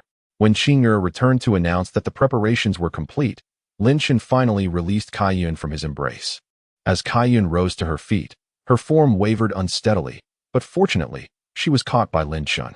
Qing'er, observing the scene, could not help but remark, "Young master, do you not feel a pang of concern for the young lady?" Lin Chen chuckled heartily. "Indeed, I do feel concern. Perhaps I should show more for you instead?" Qing'er, feeling a mix of embarrassment and indignation, retorted, "Young master." Caiyun's cheeks flushed a rosy hue as she interjected, "All right, let us be on our way." Following Caiyun's lead, they meandered through the twists and turns of Hongxiu's invitation until they arrived at the Peony Pavilion, the abode of the renowned peony courtesan. Upon entering, they found a long table adorned with 6 enchanting courtesans, each a vision of beauty in their own right. "Ah, Kaiyun's sister, so you have finally allowed young Master Lin to emerge?" One courtesan rose, her face aglow with a radiant smile, a delicate fan in hand adorned with a peony motif. This courtesan possessed a voluptuous figure, alluring peach blossom eyes, and a beauty mark gracing her crimson lips. "Sister Peony, young Master Lin," Lin Chen exclaimed brightly, extending his hand. "Greetings, Miss Peony." Miss Peony was momentarily taken aback before her laughter erupted like blossoms swaying in the breeze. "Young Master Lin is too kind." The other courtesans also rose. "We greet you, young Master Lin." Surrounded by such exquisite beauty, Lin Chen felt as though he had stepped into a realm of enchantment, a sensation that was utterly delightful. "Young Master Lin, Kaiyun's sister, please take a seat," invited Miss Peony. As Lin Chen settled down, Peony continued, "I have also invited other friends. Xiangning and the others will be arriving shortly. We shall engage in a literary gathering. What do you think, young Master Lin?" Lin Chen took a deep breath, inhaling the myriad fragrances of cosmetics that enveloped the air. "I have no objections, Miss Peony, Miss Xiangning. You both smell delightful. Allow me to indulge in your fragrance. He grasped Peony's hand, intent on savoring the aroma. Miss Peony was taken aback, while the nearby Xiangning courtesan chuckled. Young Master Lin, are you not afraid of making Kaiyun's sister jealous? Lin Chen, grinning, lifted Kaiyun's chin and asked, Kaiyun, would you be jealous? Kaiyun's heart raced. Her face flushed as she playfully scolded, Young Master. Lin Chen burst into laughter, but at that moment, a voice interjected. This must be the son of the Duke of England. It is said that seeing is believing. Today, I see that young Master Lin truly is a notorious spendthrift. Though in my opinion, the title dashing should precede it. Chapter 56, dominating the assembly. Yet sufficient at this proclamation, Lin Chen turned his gaze toward the doorway. A young man clad in yellow, adorned with a jade pendant at his waist, and wielding a folding fan, made his entrance. Who are you disparaging with such sarcasm? Lin Chen scrutinized the newcomer, noting a hint of disdain in his eyes. Lin Chen, maintaining his composure, inquired of Peony, Miss Peony, who is this gentleman? Peony replied, Young Master Lin, this is young Master Huang, known as Huang Tuesday Huang too? Young Master Huang, I am widely recognized, yet your name escapes me. Despite my long tenure in the capital, I have not heard of you. Young Master Huang, it seems you have much to prove. Huang Tu frowned slightly, snorting disdainfully. Beside him, Peony interjected, Young Master Huang is indeed exceptionally talented. His poetry has garnered considerable acclaim. Lin Chen smiled gently and remarked, though I am unfamiliar with it. I believe you are correct, Miss Peony. Not only is young Master Huang Tu's poetry well received, but his name is also quite popular. There is a saying that frequently accompanies it. Young Master Huang Tu, confused, inquired, what saying? Lin Chen replied leisurely, leave the picture, not the seed. The chrysanthemum is pierced by thousands.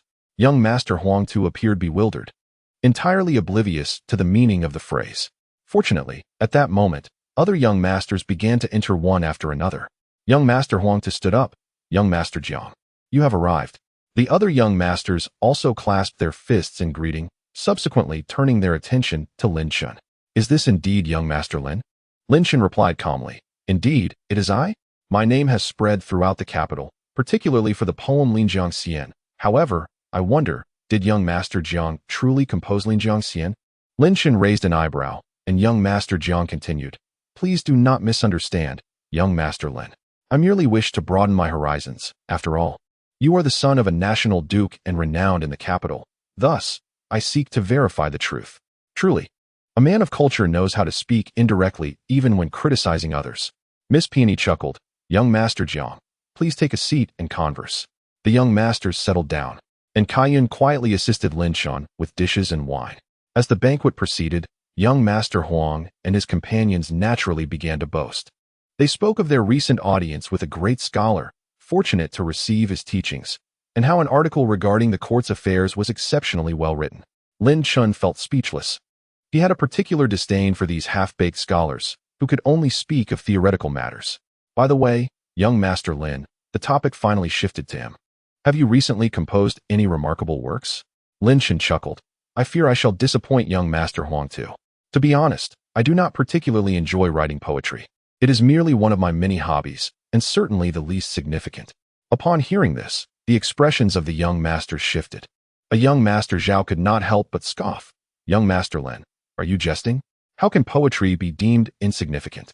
Do you not know how many strive for a fine poem, yet find themselves unable to succeed, pondering deeply for years to barely produce a piece worthy of recitation? And you dismiss it as trivial? Lin Chen regarded him. Must one ponder for years to produce something worthy of recitation? Young Master Zhao, it seems the literary scene of Defeng has declined. Miss Peony interjected, esteemed young masters, today is a poetry gathering, where we meet through literature.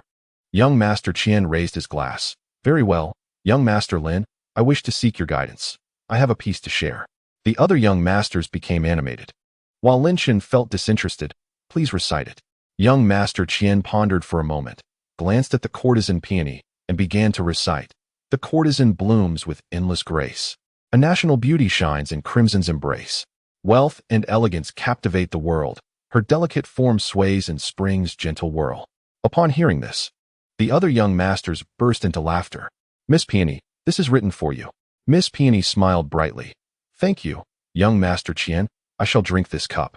She lifted the wine glass before her and drank it down in one go. Young Master Huangtu added, "This quatrain seems to describe peony. Yet it truly speaks of a person. The final line is indeed remarkable." Young Master Jiang nodded in agreement. "I concur. What does young Master Lin think?" All the courtesans turned their gaze towards Lin Chen. Lin Chen spread his hands, expressing his disinterest in poetry and reluctance to casually judge others. "I am rather straightforward, and my words may offend some." "No worries, young Master Lin. Please speak your mind," came the reply. Lin Chen nodded. "In my opinion, it falls short." At this proclamation, the young lords changed their expressions. "Young Master Lin, if you find it lacking, what of your own poetry?" "I haven't composed any. I've been quite busy lately, with little time to write." A renowned courtesan, Xiang Ning, inquired, "Young Master Lin, since this is Miss Peony's poetry gathering, might you compose a piece on the spot?"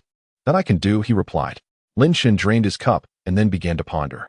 The others remained silent, while Huang Tu, with a sneer in his eyes, thought, "To compose poetry on the spot? Does he truly consider himself a genius? Which poem's wording is not meticulously crafted? How could his impromptu verse compare?" Meanwhile, Lin Chen was searching for inspiration, wondering which poem to replicate. Suddenly, his eyes brightened. "The gentleman over there wrote about peonies, correct? Very well. I shall also choose peonies as my theme." The peony courtesan's eyes sparkled. "We await your poem, young master." If Lin Chen's work proved exceptional, peony's value would undoubtedly soar. Lin Chen began, "When will the solitude cease? Awaiting news from the horizon's edge. As I watch the yellow birds on the branches, they share in my sorrow over the withered willows of Weiqing. My eyes are filled with tears for the spring river, yet they cannot wash away the abundance of grief." Huang Tu scoffed inwardly, believing the poem to be rather mediocre. Yet, in the next moment, Lin Chen softly added, "If I were to return, I would die beneath the peony blooms. Even as a ghost, I would remain charming." Huang Tu's smile froze, and the other young lords widened their eyes in astonishment. The other courtesans were momentarily stunned, but the peony courtesan's eyes lit up, and she giggled. "Young Master Lin enjoys jesting. Sister Kaiyun is still present." Huang Tu retorted angrily, "Lin Chen, you are toying with Miss Peony." Lin Chen replied, surprised, "Indeed, you only just realized?" Jiang Gongzi frowned. "Your poem does not hold merit. It is too risky." The peony courtesan raised her cup, smiling brightly. "Esteemed gentlemen, please do not take offense. Young Master Lin's talent is astonishing." Huang Tu expressed discontent. "What is astonishing about it?" Lin Chen chuckled heartily. "Very well, since that is the case, I shall compose another, adhering to my previous quatrain." "Another one?" The young lords and courtesans were taken aback.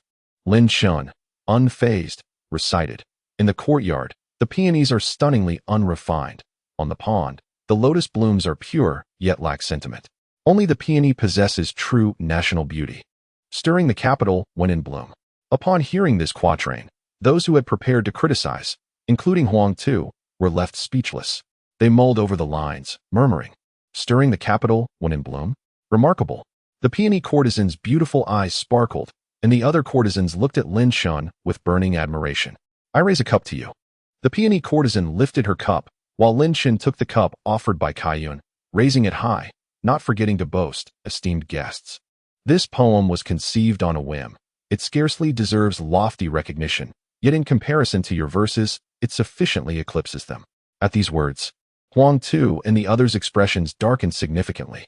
Chapter 57. The Redemption of the Courtesans. Huang Tu scoffed, "Young Master Lin, although your poem is commendable, it does not quite captivate me. At least, I, Huang Tu, shall not concede." Lin Chen, smiling brightly, replied, "It matters not whether you concede or not. What truly matters is what Miss Peony thinks. If you find favor in this poem, I shall gift it to you." Young Master Jiang, filled with indignation, interjected, "Miss Peony is the woman I have set my sights upon."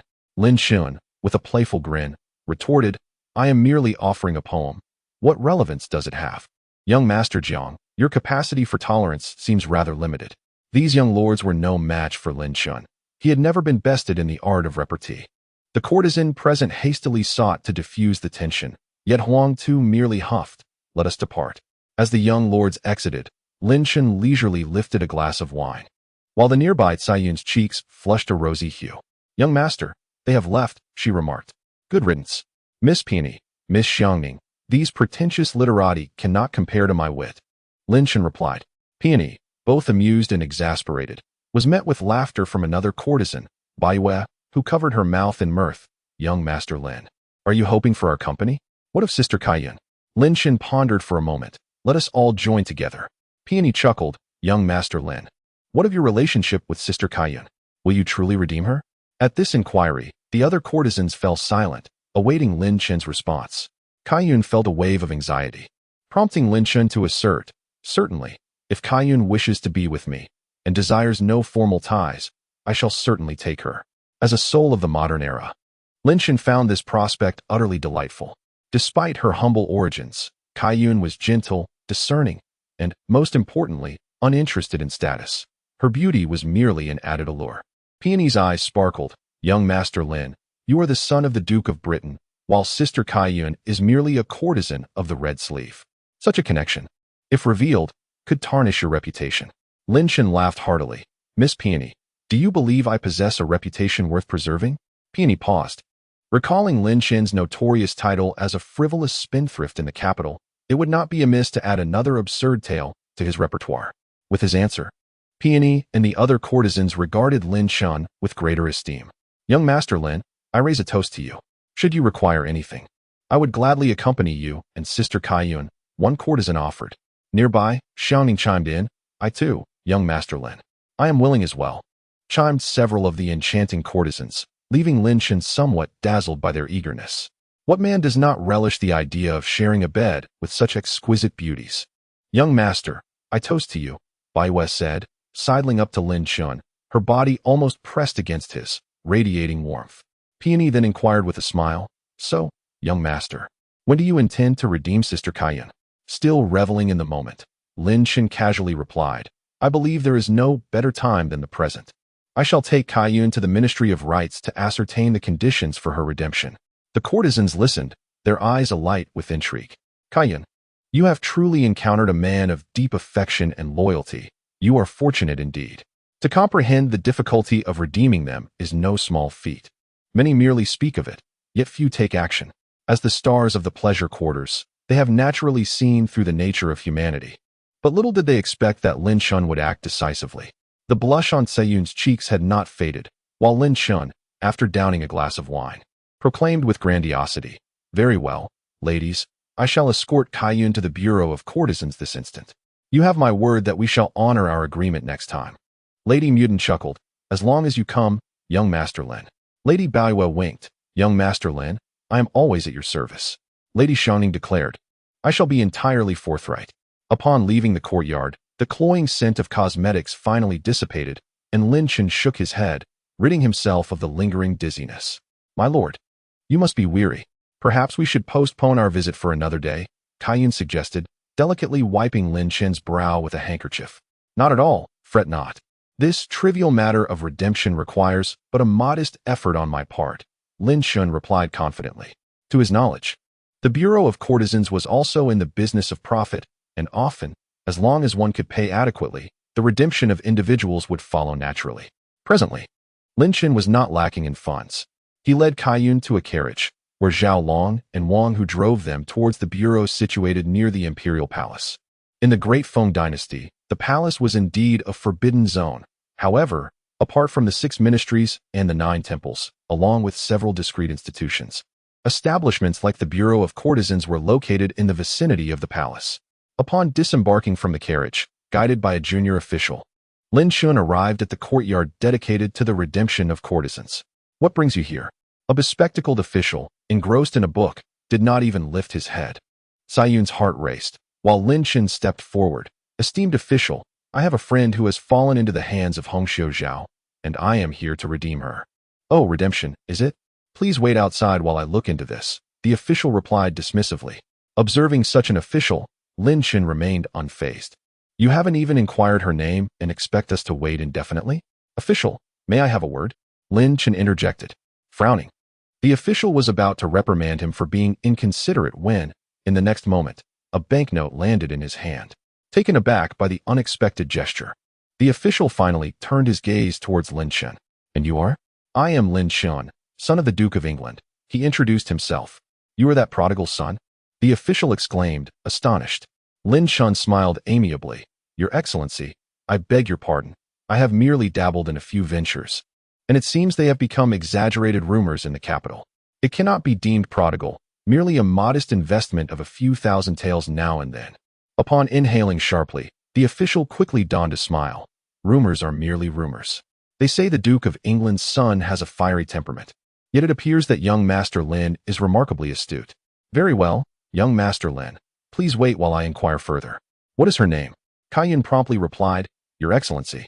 My name is Xiaoruoxue. Good. The official rose and entered the storeroom to search for Caiyun's records. At this moment, Kaiyun was filled with excitement. Her freedom was imminent. How could she not be exhilarated? Lin Chen grasped her hand reassuringly, proclaiming, Do not worry, dear lady.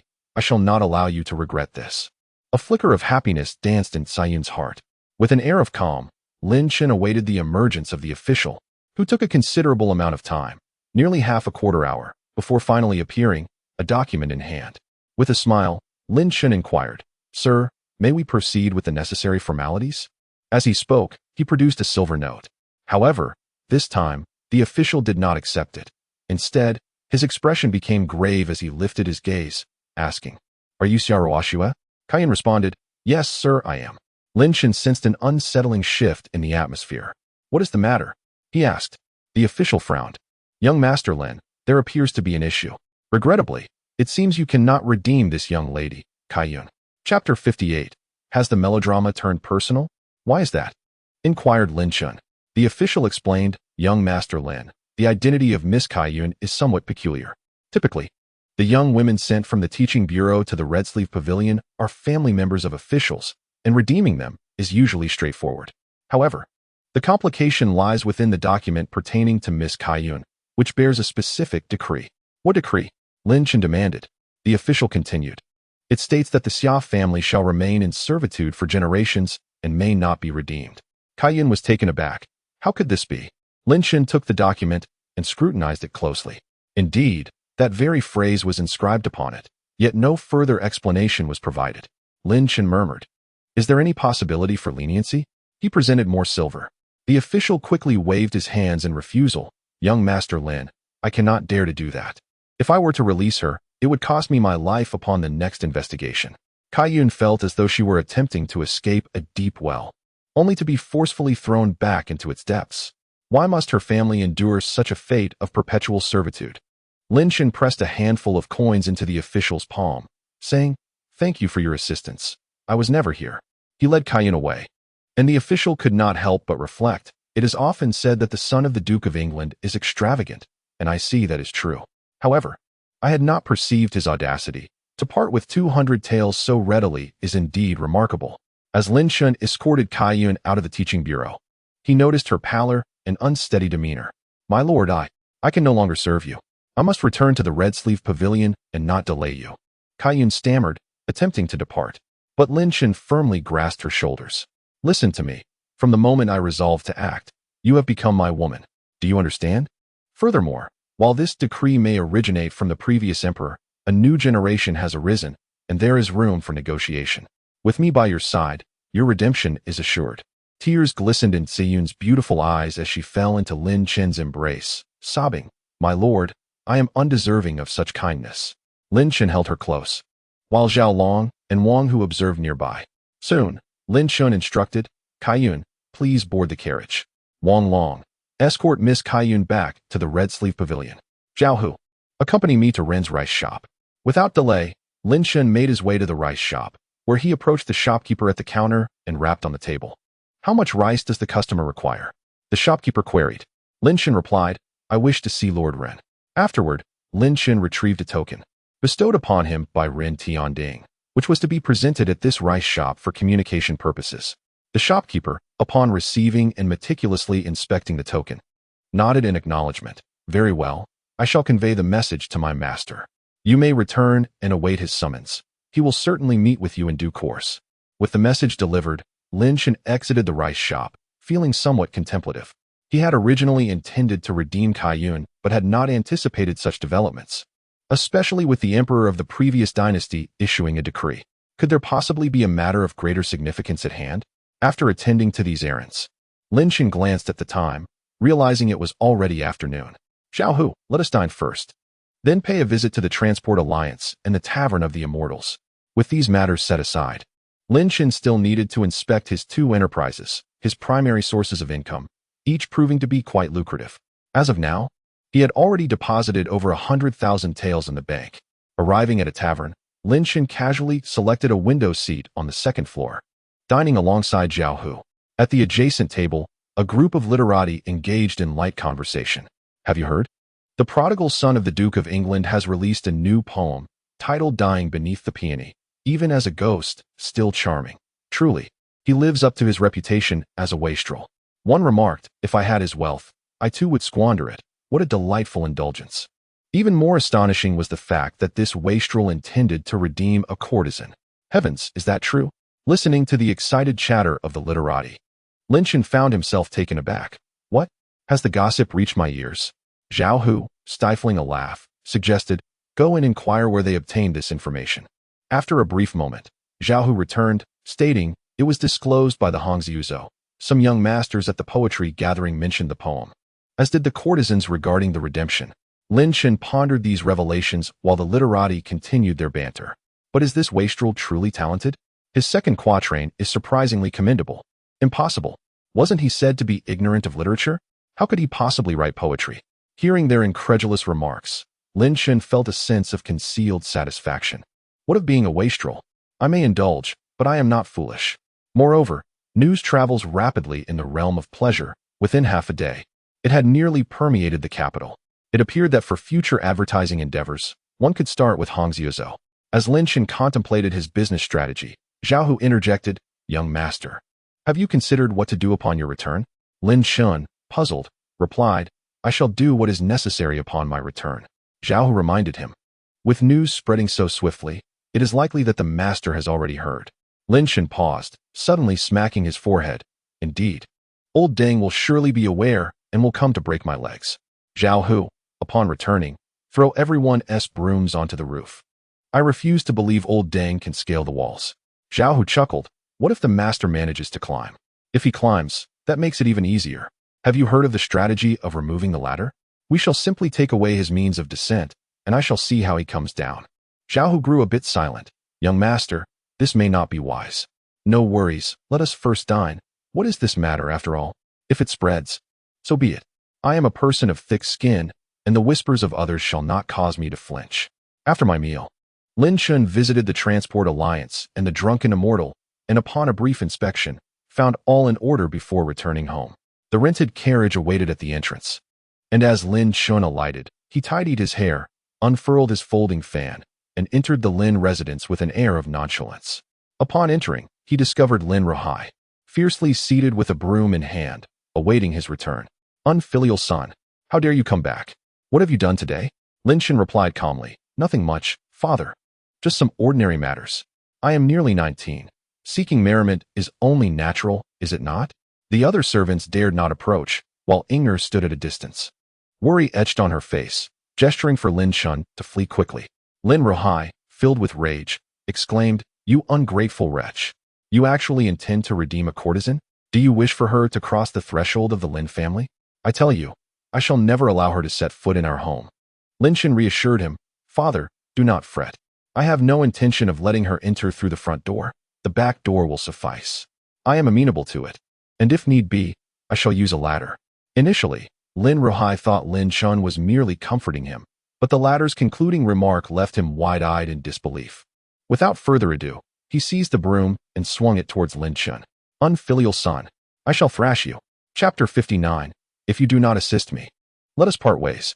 Lin Chen, having anticipated this, took off running. Father, please calm down. There is no need for our relationship to devolve into life and death. We can discuss this. Lin Rahai, infuriated, retorted, discuss?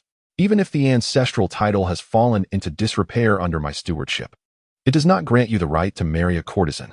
The son of a duke marrying a courtesan is akin to the offspring of a high-ranking minister seeking to wed a nightclub's leading lady in modern times. Father, I only wish for her to enter. I never said I would marry her. She shall not enter at all. Lin Chen found himself at a loss for words, opting instead to flee in silence. Lin Rahai pursued him for a time. Then, seeing the hesitant servants nearby, commanded, "Seize this ungrateful wretch." Lin Chen retorted, "Who dares? Do you wish to lose your positions? Unfilial son." Lin Rahai was nearly driven to the brink of apoplexy, causing the servants to hesitate even further. After a considerable time, panting heavily, Lin Ruhai cast aside the broom. "Unfilial son, come inside with me." Seeing Lin Ruhai's anger abate, Lin Chen calmly followed him indoors, taking a seat without ceremony. He poured himself a cup of tea and remarked, "Father, I must say, is this truly such a grave matter that it warrants such a commotion? Such a grave matter? You foolish boy, do you even comprehend her identity? Do you understand that our lineage has become a laughingstock? It is already dismal that our family has fallen so low. But at least we could claim to be of noble blood. Yet, what you have done betrays the dignity of a duke's son." Lin Chen casually remarked, "Father, is it merely a matter of status? What purpose does it serve? Our ancestors of the Lin family were not dukes. They did not earn the title through military merit alongside the founding emperor. Moreover, Kaiyun is indeed a remarkable individual. She is not prone to jealousy, possesses literary knowledge and grace, has a pleasant disposition, and does not seek the title of a legitimate wife. I believe it would be entirely reasonable to take her as a concubine, especially since she is quite beautiful. What kind of woman cannot you find? Even if she possesses various admirable qualities, she is still a woman of the brothel. This alone disqualifies her from being with you. If she were to be with you, how could you ever marry a respectable wife afterward? Daughters of dukes and the esteemed women of the court would flee at the mere mention of your name." Lin Rahai, exasperated, took a seat and declared, "I offer you two choices. What? First, you may choose one of the young ladies I previously introduced and marry her." The ghastly faces of those women flashed before Lin Chen's mind, accompanied by their piercing voices, causing him to shudder. He quickly exclaimed, "And no, I choose the second option." Lin Rahai continued, "Second, you relinquish your pursuit of Kaiyun. I will not pressure you. Father, it is but a matter of lineage. You are clinging to your pride to the point of suffering. Besides, my son is currently in control of the capital's grain transport and the intoxicating spirit business, earning a fortune daily.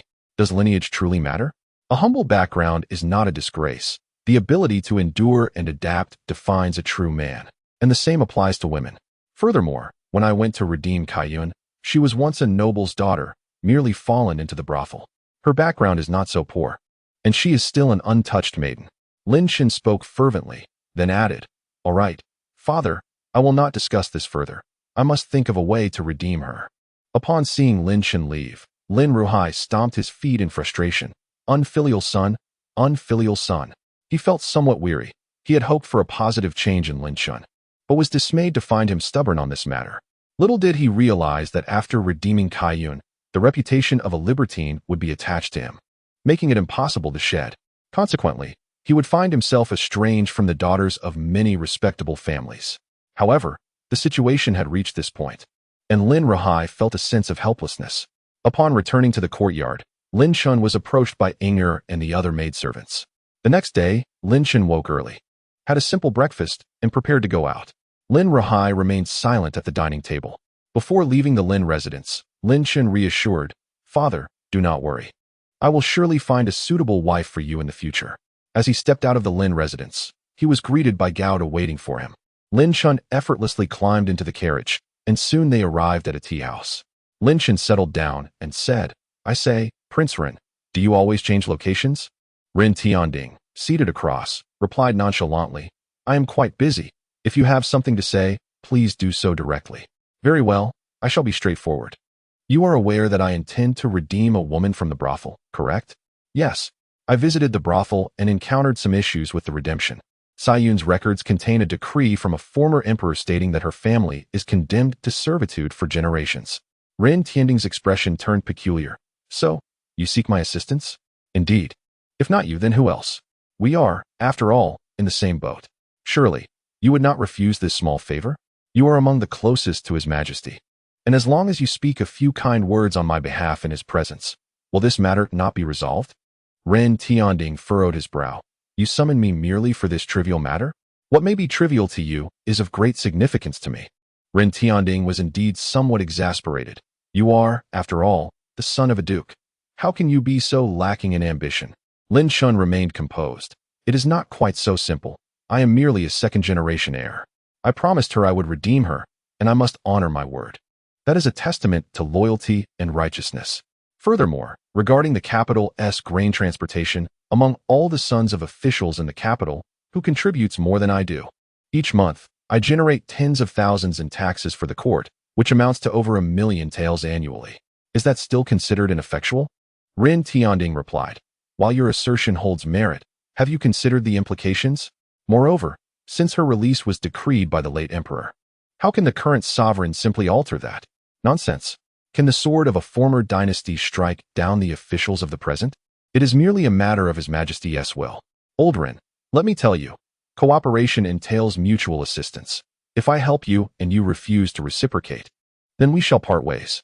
Lin Chen fixed his gaze upon Ren Tianding. At the adjacent table, Lu Jin couldn't help but twitch his lips. He truly dared to speak anything before His Majesty. Ren Tianding was rendered speechless, and after a considerable pause, he finally remarked, "This matter is of great import, as it was decreed by the late emperor. To alter it, one would require either an opportunity or a significant achievement to counterbalance the decree. Such opportunities are rare, and it seems you lack the necessary merits." Lin Chen pondered for a moment, and Ren Tianding continued, "You should investigate this matter further before making a decision. Often, edicts that involve altering the wishes of the late emperor cannot be issued lightly." With that, Ren Tianding stood to leave. "You are departing already?" Ren Tianding frowned. "I have stated that I am quite busy. When you next reach out to me, it must pertain to a matter of significance." What constitutes a matter of significance? Matters of state are the only true significance. As Ren Tianding departed, Lin Chen felt vexed. "Old Run, you miser. It is merely a matter of uttering a few words, yet you refuse to assist. Do not expect my aid in the future." Subsequently, Lin Chen contemplated Ren Tianding's words, furrowing his brow. Could it be that Sayun's father has accomplished something truly extraordinary? Perhaps a rebellion or something equally momentous. Chapter 60. Does uncle have any merits to recommend to me? After much thought, Lin Chen resolved to clarify this matter. He pondered and suddenly clapped his hands. Of course. How could I have forgotten about the Wuqing military command? Duke Yu, being of advanced age, is surely aware of Xia Wentao's situation. Lin Chen also rose and glanced around the tea house, relieved to see Zhao Hu and Wang Long arriving with their carriage. Off to the Wuqing military command we go. The Wuqing military command is primarily overseen by the Ministry of War, which governs the 5 military commanders' office, beneath which lies the Wuqing military command. Duke Yu serves as the commander of the Northern Army in the 5 military commanders' office, thus overseeing the entirety of the Wuqing military command, whose primary function is to maintain public order and security within the capital. Naturally, the Ministry of War also encompasses various other agencies, such as the selection of military officials and generals, the armory for equipping armor, departments managing carriages and war horses, and the Military Equipment Design and Innovation Bureau. As the carriage arrived, Lin Chen reached the Wuqing military office, which was situated near the imperial palace rather than within it. In front of the office stood armored soldiers on guard, with the characters for military office prominently displayed. After announcing his presence, Lin Chen entered and encountered Duke Yugua. "Uncle Zhu." Lin Chen paid his respects. Zhu Zhao was set down his pen, a broad smile gracing his face. "I had anticipated you would arrive after 10 days or half a month, yet here you are just a day later. Come, take a seat." "Thank you, Uncle Zhu," replied Lin Chen. Zhu Zhao continued, "Your father and I are both dukes, and we share a long-standing friendship.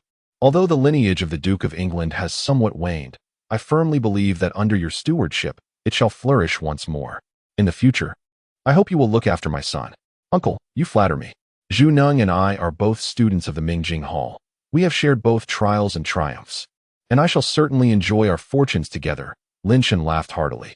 Zhu Zhaohua, feeling exhilarated, found the conversation with Lin Chen refreshing, contrasting sharply with the dissipated reputation of a notorious spendthrift.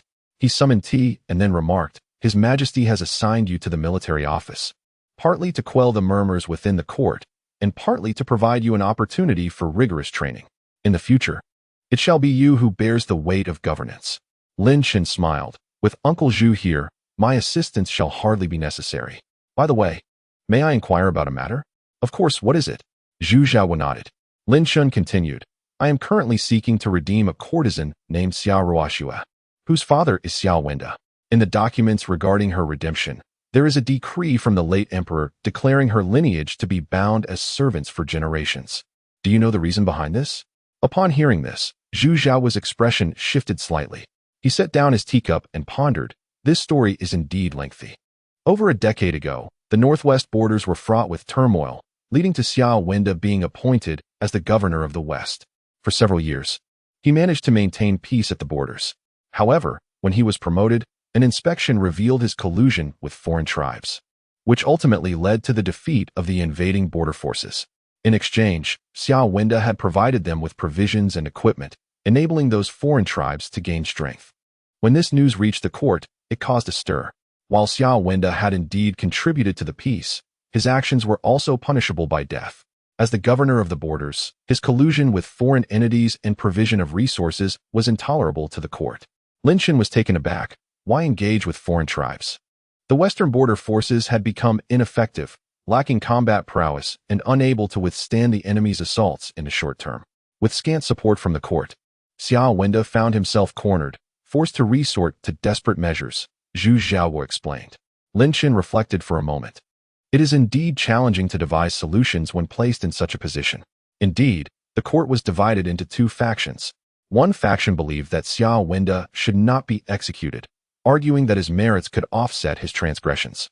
The opposing faction contended that he deserved death, as his deeds could not be reconciled with his faults. Allowing foreign tribes to grow in power would risk losing control over them, rendering the borders even more perilous. Furthermore, if he dared to collude with foreign entities today, would he not dare to rebel in the future? It was this very sentiment that stirred the late emperor's desire for blood. Zhu Zhao lifted his teacup, took a sip to moisten his throat, and then spoke. Thus, Xiao Wenda's entire family was taken back to the capital. Xiao Wenda was directly sentenced to death, while his family was relegated to the Ministry of Education. And the late emperor decreed that Xiao Wenda's lineage would serve as slaves for generations, ensuring that they remain in servitude forever. Nephew, I must emphasize that if you wish to redeem Xiao Ruoxue, it will undoubtedly provoke censure from the officials, infringing upon the late emperor's decree. The difficulty cannot be overstated. My advice is to abandon this notion. It is simply not worth it. Zhu Zhao studied Lin Chen earnestly. Outsiders may label you as a spendthrift and a simpleton, yet your uncle recognizes your intelligence. You effortlessly manage the capital's grain transportation and have created an exquisite brew, all of which attest to your extraordinary acumen. Should you seek a wife, though I possess no daughters, I am willing to assist you in making connections, ensuring your satisfaction. Lin Chen pondered deeply, and after a moment, he raised his head, his expression solemn. Uncle, I must redeem her.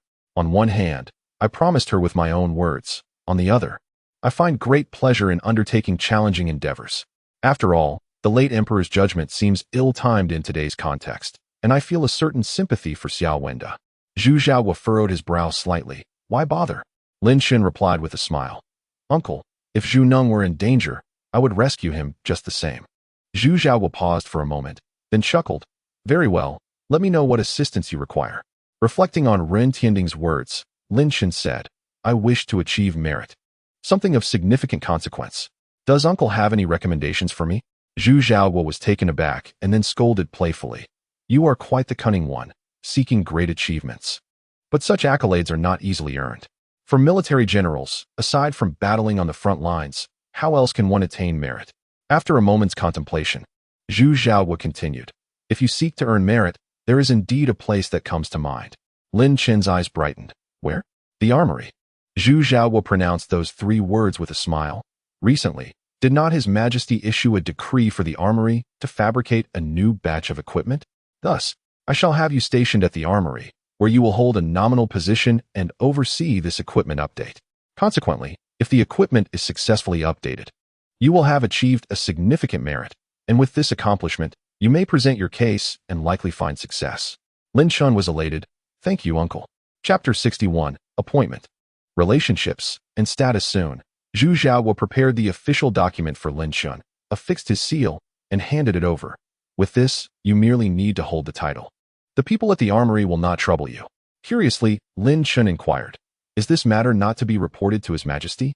Zhu Zhao chuckled softly. You are not an official of the court in the true sense. Your position is merely temporary. Such appointments can be made by various departments. As for my esteemed uncle, I hold the title of a national duke and serve in the Ministry of War, overseeing the military commands of 5 cities. And I am also a commander within the 5 armies. Do you truly believe I possess no authority? Lin Chen's eyes gleamed with admiration. Indeed, you are remarkable, uncle. Should you require any assistance in the future, do not hesitate to call upon me.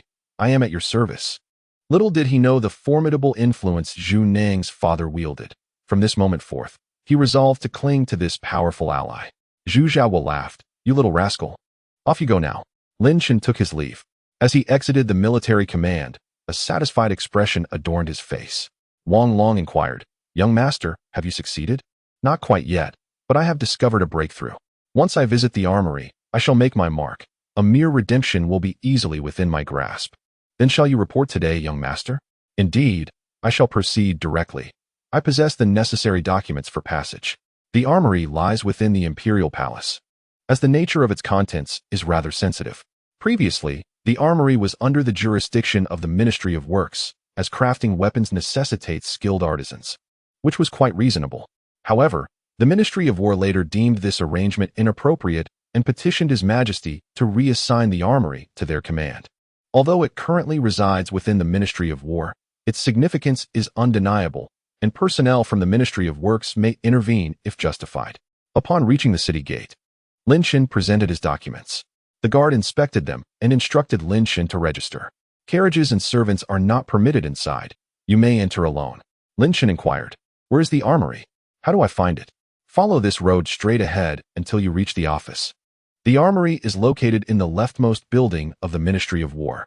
Lin Chen expressed his gratitude, instructing Wang Long and Zhao Hu to wait. As he made his way towards the armory, entering the palace for the first time, Lin Chen glanced back at the grand city gate, which was truly magnificent. Inside the palace, the expanse was vast, with imperial guards stationed at intervals. As he walked, he soon spotted a group of eunuchs hurrying past. Continuing his journey, he passed through another grand entrance and arrived at the administrative area, where various offices lined both sides, and clerks were busily recording information in the corners. Upon locating the Ministry of War, Lin Chen presented his documents, and a clerk noted them before gesturing toward a direction. That is the armory. Gratefully, Lin Chen approached the entrance of the armory. As he stepped inside, he was struck by the sheer size of the workshop, stretching endlessly before him. Filled with various furnaces and tools, numerous artisans were diligently engaged in their work, with many finished products displayed on tables and an array of armor and polearms adorning nearby racks. The temperature soared as he entered. Soldiers stood guard nearby, and Lin Chen, observing the bustling scene, could not help but marvel. Is this truly the armory of the imperial palace?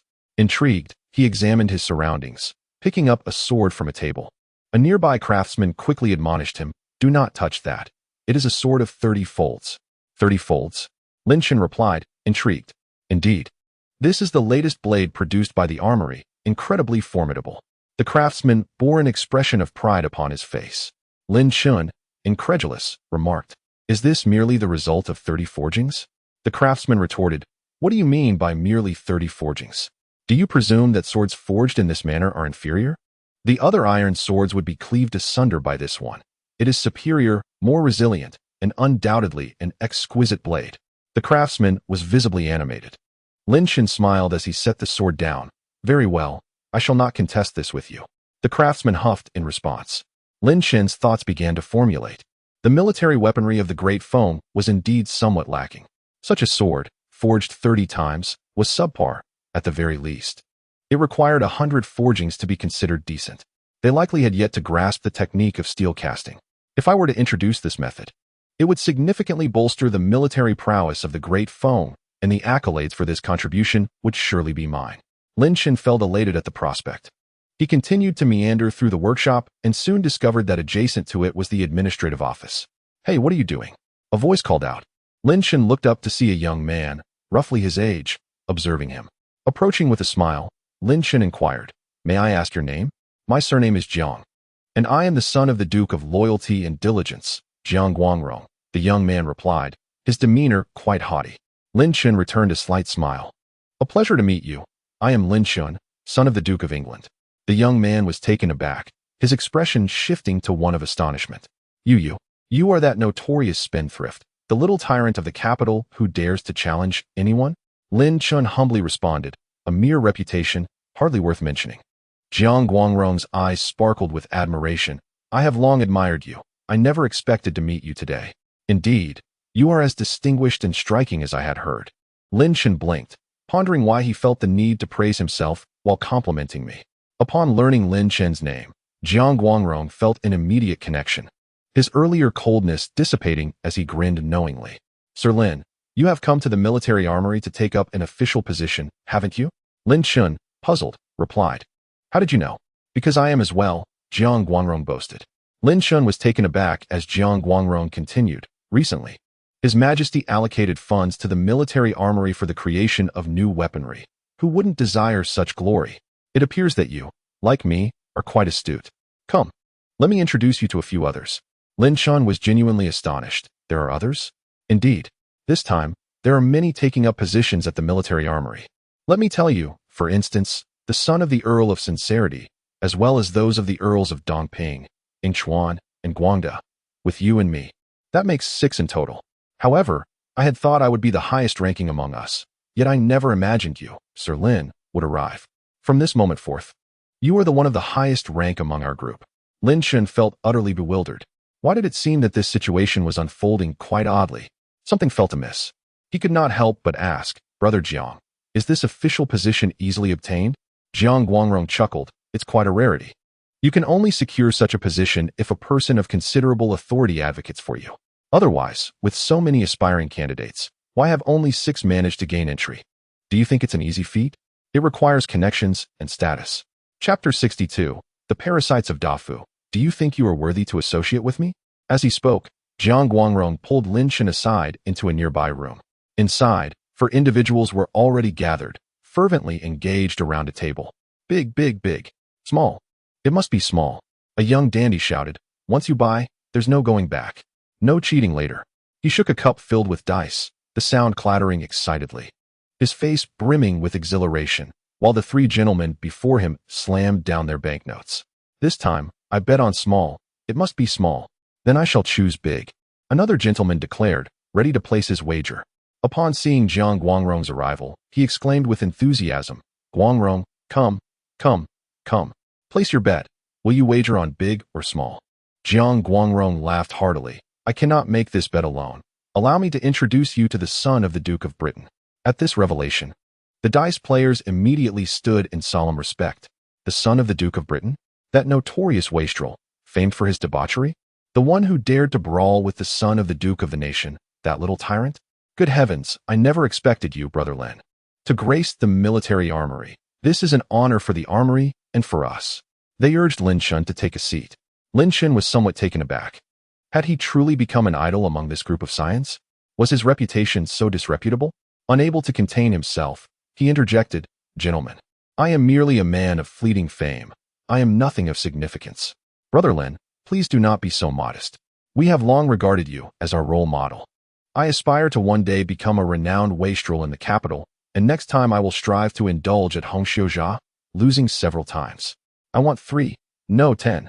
Lin Chen was astonished, observing the gluttonous gleam in his eyes. My friend, perhaps you should take it easy? At that moment, he began to comprehend his father's sentiments. These idle heirs truly were the epitome of extravagance, living off the laurels of their ancestors, content to squander their lives. How utterly distasteful, these parasites of Dafu. Lin Chen felt a tinge of disdain, questioning their worthiness to be in his company. Despite his own indulgences, frequenting brothels, he could not be compared to these second-generation elites. He was squandering his own wealth. Should I perhaps pay more heed to my reputation in the future? It seems my father was correct. Surrounding myself with these privileged idlers indeed diminishes my standing. As Lin Chen pondered, Jiang Guangrong continued, Brother Lin, since you are here, according to our customs, once the military armory completes its equipment production, you shall receive the greatest share of the credit. Lin Chen snapped back to attention and inquired, Why should I receive the greatest share? Simple, Jiang Guangrong replied. You are the son of a duke, holding the highest rank. I am merely the son of a marquis. And they are sons of earls. We must adhere to the hierarchy, which is only fair. Lin Chen was once again astonished. Could it truly be played this way? Do you all have any objections? He inquired. No objections at all. We must learn from you, Brother Lin. As the sage said, in a group of 3. There must be a teacher among us. Brother Lin, you are our esteemed teacher, they replied. Lin Chen inhaled sharply. No, no, no. When it comes to indulgence and merriment, I should be learning from you. After some playful banter, they grew more familiar with one another. Although Lin Chen secretly looked down upon them, he maintained a cheerful demeanor. Our position as temporary officials doesn't require us to do much, does it? He asked. Not at all, Brother Lin. As temporary officials, it suffices to hold the title. The actual matters will be handled by the overseer and his deputy. We merely need to be present when summoned, which is both easy and allows us to gain credit. Isn't that splendid? Another gentleman remarked. Indeed, Brother Lin. This evening we shall host a gathering at Hongxiuzhou, shall we? Have you forgotten that Brother Lin is a frequent visitor at Hongxiuzhou, where even the courtesan opens the door for him? Surely that has grown tiresome. Instead, let me take you to a brothel run by the Hu people, where the ladies are fiery and exotic, suggested another young master. Lin Chen's eyes sparkled with intrigue. Oh, an exotic brothel? Surely in such a grand capital as the capital, there must be such places. Let's all go together next time. Absolutely, Lin Chen replied casually. Soon, laughter erupted among them, a sound that would surely evoke the sentiment of camaraderie among those who witnessed it. Seizing the moment, Lin Chen inquired about the current state of weaponry development at the arsenal. Brother Lin, regarding the equipment development at the arsenal, I can only say that part of the funds allocated from above is meant to be shared with us. Otherwise, how do you think we gain our credit? Lin Chen's spirit was invigorated. Are we to receive a share? Certainly, Brother Lin. Each time funds are dispersed, the arsenal will enhance new weapons and armor. This endeavor incurs significant costs, but in truth, each enhancement is merely a slight improvement. The surplus funds are naturally distributed among us, he explained. Another young master added. And we must not forget the overseer and his esteemed officials. Indeed, they cannot be overlooked, came the agreement. Lin Chen was astounded by this revelation. This was sheer parasitism. No wonder the national treasury was depleted. If the arsenal operated this way, engaging in various forms of embezzlement, how could the treasury possibly remain intact? Curious, Lin Chen asked. Is there no scrutiny? Scrutiny? What would there be to investigate? This is permitted by the rules. Moreover, living in the capital is no small feat. Our expenses are considerable. They replied. Lin Chen pondered. Gentlemen, is the merit of the arsenal substantial? It is substantial, but once divided, there is little left. However, rest assured, Brother Lin, when we ask the scribe to draft the memorial, we will embellish it to ensure your contributions are more recognized, they assured him. Indeed, Brother Lin, you are a figure we admire. We would never let you suffer a loss, they added. Lin Chen could only smile wryly. At that moment, a scribe approached, announcing, Gentlemen, the overseer is on his way. Jiang Guangrong immediately responded, Very well, let us tidy up our things. They began to put away the dice. Brother Lin, we must exercise caution with the overseer. Although he tends to turn a blind eye, if we overstep, provoking his ire could lead to expulsion from the arsenal, which would be troublesome. Indeed, the supervisor holds a distinguished third-rank position, wielding considerable authority. Yet, there is no need for excessive concern. This supervisor is affiliated with the Prince of Su, whom my father has previously visited. The exchanges among the young gentlemen elicited a quiet astonishment from Lin Chen. Indeed, the intricacies of the capital's political landscape are profoundly intricate. Fortunately, I too am the son of a duke. Following Jiang Guangrong and the others, Lin Chen entered another chamber, where the supervisor and his assistant were also present. Your Excellency, Supervisor, Jiang Guangrong and the others saluted. Lin Chen followed suit, offering his own respectful greeting. It was then that he noticed the elder supervisor furrow his brow as he regarded him. Chapter 63. Old scoundrel, do you dare to face my bench? Understanding the unspoken tension, Lin Chen preemptively spoke. Your Excellency, I am here for an official appointment, and I possess a document from Duke Yu. He produced the document, which the supervisor glanced over briefly before setting it aside. In an indifferent tone, he remarked, Once again, the armory is being inundated with personnel. The governor's office seeks to meddle. His Majesty has only allocated a mere few 100,000 taels of silver, after deducting the costs of weaponry and armor production. Along with the artisans' wages, how much can be distributed to each individual? Beside him, Jiang Guangrong and the others exchanged awkward glances. Your Excellency, after all, Lin Chen is the son of a duke. We can afford to allocate him a larger share, they suggested. Lin Chen interjected, It's simple. I require no monetary compensation, but I seek merit. The supervisor, with a hint of sarcasm, poured himself tea from a servant's tray, remarking, "No money, only merit? I have yet to hear of a distinction between the two. If you desire no merit, then withdraw from the armory." Lin Chen regarded the supervisor with a smile. "It seems you harbor some reservations about me." "Reservations? Hardly. You are renowned throughout the capital as the infamous spendthrift. What could I possibly object to? Moreover, out of respect for Duke Yu, who serves as the Northern Army's governor, how could I refuse to act upon his orders? Should he report my shortcomings? My position as supervisor would be precarious, would it not?" The supervisor's veiled remarks prompted Lin Chen to raise an eyebrow. Jiang Guangrong hastily interjected, "Your Excellency, in truth, Lin Chen, like us, has no intention of meddling in the affairs of the armory. Even if he wished to, he lacks the capacity." Lin Chen replied coolly, "Your Excellency need not mock me. I have indeed come here to earn merit, but rest assured, my merits will not be garnered without due effort. You shall receive your rightful share, and perhaps even more." The supervisor chuckled. "I never anticipated that a notorious spendthrift would possess such audacity. Do you aspire to instruct the armory?" "Instruction is not my intention, but I have several suggestions that could enhance the armory's operations." Suppressing his displeasure, Lin Chen pressed on with his recommendations, believing that offering insights might alter the supervisor's perception of him. Jiang Guangrong, in a state of urgency, discreetly tugged at Lin Chen's sleeve, signaling him to refrain from speaking out of turn. "Master Jianzheng, we are merely here to lend our names. Just now, Lin Chen was joking with you. The military armory does not indulge in idle talk." Jianzheng snorted coldly. "Lin Chen, do speak your mind, should your words fall short. Do not blame this official for showing you no favor." "Very well," Lin Chen replied solemnly. "Upon entering the military armory, I observed the weapons and armor crafted by those artisans.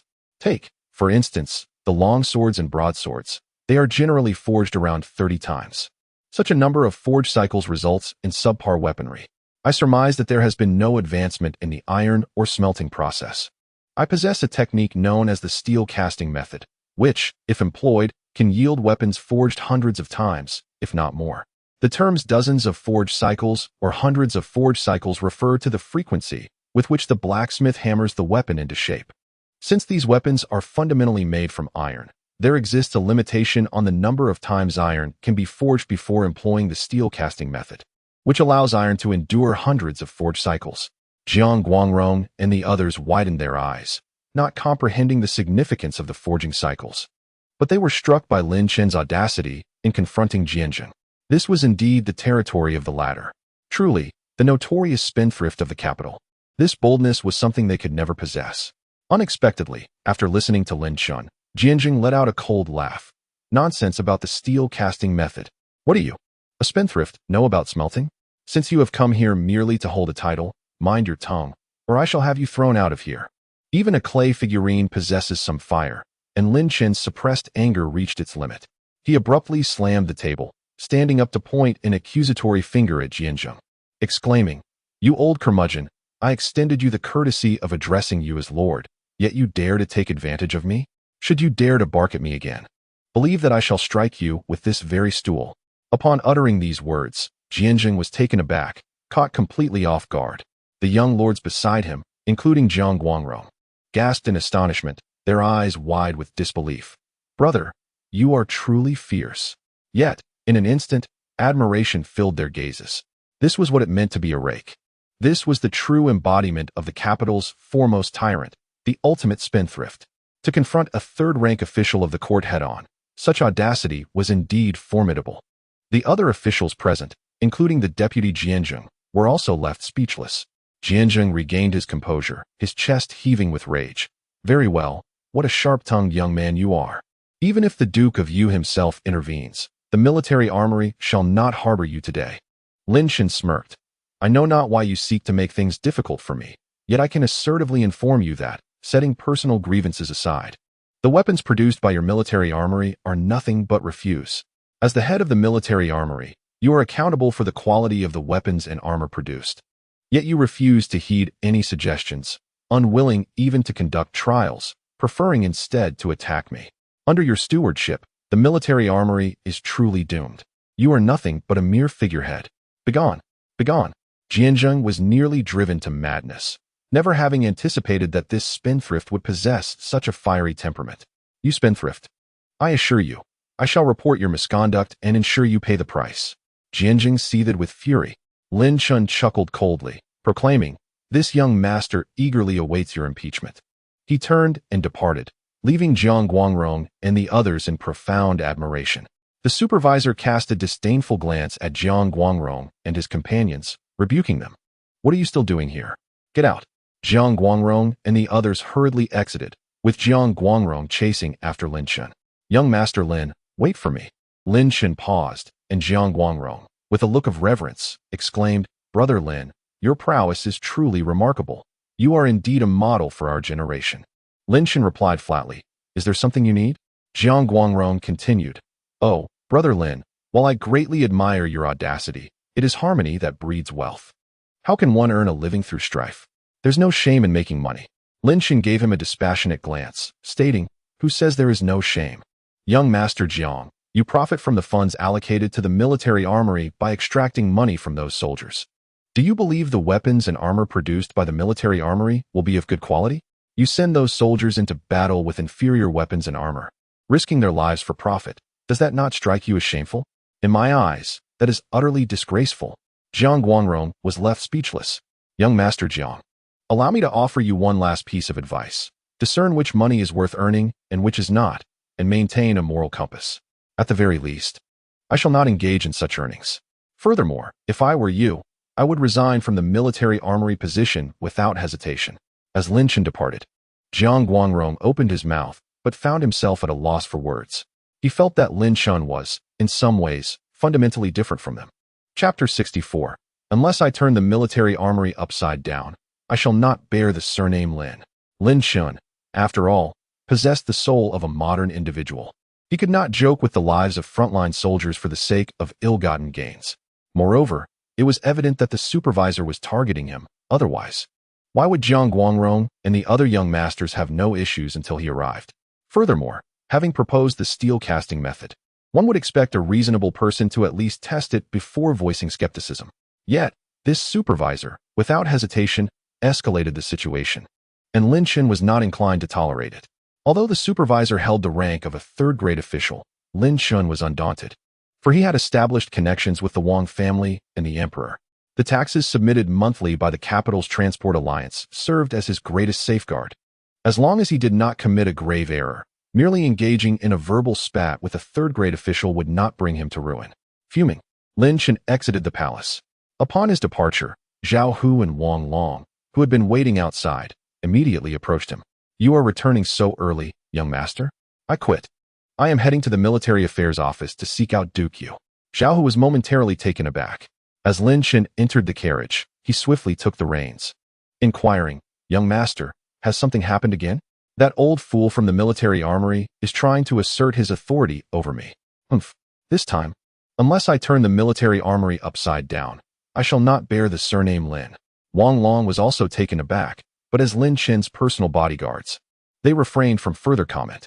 Upon returning to the military affairs office, Lin Chen disembarked from the carriage and proceeded directly to see Zhu Xiaohua.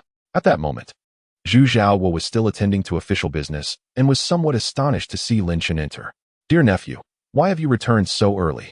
Is there no one at the armory? There are people at the armory, but uncle, I seem to have caused you some trouble. Zhu Xiaohua's heart sank. He immediately rose and sat beside Lin Chen. What trouble could you possibly cause with me around? Lin Chen recounted the situation in detail.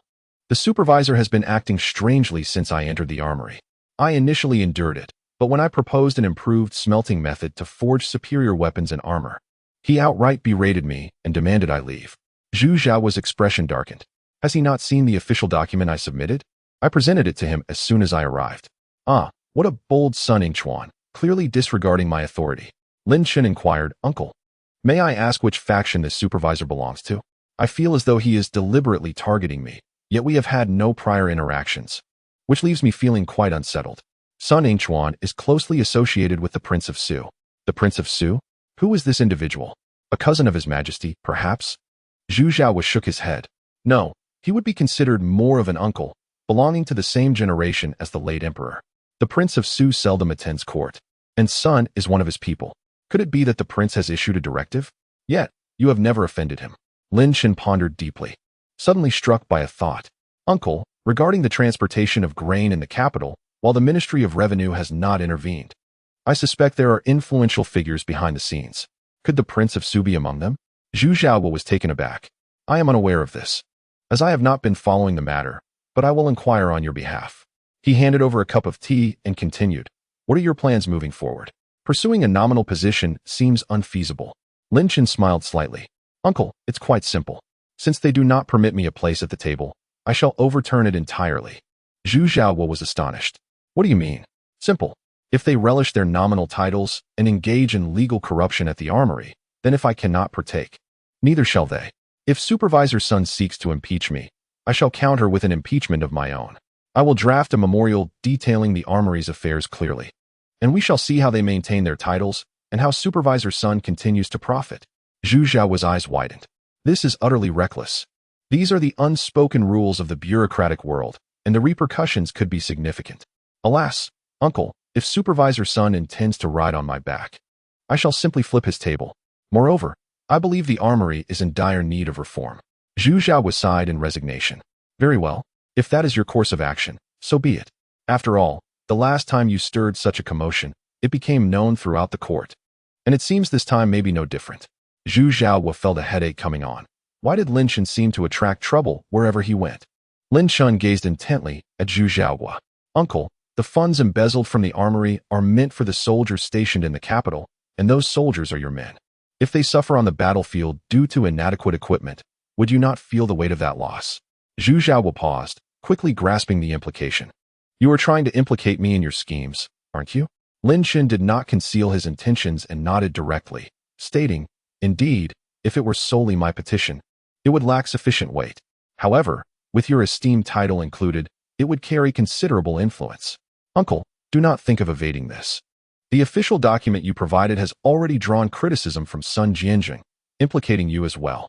Who says I intend to evade? You little rascal, Zhu Xiao replied, very well. I shall lend my name to it. You write, and I shall refine it. Lin Chen's expression turned awkward. Uncle, I believe it is still best if you write it. Must I really write this? My handwriting is quite unsightly. Zhu Xiao, feeling resigned, rose and took up the brush, sitting down to compose. Nephew, you should diligently study and practice your writing. Uncle speaks wisely. The room fell into silence as Zhu Xiao wrote swiftly. Although a martial general, he was quite adept at drafting official memorials. Once completed, he showed it to Lin Chen, who complimented, Uncle, your literary talent is truly admirable. Even if you were not a general, you would still be a top scholar. You certainly have a way with words. Very well, since there are no objections, I shall submit the petition. Uncle, do not rush. This time, we can employ a strategy of delayed action. Let Sun Jianjing submit his petition first, and then you can follow suit, catching him off guard. Zhu Xiao's expression turned peculiar. You are quite shrewd. Lin Chen laughed heartily. Indeed. After finalizing the arrangements with Zhu Xiao, Lin Chen took his leave. Once he departed, Zhu Xiao gazed at the closed memorial, hands clasped behind his back. This lad is remarkably clever.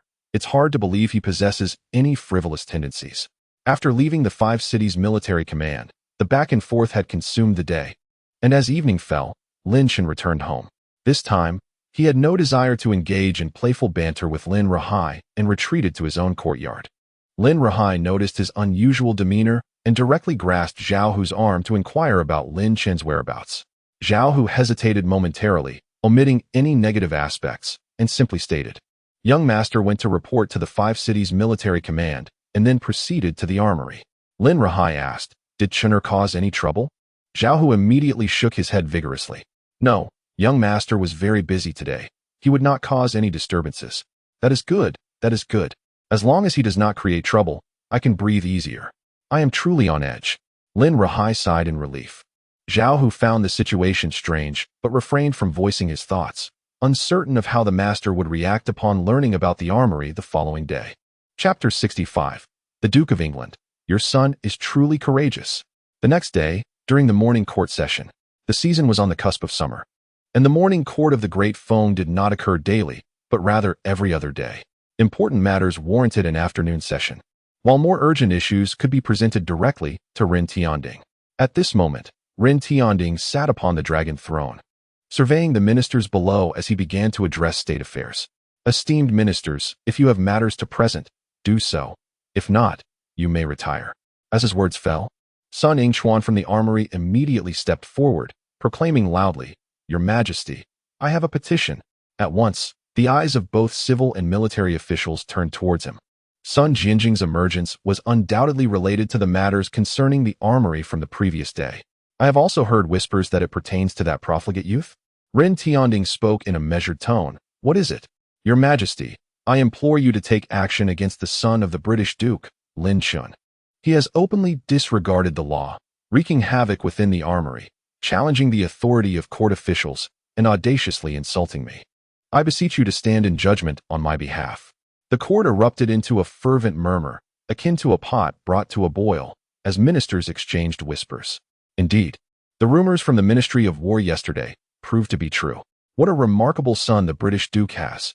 It seems we frequently hear news of his misdeeds. Were it not for your Majesty, the capital might well be turned upside down by his antics. It is astonishing what Lin Ruhai's son has grown up to be, daring to confront even the officials of the court, who hold the rank of third grade.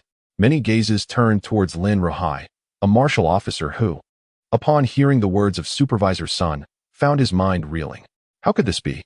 This ungrateful son was just appointed to the Ministry of War by your Majesty. It has barely been a day, not even a full one, and he has already stirred up trouble? Lin Ruhai was engulfed in a sense of confusion and weariness. How could this unruly child possess such a terrifying ability to cause chaos, rivaling that of 100,000 troops? Duke Yu, Zhu Zhaohua, remained composed, eyes closed in contemplation. The censor from the Court of Judicial Review had intended to speak, but recalled the previous encounter where Lin Chen had been overly familiar with him, leading to a moment of silence. Ren Tianding, taken aback, pondered, why is it Lin Chen again? Did I not assign him to your military command, Duke Yu? Zhu Zhaohua finally opened his eyes, holding his official seal, and replied, Your Majesty, yesterday Lin Chen reported to the military command. In our conversation, I sensed his eagerness to achieve merit. Thus, I deemed the armory a more suitable place for him and drafted an official document to transfer him there in name. After a brief pause, Zhu Zhaohua continued. However, Lin Chen returned in a fit of rage after barely half a day. The reasons for this must be clarified with Supervisor Sunday's son Yingchuan, filled with indignation, exclaimed, Your Majesty, my humble armory consists of only one supervisor and one deputy. It is simply unable to accommodate any further personnel from Duke Yu. Moreover, Lin Chen has spoken contemptuously of the artisans and craftsmanship of the armory, even going so far as to insult my position. As a dignified third-grade court official, I can endure much, but this is intolerable. He is merely a spoiled wastrel without an official post, yet he dares to challenge me and raise his voice in defiance. I beseech your Majesty to intervene on my behalf. The court was filled with gasps of disbelief. How audacious is the son of the British Duke? Does he truly hold third-grade officials in such low regard? This wastrel is utterly devoid of sense. Lin Ruhai was drenched in cold sweat, his chest heaving with anger, repeatedly cursing his son in his mind. Ren Tianding furrowed his brow, realizing that Lin Chen truly had a talent for causing trouble. Could he not allow for a moment of peace? Ren Tianding contemplated summoning Lin Chen for confrontation, but hesitated, realizing that Lin Chen had yet to earn the right to attend the morning court. As Sun Yingchuan knelt, pleading for intervention, Ren Tianding found himself at a loss. At that moment, the Vice Minister of Rights, Jiang Jingxin, stepped forward. Your Majesty, Lin Chen has repeatedly defied the laws of propriety. His public brawls have previously caused disruptions to the capital's grain transport, and now he has stirred up chaos at the armory. I believe he deserves severe punishment. Some censors from the censorate have also spoken out. Your Majesty, we cannot allow him to tarnish the ethos of the capital, which he has already corrupted. If Lin Chen were present, he would undoubtedly be bewildered, pointing at himself and asking me, what does the capital's ethos have to do with me? Your Majesty, I too advocate for harsh retribution. His previous explosion at the sacrificial pit was a grave offense that has incited public wrath. I have never encountered such an uncouth and debauched individual. I propose he be exiled to a desolate land, forced into banishment. Lin Ruhai listened in fear and trepidation. Sun Jianzheng continued, Your Majesty, I implore you to take action on my behalf. If you do not support me, how can I retain my dignity as a third-rank official? Ren Tianding was utterly exasperated. Lin Chen, You spendthrift, could you not spare me some concern? The court was in an uproar, akin to boiling water. And Wei Yizhan took a deep breath, gaining a clearer understanding of Lin Chen's destructive potential. At that tumultuous moment, a voice arose. Your Majesty, Lin Chen has a petition. This utterance abruptly quelled the uproar, as if a lid had been placed atop the boiling pot, restoring silence. All eyes turned to the Duke of Yu, astonished. Lin Chen has a petition? Ren Tianding was taken aback. What could he possibly have to say? In response, the Duke of Yu stated, upon his return, Lin Chen penned an impeachment petition, which I shall present to your Majesty during today's court session. Should I read Lin Chen's petition aloud? An impeachment petition? Who is he impeaching? The ministers in the court were also taken aback. This spendthrift seeks to impeach someone? Ren Tianding, curious about Lin Chen's written words, directly instructed, read it aloud. Very well. Zhu Xiaowang unfolded the petition and began to read aloud. Your Majesty, the commoner Lin Chen hereby submits an impeachment against the armory's chief, Sun Yingchuan. This man has embezzled public funds, suppressed his juniors, and worst of all, he has occupied his position without merit, resulting in the armory's utter ineffectiveness under his stewardship. What? The ministers in the court widened their eyes, some even gaping in shock. Today's court session is truly remarkable. This spendthrift is daring to impeach a third-rank chief. Such audacity is unprecedented. Even in the history of the Great Feng Dynasty, Lin Rahai was equally stunned, while a nearby minister exclaimed, Duke of England, your son is exceedingly bold. Sun Yingchuan's eyes widened in disbelief, his body trembling with rage. Duke of Yu, he is distorting the truth. Zhu Xiaowang remained composed. Sun Jianzheng, I am merely reciting the petition. I have not yet finished reading. You first accused me of placing people in the armory, yet you dare to slander me. The court erupted once more, the lid unable to contain the boiling chaos, as the other ministers whispered amongst themselves. Ren Tianding frowned. Silence them. Beside him, Jin shouted, Order. The sharp, elongated voice echoed throughout the hall, restoring silence once again. Continue reading. Zhu Xiaowang resumed. The charges against Sun Yingchuan are as follows. Sun Yingchuan is guilty of numerous offenses. As the supervisor of the armory, he brazenly tolerates the infiltration of various officials into his domain, euphemistically termed as honorary positions. The common folk initially believed these titles merely served to distribute accolades. However, they were astounded to discover that the offspring of dukes, marquises, and earls were not only sharing in the accolades, but also in the allocation of funds designated for the production of weapons and armor at the armory. Many officials were taken aback, questioning the audacity of such extravagance. Sun Yingchuan's eyes widened in disbelief as he exclaimed, Your Majesty, he speaks of matters I wish to address. Yet, he accused others of slander. Furthermore, Sun Yingchuan is culpable for embezzling funds and suppressing his juniors. During a casual conversation with Jiang Guangrong, the son of the loyal and diligent marquis, the common folk learned that the funds dispersed by the armory were disproportionately claimed by the supervisor. As a newcomer to the honorary ranks, he disrupted the equitable distribution of spoils, leading to Sun Yingchuan's dissatisfaction. Upon encountering the common folk, he sought to impose difficulties upon them, disregarding even the proposed improvements to the armory's processes and rudely instructing them to silence themselves and vacate the premises, demonstrating a lack of magnanimity befitting a court official. The loyal and diligent marquis, witnessing this exchange, was aghast, admonishing his son for associating with such a wastrel and for speaking indiscreetly, as it might endanger his father's reputation. Enraged, Sun Yingchuan protested, Duke Yu, this is slander. How can this mere spendthrift possibly comprehend the intricacies of process improvement? He continued, Your Majesty, I merely intended to reprimand him. Yet I was taken aback when he brazenly overturned the table and accused me. Zhu Xiaohua, unfazed, persisted in his recitation. Sun Yingchuan, as the supervisor of the armory, should be diligently seeking ways to enhance military equipment. Yet, he remains oblivious to the merits of superior craftsmanship.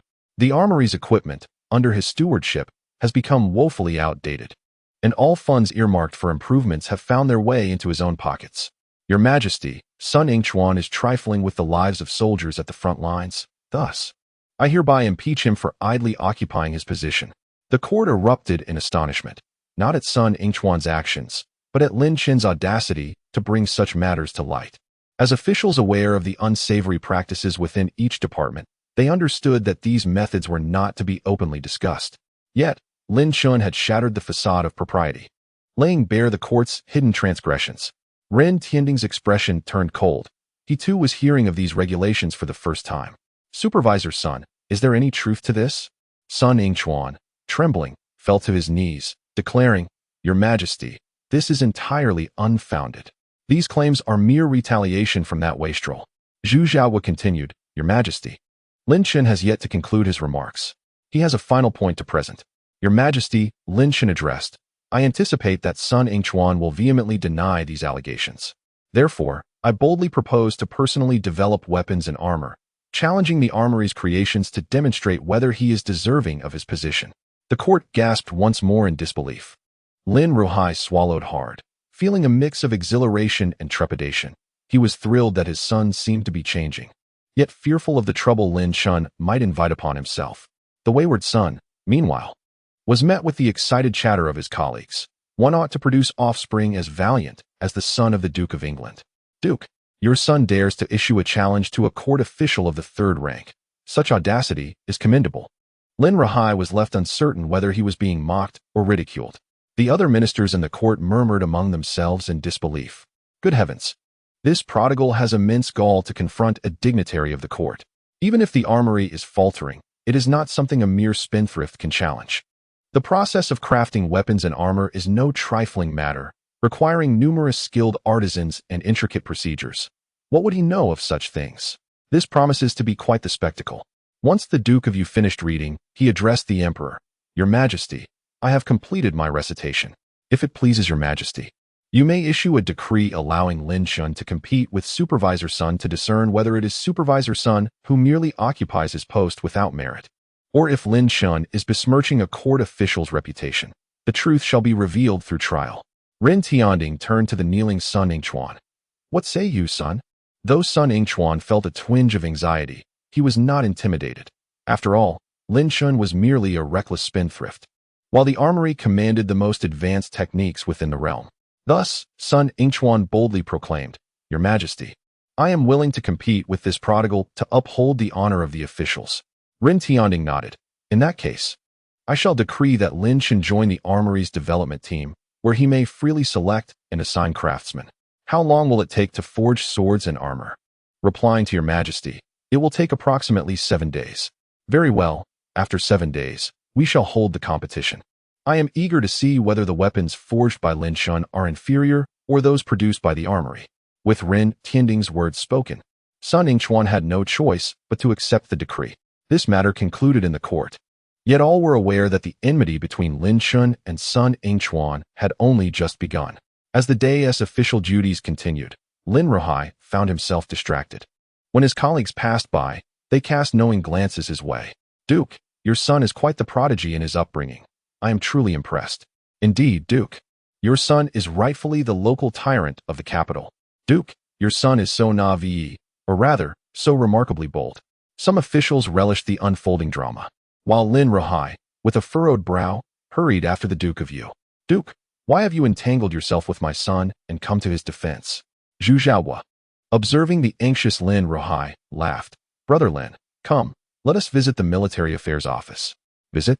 Zhu Xiaohua, if my son loses in this competition, how shall I explain it? He could very well be impeached from the capital. Zhu Xiaohua patted Lin Ruhai on the shoulder. Brother Lin, I believe you ought to have more faith in your son. Meanwhile, Ren Tianding returned to the inner palace, where the eunuchs promptly assisted him in removing his crown and changing from his dragon robe into casual attire. Elgin, prepare for a moment. I shall be leaving the palace. Ren Tianding now sought to comprehend Lin Chen's intentions. He understood that Lin Chen wished to achieve merit. But was this truly how one would go about it? Was he intending to use the armory as a stepping stone? Furthermore, he wished to ascertain whether Lin Chen's claims held any truth.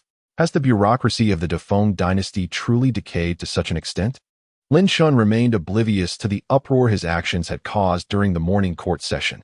It would not be long before the entire capital was aware of the commotion. Awakening from his slumber, Lin Chen called out, prompting Inger and the other maidservants to enter. While washing his hands, he inquired, Has father gone to court? Young master, not only has he gone to court, but he is likely nearing its conclusion, replied Inger, a hint of exasperation in her voice. Is it so soon? Lin Chen remarked, amused. Indeed, young master, you have arisen rather late, Inger retorted. With a chuckle, Lin Chen responded, my routine is perfectly normal. Very well, I shall have breakfast first. I must visit the military affairs office shortly.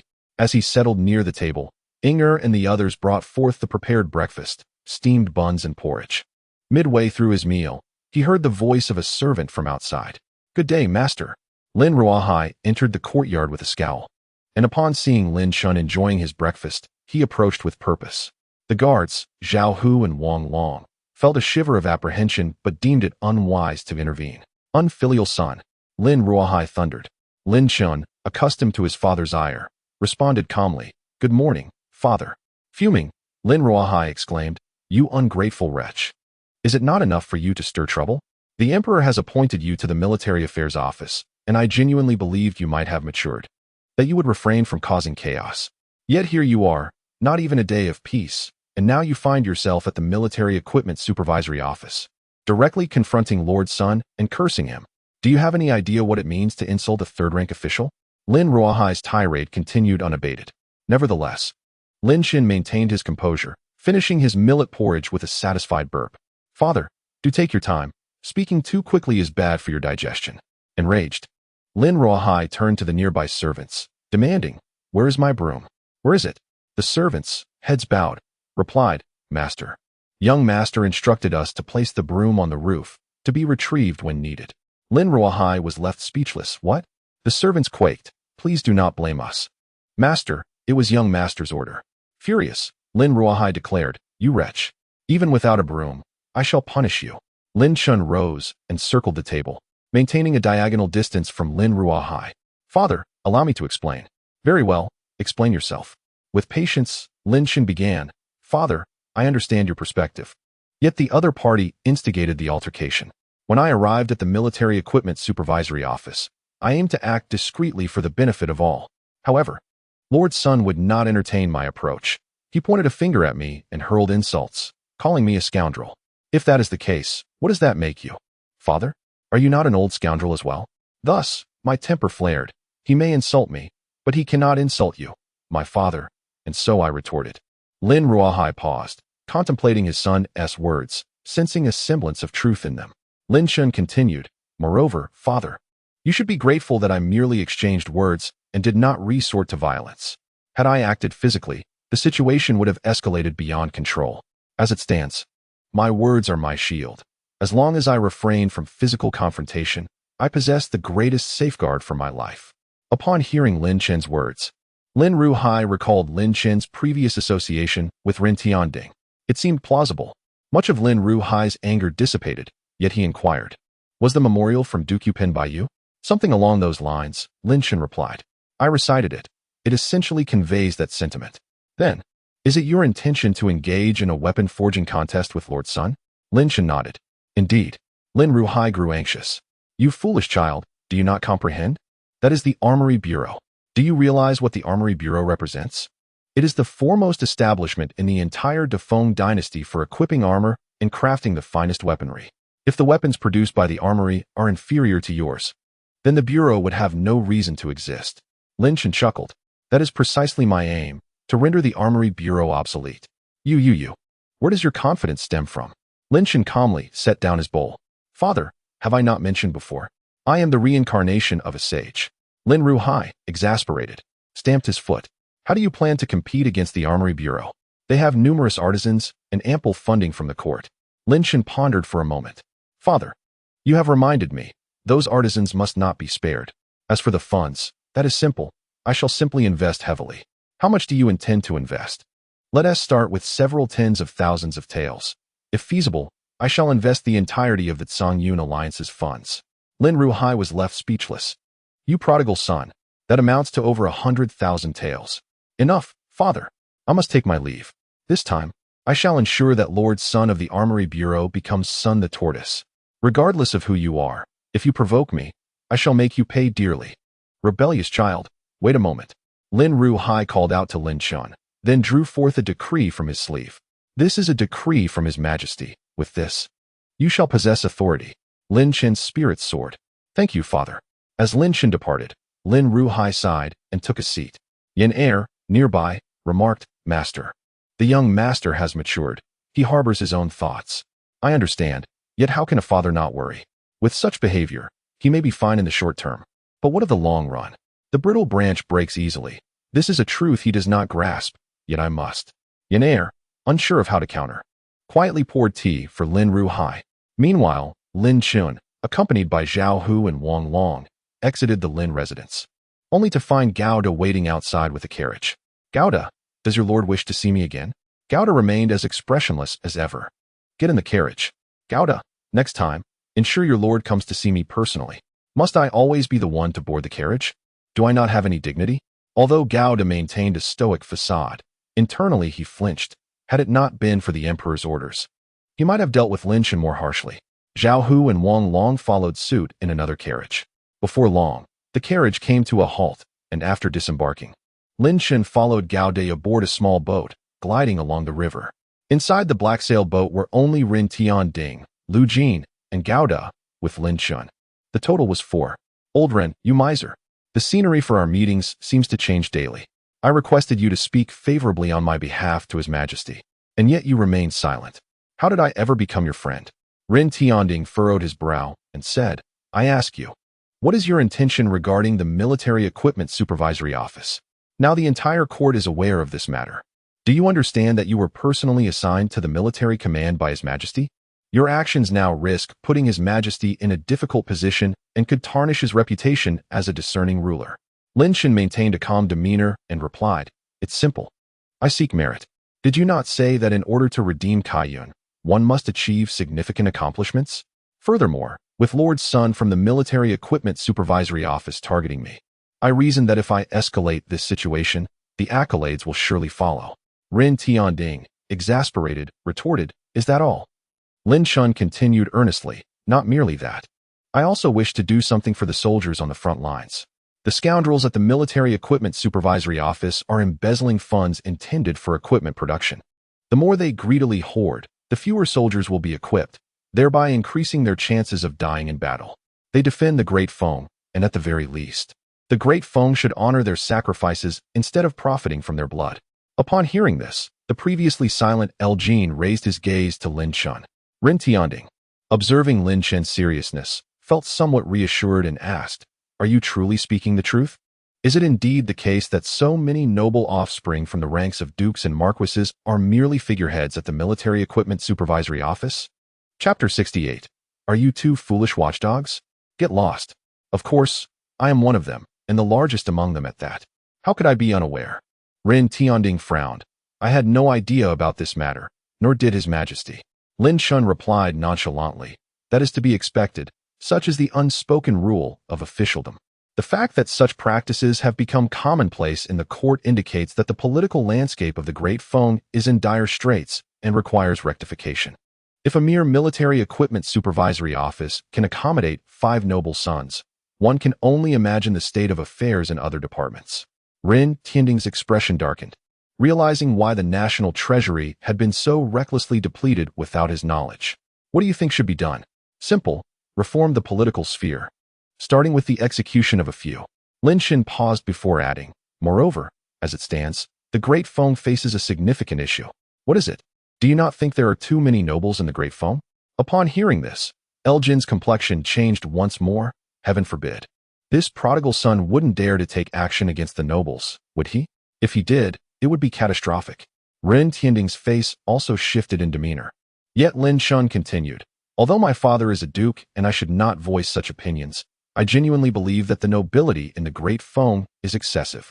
With dozens of dukes, marquises, and earls in abundance, not to mention the hereditary nature of titles, it is akin to a plague of parasites draining the lifeblood of the Great Feng." After a moment of silence, Rin Tianding remarked, "This matter is not easily resolved. Let us return to the original topic. Since His Majesty has permitted you to compete with the Military Equipment Supervisory Office, how do you plan to proceed? Are you truly confident in your victory? If you fail, the criticism you face will be overwhelming, and even His Majesty may find it challenging to protect you. Rest assured, the equipment from the Military Equipment Supervisory Office is nothing but trash." Seeing Lin Chen's unwavering confidence, Ren Tianding felt a sense of relief. He has always perceived an extraordinary charm in this spendthrift, a character seemingly frivolous yet imbued with a genuine concern for the nation and its people. Most importantly, the methods employed by this prodigal son are often unexpected. As the boat glided forward, Ren Tianding called for a return, prompting Gao De to begin rowing back. "Are you truly going to bring that courtesan in red sleeves through the door?" Ren Tianding inquired. "Indeed, what is there to question? Kai Yun is both beautiful and gentle, and she demands no formal recognition. I am certainly going to." Ren Tianding shook his head, exclaiming, "Oh, you." Upon reaching the shore, Ren Tianding departed, leaving Lin Chen to smirk. This prince always seemed to visit him with an air of inexplicable mystery, as if he spoke only half the words he intended. Zhao Hu and Wang Long approached Lin Chen, asking, "Young master, what shall we do next?" Lin Chen smiled. "It's simple. Since we intend to stir up trouble, we must do so grandly. First, let us seek out Zhu Ning and Chen Ying and bring my two scapegoats. No, my two good brothers along." Zhao Hu's lips twitched. "Young master, you let a slip of the tongue there." Lin Chen first visited the residence of the Duke of State, where he encountered Chen Ying. "Come, Chen Ying, accompany me to the Armory Bureau." Chen Ying, well aware of Lin Chen's intentions, chuckled. "Are you looking to compete with the Armory Bureau again?" "Of course, but I need you by my side to bolster my courage. Otherwise, I fear that scoundrel at the Armory Bureau might play tricks." Chen Ying nodded. "No problem." Lin Chen then led Chen Ying to the residence of the Duke of Yu, summoning Zhu Nang. Zhu Ning, brimming with joy, exclaimed, "Brother Chen, come, let us go have some fun." Zhu Ning nodded. "Should we bring some attendants?" "Not this time. Your presence alone suffices." Subsequently, Lin Chen had them board a carriage heading towards the palace. Chen Ying inquired curiously, "What position do you hold now?" "I hold no position at all. His Majesty initially intended for me to go to the Military Affairs Office. Then the Duke of Yu directed me to the Armory Bureau, but now, with the situation as it is, I find myself without an office. However, there is no rush. Once I bring that scoundrel from the Armory Bureau down, I shall surely have a position. Perhaps the head of the Armory Bureau will be mine." Chen Ying could only smile wryly. "What about you? What position do you hold at court? I haven't heard a peep from you."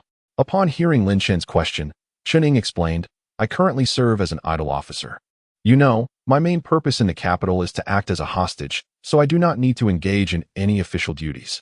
Lin Chen nodded. "I understand. I chose the right companion. You seem rather bored, and it is just the right time for someone to involve you in some mischief." Chen Ying chuckled heartily. When the carriage arrived at the palace gates, the guards stopped them, yet Lin Chen was prepared to take Zhu Ning and Chen Ying inside. The path was unobstructed, for Lin Chen possessed an imperial decree, and they dared not hinder his passage. Upon reaching the official office, with the military officials to the left and the civil officials to the right, Lin Chen instructed Zhu Ning, "Raise your voice and announce, the head of the Armory Bureau, Sun Jianzhong, has arrived." Zhu Ning's eyes widened. "Am I really supposed to shout?" "Of course you are. Why wouldn't you?" Zhu Ning then bellowed, "The head of the Armory Bureau, Sun Jianzhong, has arrived." The clerks from nearby offices, witnessing this spectacle, hurriedly reported to the officials within their respective departments. The Ministry of Rights was astonished by the news relayed by the clerks. That extravagant youth, even before the day has fully passed, has impatiently arrived at the armory. With that group of boorish military officials now in his sights, it seems like a case of dogs fighting over a bone. Jiang Jingxin, feeling quite pleased, suggested, "Gentlemen, if you have some leisure, why not join me in witnessing the spectacle at the armory? Come, this is an event not to be missed." Not only the Ministry of Rights, but officials from the other 5 ministries, including some from the 3 provinces of the Central Secretariat, were all preparing to observe the commotion. As for the officials from the military offices, those with little connection to the armory were also eager to partake in the amusement. Lin Chen, accompanied by Zhu Ning and Chen Ying, made his way directly to the armory. Along the way, numerous officials cast curious glances in their direction. Lin Chen smiled at them, thinking that if this were the modern era, they would surely be mere bystanders. It was a pity there were no sunflower seeds to munch on while indulging in gossip. Upon reaching the armory, they had yet to step inside when the 2 leading guards brandished their weapons. No unauthorized personnel are allowed within the armory. Lin Chen chuckled softly, playfully nudging one of their long halberds. "Unauthorized? Pray tell, who is the outsider here?" He pulled Zhu Ning closer, declaring, "This gentleman is Zhu Ning, the son of the Grand Commander of the Northern Army, Duke Yu. You dare call him an outsider? Zhu Neng proudly puffed out his chest. Lin Chen then beckoned Chen Ying, stating, "And this gentleman is Chen Ying, the son of the Duke of State Preservation. A man nearly worthy of being conferred as a king of differing surname. Do you still claim he is an outsider?" The two guards were nearly drenched in cold sweat. Lin Chen's voice turned icy. "If they are outsiders, then who among us belongs to the Great Feng Dynasty? Are you two ignorant gatekeepers truly so foolish as to think yourselves the masters here? Step aside." Chapter 69. Isn't that Sun Jianjing? It has only been a day since we last met, and he has already been pulled in? Upon hearing Lin Chen's words, the expressions of the two guards changed dramatically. They remained motionless. A number of civil officials nearby were watching the spectacle unfold. Lin Chen spoke coolly. "Are you from Sun Jianjing's office at the armory?" Replying to this young master, "We are not," came the answer. "Since you are not, why do you defy the imperial decree?" Lin Chen produced the imperial edict. "The edict is here. I have the authority to act as I see fit. If you dare obstruct me, it is tantamount to defying the decree." Upon hearing this, the two soldiers exchanged glances and, in silent agreement, stepped aside. Had Lin Chen not produced the edict, they might have resisted. For Sun Jianjing's orders were to keep Lin Chen at bay. But who would dare to obstruct him with the edict in hand? Zhu Neng laughed heartily. "Who would dare stop Brother Chen? He is the most notorious wastrel in the capital." Lin Chen swiftly covered his mouth. "Hold your tongue. Your brother is attempting to mend his ways." Chen Ying chuckled and followed Lin Chen into the armory. The remaining military officials also trailed in after them. Inside the armory, Sun Jianjing glared at Lin Chen's arrival. "Ah, if it isn't Sun Jianjing. It has only been a day since our last encounter. And you have already made such a scene?" Lin Chen laughed heartily. Sun Jianjing replied coldly, "You dare challenge the armory? Such audacity. You actually have the gall to question the weapons and armor produced here." Lin Chen, nonchalantly cleaning his ears, remarked, "What did you say? I didn't quite catch that." "You." Sun Jianjing was seething with anger. "Very well, let the outcome speak for itself. His Majesty has decreed that the victor will be determined in 7 days. I shall see what you can present after this period, and how it can possibly compare to the weaponry of my armory. Oh, it seems you lack even a craftsman. What then do you intend to forge weapons with?" Lin Chen suddenly realized. Indeed, Sun Jianjing makes a valid point. I do not possess a craftsman, and that presents a dilemma. He feigned contemplation for a moment before breaking into laughter. "Ah, but this issue can be easily resolved. The armory has skilled craftsmen at their disposal, does it not?" Upon hearing this, Sun Yingchuan's expression changed dramatically. "You, such audacity. You dare to undermine the armory." The surrounding officials of the Great Feng Dynasty gasped in shock, murmuring among themselves. This reckless youth truly possessed audacious resolve. He was provoking Sun Yingchuan to the utmost degree. Yet, he was clever enough to recognize the absence of craftsmen and had the audacity to target the armory directly.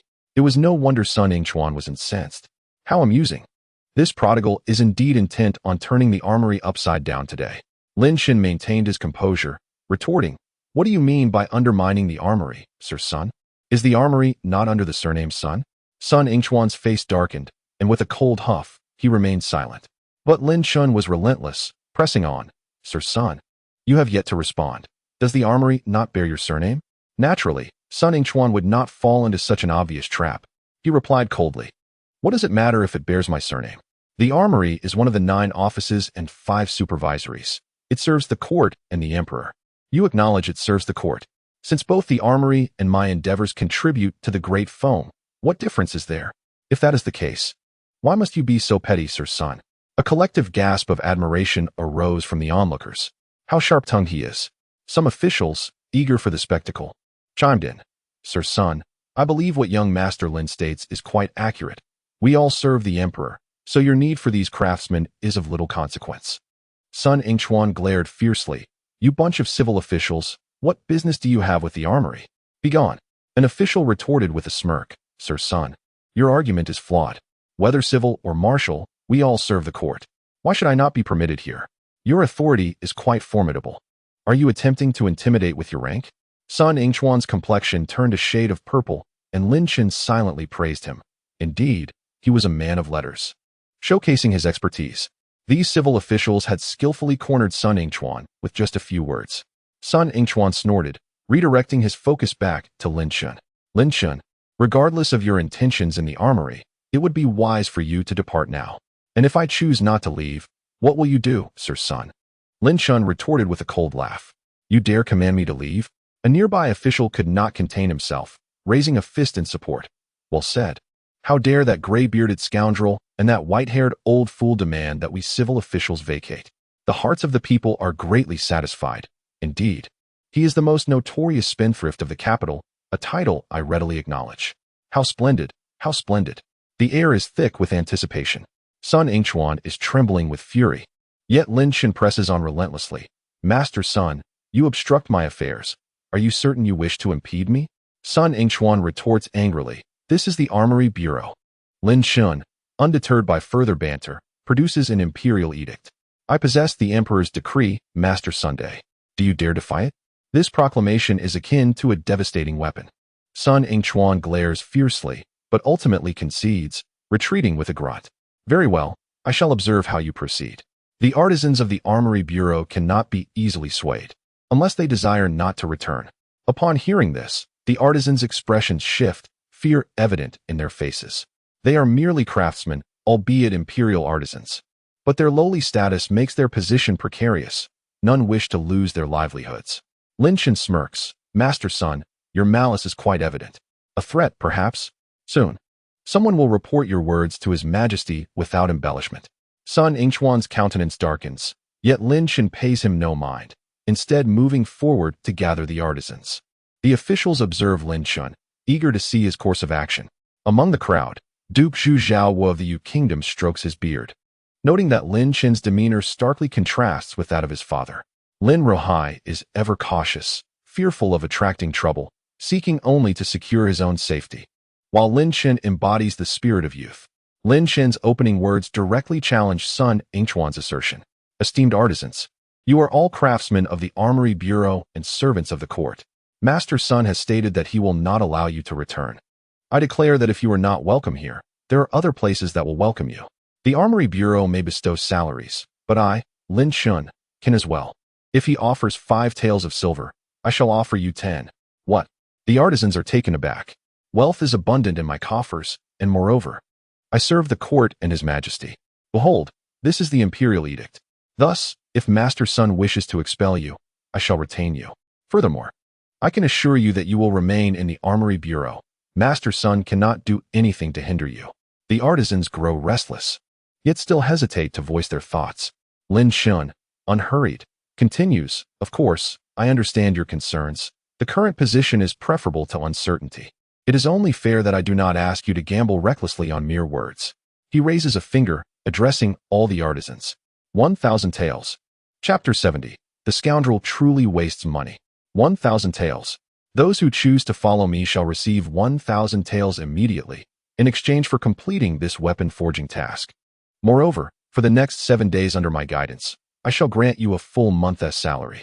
The surrounding officials are left in stunned silence. Good heavens! He is truly extravagant. One murmurs. This approach is undeniably simple, blunt, and utterly unreasonable. A craftsman is worth 1,000 taels. With so many craftsmen here, even if 10 agree to follow him, it would amount to 10,000 taels.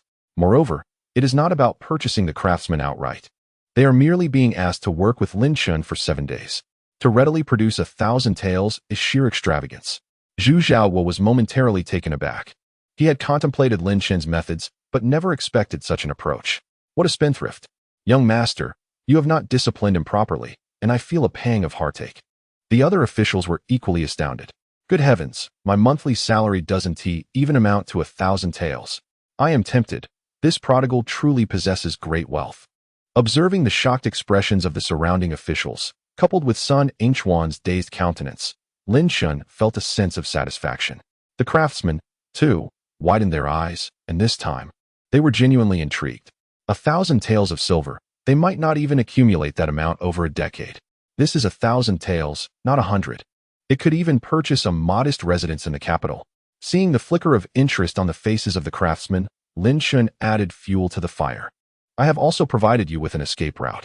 If the competition concludes and Lord Sun does not permit your return to the armory, look, this gentleman is the son of the Duke of Jinghua, and this gentleman is the son of the Duke of Yugua. They are recruiting craftsmen, and you may join them with the same benefits as before. Zhu Neng swore by his father's name that he would certainly uphold his word. Lin Chen spoke with fervor. Zhu Neng, standing nearby, was momentarily taken aback. Brother Chen, I didn't say that. No worries, that is precisely what you meant. Zhu Xiaoguo's mouth twitched amidst the crowd. What a rascal, you are ensnaring my son. However, after Lin Chen's declaration, the craftsmen were all stirred. Young Master Lin, is what you say true? Lin Chen's eyes sparkled as he regarded the speaking craftsman. Indeed, it is true. I may lack in many areas, but I possess silver notes. He produced 10 silver notes from his bosom. Here lies 1,000 taels. I shall dispense the funds immediately. The craftsman swallowed hard. Very well, I shall follow you. Sun Yingchuan glared furiously, but it was futile.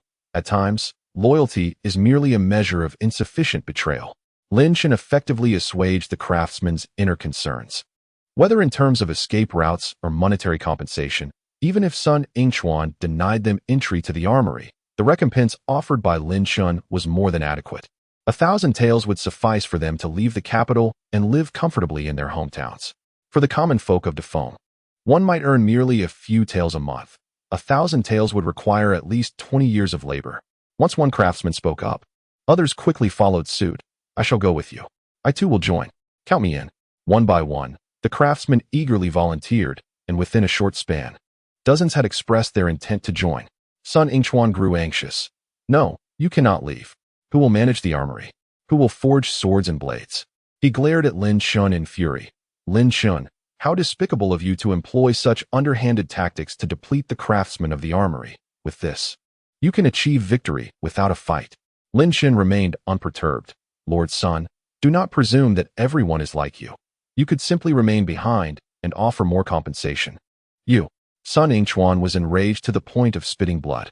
Sun Yingchuan turned to the artisans, stating, for those who remain, I shall increase your wages.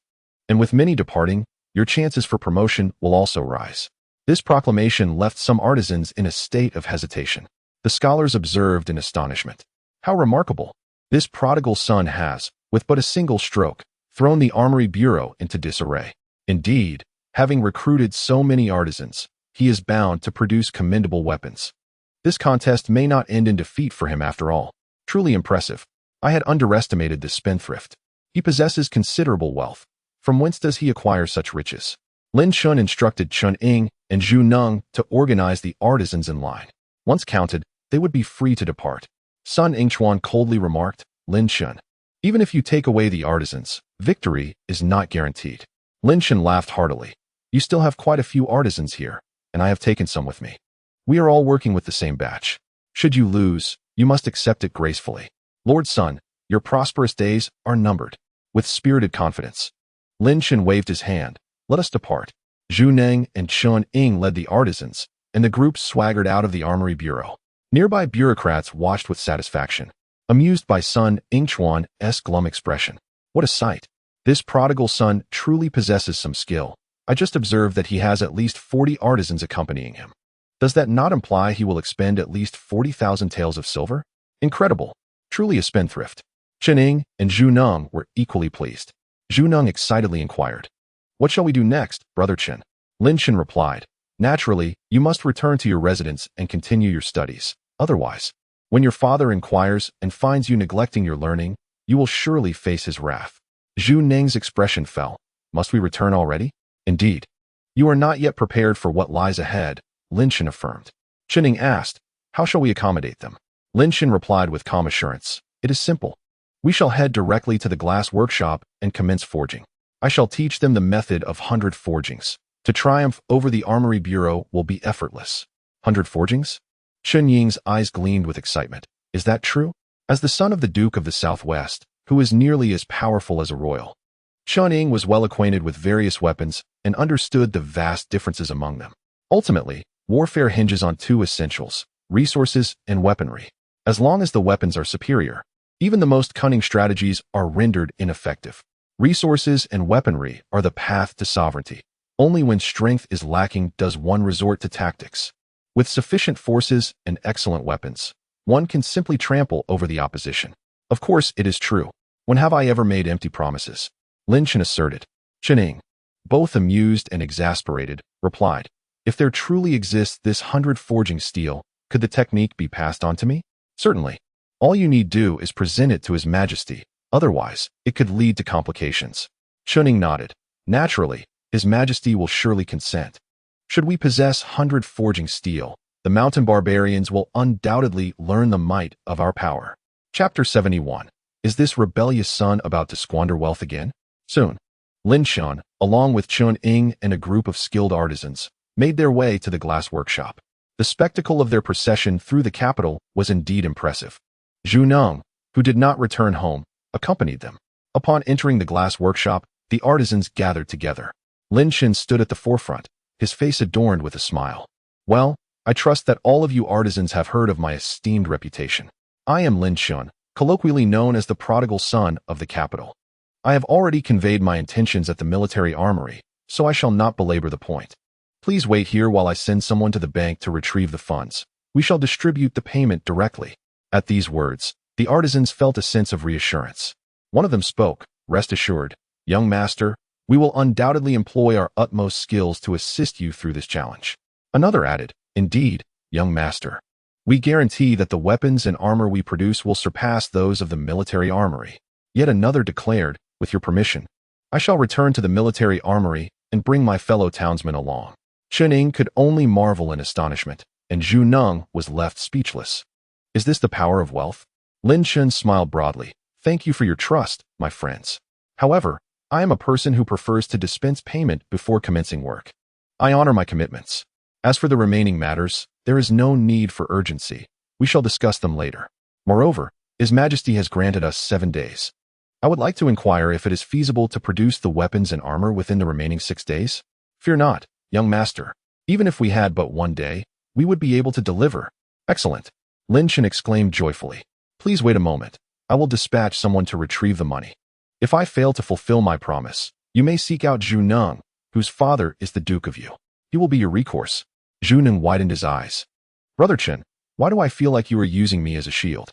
Nonsense. Am I the kind of person who would do that? I am merely enhancing your reputation. This group of artisans is of royal caliber, possessing exceptional skills. When your father engages in military campaigns and requires siege equipment, will he not need skilled craftsmen? Retaining these artisans will ensure a robust supply for future conflicts." Zhu Neng suddenly understood. "Is that so?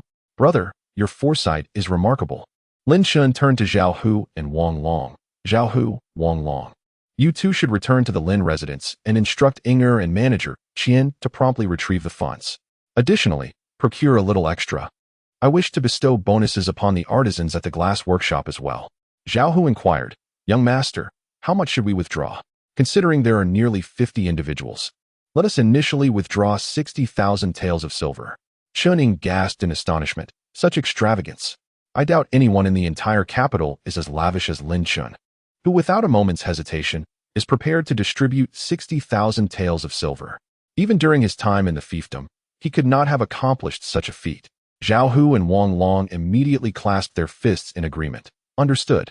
Lin Chen called out to them once more, "Oh, and do not let my father become aware of this matter." "Yes." Zhu Neng, filled with curiosity, asked, "Brother Chen, why must we keep this from your father?" With a folding fan in hand, Lin Chen replied with an air of sophistication, "You do not understand. My previous squandering was trivial, causing only minor repercussions. My father could withstand that. However, the sum involved this time is substantial, and I fear it might inflict actual harm, reaching a threshold of severity. If I were to incur his wrath, that would be quite dire." Zhu found himself in a state of confusion, pondering what Brother Chen was articulating. Meanwhile, Zhao Hu and Wang Long hastily proceeded directly to the Lin residence. Presently, the affairs concerning the divine brew and the capital's grain transport were entrusted to Inger, as she was one of their own, skilled in calculations, and had grown up in the Lin household, which gave Lin Chen a sense of reassurance. Upon returning to the Lin residence, Lin Chen discovered Inger in the parlor, fanning Lin Rahai. Outside, Zhao Hu signaled for Inger to step out. Her gaze inadvertently met theirs. Seeing Zhao Hu and Wang Long, who were in attendance with the young master, she deduced that there must be urgent matters afoot. Furthermore, their refusal to enter indicated a desire to keep Lin Rahai unaware of their presence. Stealing a glance at Lin Rahai, who had his back turned, Inger seized the opportunity to excuse herself. "Master, I shall step out for a moment." It seems I have yet to prepare the fruits the young master enjoys from the kitchen. Lin Chen, without lifting his head, muttered, that ungrateful wretch has vanished. Likely to return only after dark or perhaps not at all, gallivanting about. Why the fuss for him when the time has not yet arrived? Inger felt a pang of anxiety. Lin Chen seemed to sense something amiss. Has that ungrateful wretch returned? Or does he harbor secrets from me? Turning around, he coincidentally caught sight of Wang Long and Zhao Hu. Seeing Lin Ruhai's attention shift towards them, Zhao Hu couldn't suppress the urge to cradle his forehead, while both he and Wang Long twitched at the corners of their mouths. Is it you two? Has that ungrateful wretch sent you back? Since you are here, why not come in? Zhao Hu and Wang Long, unwilling to appear disrespectful, stepped forward to pay their respects to Lin Ruhai. Master, they greeted. Pray tell, what business does that ungrateful wretch have for you? Wang Long nudged Zhao Hu with his elbow, prompting Zhao Hu to reply quietly, it is nothing of great consequence. Merely a matter requiring Miss Inger's assistance. Lin Ruhai rose, clasping his hands behind his back. Ah, as soon as that little rascal stirs, I can only guess what mischief he intends.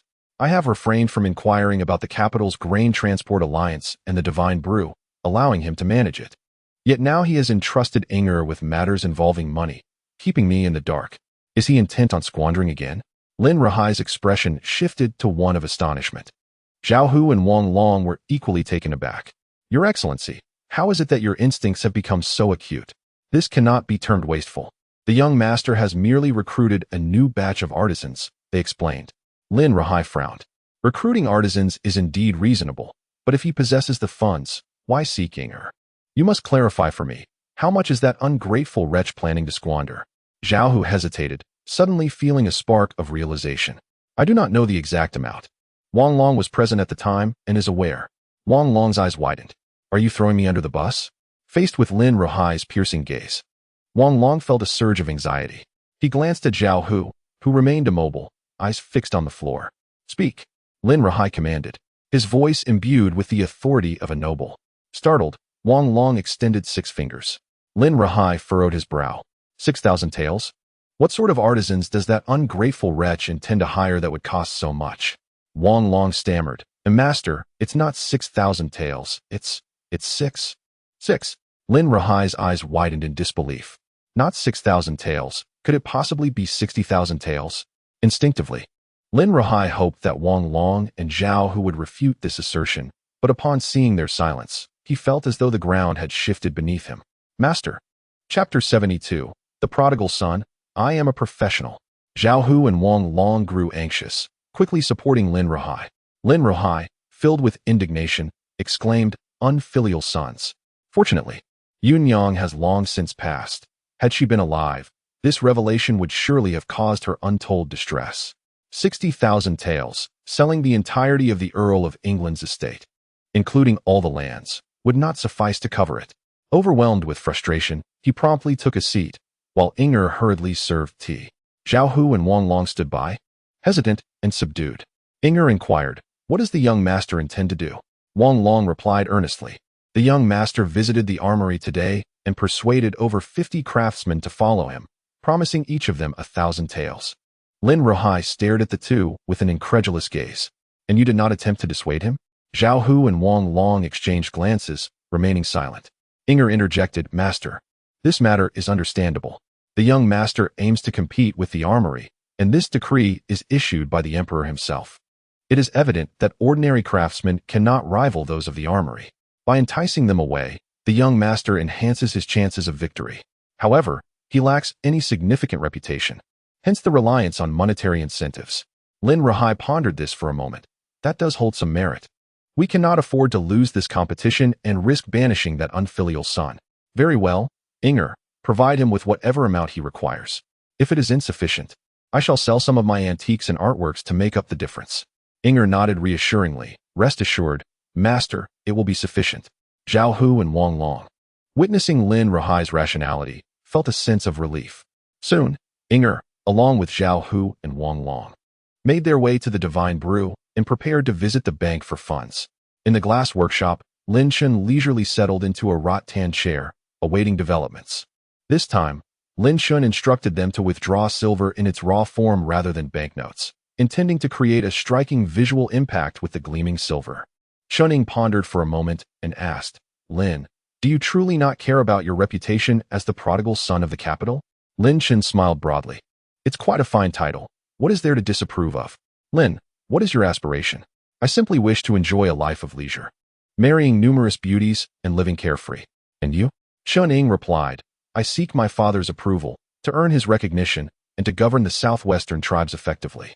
Lin Chen then turned to Zhu Nong, who reflected for a moment before stating, I aspire to become a general, to surpass my father's achievements. Lin Chen laughed heartily. Excellent. You have great potential. Perhaps one day you will expand territories.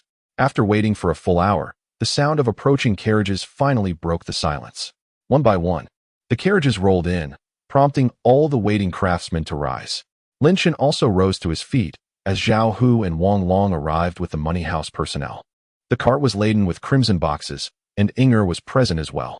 Very well, Inger, prepare to distribute the funds, 1,000 taels for each individual. Oh, and please inform the craftsmen from the glass workshop to gather. Each shall receive 500 taels. Inger complied without hesitation.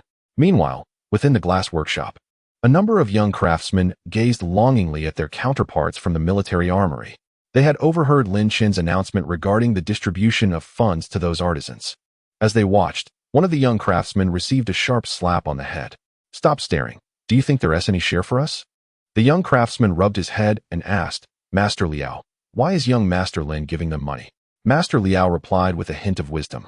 You may not be aware, but this young Master Lin intends to challenge the military armory with his swords and armor.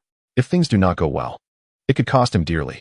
The craftsmen from the military armory are rightfully entitled to their payments. If they do not serve him diligently, and he were to perish, who would then compensate us? The young craftsman nodded in understanding. Indeed, previously at the residence of the Duke of Yu, we earned merely 8 taels over the course of a month. Now, with the prospect of earning 16 taels, one must count themselves fortunate.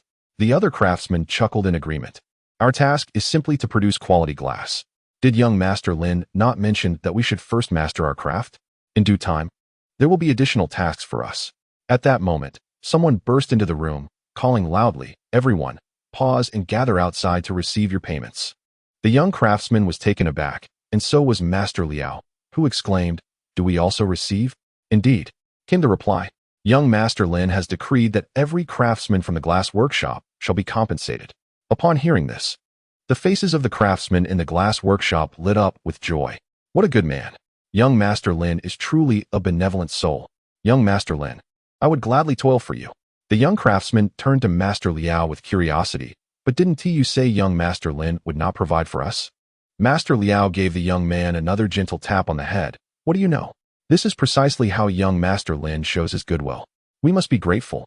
An ordinary noble would not even consider compensating us.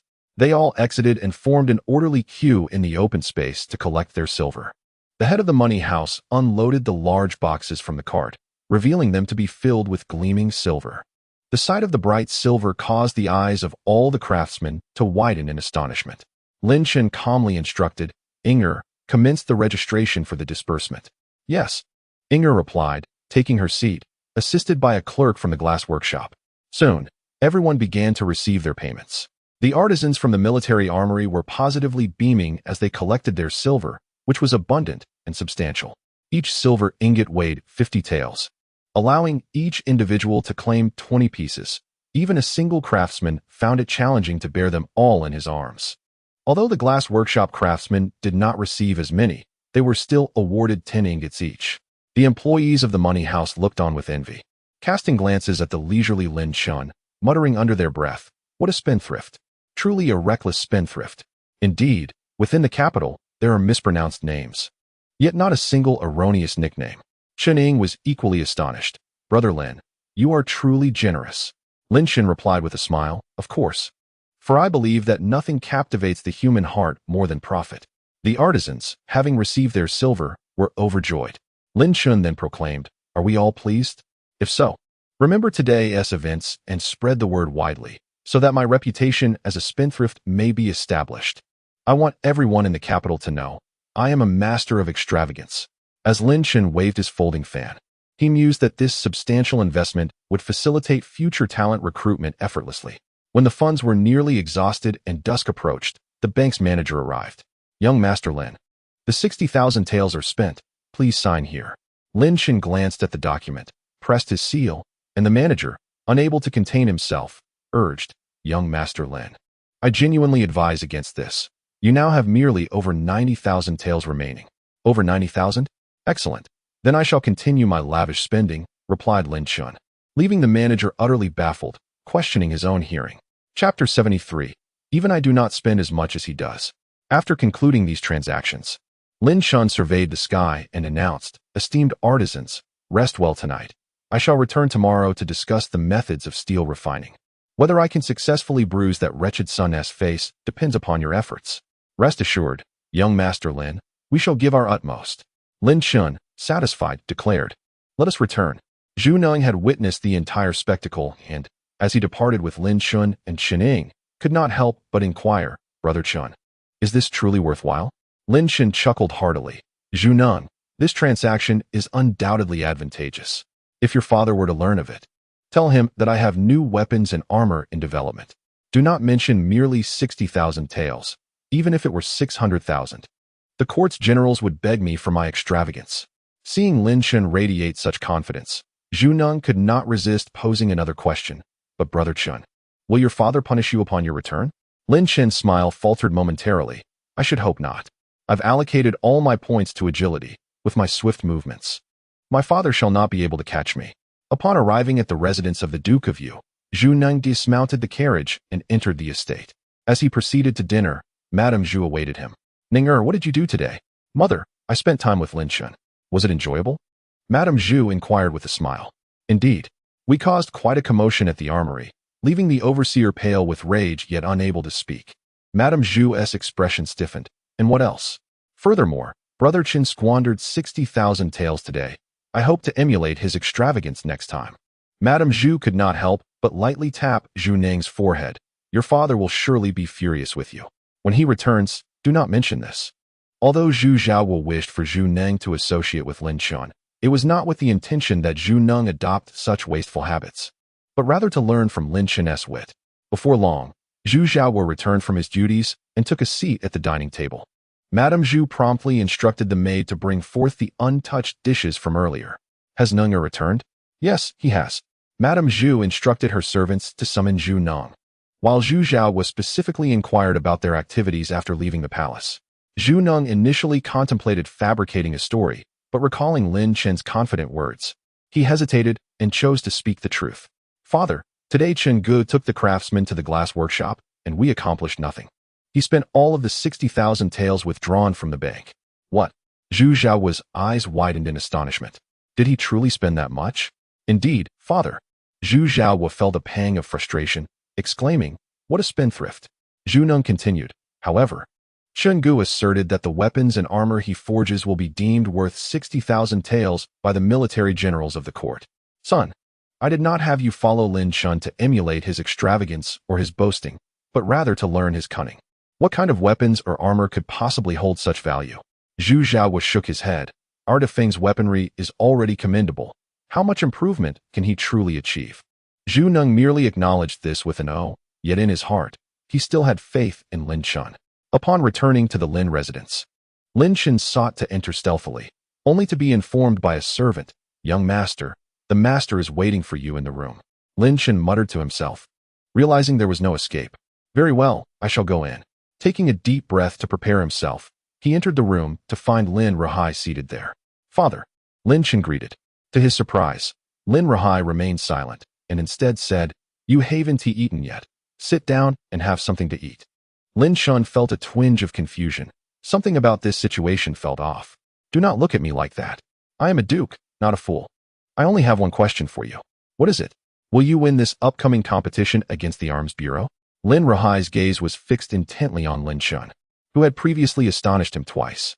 The first instance was with the Divine Brew, which had rightfully earned the title of the capital's top-selling liquor.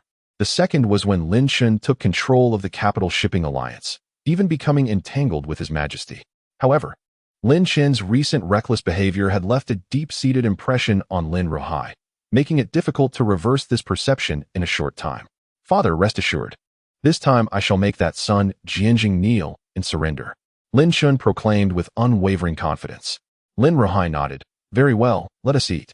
Lin Chen, curious, asked, Father, do you not wish to inquire further? What else is there to ask? Even if I did, would you change your course? Lin Chen contemplated and shook his head. No, I shall not change.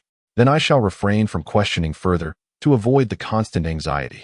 Meanwhile, at the residence of the Prince of Su, the parrot and the myna continued their incessant chatter, while Sun Yingchuan stood respectfully behind them. That spendthrift indeed possesses audacity, daring to recruit from the Arms Bureau. Sun Yingchuan lowered his head. Your Highness, I did not anticipate he would successfully recruit so many. This makes the outcome of the competition uncertain. The Prince of Su replied coolly, you must win this time. Although some craftsmen have left, many remain, and we still hold an advantage. Yes, we must win, otherwise, I cannot guarantee your safety. The Prince of Su's words carried a profound meaning. Sun Yingchuan shuddered, resolutely declaring, we shall surely triumph. In the imperial palace, within the rear hall of the Tai Chi Hall, Ren Tianding had just concluded his administrative duties when he inquired, what mischief has that prodigal engaged in today? The eunuch, El Jean, promptly presented the prepared lotus seed porridge, chuckling, Your Majesty, that wayward son has indeed outdone himself today by luring away several craftsmen from the armory. He is quite astute, thought Ren Tianding with a smirk. Throughout the afternoon, he instructed his aides to withdraw funds from the treasury, distributing payments to the craftsmen, including those from the glass workshop. Ren Tianding paused, asking, what is the total disbursed? 60,000 taels, came the reply. A moment of silence enveloped Ren Tianding. The prodigal spent even more than I do. He waved his hand dismissively, let him be. In 7 days, the results will speak for themselves. I have faith that this wayward son will surprise me. By the way, I tasked you with investigating corruption within the armory. Do we have any leads? Indeed, Your Majesty.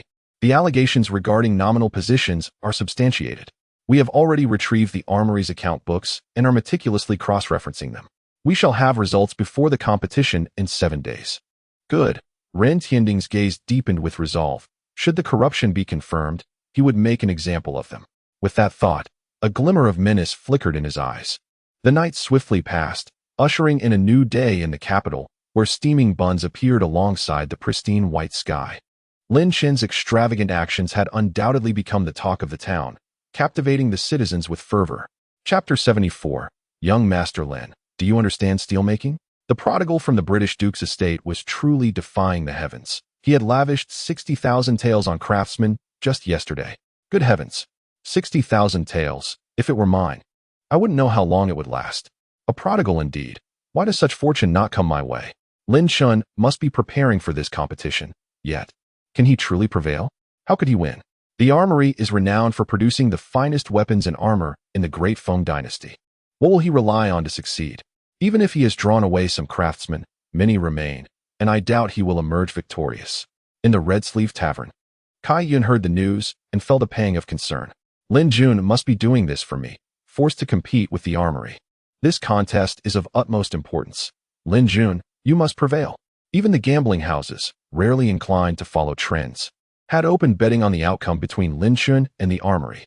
Lin Chen, however, rose only when the sun was high, and after finishing breakfast, he fanned himself and commanded, Zhao Hu, Wang Long, to the glass workshop.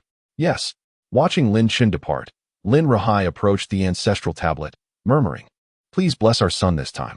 Upon returning to the glass workshop, Chen Ying was already present. What brings you here? Lin Chen asked. I was bored at the residence.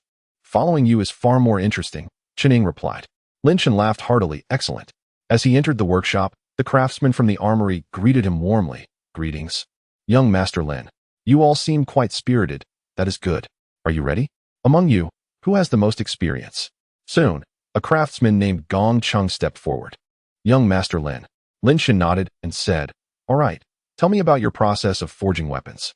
How do you obtain pig iron, and how do you achieve quality steel? Gong Chung replied, by smelting iron ore, we produce pig iron. Then, we refine the pig iron through melting and stirring, which ultimately yields steel. However, the steel we currently manufacture can only endure a limited number of forgings, perhaps just a few dozen. Lin Chen smiled and said, very well, I shall propose a method. Gong Chung was taken aback. Young Master Lin, You understand steelmaking as well? Somewhat, somewhat, Lin Chen replied with a grin. As he produced a sheet of paper he had prepared the previous night and handed it to Gong Cheng. Upon examining the characters, Gong Cheng furrowed his brow. But as he read the content, his eyes lit up. Young master, this. The onlookers were puzzled by Gong Cheng's sudden excitement, while Lin Chen remained composed. Try following this method. Young master, this is truly a brilliant idea. First, transform the pig iron into wrought iron. Then refine the pig iron and mix it with the wrought iron before hammering it. Wouldn't the resulting steel be significantly stronger than our previous batches? The surrounding craftsmen were equally astonished. Is it really possible to improve the steel we have now? Could young Master Lin's method truly be viable? Gong Cheng was exhilarated. Let us begin experimenting immediately. Everyone, get to work and prepare to construct the steel furnace. We shall first smelt the pig iron. One of the craftsmen interjected. Building the furnace will take a full day, and to gather enough pig iron will require at least 2 days. Not to mention the subsequent hammering and forging for the armor. Will we have enough time? Even if time is tight, we must press on. We shall dedicate ourselves to young Master Lin, even if it means working ourselves to exhaustion in the workshop. Lin Chen, casually fanning himself, added, actually, it need not be so complicated. If we are simply refining steel, I have another method that can swiftly and easily yield pig iron, which will be comparable to what you currently produce. The craftsmen were once again taken aback, gazing incredulously at Lin Chen. Young master, you have another solution? Indeed, he affirmed. Chening was also astonished. Where did you learn this? Lin Chen pondered for a moment and replied, in a dream. I once encountered an immortal who bestowed upon me a method of steelmaking known as blast furnace steelmaking. This process is rapid, with a decent yield, making it ideal for urgent needs. But didn't the immortal teach you the art of brewing instead? Such details are insignificant. There are many immortals. I often dream of numerous ones at night. Chening opened his mouth, a look of bewilderment on his face. Is that true? Lin Chen then called for Gong Cheng. Have someone fetch iron ore, yellow earth, straw, salt, and a blower. We shall construct a blast furnace, and I will guide you step by step. Gong Cheng nodded. Very well. He instructed the craftsmen to proceed, while the others looked on in astonishment. Why does it feel strange? Young Master Lin brought us here. Surely he is not merely instructing us in the process? And yet, he seems to possess the knowledge himself. Even Gong Cheng is learning from him. I can't shake the feeling that young Master Lin is rather different. He knows how to make steel. The remaining craftsmen of the glass workshop were indeed peculiar, whispering amongst themselves, particularly about Lin Chen, the son of a duke. This seemed rather implausible, didn't it? Chening observed from the side as Lin Chen began to take charge after the craftsmen retrieved the necessary materials. He assigned part of the group to crush iron ore into powder while others commenced the construction of a furnace. They bundled straw tightly and encased it with yellow clay to build a pillar, tapering at the top and wider at the base, with 2 openings at the bottom. Listening to Lin Chen speak fluently about the process, Chening was taken aback. Wait, you really know how to do this? He exclaimed. Oh, and we still need to buy more limestone. Under Lin Chen's guidance, a rudimentary blast furnace was soon completed. They ignited the straw inside, initiating the drying process. Once the straw had burned away, they added charcoal and iron ash, followed by limestone, and began the combustion, instructing someone to operate the bellows. The craftsmen were astonished at the simplicity of this furnace. Can this really produce pig iron? It seems rather unlikely. It's vastly different from our steel furnaces. Lin Chen remained composed. Leave a few people here to continuously add materials, while the rest of you proceed to construct your steel furnace. Understood. Following Lin Chen's command, the craftsmen began working systematically. Chening approached. How long will it take for the steel to be produced in this blast furnace? It will be ready today, though the quantity may be insufficient, Lin Chen replied. Chening gasped in surprise. So soon? Of course, efficiency is paramount. The quicker, the better. With the assistance of the bellows, the temperature inside the furnace could easily exceed 1000 degrees Celsius, though it was challenging to surpass 1006, if achieved. Steel production would indeed become trivial, as that is the melting point of wrought iron. At that moment, an announcement came from outside, stating that a young eunuch had been dispatched from the palace to inquire about progress. The eunuch approached Lin Chen and greeted him. Greetings, young Master Lin. Lin Chen smiled warmly. Has His Majesty sent you? Yes, to check on the specific progress. The eunuch beamed. Young Master Lin, how goes the forging of weapons and armor? Lin Chen gestured towards the furnace. The steel is being processed there. The eunuch gazed at the furnace, which stood as tall as a person, bewildered. This is for steel production? Is there such a method? Chapter 75. I shall cut off his hands. Lin Chen smiled at him. Indeed, is there a problem? The eunuch hesitated. Well, young Master Lin, even though I am not versed in steel making, I know it requires a large furnace. Can such a modest furnace be effective?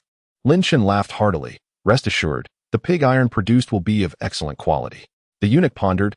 Then shall I report back this way? Certainly. With a sense of resignation, the eunuch took his leave. Gongcheng and the other craftsmen were rapidly erecting the steel furnace while engaging in discussion.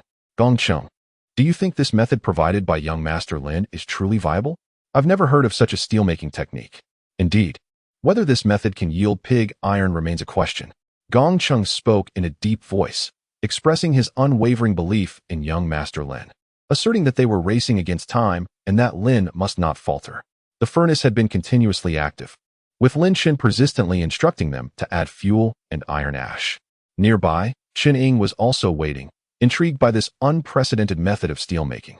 Meanwhile, upon returning to the palace, the young eunuch reported the news to Jin, whose expression was peculiar.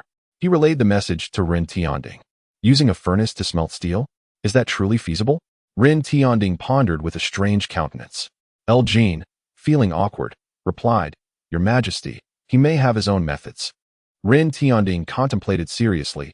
Jin, have I perhaps overestimated this prodigal? Jin dared not respond. Let it be, let it be. I shall not dwell on it further. Let this prodigal be. However, the news quickly spread, as countless eyes in the court were fixed upon Lin Chen. Upon reaching the Military Equipment Bureau, Sun Yingchuan burst into laughter. What a joke! To think he could smelt steel with a makeshift kiln of mere dirt. I had thought he would follow the methods of the Bureau after taking away so many craftsmen, but it seems I was mistaken. A prodigal remains a prodigal. Hardly a cause for concern. Simultaneously, at the glass workshop in the afternoon, Chen Ying could no longer contain himself. Brother Lin, what did that immortal say about this method of yours? Is it truly effective? Lin Chen replied calmly, Of course it is effective. The immortal imparted to me a tome titled Heavenly Craftsmanship, detailing this latest method of steelmaking, characterized by its low carbon content and high quality. Once it melts and boils, it will suffice. Chen Ying opened his mouth, skepticism etched on his face. Lin Chen calculated the time. It should be about ready. Approaching the furnace, he commanded, Stop. And now let us break open the furnace to retrieve the pig iron inside. The craftsmen immediately complied, using tools to smash the outer yellow clay of the furnace. And as they pounded the inner clumps, they ultimately discovered lumps of pig iron. The craftsmen were astounded, quickly manipulating the pig iron with their tools. Pig iron? Is this truly pig iron? It worked. This method of smelting is indeed successful. My heavens, young Master Lin, you are extraordinary. Lin Chen smiled next. We shall melt this pig iron. It contains less carbon than what you previously produced, making it of superior quality. Then we will forge the pig iron into fine iron wire, preparing for the steel pouring method. Yes. Chen Ying stared in disbelief at the clusters of pig iron. Is this really possible? How can a furnace constructed merely of ordinary yellow clay yield pig iron? It's simply unbelievable. Brother Lin, what the immortal imparted to you is indeed heavenly craftsmanship. Lin Chen replied nonchalantly. Indeed, the immortal has shared much with me. Chen Ying could not help but ask, Do you know how I might receive teachings from the immortal? Lin Chen glanced at him. It's simple. Let me give you a beating. Perhaps when I knock you out, the immortal will have a chance to enter your dreams. Chen Ying's lips twitched. Are you jesting with me? With the emergence of pig iron, the glass workshop bustled with activity, and by nightfall, a large steelmaking furnace was erected. Gongcheng divided the craftsmen into two groups. One group, following Lin Chen's method, commenced the production of pig iron using the blast furnace technique, while the other group cast the produced pig iron into the large steel furnace for further combustion. The melting point of pig iron is relatively low, allowing it to easily transform into molten iron. Nearby, a craftsman utilized a longer steel rod to stir the molten iron, scientifically facilitating contact with air to promote oxidation and remove impurities. Another craftsman had prepared water, repeatedly hammering the pig iron into rods approximately the thickness of a thumb, resulting in wrought iron. Lin Chen remained on site. Recognizing the significance of the endeavor, he had to oversee the process. The molten iron is ready. A craftsman called out. Retrieve the wrought iron and place it in the mold. Gongcheng commanded. The craftsman swiftly used iron tongs to position the wrought iron wire in the mold, then opened the large steel furnace, allowing the molten iron to flow out and envelop the wrought iron wire. Gong Chung inhaled deeply. This was the improvement proposed by Lin Chen, referred to as the steel pouring method. The subsequent steps mirrored the previous ones. Once the mold was set, it would undergo repeated heating, followed by forging and reheating. Two craftsmen collaborated, continuously striking the glowing steel with hammers, sparks flying as they worked shirtless, their sweat nearly evaporating in the heat. The glass workshop was abuzz with activity, and seeing no issues, Lin Chen instructed Zhao Hu and Wang Long. You two shall take turns keeping watch. If any unforeseen events arise, or if the craftsmen require anything, wake me immediately. Yes, my lord. Zhao Hu and Wang Long held deep respect for Lin Chen. The production of weapons and armor in the glass workshop proceeded exceptionally well. For days later, following the steel sandwiching technique, several sword prototypes had taken shape. The craftsmen diligently engaged in shaping these swords, employing scraping, filing, and further refining into the forms of swords or knives. Upon completion of this phase, the next step would be polishing. In addition to the weaponry, the armor was also taking initial form, still under constant hammering. Gong Chung and his fellow craftsmen worked tirelessly, day and night, without pause. Observing the progress, Lin Chen was confident that by the day of the competition, the weapons and armor would be flawless. The next event was the contest. Sun Wangba, I wonder if you are prepared? Time flew swiftly, and soon it was the eve of the competition. Ren Tianding was in the rear hall of the Taiji Palace when Lu Jin entered. What are the results? Lu Jin lowered his head and replied, Your Majesty, this is what the maidservant has discovered. Ren Tianding took the memorial, glancing through it before his expression darkened. What audacity son Ingchuan possesses. Right under my nose. He has embezzled funds and withheld the craftsman's wages, pocketing the money I allocated. I shall have his hands severed. Ren Tianding's murderous intent was palpable. Lu Jin remained silent. Ren Tianding, maintaining a stern demeanor as he sat in his chair, commanded, Lu Jin, relay the message that there will be no morning court tomorrow, and the contest will be relocated to Wenqing. Chapter 76, Sun Jianjing's sword shattered. The prodigal S remained intact. Wenqing City Tower. All the civil and military officials of the court, all above the 6th rank, regardless of their civil or military positions, have assembled. The city tower is densely populated. Some officials are whispering among themselves. Why has His Majesty chosen this location for the competition? Is the Grand Hall unsuitable? It is unclear, but the view here is indeed clearer. From the back of the Grand Hall, I could not see a thing. I wonder who will emerge victorious. I suspect it will still be the armory. Did we not hear about that prodigal son who attempted to smelt steel using a furnace made of yellow clay? Is this not akin to a child's play? It is laughable. That prodigal is bound to lose without a doubt. Meanwhile, on another part of the tower, Chen Ying stands alongside Zhu Nong. Zhu Nong, usually carefree, cannot help but feel a twinge of concern upon witnessing such a crowd. So many people. Could Chen Gu possibly lose? Chen Ying retorts, do refrain from uttering such ill omens. Should he indeed lose, those craftsmen will come seeking your father. Zhu Nong shakes his head vigorously. Let Chen Gu win, for if he does not, my father will surely beat me. With so many craftsmen and so much money at stake, my father cannot afford a loss. At that moment, not far away, Wei Zheng bursts into laughter. That prodigal will undoubtedly lose this time. I have heard he is using yellow clay to smelt steel. It is utterly hilarious. Chen Ying, somewhat displeased, casts a glance at Wei Zheng. Wei Zheng, catching Chen Ying's gaze, immediately feels intimidated. He cannot afford to offend this individual. The other young aristocrats in the capital, however, are brimming with excitement. Let us place our bets. Who will triumph, Lin Chen or Sun Jianjing? Jiang Guangrong, will you bet? Jiang Guangrong, visibly displeased, responds, I will not. Another young dandy chuckles. Do not involve Jiang Gongzi. He is in a foul mood. That prodigal has implicated Jiang Guangrong in his memorial, and Jiang Gongzi presently harbors a grudge against him. The others laugh heartily. At the center of the tower, a dragon throne and several other chairs have been arranged. Beside the dragon throne sits Zhu Zhaohua, while the Chancellor Zhao Delan smiles and remarks, Duke Yu, your son is quite close to that prodigal. In your opinion, who will win the contest between him and the armory? Zhu Zhaohua replies coolly, though the quality of the armory's warriors is renowned throughout the realm, I believe Lin Chen often surprises people. Zhao Delan laughs heartily, indeed, surprising.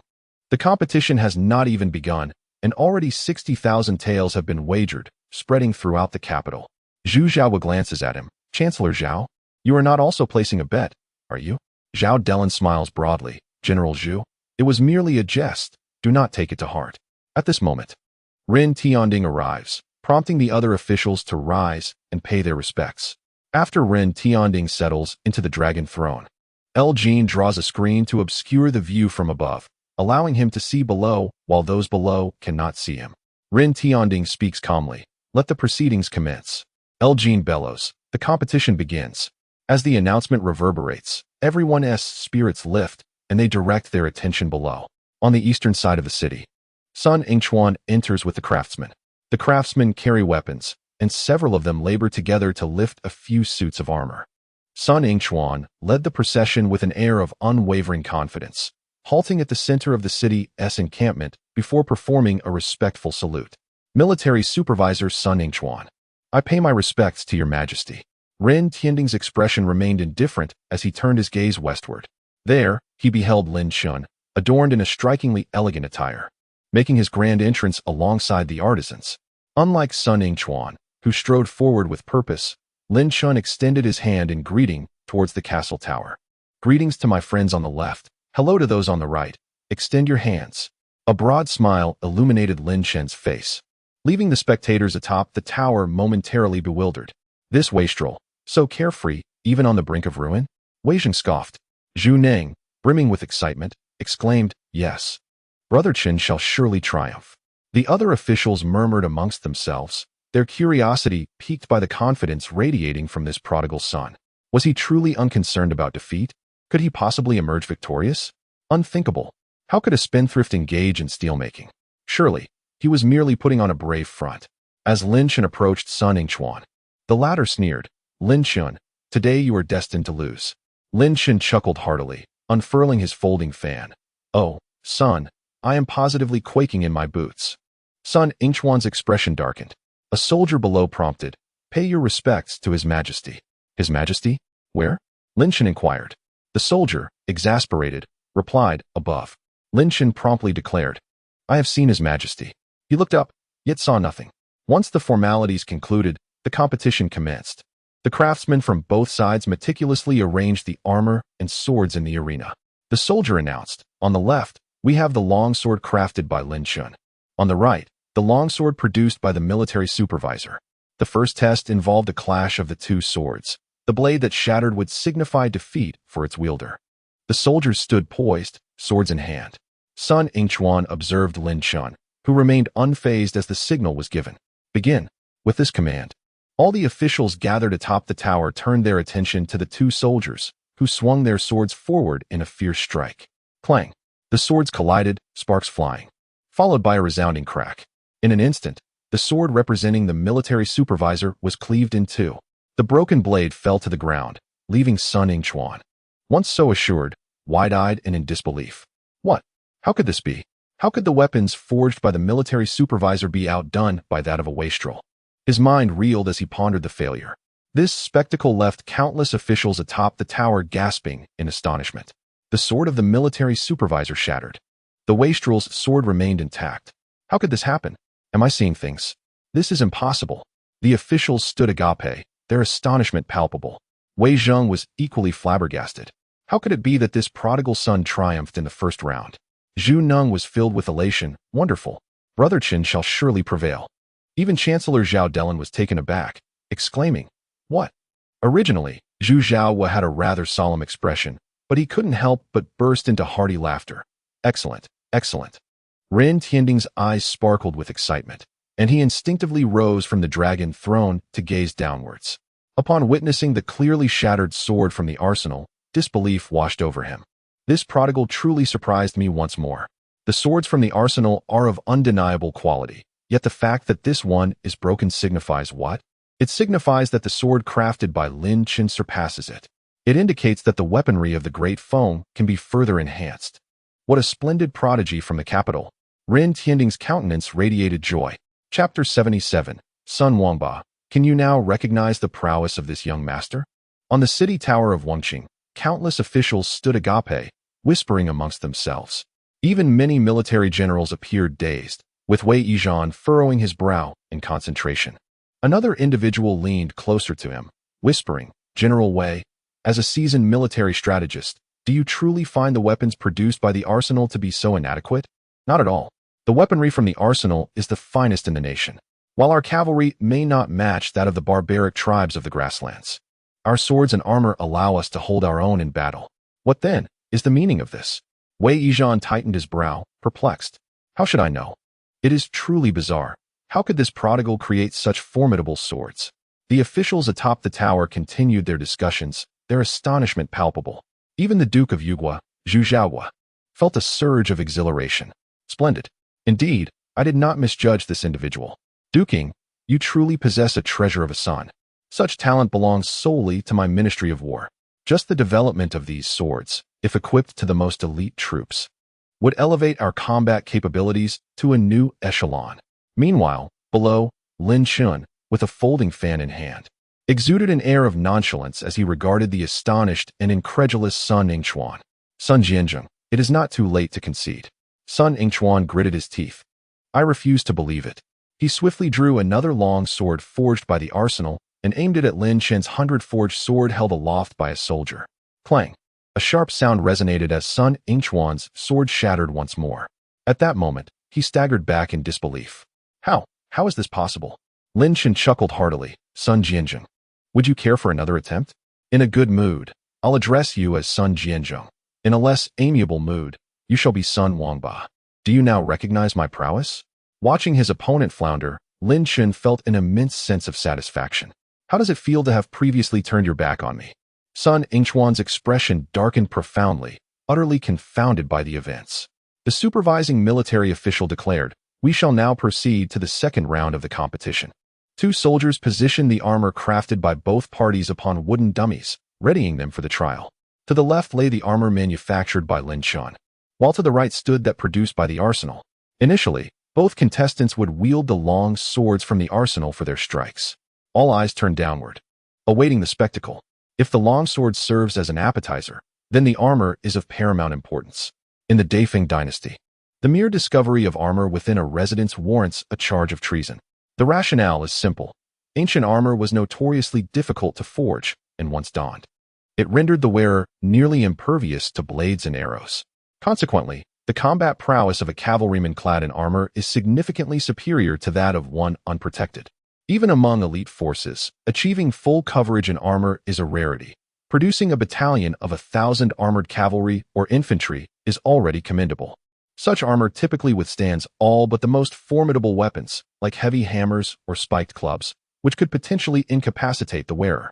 If the armor from the armory were to falter, overshadowed by Lin Chen's creation, then Sun Yingchuan's position would be precarious. At this moment, Sun's heart raced as two soldiers raised their swords and struck at the armor before them. The clang of steel resonated, but neither piece was penetrated. As a soldier inspected the armor, he announced, "Neither piece has been breached." Lin Chen's armor bears light marks, while the armory's shows deeper sword scars. Sun breathed a sigh of relief. The integrity of the crucial armor remained intact.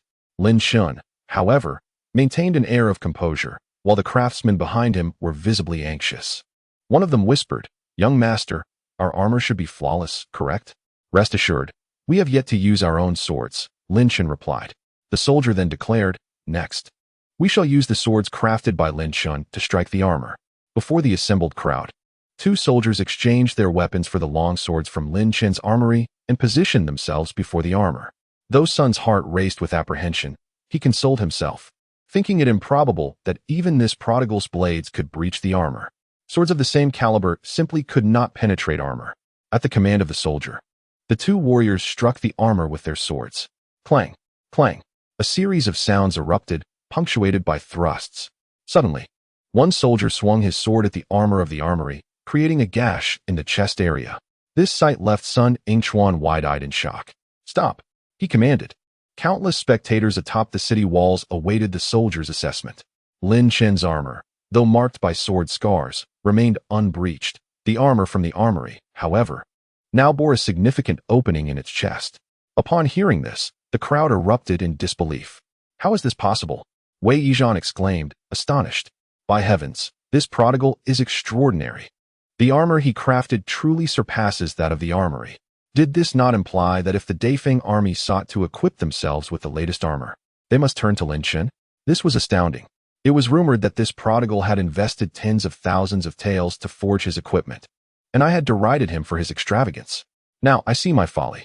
The armor from the armory pales in comparison to that of this prodigal. The officials atop the city wall were left in a state of profound shock. At this moment, the deputy minister of rights, Jiangnan, found himself utterly incredulous. Previously, Wei Zheng and his entourage of affluent heirs had appeared as if they had lost their parents. Zhu Neng laughed heartily, exclaiming, "Excellent, truly befitting of Brother Chen." Chun Ying was equally impressed. Lin Chen, despite his proclivity for extravagance, was undeniably remarkable in every other aspect. At this juncture, Prime Minister Zhao Delin could no longer remain composed, turning to glance at Duke Yu. Meanwhile, Zhu Xiaohua erupted in laughter, proclaiming, "Bravo! I never anticipated that the Duke of England would sire such a fine son." Ren Tianding was equally astonished. If Lin Chen's swordsmanship surpassed that of the Armory Bureau, it was one thing, but to cleave through their armor was sheer prowess beyond measure. "Bring forth those 2 sets of armor and swords," Ren Tianding instructed Lu Jin. Lu Jin promptly commanded the soldiers below to carry the armor and swords up to the city tower. After a while, the 2 sets of armor were presented before Ren Tianding. He scrutinized them meticulously. Lin Chen's armor, aside from the sword marks, was intact, while the Armory Bureau's armor exhibited signs of wear, particularly around the chest, with traces suggestive of potential breaches. A gentle poke revealed its fragility. Ren Tianding murmured, "Even the armor differs. How has he achieved this?" Chapter 78. I am the supreme little tyrant of the capital. Ren Tianding was momentarily dazed. His curiosity about Lin Chen piqued. He felt as though an endless array of novelties emanated from Lin Chen. Lifting both swords, he noted that the Armory Bureau's sword had shattered, while Lin Chen's remained unscathed, the blade smooth and flawless, with only the faintest nick visible upon closer inspection. Everyone awaited Ren Tianding's announcement. After 2 rounds of equipment trials, the victor was already clear. "Your Majesty," Lu Jin gently reminded. Snapping back to reality, Ren Tianding regarded the despondent Sun Yingchuan below, scoffed, and cast down the broken sword. Sun Yingchuan, witnessing this, felt a jolt of fear and hastily knelt. "Your Majesty." Ren Tianding replied coolly, "Let the edict be proclaimed." "Yes." Lu Jin instructed a nearby eunuch to retrieve the prepared edict and began to read. Sun Yingchuan, in this contest, none of the weapons or armor produced by the Armory Bureau emerged victorious. It has now been discovered that you have engaged in corruption and misconduct within the Bureau, living off the labor of others. In the 2nd year of Tianding, you accepted bribes, and in the 3rd year of Tianding, you are hereby stripped of your position as Chief of the Armory Bureau, imprisoned in the Ministry of Justice, and all your assets shall be confiscated. Your family will be sent to the Ministry of Education. Thus decreed. Upon hearing this, Sun Yingchuan's eyes widened in disbelief. He felt as though the world was spinning around him. How could this be? He had merely posed a minor inconvenience to this extravagant youth. Lin Chen, on the other hand, was filled with anticipation. He believed in the principle that one does not rise early for no profit. Having made a significant impression this time, surely His Majesty would bestow some form of reward. Ideally, it would be a nominal official position or a title. For although he could eventually inherit the title of Duke of England, he could still hold multiple honors. Moreover, by revealing this prowess, it not only accentuated his significance, rendering the esteemed officials of the court hesitant to act against him, but more importantly, it opened avenues for him to engage in the arms trade. Once his workshop commenced operations and weapons and armor began to be crafted, substantial profits would inevitably follow. While Lin Chen indulged in his pleasant thoughts, he found himself waiting in vain for the emperor's subsequent rewards. Instead, a minor eunuch delivered the emperor's decree. Henceforth, no department within the court is permitted to accept honorary titles. Violators shall be dealt with according to the laws of the Great Feng. The officials atop the city tower trembled with fear. Ren Tianding let out a cold snort. Were it not for the concern that speaking would reveal his own position, he would have relished the opportunity to berate those officials present. However, there was no rush.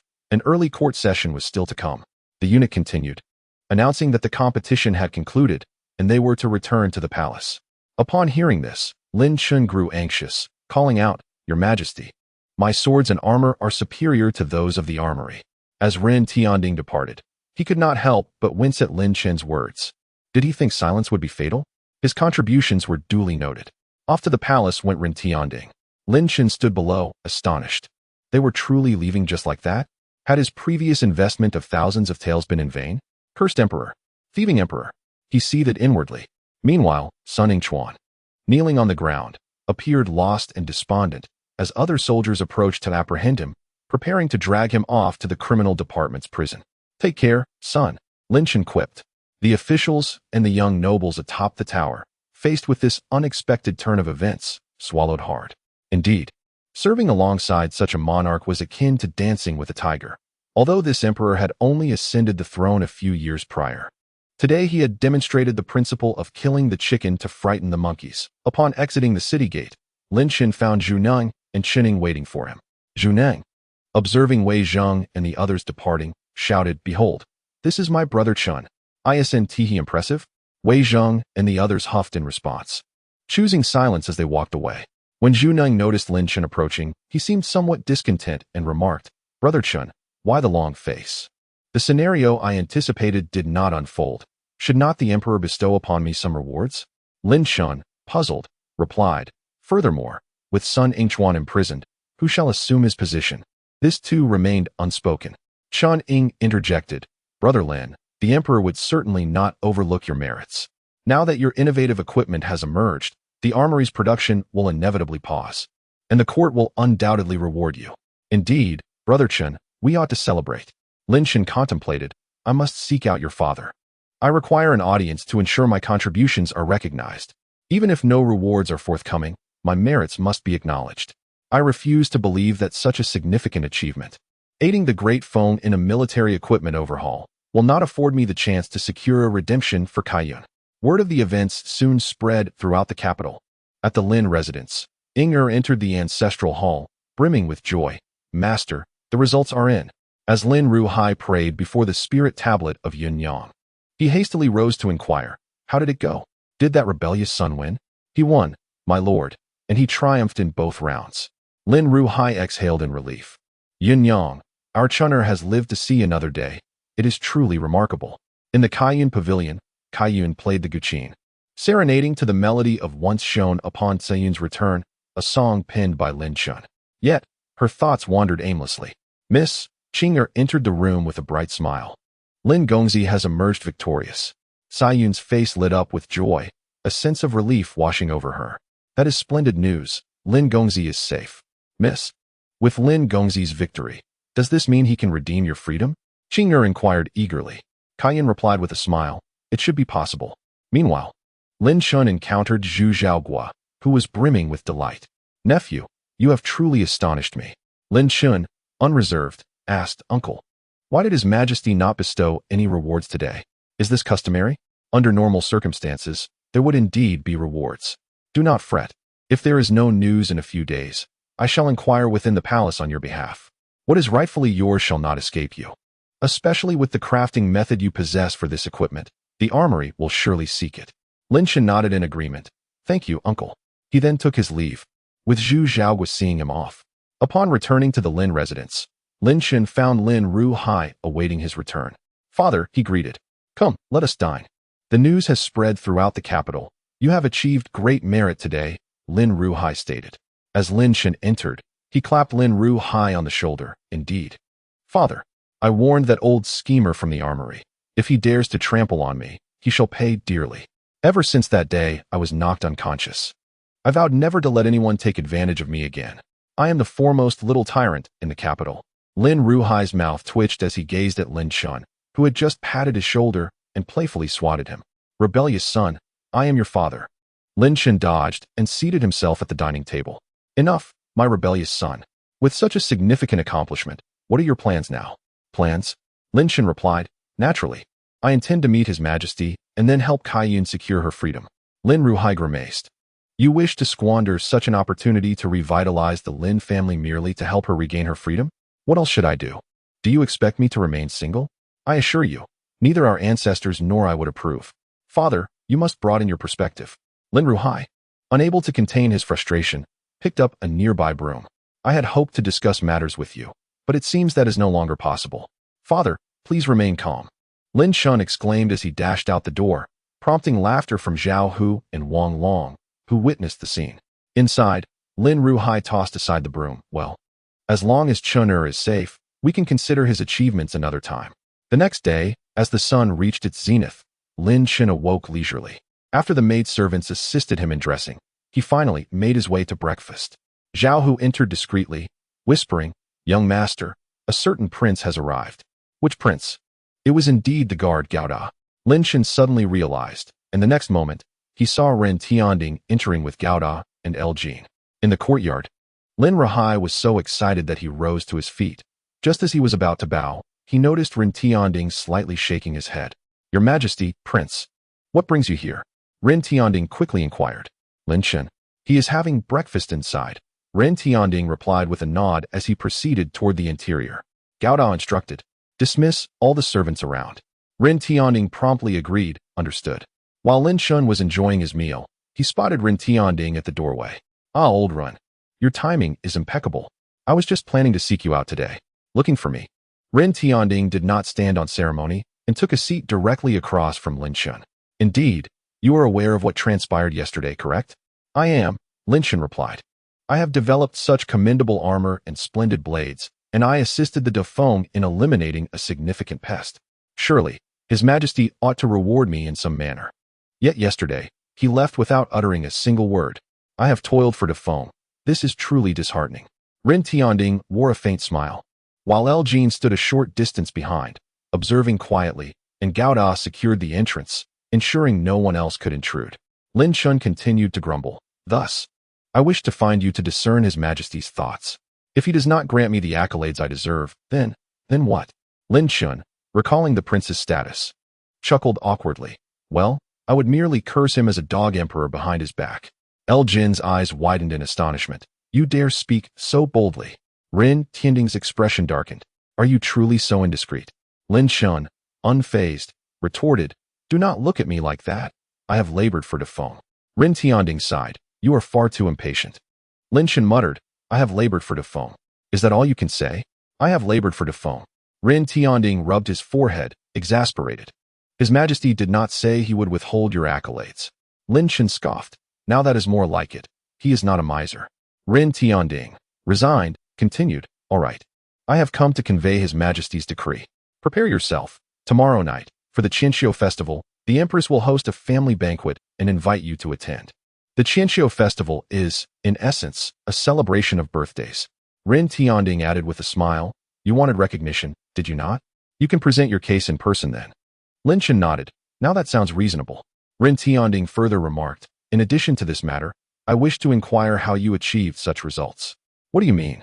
"Yesterday, you defeated the Military Equipment Bureau, and the swords and armor you created were superior to theirs. How did you manage that?" Ren Tianding's eyes reflected confusion. Lin Chen pondered briefly. "That is a secret." "Can you keep a secret?" "Of course I can."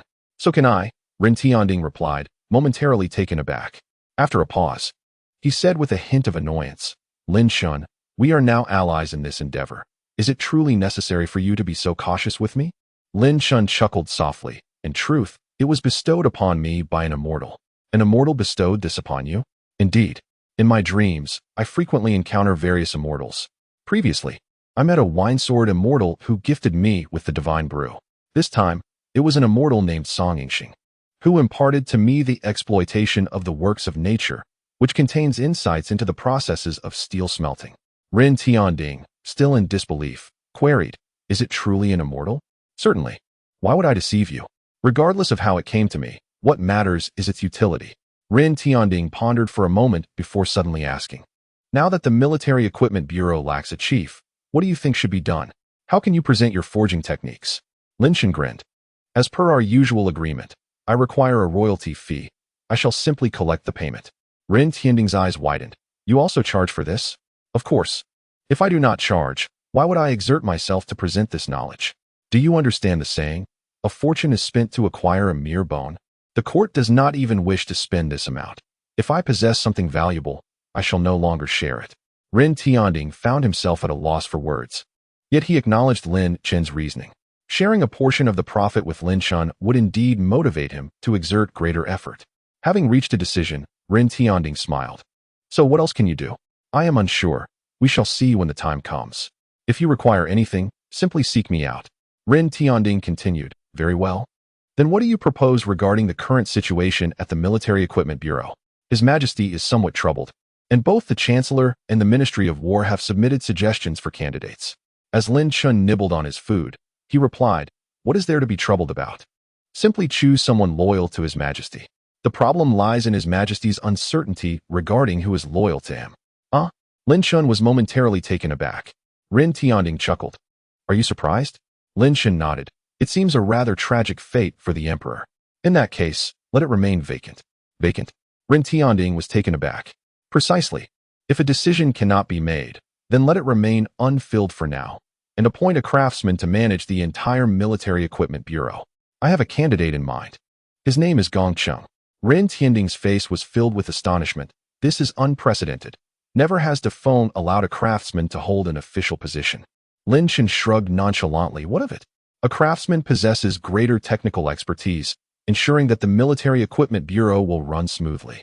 The vacant position can then be filled with anyone His Majesty wishes to train. Ren Tianding pondered this carefully. The solution Lin Chen had proposed was indeed intriguing, an unprecedented vacancy, filled by a craftsman.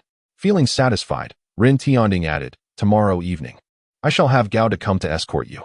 Dress in your finest attire and pay heed to etiquette. Lin Chen set down his chopsticks. Understood, understood. You are rather verbose. It is merely a meeting with His Majesty, after all. Ren Tianding, exasperated, retorted, at times, you truly are a spendthrift. Of course, I am indeed a spendthrift, Lin Chen replied nonchalantly. With no choice left, Ren Tianding rose and departed. Outside, Lin Rahai observed Ren Tianding's exit and promptly bowed before entering the room. Chinner, what did the prince say? Nothing much. Merely mentioned that His Majesty is hosting a grand celebration for the Queen tomorrow and invited me to attend. Lin Rahai's eyes brightened. The grand celebration? Splendid. What else did he say? He suggested that I change into a different outfit. How absurd. I, the young master, can carry any attire with grace. Does it truly matter what I wear? Lin Rahai nearly lost his temper, immediately instructing. Inger, take the young master to the silk shop and have a new outfit made post-haste. Chapter 80. What are you doing, you little eunuch? In the capital city, at the silk shop, Inger was assisting Lin Chen in trying on garments. Lin Chen felt overwhelmed, having lost count of how many outfits he had tried on in such a short span. Young master, stand up, we have another piece to try on. Lin Chen remained seated, exclaiming, just end my suffering. Must I try on yet another? At this rate, I shall be utterly exhausted. Inger laughed gently. Young master, presenting oneself before His Majesty is of utmost importance. One cannot be careless. The decorum and attire must not be overlooked, lest it incite His Majesty's displeasure, and then father would be in a state of panic, indeed. Lin Chen rose, allowing the shopkeeper and Inger to dress him. Time flew by, and Lin Chen had no opportunity to visit the Red Sleeve Pavilion. Arriving at the following evening, at home, he donned an exquisite outfit, black adorned with red embroidery, exuding nobility and elegance. His hair was neatly tied up, and a jade pendant hung from his waist. Standing before a bronze mirror, Lin Chen surveyed his reflection, truly a picture of grace and charm. Like a jade figure amidst the flowers. Lin Rahai stood nearby, nodding in satisfaction. Not bad. Lin Chen also nodded.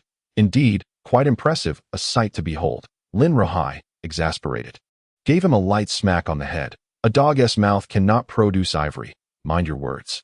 Remember, when entering the palace to meet His Majesty, refrain from speaking carelessly, especially such comments. I understand, father. Your son is a natural-born sage. What is a mere emperor to me?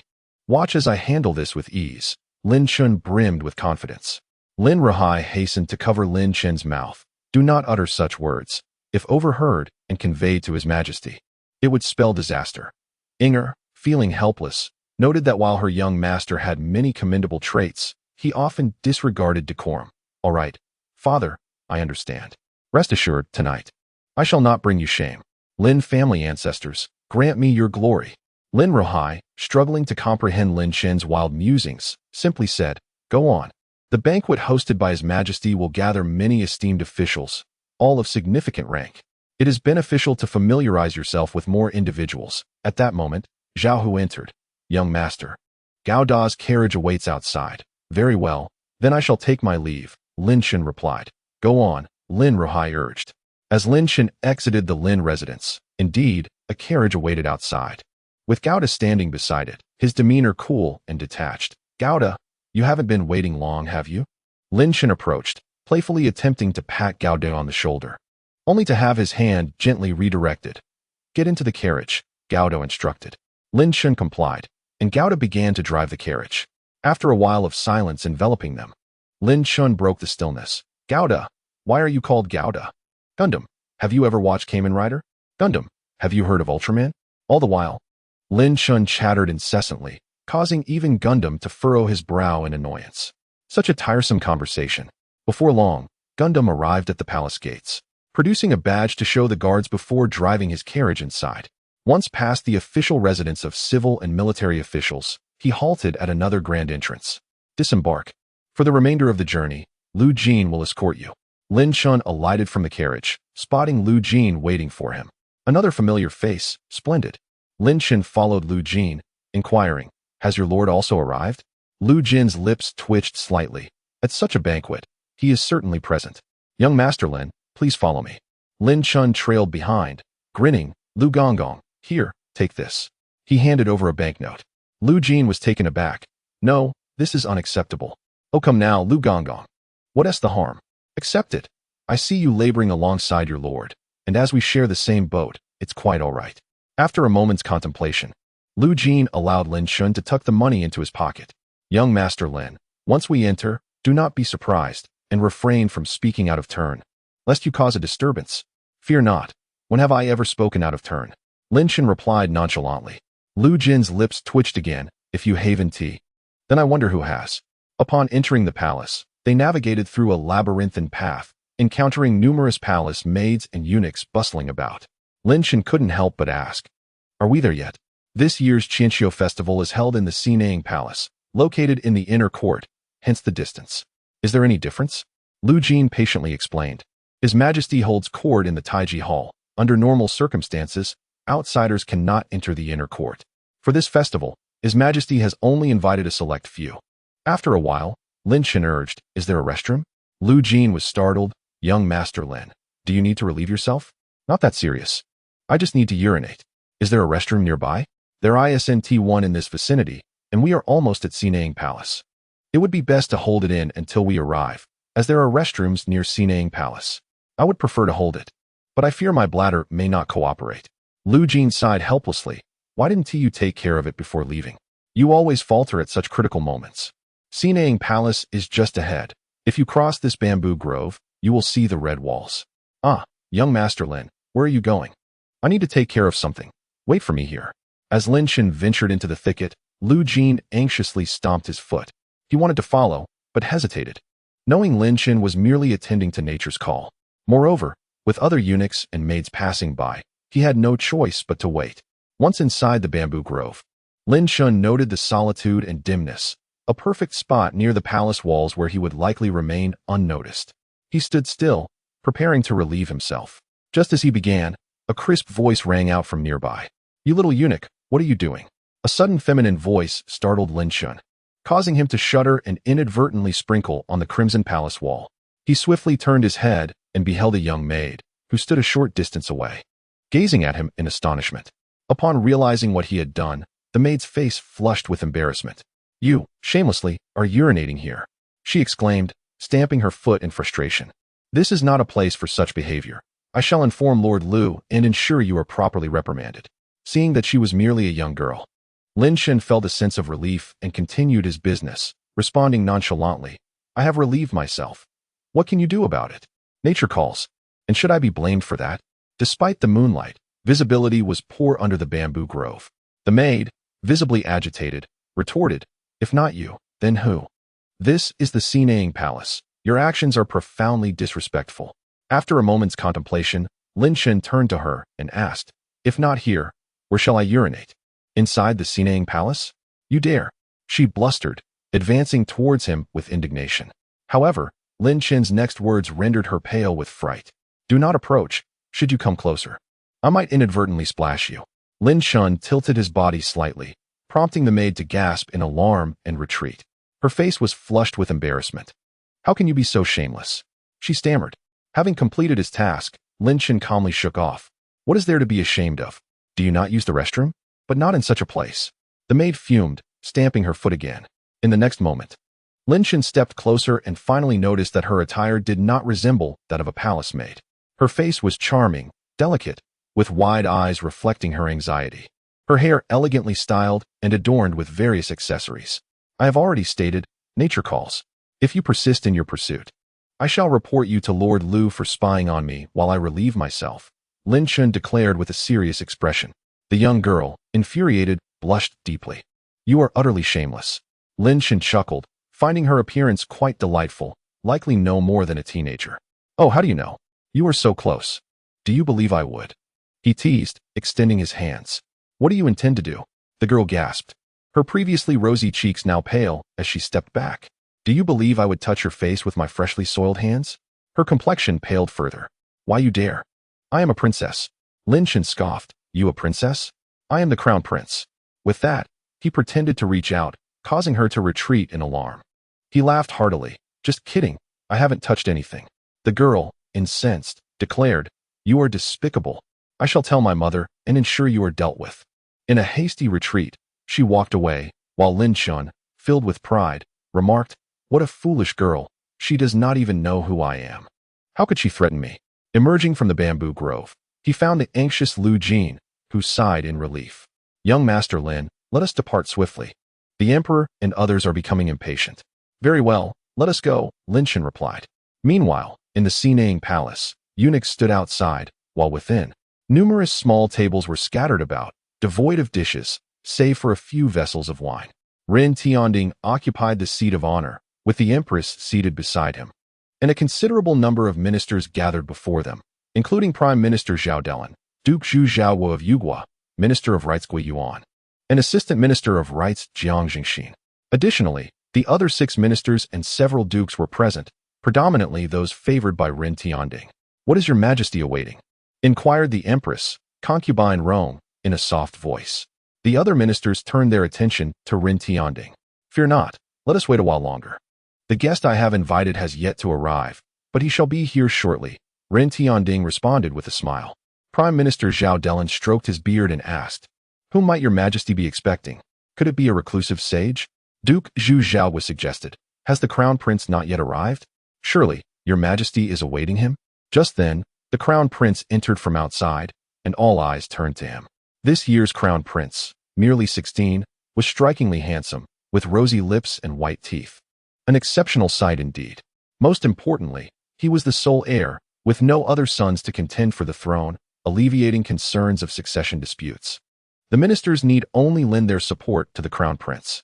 However, not just anyone could be appointed as the crown prince's tutor. The scholars designated by the emperor for this role were renowned sages. I have seen father and mother. Mother, this is a peach fruit I carved myself, the crown prince said, bowing respectfully. Ren Tianding smiled and replied, A peach fruit prepared for your mother? Let us see it. The attendant behind the crown prince promptly brought forth an item covered with red cloth. The crown prince stepped forward, lifted the cloth, and revealed a vividly lifelike peach tree. Upon seeing the realistic peach tree adorned with a large red longevity fruit, the empress beamed with delight. Punger, you are so thoughtful. Come, sit down. Ren Tianding's expression, however, turned slightly sour. Unable to restrain himself, he remarked, Crown Prince, while this is indeed a celebration for your mother, let this be the last time you indulge in such carpentry. You are the Crown Prince. You must devote yourself to the study of governance. Have you not been earnest in your lessons with the tutors I arranged for you? The Crown Prince, feeling somewhat intimidated, replied cautiously, Father, I have been studying diligently, but I find some of it difficult to comprehend, and the tutors often chastise me. The Crown Prince, having been under Ren Tianding's strict guidance since childhood, was careful not to overstep boundaries. Duke Zhu Zhaowo chimed in, Your Majesty, the Crown Prince's thoughtful gesture in crafting this peach tree is commendable. Moreover, given his youth, it reflects a kind and benevolent heart. Ren Tianding's demeanor softened slightly. Please, take your seats. As the Crown Prince settled in, The ministers anticipated the commencement of the Qianxiu festival, which would consist of revelry, poetry, and merriment, a rare occasion for such camaraderie between ruler and subjects. Where has Anil gone? Ren Tianding suddenly inquired. At that moment, a voice, tinged with a hint of tears, called out, "Father, mother." All attention turned to the 15-year-old Princess Anil, who dashed in from a side chamber, resembling a startled fawn as she leapt into Ren Tianding's embrace.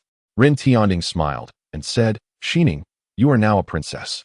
Today marks your mother's Qianxiu festival, so be mindful of your etiquette." "Father, you must take charge for me," Xining replied. The empress chuckled. "Xining, has someone dared to bully you?" Zhu Zhaohua laughed heartily. "Fear not, princess. Should anyone dare to mistreat you, I shall rally my men to teach them a lesson." The other ministers joined in the laughter. Pouting slightly, Ren Xining expressed her grievance. "On my way here, I intended to take a small path, but I encountered a rude little eunuch outside the Red Wall. He was shamelessly urinating outside the Xinang Palace." "What?" Ren Tianding was taken aback, and the empress furrowed her brow. "How can the eunuchs in the palace display such disrespect?" "Father, you must ensure that eunuch Lu punishes him severely. Not only did he urinate, but he also treated me with disdain, as if I were beneath him, and he even dared to tease me." Ren Tianding's anger began to rise. "Very well. When Lu arrives, I will demand a thorough investigation. How can such a rogue exist in a well-ordered palace?" Ren Xining's face brightened. "Thank you, father. Now, let us take our seats and sit with your crown prince brother." Seating herself beside Ren Ziping, he whispered, "Is there truly such a brazen eunuch in the harem? Brother, if you encounter that eunuch, you must help me teach him a lesson." Ren Ziping nodded. "Of course. I am your brother. If I do not assist you, who will?" Ren Tianding added quietly, "Empress, we must investigate this matter thoroughly upon our return. Such breaches of decorum must be dealt with harshly to set an example." "Rest assured, your majesty." After a moment, Ren Tianding glanced outside and frowned. "Why has that fellow not yet arrived? I even sent Gauda to fetch him personally." The ministers below exchanged puzzled looks, wondering whom the emperor was awaiting. Chapter 82. The Miser. "You are actually the emperor?" Only Zhu Zhaohua, at that moment, harbored a suspicion, feeling a sudden jolt of realization. Could the emperor have truly invited Lin Chen? Despite their private camaraderie, bringing Lin Chen into a public setting would elevate him significantly, the implications of which were profound. Seeing Lin Chen's absence, Ren Tianding felt a twinge of displeasure but addressed the assembled ministers. "Gentlemen." All the ministers turned their attention to Ren Tianding. "I have heard rumors circulating in the capital about a small tyrant, known as the most notorious spendthrift. Have any of you heard of this?" Upon hearing this, Prime Minister Zhao Delin and others quickly understood that he was referring to Lin Chen. Zhao Delin immediately replied, "Your Majesty, that would be Lin Chen, the son of Duke Ying." Ren Tianding nodded. "Then what is your assessment of this young man, Zhao Xiang?" The others looked to Zhao Delin, who pondered for a moment before responding. "In my opinion, he is unfit for great responsibilities." "Oh." Ren Tianding regarded Zhao Delin with surprise. Zhao Delin continued, "Your Majesty, while Lin Chen has defeated Sun Jianzheng of the Armaments Bureau, his notorious reputation precedes him. As the saying goes, it takes more than a day to freeze 3 feet of ice. His poor character renders him incapable of bearing significant responsibilities." The Vice Minister of Rights, Jiang Jingxin, immediately spoke. "Your Majesty, I concur with Chancellor Zhao's sentiments. There are matters of which Your Majesty may be unaware. Just this year, Lin Chen has committed several acts that have shocked the capital. First, he assaulted the son of the Duke of the State. Second, he struck the son of Earl Wei. Third, he attempted to redeem a courtesan for Hongxiu. Such conduct is utterly absurd. If Your Majesty wishes to select talented individuals, you may consider the sons of other noble families. If that fails, the upcoming imperial examinations next year would also provide a good opportunity." Ren Tianding frowned slightly, while the siblings Ren Ziping and Ren Xining whispered among themselves. "Royal brother, is there truly such a wayward person in the capital?" Ren Xining inquired, filled with curiosity. "He has overstepped his bounds. Do not associate with such a person," Ren Ziping cautioned softly. Unable to contain himself, Zhu Zhaohua interjected, "Your Majesty." All the officials turned to him. "Your Majesty, I believe that Chancellor Zhao and Vice Minister Zhang's assertions are somewhat biased. The Duke of England's son, Lin Chen, is merely 18 this year. He is young and impetuous, which is quite normal. However, he has provided tangible assistance to the court. He has helped to eradicate the river transport gangs in the capital and has aided the court in controlling the river transport, contributing tens of thousands of taels of silver in taxes monthly. Moreover, he has wagered with the Armory Bureau, thereby developing superior weapons and armor. If such equipment were to be equipped on the soldiers of Defome, their combat effectiveness would undoubtedly be elevated to a new level. In comparison to these accomplishments, I believe Lin Chen's previous misdeeds are negligible. Upon hearing this, Jiang Jingxin immediately countered. Duke Yu, Lin Chen's previous actions stem from his status as a mere scion, not an official of the court. If he has behaved so recklessly as a scion, how much more outrageous would he be should he become a court official? Furthermore, according to the customs of Defome, succession is patrilineal. The Duke of England still holds an official military position and has not withdrawn from the court.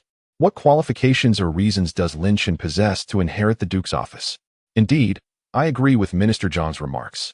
Although Lin Chen is young, he is a spendthrift and cannot be considered a talent. Many officials voiced their agreement as well. Ren Tianding, sitting at the head of the table, furrowed his brow. He had not anticipated that merely expressing his views on Lin Chen would elicit such fervent responses from the officials. Where's that spendthrift? Why has he not arrived yet? Ren Tianding grew somewhat restless, but just then, an announcement came from outside. Your Majesty, the son of the Duke of England, Lin Chen, has arrived. Upon hearing this, the officials engaged in heated debate fell silent, their faces reflecting surprise. Your Majesty has truly invited this spendthrift to the family banquet? They thought. After all, this was a family gathering. However, recalling the recent competition in the city where the emperor did not publicly reward Lin Chen, it was likely that today's invitation to the banquet was intended to make amends. With this thought, the officials felt somewhat reassured. Yet they still regarded Lin Chen with considerable disdain. Let him enter, commanded Ren Tianding. The empress, with curiosity in her phoenix eyes, also wished to see what kind of person this son of the duke, favored by the emperor, truly was. Outside, Lin Chen murmured, why must we circle around this Xianing palace for so long? We must enter through the main gate. We cannot use the side entrance, replied Elgin softly. Lin Chen muttered to himself, what a hassle. There are too many rules, and I dislike them. You should speak less. Remember our family's words. Once inside, do not be astonished, remain calm, and do not speak out of turn. I understand, you are so verbose, Uncle Lu. You have repeated this many times along the way. I can manage your prince, let alone a mere emperor. Lu Jin felt a twinge of anxiety as a eunuch ahead gestured for them to enter. Lu Jin promptly led Lin Chen inside. As Lin Chen entered through the main gate, he realized that the imperial harem was quite different from the grand palaces depicted in television dramas. Unlike the vast palaces shown on screen, the Xianing Palace was encircled by tall walls, featuring rockeries and corridors. The main hall before him was situated at the center of this enclosure, accessible through gates and guarded by numerous eunuchs. After passing through several doors, they finally reached a grand hall with large doors wide open, revealing many seated individuals. Lin Chen followed Lu Jin's earlier instructions to keep his head lowered, absolutely avoiding any eye contact to prevent being accused of disrespecting the emperor. Waiting for the emperor to grant him permission to rise. Upon entering the hall, Lin Chen immediately felt a multitude of eyes upon him, curious gazes scrutinizing him closely. Is this the infamous wastrel? Many officials exhibited intrigue, having never encountered this notorious figure before. Lu Jin stood firm, yet before he could speak, Ren Xining abruptly rose. Disbelief etched across her beautiful eyes. Father, is this the little eunuch? Ren Tianding was equally astonished. What? The empress, with her phoenix-like eyes, also expressed surprise, realizing this was the same individual who dared to tease her daughter. Upon hearing the familiar exclamation, Lin Chen could not restrain himself and lifted his gaze, only to find the indignant little palace maid. What are you doing here? Lin Chen was taken aback by the coincidence. In the next moment, he heard a cold snort. Shifting his gaze, Lin Chen was stunned to see the former Duke Ren now adorned in a dragon robe, his demeanor filled with displeasure as he regarded Lin Chen. Wait, what is going on? Lu Jin quickly urged, hurry and pay your respects to His Majesty. Lin Chen almost blurted out, Miser, you are the emperor? Chapter 83, Your Majesty. This matter is utterly unacceptable. As these words left his mouth, an eerie silence blanketed the Xianing Palace. Lu Jin inhaled sharply, his scalp prickling in dread, wishing he could immediately turn around and cover Lin Chen's mouth. Little ancestor, I warned you on the way here not to speak out of turn, not to be astonished. Clearly, you did not listen, did you? That remark could cost you your head. All the attending ministers were left in a state of shock, with Chancellor Zhao Delin appearing dazed. A mere son of a duke, a second-generation aristocrat, dared to speak so to the emperor? The deputy minister of rights, Jiang Jingxin, along with the other attendees, were utterly stunned. At that moment, one could hear a pin drop. The Crown Prince and Princess Ren Xining exchanged incredulous glances, with Crown Prince Ren Zepeng exclaiming in disbelief, "How can one speak to Father Emperor in such a manner?" Ren Xining was also taken aback. This little eunuch. Has he lost his mind? The Empress's phoenix eyes reflected astonishment, quickly followed by displeasure. Ren Tianding regained his composure and scoffed. This prodigal son, even in such a situation, still refuses to show him respect. He rose directly. Lin Chen, your first words truly command the attention of the entire assembly. Ren Xining added, Father, he is the one who has been teasing me. Lin Chen felt a chill run down his spine. Sister, I merely attended a banquet. Surely my life is not at stake. Upon seeing Ren Tianding approach, Lin Chen momentarily contemplated fleeing, but upon noticing the guards outside, he understood escape was futile.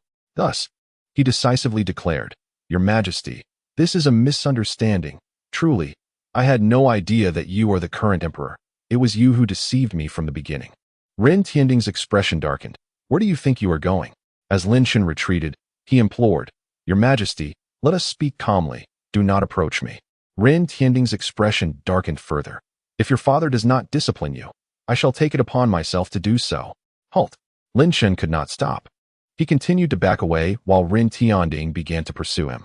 In a state of urgency, Lin Chen started to circle the pillar, leaving the seated ministers utterly bewildered. Your Majesty, we agreed not to resort to violence. We are but grasshoppers in the same boat. Huh. Chancellor Zhao Delin was left dumbfounded. You consider yourself a grasshopper in the same boat as the emperor? Ren Tianding retorted coldly. What nonsense are you spouting? Your Majesty, please cease your pursuit. If you continue, I truly cannot guarantee my self-control. Stop. Do not chase me. The two were separated by a pillar, and this scene left Lu Jin in a state of confusion. The crown prince was equally perplexed, while Princess Annal gaped, exclaiming, He dares to disregard Father Emperor's words? This is defiance. Nevertheless, Lin Chen was no match for Ren Tianding's robust physique. After 5 rounds around the pillar, he was abruptly seized. Humph, still trying to escape? Lin Chen looked up at Ren Tianding, his expression one of pitiful resignation. Your Majesty, I did not wish to flee. Return to your seat. You are the last one missing. Ren Tianding grasped Lin Chen by the collar, resembling a person lifting a chick, pulling him towards his seat before finally setting him down. This farcical episode had come to an end. Just as Lin Chen sighed in relief, he turned his head and found Princess Annal glaring at him, as if she intended to devour him. Brother, help me beat him. Princess Annal was separated from Lin Chen by the crown prince. Lin Chen awkwardly greeted her. Your Highness, we meet again. Must we resort to violence upon meeting? We have shared moments of camaraderie. Surely, this bond is not so fragile? Who has shared such moments with you? You scoundrel? Brother Crown Prince, teach him a lesson. Lin Chen boldly retorted. Your Highness, let us reason. If you refuse to do so, I assure you, starting tomorrow, rumors will spread throughout the capital about you secretly watching me urinate. You. Princess Annal was infuriated. The Crown Prince frowned. How can you be so rude? If I were to truly hit you. Lin Chen blinked. Your Highness, are you aware of the son of the Duke of State? Indeed, I have beaten him. The Crown Prince was momentarily stunned. What about the son of Lord Weber? I am aware. I have beaten him as well. Rinzipeng was left in a daze. Lin Chen replied calmly. Your Highness, I wouldn't mind adding a glorious and vivid stroke to my resume. When you ascend to the throne, the historians will record that we fought each other, and you were left crying for mercy. The prince was taken aback. You dare to retaliate? Of course, Your Highness. You've already struck me. How could I not defend myself? But why do you have the audacity to strike back? Lin Chen responded, Your Highness, you seem unaware that this is determined by one's personal value. A person's worth is high. Not only would they not hesitate to strike you, but they would also gladly assist you in removing your boots. The prince was somewhat puzzled, feeling a bit befuddled, while Lin Chen maintained his composure. After all, his value was indeed significant. Otherwise, why would Ren Tianding invite him to the family banquet? However, Lin Chen had not realized that Ren Tianding was the emperor. as he had never encountered the emperor before. As Lin Chen pondered this, the atmosphere in the room grew subtly intricate. Minister of Rites Jiang Zhengxin glanced at Lin Chen multiple times, while Chancellor Zhao Delin wore a strange expression. Although a chancellor should remain unperturbed, he had witnessed the earlier playful exchange between the emperor and Lin Chen. Why had this prodigal suddenly gained such an important position in the emperor's heart? Zhu Zhao felt a sense of delight. It appeared Lin Chen was to be greatly valued. Ren Tianding spoke. Lin Chen, you triumphed in the competition with the Armory Bureau the other day. You are to be rewarded. Speak. What is your desire? Lin Chen's eyes lit up. But upon glancing at the surrounding ministers, he hesitated. Your Majesty, can you truly grant my request? Of course, I am a man of my word. Your contributions are significant. Ren Tianding's expression was profound. This time, Lin Chen had not only bolstered the military strength of the Great Feng, but had also provided him with an opportunity to reorganize the court. The others turned their attention to Lin Chen as the empress spoke coolly. Lin Chen, do you seek wealth and honor, or promotion and title? Lin Chen shook his head. Your Majesty, I desire neither. I only wish to exchange my merits for something else. What is it? Lin Chen stated earnestly. I wish to redeem a courtesan from Hongxiu Pavilion. The empress was momentarily taken aback. Annel, curious, quietly asked the prince, brother, what does the courtesan from Hongxiu Pavilion do? The prince's expression changed. Do not inquire further about this. Princess Annel's eyes sparkled with curiosity, while the other ministers widened their eyes in astonishment. Indeed, true to his reputation as a prodigal, the reward he requested was utterly ridiculous. The other ministers whispered among themselves, and Ren Tianding observed their reactions before smiling and saying, you have achieved such great merit. Therefore, I shall, Your Majesty, this matter must not proceed. Chapter 84. Any defiance against the late emperor's decree is a betrayal of the late emperor. Ren Tianding cast an unhappy glance at Jiang Zhengxin. The remaining ministers also turned their gazes towards Jiang Zhengxin, who clasped his hands and spoke with unwavering righteousness. Your Majesty may be unaware, but Lin Chen seeks to redeem the courtesan known as Kai Yun, whose true name is Xiao Ruoxue.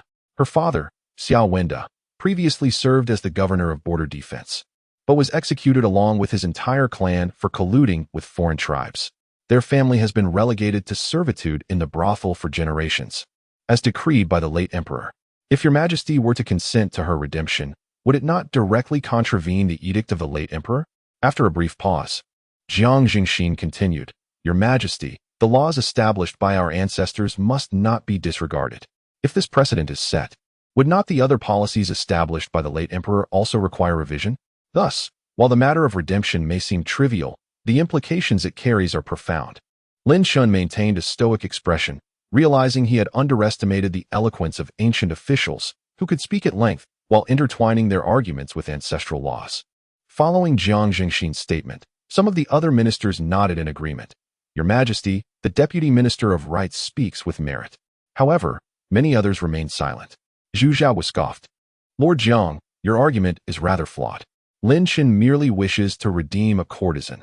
Compared to his contributions in reforming swords and armor, this request is trivial. Can it truly be denied? The Duke of Yu interjected. I have already stated that this is not merely a matter of redemption, but one that involves the edict of the late emperor. The late emperor personally decreed that the family be enslaved for eternity. Now, should Lin Chen seek to redeem the daughter of Xiao Wenda, it would necessitate the direct overturning of this imperial decree. If Your Majesty were to acquiesce, I believe that the next day, a petition for impeachment from the court would land on Your Majesty's desk. Crown Prince Ren Ziping and Princess Annel understood the gravity of the situation. Ren Xining remarked, Elder brother, is this little eunuch truly seeking to redeem a woman? Is this not a good deed? Why oppose it? The Crown Prince replied quietly, this concerns the late emperor. Our father dares not act recklessly. The empress cast a worried glance at Ren Tianding, and indeed, she observed the fury in his eyes, though he managed to suppress it. Ren Tianding turned to the previously silent Minister of Rites, Gua Yuan, and stated directly, Minister Gua, you are the Minister of Rites. It is inappropriate for you to remain silent while the Deputy Minister speaks. What is your opinion? Gua Yuan then rose, first bowing respectfully, before addressing the court, Your Majesty. I believe that from the perspective of propriety, this redemption cannot be sanctioned. If it were to proceed, It would incite widespread condemnation and be viewed as an act of betrayal against the late emperor. Zhu Xiaowo retorted angrily, Gui Yuan. How could this be construed as a betrayal of the late emperor? What predicament do you place your majesty in? Gui Yuan met Zhu Xiaowo's gaze, responding calmly, Duke Yu. The late emperor issued an edict stating the cancellation of preferential treatment and succession, even for noble titles. Later, at our suggestion, your majesty rescinded this edict.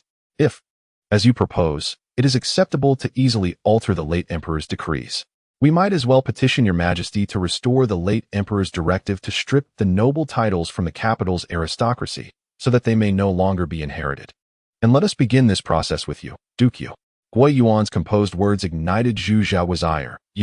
However, despite this, he found himself momentarily at a loss for words. When it came to verbal sparring, he was truly no match for these literati, being a military general by training. His expertise lay primarily in leading troops into battle.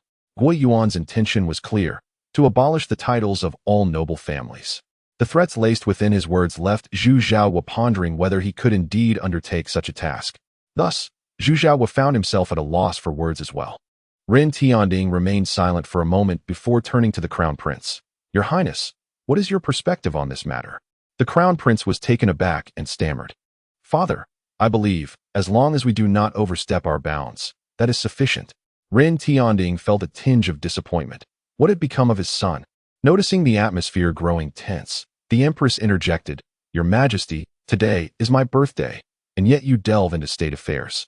Let us discuss this matter tomorrow. Ren Tianding nodded slightly and turned to Lin Chen. Lin Chen, do you have anything to add? Lin Chen, acutely aware of the situation, replied directly.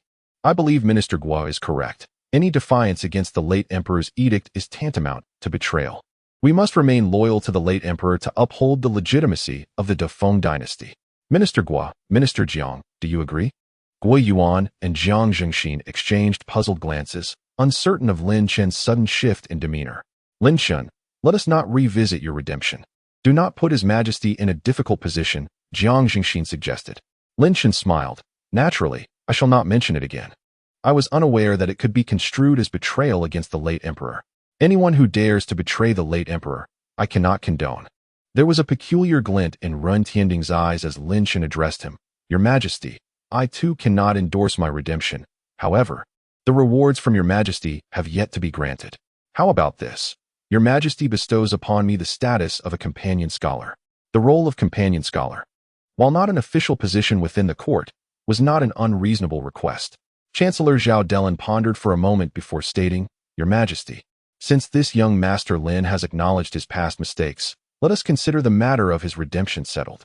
I propose not only to grant him the title of companion scholar, but also to bestow honors upon the Lin family.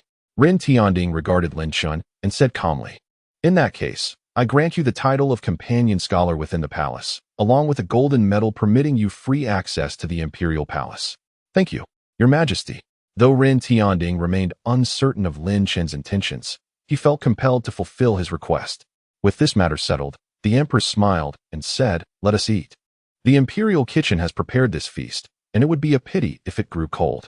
Princess Annel began to eat heartily, her cheeks puffed out, while the Crown Prince assisted her in wiping her lips. Sister, one must adhere to decorum. Princess Annel playfully replied, Elder brother, I know. Observing the topic shift, Jiang Zhengxin, seeing Lin Chen's impassive expression, chimed in, Your Majesty, since today is the Empress's birthday, let us celebrate with poetry. The moon is full tonight, and inspired by this, I have composed a poem in honor of Her Majesty. The Empress smiled. Oh, I am curious to hear what Minister Jiang has penned. Jiang Zhengxin began to recite his poem, which primarily depicted the scenery before expressing heartfelt sentiments, conveying wishes for the Empress's longevity. Lin Chen did not touch his chopsticks. The moment Jiang Zhengxin shifted in his seat, he discerned the ulterior motive behind the gesture. This was not a mere celebration of longevity, but rather a direct challenge aimed at him. Chancellor Zhao Delin wore a faint smile, fully aware of Jiang Zhengxin's intentions. However, the literati present held little fondness for Lin Chen, thus they allowed the situation to unfold. Once Jiang Zhengxin completed his recitation, the Empress remarked, Your poem is quite fitting for the occasion indeed. Jiang Zhengxin replied, Your Majesty, I consider it nothing grand. You may not know, but young Master Lin is exceptionally talented. Previously, during the Red Sleeve gathering, he composed 2 verses for the courtesan that were truly remarkable. Even I must concede defeat. As today is another auspicious day, why not invite young Master Lin to pen a poem inspired by the moon, to enhance the festivities of the Qianqiu festival? What say you, young Master Lin? Chapter 85. My poem shall bear 1/3 of Zhang's merit. Lin Chen cast a cold glance at him. Recognizing Jiang Jingxin as a seasoned courtier adept at flattery laced with malice, such tactics were relentless. The anticipation had been elevated, and his words made refusal nearly impossible. To decline would surely tarnish his reputation in the eyes of the Empress and the Emperor. Princess Annal, having just swallowed her food, brightened with excitement. You wish to compose poetry? This young eunuch can write poetry? The Crown Prince whispered. He is not a eunuch. That matters not. He may as well be, came the reply. All eyes in the room turned to Lin Chen, who feigned reluctance, saying, Lord Jiang, I am hardly a poet. I am but a wastrel. Have you ever encountered a prodigal who could compose poetry? Jiang Jingxin chuckled. Young Master Lin is being modest. Your first verse, with its imagery of falling blossoms and paired swallows in the drizzle, is beyond the reach of ordinary talent. I implore you, no more humility. Do share a piece with us for our enjoyment. Chancellor Zhao Delin further encouraged. Indeed, let us hear a poem from young Master Lin. Ren Tianding lightly tapped the table, his silence speaking volumes as he gazed at Lin Chen, prepared to intercede if Lin continued to demur. A smile suddenly graced Lin Chen's face. Ah, Lord Jiang, your kindness overwhelms me. Since you extend such a generous invitation, how could I refuse without disrespecting you? Lin Chen then turned to the Emperor, asking, Your Majesty, will today's events be recorded by the historians? Ren Tianding nodded. Naturally. Lin Chen continued. Then I would request that the historians note my compliance with Lord Jiang Jingxin's gracious invitation, as a humble wastrel who struggles to write poetry. Should my composition surpass Lord Jiang's, I ask that it be recorded alongside his. Jiang Jingxin's expression soured. The implication was clear. Lin Chen intended to overshadow him while dragging his name along in the aftermath. Lin Chen's intent was unmistakable. Certain poems could immortalize their subjects. And if Jiang Jingxin sought to ensnare him, he would ensure that Zhang's legacy served merely as a stepping stone. A smile tugged at Ren Tianding's lips as he turned to the historians, instructing, Record, Lin Chen, in response to the invitation from the Deputy Minister of Rights, Jiang Jingxin, shall compose a poem. Jiang Jingxin felt a wave of unease wash over him, sensing that this would not end well. Lin Chen gazed at Jiang Jingxin, a hint of amusement dancing in his eyes. Attempting to flatter me? I have long mastered this maneuver. I shall respond with a verse that will leave you speechless. Jiang Jingxin consoled himself inwardly. It's merely a spendthrift. He cannot possibly compose anything of merit. His previous success was merely a stroke of luck. Princess Annal looked on with anticipation.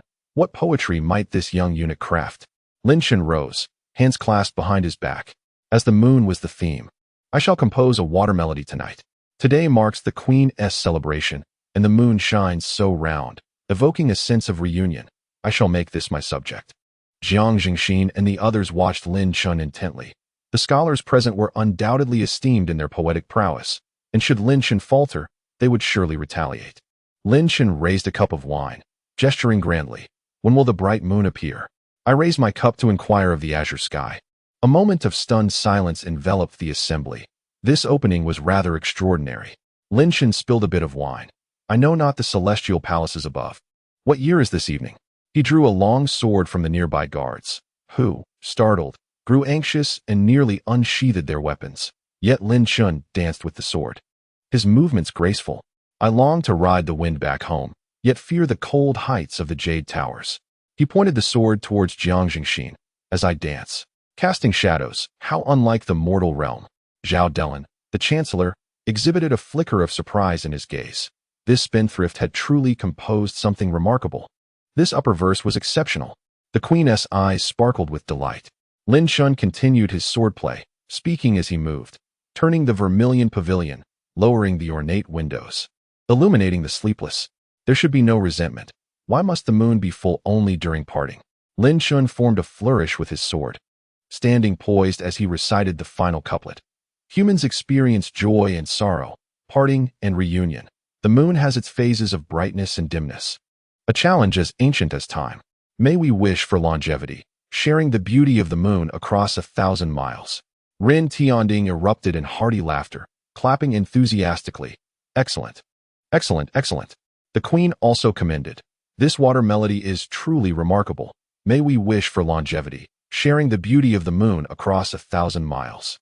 Lin Chen, how did you compose such poetry? Lin Chen returned the sword, humbly replying, Your Majesty, I am not skilled in poetry. However, with Lord Jiang's encouragement, I found my voice. I owe him my gratitude. Jiang Jingxin's face turned a shade of green. How infuriating. Lin Chen turned his gaze towards the historian nearby. Have you taken note? This poem bears 1/3 of Lord Jiang's merit. Ensure his name is recorded. For if his name is absent when shared with the world, I shall be greatly troubled. Such a strike to the heart, indeed. Jiang Jingxin seethed, his chest heaving with indignation. Yet Lin Chen had already dug the pit. It would be difficult for him to extricate himself now. Rin Tianding, in high spirits, remarked, Indeed. This verse is splendid. Lin Chen, you are more than adequate for this role of companion reader. Crown Prince, you must learn diligently from him henceforth. The Crown Prince, taken aback, nonetheless rose and responded, Yes, father. Princess Annal pondered the poem, her eyes gleaming brighter. This young eunuch is truly impressive. Jiang Jingxin, having been bested, felt too disheartened to speak further, while Minister of Rites Gui Yuan and Chancellor Zhao Dalan, among others, ceased their attempts to corner Lin Chen with poetic challenges. In this regard, to trouble Lin Chen is truly a self-inflicted humiliation. Soon, the grand festival of Qianqiu passed, and the ministers took their leave. Rin Tianding casually remarked, Lin Chen, stay a moment. Jiang Jingxin cast a deep glance at Lin Chen, for from this day forth, Lin Chen had officially stepped into the court. Wait and see. Our affairs are far from over. Zhu Zhao was smiled at Lin Chen before departing as well.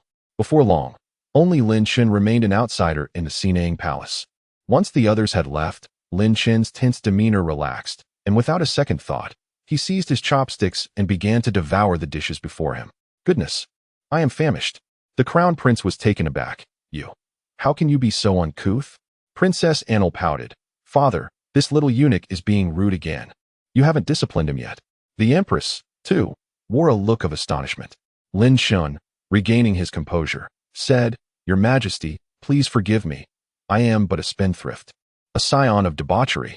Earlier, I refrained from eating to avoid shaming His Majesty, and it has truly exhausted me. The Empress smiled gently. Eat slowly.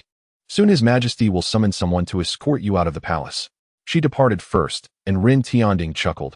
You little rascal, I truly did not misjudge you. Lin Chen, ravenous as if he were a starving ghost returned to life, gobbled down his food while mumbling, Your Majesty, you are indeed rather ungracious. Earlier, you spoke of being a prince. No wonder when I fought with Chen Ying, as soon as Gaudu appeared, he dared not continue and obediently retreated. I had not comprehended this before, but now it all makes sense. Rin Tianding laughed heartily, while Princess Annal pouted. Father, why don't you teach him a lesson? Lin Chen, having finished his food, replied calmly, Your Highness, you are still young. Your father and I are adults, and adults converse while children should refrain from interrupting. Princess Annal, infuriated, stomped her foot and left the Xinang Palace in a huff. Rin Tianding said, Crown Prince, go see what is happening. Yes. The Crown Prince departed. And only then did Rin Tianding speak. I have yet to inquire why Jiang Jingxin obstructed your release. In the end, you not only acquiesced, but also firmly opposed your own release. Rin Tianding was puzzled. Lin Chen chuckled and replied, Your Majesty, considering the stance of those ministers during the banquet, do you think my persistence would have borne fruit? Rin Tianding responded, It would not. Just the Minister of Rites alone was voluble and self-assured. If I had insisted, the other ministers would have joined in to oppose me, leaving your Majesty with no respite. Moreover, they indeed had a reasonable argument. If I had forcefully demanded my release, they would certainly have disagreed. Rin Tianding furrowed his brow. Then what will you do? No worries, your Majesty. I have already devised a plan that is sure to be effective, Lin Chen declared with confidence. Rin Tianding appeared intrigued. Oh, what plan is that? Lin Chen whispered his strategy, and Rin Tianding's expression turned peculiar. You little rascal truly have a devious mind. Lin Chen chuckled. What do you think, your Majesty? Rin Tianding also smiled. I shall certainly implement it. Most of those ministers are remnants of the former dynasty. I find them quite difficult to manage. Your plan is perfectly tailored to deal with them. Lin Chen nodded and said, Your Majesty, It would be better to seize the day than to wait for a more auspicious one. At the next morning court, let's commence directly. I shall inform Duke Yu to bring some baked pastries with him. Rin Tianding chuckled softly. Very well. Once the matters were settled, Lin Chen added, by the way, Your Majesty, let the news of today spread widely. At the very least, the entire capital's populace must be made aware. Lord Jiang desires fame. Rin Tianding laughed heartily. Very well, I shall indulge you. After their discussion, Lin Chen felt well fed and content, humming a little tune as he prepared to leave the palace. Outside, Lu Jin exhaled a sigh of relief. Young Master Lin, you truly frightened this old servant earlier. Lin Chen grinned. Ah, Lu Gonggong. Why did you not inform me sooner that the prince is His Majesty's news? Lu Jin appeared speechless. Could I possibly say anything? Lin Chen chuckled. I understand. He then produced a banknote and slipped it into Lu Jin's pocket. Lu Gonggong, your service to His Majesty is no easy task. From now on, we are in the same boat, so do take care of me. Should any news arise, do remember to inform me. Lu Jin, bemused yet resigned, accepted the money Lin Chen had placed in his pocket. Just as Lin Chen was about to depart the inner palace, an indignant voice rang out. Little eunuch, halt. Who else could it be but Princess Annal? Rin Xining stood with her hands on her hips, blocking his path, while the crown prince stood nearby, somewhat helpless. Lu Jin quickly bowed. Your Highness, Crown Prince. Lin Chen, curious, inquired. So these are the children of your Majesty? How many children does His Majesty have? Lu Jin shivered slightly. Young Master Lin, one must use respectful titles. His Majesty has 2 princesses and 1 crown prince. This was indeed intriguing to Lin Chen, who found it rather amusing. It seemed that the emperor was not as prolific in fathering children as many historical sovereigns, such as Li Shimin or Zhu Yuanzhang. Only 1 son for this Emperor Tianding? Lin Chen scrutinized the crown prince, who was also examining him in return. Hey, little eunuch, are you not listening to me? Rin Xining huffed. Lin Chen replied with a smile. I truly did not hear.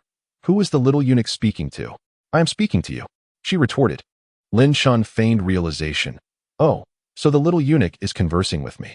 What would you like to say, Your Highness? Rin Xining sensed something amiss, but chose not to comment. Instead, she stepped forward. You deceived me earlier on purpose and even dared to tease a woman. I shall strike you. Lin Chen nodded. Your Highness, your words are somewhat misplaced. In what way? She challenged.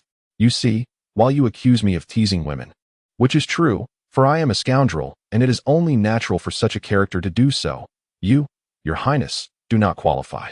Rin Xining's eyes widened in disbelief. How do I not qualify? Lin Chen responded earnestly. Your Highness, you may look into a bronze mirror. A woman must possess a certain figure to be deemed a woman.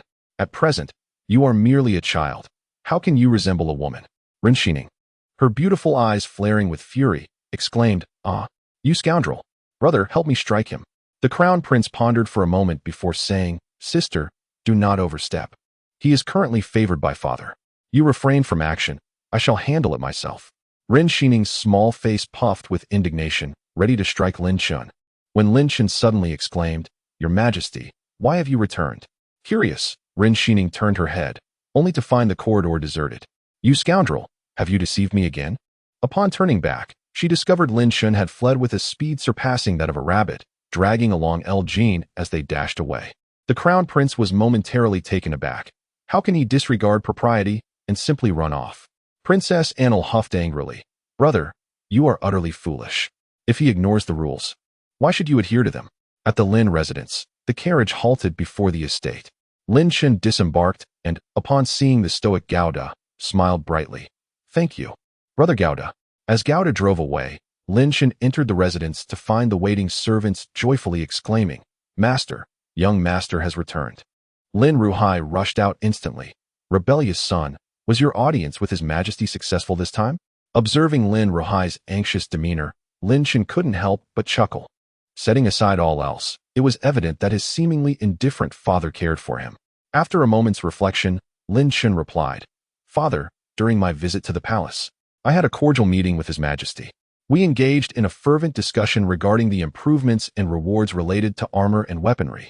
Both parties adhered to the principle of external unity and agreed to establish a collaborative mechanism. Lin Ruhai was momentarily stunned, reaching out to ruffle Lin Chen's hair. Have you become foolish again, my child? Lin Chen swatted Lin Ruhai's hand away. Father, I know you find this difficult to understand, so allow me to translate. In simpler terms, during the Qianqiu festival, His Majesty and I enjoyed a pleasant conversation, and I was appointed as a palace companion. Now, you can rest easy. Lin Chen, still somewhat skeptical, asked, Is that true? You didn't cause any trouble? Of course not. I am not one to stir up trouble, father. I shall take my leave to rest now. If you wish to pay homage, please light an extra incense stick for me.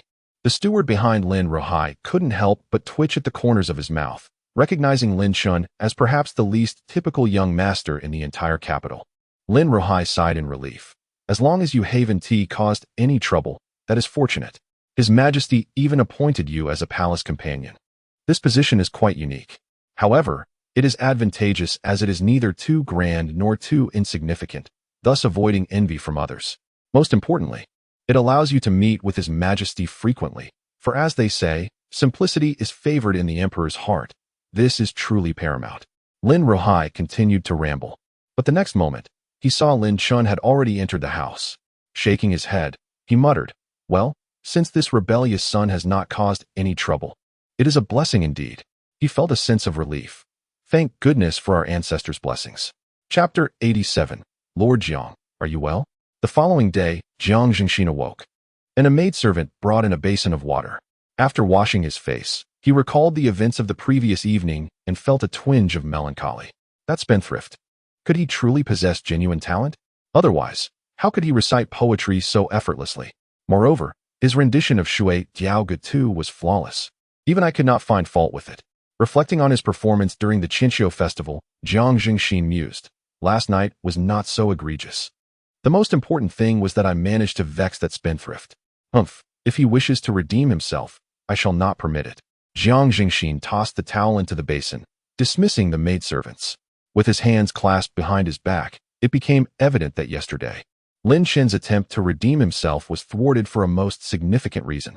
Should they acquiesce, the emperor's grip on power would undoubtedly strengthen, allowing him the audacity to amend even the decrees of the late emperor. What matters in the court would remain untouched if the emperor wielded such arbitrary authority. Whether during the reign of the Great Feng or its predecessor, the singular aspiration of the ministers has always been to seize control over the imperial authority.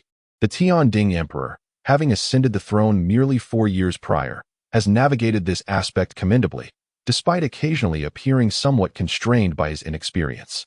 Aside from a solitary poem which he failed to conquer, we have not suffered defeat in any other regard.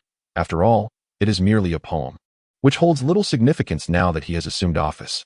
After finishing breakfast, Jiang Jingxin finally boarded his carriage, preparing to head to the government office. Though there was no court assembly today, he was still obligated to fulfill his duty. Upon entering the palace and arriving at the Ministry of Rights, Jiang Jingxin noticed his colleagues engaged in hushed whispers. Lord Lan, what intrigues are you discussing? Turning at the sound of his voice, Lord Lan smiled and clasped his hands in greeting. Lord Jiang, we are conversing about the poem the Empress composed during last night's Qianqiu festival. A sense of foreboding washed over Jiang Jingxin. Which poem? Lord Jiang is unaware. It is the one crafted by Lin Chen, the son of the Duke of England. At your invitation, after you penned a poem yourself. Jiang Jingxin's heart raced. Had the news spread through the palace so swiftly? What transpired last night was common knowledge among his colleagues this very morning. Lord Lan nodded enthusiastically. When will the bright moon appear? I raise my glass to question the heavens. How splendid. This entire poem is exquisite, truly a gem compared to yours, Lord Jiang. Jiang Jingxin's countenance darkened. Are you insulting me? Thank you, Lord Jiang. Without your gracious invitation, our literary circle would surely lack such a fine piece. Your contribution is invaluable. Jiang Jingxin's face turned a deep shade of black. He was certain that Lord Lan was indeed mocking him. With a stern expression, he made his way to his seat. The head of the Ministry of Rights, upon seeing Jiang Jingxin, hastily approached to extend his congratulations. Congratulations, Lord Jiang. Jiang Jingxin retorted with irritation. For what am I being congratulated? My lord, His Majesty has specifically decreed that a eunuch from the Palace of Ceremonies be sent to the Ministry of Rights to convey that during last night's Qianqiu festival, it was your invitation that led Lin Chen to compose the poem Shui Diao Ge. It is truly marvelous. Had it not been for your invitation, how could Lin Chen have produced such a work? 1/3 of the credit belongs to you, Lord Jiang. Hearing these words nearly caused Jiang Jingxin to choke on his own blood. He finally grasped the venomous intent behind Lin Chen's scheme. Was this an attempt to nail him to the pillory of shame? Would he be subjected to ridicule every time the poem was mentioned? That scoundrel Lin Chen. Jiang Jingxin's expression was as dark as coal. The most troubling aspect was that the other ministers, unaware of the true circumstances, genuinely believed that the message conveyed by the eunuch was a congratulation aimed at themselves. Very well, I understand. You may leave now. With the head of the ministry departing, Jiang Jingxin's mood soured considerably. At that moment, another minister approached with a beaming smile. Lord Jiang, you must have received praise from His Majesty. The festivities of the Qianqiu festival yesterday were not yet concluded when Jiang Jingxin could no longer contain himself and sprang to his feet. He had truly had enough. They were striking his face, were they not? Lord Jiang, what troubles you? The other man asked, taken aback. It is nothing.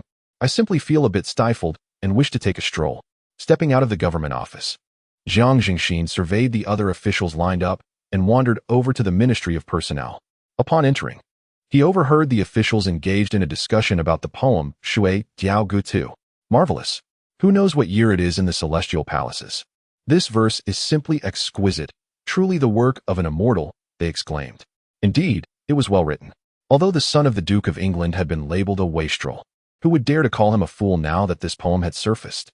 I find it hard to believe he authored it, one remarked. Surely it is his work. It was the Deputy Minister of Rights, Lord Jiang, who graciously invited Lin Chen to compose it.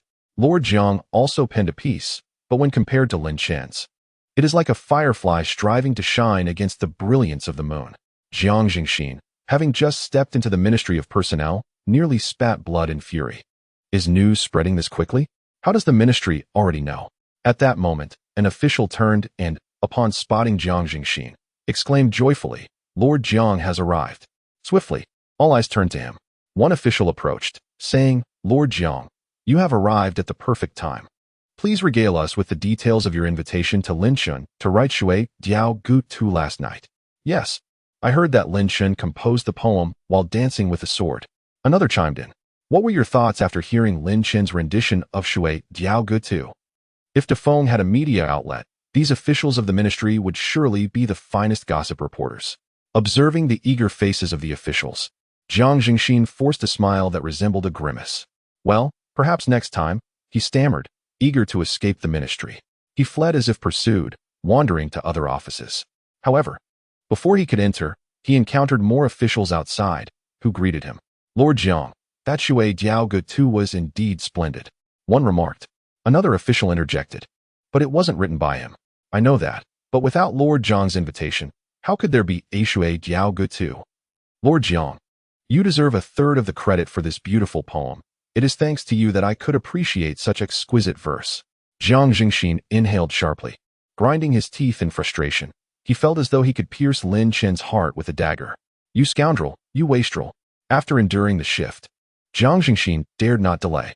He immediately boarded a carriage and gloomily made his way to a tea house, intending to sit for a while. However, upon arriving and settling down, he was met with the excited chatter of scholars discussing Shui Diao Gu Tu. Brother Su, did you hear?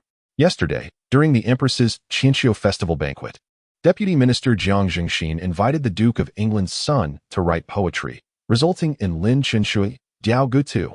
Oh, how was the Shui Diao Gu Tu? Marvelous.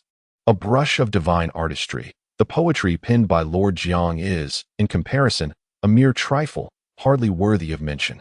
Jiang Jingxin's blood pressure surged as he abruptly rose. Drawing curious glances from the scholar at the adjacent table, he declared, no more drinking, and stormed off in indignation.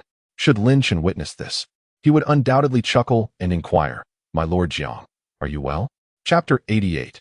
Father, I am unaccustomed to being called that. Jiang Jingxin's predicament was but a minor interlude. On this particular day, Lin Chen awoke with a sudden epiphany, slapping his thigh in realization. Alas, how did I so foolishly find myself entangled in court affairs?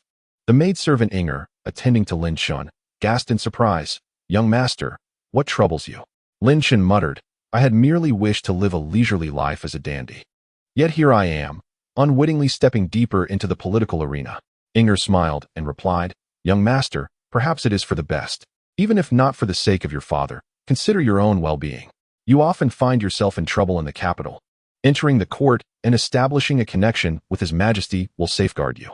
Otherwise, a single wave could spell disaster for you. This reasoning resonated with Lin Chen, who nodded in agreement.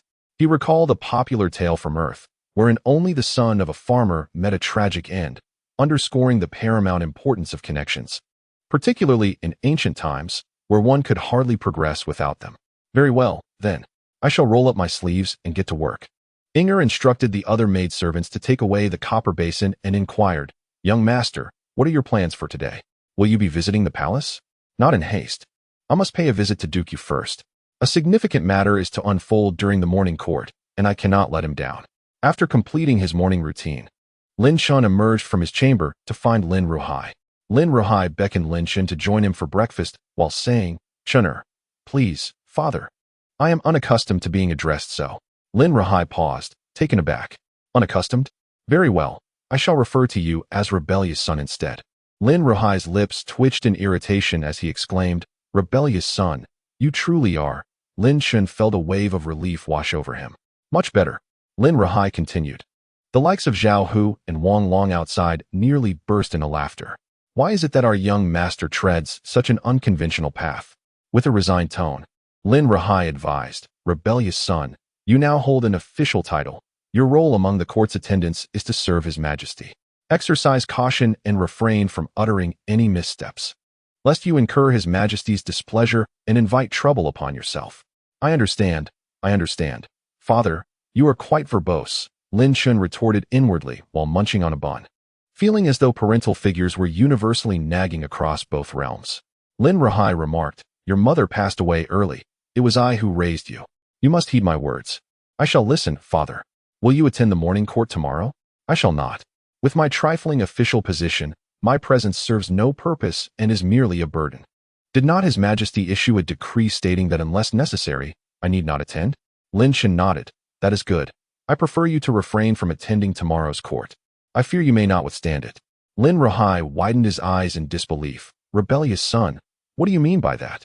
The literal meaning is that those court ministers, seeing your son as easy to bully, attempted to manipulate me during the Qianxiu banquet last night. I have achieved my merits, yet they rejected an exceedingly simple request. Thus, I shall not be blamed for lacking compassion. Lin Ruhai sensed something amiss. Rebellious son, what are you planning? Lin Chen smiled broadly. Father, you need not concern yourself. After all, it is not I who shall bear the consequences, but His Majesty. Enough, father, I am satiated. As Lin Chen departed with 2 guards, Lin Ruhai's emotions were tumultuous. Inger comforted. My lord, the young master has grown. He is nearing maturity. I know, yet I cannot shake the feeling of foreboding. This rebellious boy will not cause another calamity, will he? Just as Lin Chen exited the estate, he spotted Chen Ying waiting outside. Lin brother, you are positively glowing today? Chen Ying jested. Lin Chen replied, Chen Ying, why do you speak in such an odd manner, akin to those literati in the court? Chen Ying laughed heartily. I have heard the rumors from the capital that you attended the Qianxiu banquet last night. Lin Chen inquired, why did you not go? His Majesty invited me, but I declined. My father advised me to be cautious in the capital and avoid causing trouble. Lin Chen's expression turned peculiar. Are you truly low-key? You dare to confront me upon your arrival in the capital? Chen Ying widened his eyes. If you had not first tried to seize my belongings, would I have engaged you? Lin Chen chuckled. Thus, it appears your caution is somewhat dubious. Chen Ying sighed. Do not tease me. Well, since you are here, come with me. Where to? To the Wuqing military command. As they set off, Lin Chen queried, Chen Ying, as a hostage in the capital, do you not wish to secure a position? I fear you may soon become stagnant. Well, that is a possibility, but I am uncertain about what to pursue. Lin Chen responded. Simple. I will directly ask Dooku to arrange something for you. Chen Ying hesitated. Should we not petition His Majesty? Furthermore, would building rapport with Dooku not place me in his debt? Not at all. Relationships are reciprocal. Your father is a duke of the realm, a mere step away from being an unrelated prince. You come from a martial background. It is only natural for Dooku to assist you. He is a high official in the Ministry of War. If he does not help you, who will? Lin Chen's words reassured Chen Ying.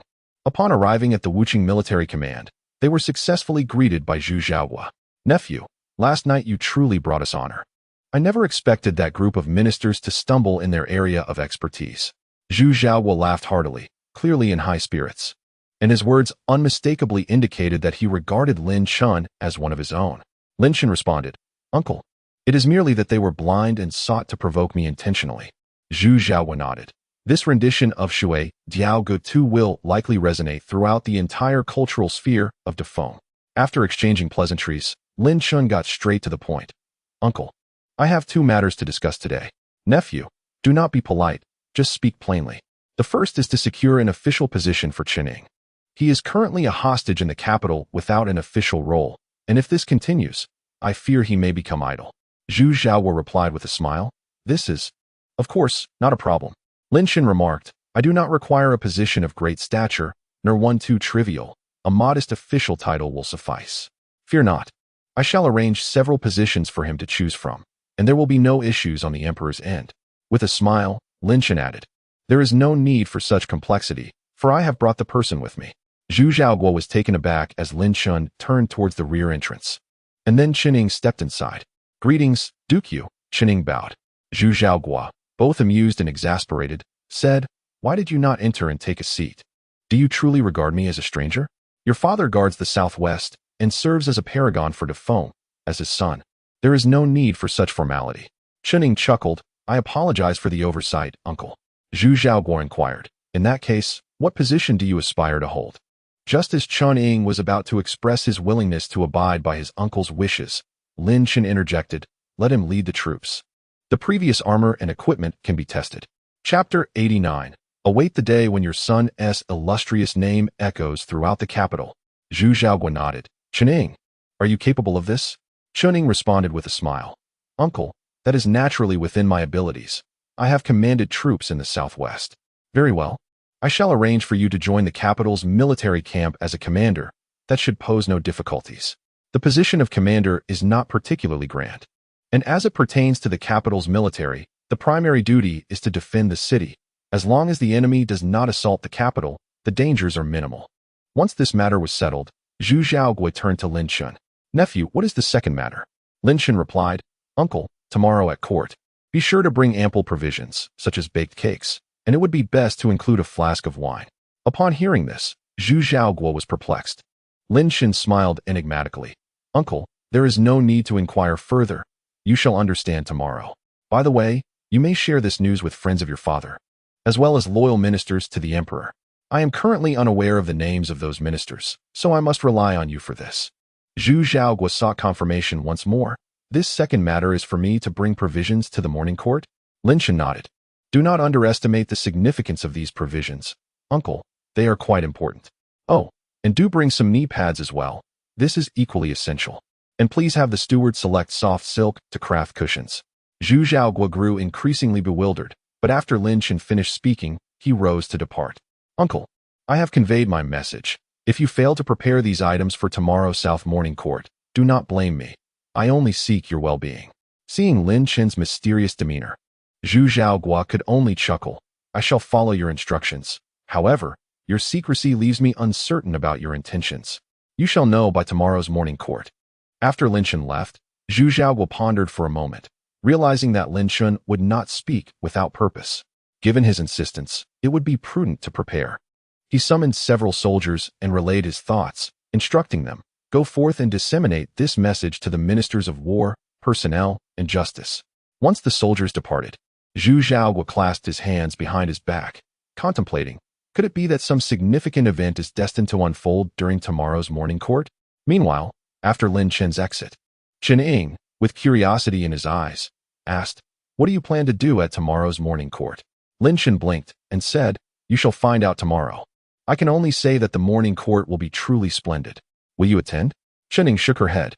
"I have the right to meet His Majesty at any time, but I lack the privilege to attend court. His Majesty says I am still young, and I should remain in the capital. I understand.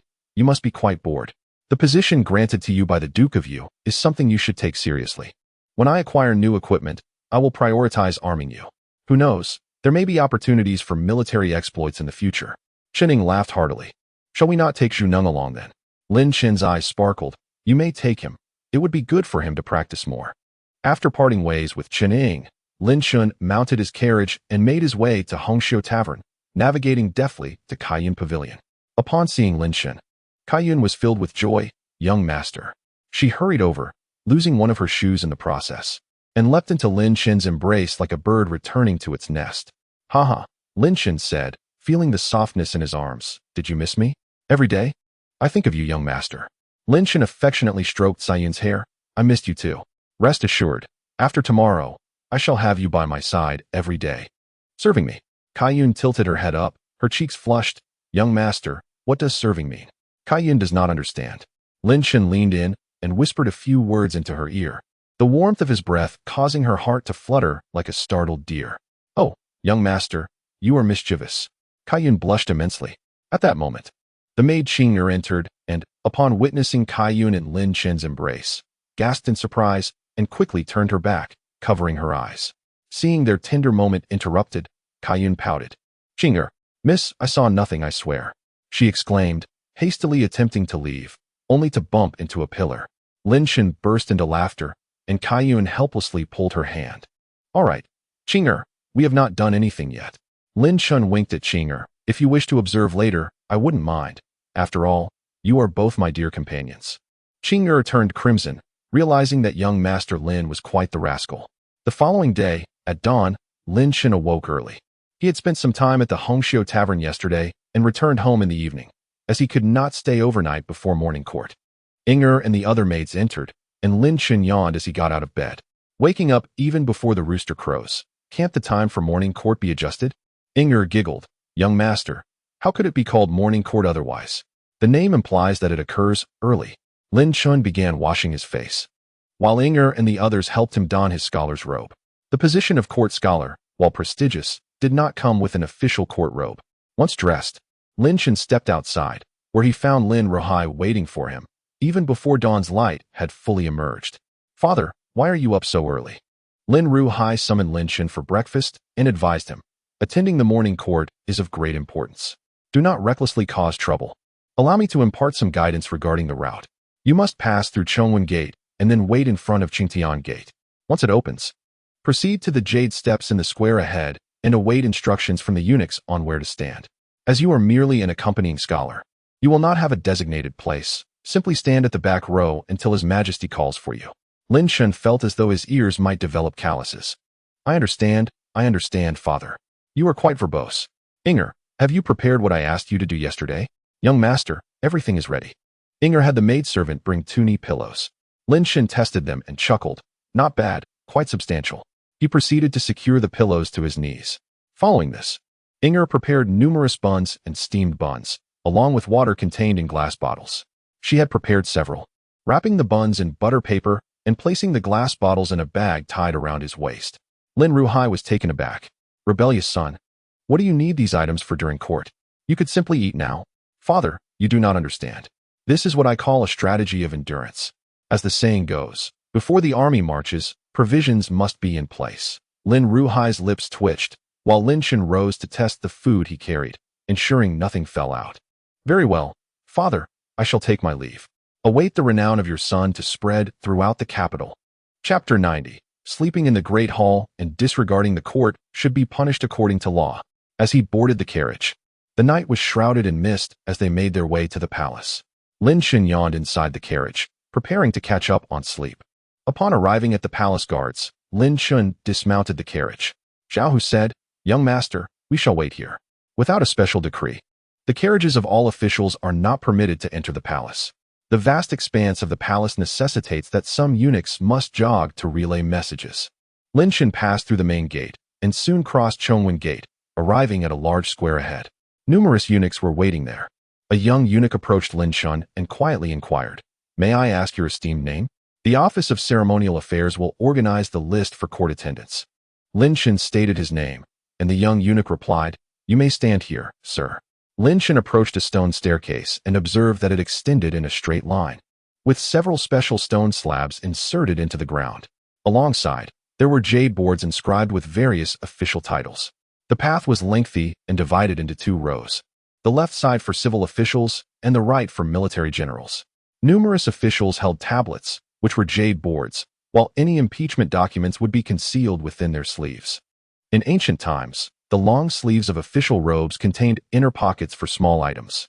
As several officials passed by Lin Chen, they cast glances in his direction. Humph, even a wastrel can attend the morning court now? One official scoffed with disdain, entirely dismissing Lin Chen. Undeterred, Lin Chen smiled and inquired, "May I ask who you are?" "Esteemed sir, I am Gao Shiming from the censorate." "Ah, it is Lord Gao. My apologies, I did not recognize you at first." Gao Shiming was taken aback. And then he retorted angrily, "What did you say?" Lin Chen, filled with astonishment, replied, "Lord Gao, I was merely engaging in pleasantries with you. Surely, you can discern that?" Gao Shiming gritted his teeth and said, "Very well, I shall remember you." Lin Chen responded with a smile, "That is splendid. Safe travels, Lord Gao. Do I truly need to fear a mere group of censors?" Other officials gradually arrived, and almost every one of them glanced at Lin Chen with peculiar expressions as they passed by. Lin Chen remained unfazed, for his reputation as a notorious spendthrift in the capital was well known to them. Just then, Zhu Zhaowa walked by. "Cousin, how do you find your first morning court session?" Lin Chen pondered for a moment and replied, "I think I shall abstain next time. Rising earlier than the roosters is too exhausting." Zhu Zhaowa chuckled heartily and then lowered his voice, saying, "Cousin, I have prepared the food and knee pads as you suggested." He lifted his official robe, revealing the knee pads on his legs. Lin Chen smiled, perfectly matched. Zhu Zhaowa nodded. "Very well, I shall observe your performance in the morning court." Although he was uncertain of Lin Chen's ulterior motives, he was sure that Lin Chen had something planned. Before long, all the officials had arrived, and the Chongwen Gate was about to open. "Open the Chongwen Gate," came the eunuch's voice. All the officials entered the gate in an orderly manner, proceeding into the Tai Chi Hall. Shortly thereafter, Lin Chen saw a dragon carriage approaching from a distance. Ren Tianding, clad in a dragon robe, surveyed the officials and commanded, "Let us proceed to the court." One by one, everyone entered the grand hall, with Ren Tianding taking his seat upon the dragon throne. Eunuchs and attendants were present, and the recording eunuchs were prepared as well. Lin Chen stood at the back of the crowd, observing the densely packed assembly before him, and he yawned. "Long live our emperor! Long live, long live! Speak if you have matters to present. If not, you may retire," echoed two voices. After bowing, the morning court commenced. Soon, someone stepped forward and declared, "Your Majesty, I have a petition. The Hubei province is currently facing severe flooding, and there are water bandits in the river sections." The officials took turns presenting their petitions, as the emperor's attention was limited. Thus, these documents were first sent to the respective departments, where bureaucrats would sift through them before presenting them to the emperor or reading them aloud in court. Lin Chen, becoming drowsy, leaned against a pillar and began to rest. As his eyelids drooped, he gradually sank into a seated slumber. The surrounding officials were left astonished. This spendthrift dared to sleep in the grand hall. Had he lost his mind? The hall grew lively, as disputes erupted over various matters, with many officials arguing fervently, and military officials even rolling up their sleeves in contention. Ren Tianding felt a headache coming on. Having painstakingly managed all the state affairs, he silently acknowledged his fatigue. "Lu Jin," Ren Tianding called softly. Lu Jin bellowed, "Speak if you have matters to present. If not, you may retire." This indicated that he was inquiring if anyone had further petitions. If not, they would conclude the court session. Silence reigned among the officials. Ren Tianding furrowed his brow. "Where is Lin Chen? This is not right." Previously, it was agreed with Lin Chen that he would be the one to initiate this performance. However, where is he? Consequently, upon Ren Tianding's inquiry, the ministers within the grand hall began to look around, some casting glances towards the back, and those who understood a bit more turned to see. "Your Majesty, Lin Chen is currently asleep," spoke a minister nearby. "What?" The civil and military officials in the hall were bewildered. "You came to the Tai Chi Hall to sleep?" In an instant, all the ministers' gazes shifted towards Lin Chen. Many of them wore peculiar expressions, for it appeared to them that Lin Chen was indeed asleep, leaning against the pillar in a deep slumber. The hall fell silent for a moment, and the next instant, a figure stepped forward. "Your Majesty, I hereby impeach Lin Chen for sleeping in the grand hall, showing contempt for the court. He should be punished according to the law." The others turned to the individual at the entrance, who was none other than Gao Shiming from the censorate. These censors were akin to flies. Zhu Zhaowa frowned. Ren Tianding said, "Which esteemed minister will kindly wake him?" Lin Chen previously assisted the Armament Bureau in improving swords and armor. I have yet to reward him. An official beside him promptly called out, Lin Gongzi, please wake up.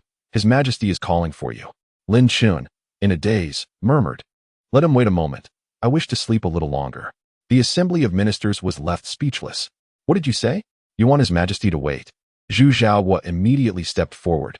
"Your Majesty, Lin Chen is currently in a deep sleep and is merely speaking in his dreams." Gao Shiming retorted, "What he said is subconscious. He shows complete disregard for your Majesty." Zhu Zhaohua angrily responded, "Gao Shiming, does your censorate only know how to make accusations? Lord Yu, it is our duty in the censorate to impeach officials and uphold the laws of the Great Feng." Ren Tianding rubbed his forehead. "Enough, wake him up." Officials nearby then began to nudge Lin Chen. "Lin Gongzi, please wake up." "Lin Gongzi?" Gao Shiming furiously exclaimed, "Your Majesty, allow me to wake him. I assure you, I can definitely rouse him." Chapter 91. What relation does my dreams of fighting have with me? At this moment, Lin Chen had become the focal point of the court. Ren Tianding nodded. "Go ahead." Gao Shiming directly approached the back of the hall, and the others watched him intently.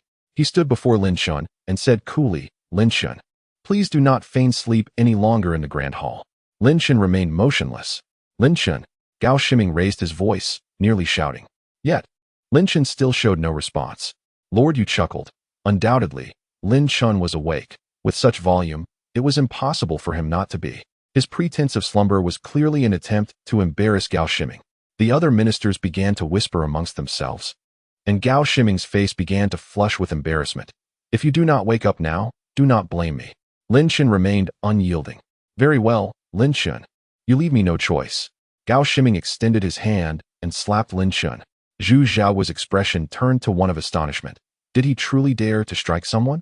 But in the next moment, Lin Chen, who had been resting against the pillar, suddenly opened his eyes, grasping Gao Shiming's hand firmly.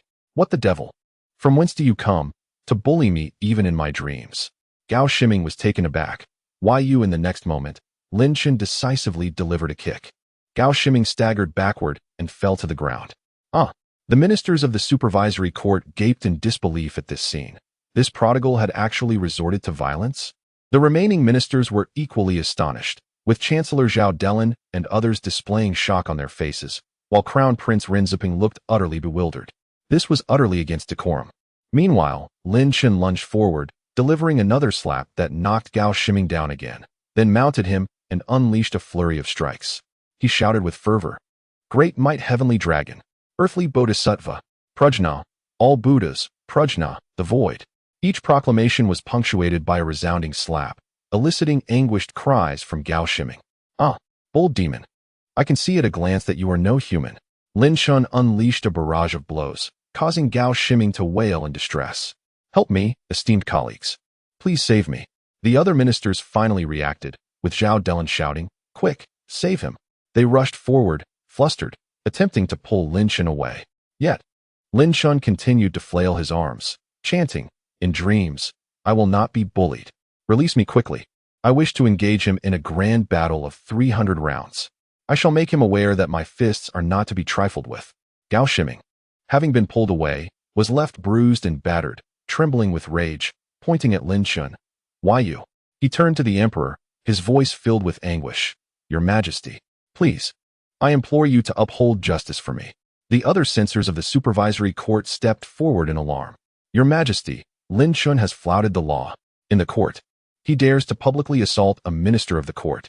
Such contempt for the court deserves punishment according to the law. Your Majesty, please issue a decree to expel this man." Ren Tianding felt a headache coming on, but at that moment, Lin Chen suddenly burst into laughter. "Ha ha ha ha ha ha."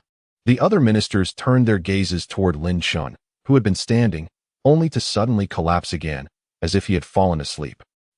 The ministers were left dumbfounded. Gao Shiming shouted in frustration, "Your Majesty, even at such a moment, he can pretend to be asleep. Your Majesty, you must uphold justice for me." Ren Tianding felt overwhelmed. He had thought the court was already chaotic enough, but Lin Chen's presence had only added to the disorder. "Duke Yu, go and wake him up." "Yes." Zhu Zhaohua, who was relatively close to Lin Chen, approached him and said, "Nephew, it's time to wake up." Lin Chen groggily opened his eyes and rubbed them. "Oh, uncle, has the court adjourned?" Zhu Zhaohua replied with a smile, "We are still in the morning court. His Majesty is calling you for a matter." Lin Chen got up and noticed the surrounding ministers staring at him, filled with bewilderment. Esteemed ministers, why do you all gaze upon me? What does this mean? Gao Shiming, brimming with fury, exclaimed, Lin Chen, have you forgotten the actions you just committed? Lin Chen looked at Gao Shiming, perplexed. Master Gao, who has beaten you? Why is your face so bruised? Gao Shiming seethed. You are the one who struck me. Your Excellency, you must not wrongfully accuse me. I am a good person. How could I ever strike a court official in public? Lin Chen asserted directly. Your Majesty, I implore you to stand as my advocate. Upon my arrival at court, I am unjustly embroiled in this false accusation. I am wronged. The officials in the Grand Hall were taken aback. Was this reckless scion truly so shameless? It was evident that he had assaulted someone publicly, yet he dared to claim innocence. Gao Shiming, incensed, pointed an accusatory finger at him. You. An official stepped forward, coldly stating, Lin Chen, you must provide us with an explanation for your unprovoked attack on His Excellency Gao. Lin Chen, astonished, pointed to himself. Did I truly do that? He glanced at the other officials, who all nodded in agreement. Indeed, young Master Lin, your assault was quite severe. His Excellency's visage has been marred. Yes, you even struck him while he was on the ground. With so many nodding in unison, Gao Shiming fixed Lin Chen with a frigid glare. I shall see to it that you are imprisoned in the Ministry of Justice. Rin Tianding silently observed Lin Chen, wondering if there was any chance for him to extricate himself from this predicament. Unexpectedly, after hearing the words of the surrounding officials, Lin Chen stomped his foot in realization. I remember now. Your Excellency Gao, it was all a misunderstanding. He approached, earnestly grasping Gao Shiming's hand, only to have it disdainfully shaken off. Your Excellency, it truly was a misunderstanding. I was not the one who struck you. Gao Shiming was nearly driven to laughter by his indignation. You claim it was not you? All these witnesses clearly saw your actions, yet you still deny responsibility? Lin Chen nodded seriously. Indeed, Your Excellency, it was not I who struck you. To be frank, I am an entirely different person in my dreams compared to my waking self. Gao Shiming scoffed. What absurdity is this? Your Excellency, I assure you. Look into my sincere eyes. In my dreams, my body acts beyond my control. I am but a passive observer. In one such dream, I found myself in a realm of immortals, exploring the wonders therein, when suddenly a monstrous fiend appeared, and then I saw myself launch a fierce assault upon that beast. Gao Shiming's eyes widened. Are you truly fabricating this tale while wide awake? Lin Chen sighed dramatically. Who would have thought that the fiend in my dream would turn out to be you, Your Excellency? It was a misunderstanding, truly a misunderstanding. I apologize for the actions of my dream self, but it was clearly you who struck. Lin Chen replied, Your Excellency, I have already stated. The actions of my dream self bear no relation to my waking self. How about this? I shall take a brief slumber and summon my dream self to offer you a proper apology. Then we can put this incident behind us. Gao Shiming, incensed, retorted, Lin Chen, this is the court of Defeng. All present are astute individuals. Do you take us for fools? Chapter 92. Restoring the Glory of Defeng. An obligation I must fulfill. All eyes were fixed upon Lin Chen. He continued, Your Excellency, you do not believe me? What you may not know is that once I enter a dream, I am no longer myself. My dream self delights in slaying in the dreamscape and traversing celestial realms. The divine elixirs I previously concocted, alongside the improved weapons and armor from the military arsenal, were all acquired under such circumstances. Your Excellency, you must believe me. Lin Chen spoke with utmost sincerity. Gao Shiming ground his teeth in frustration, exclaiming, You are lying. I do not lie, Lin Chen retorted. I even witnessed my dream self reciting a poem, and it was truly impassioned. Gao Shiming scoffed, reciting poetry? Very well, let us hear it. If you cannot produce these divine verses, I shall see you imprisoned. Lin Chen responded confidently, Not a problem. Chancellor Zhao Delin smirked, entirely skeptical of Lin Chen's claims of dream-induced murder, suspecting it to be mere pretense.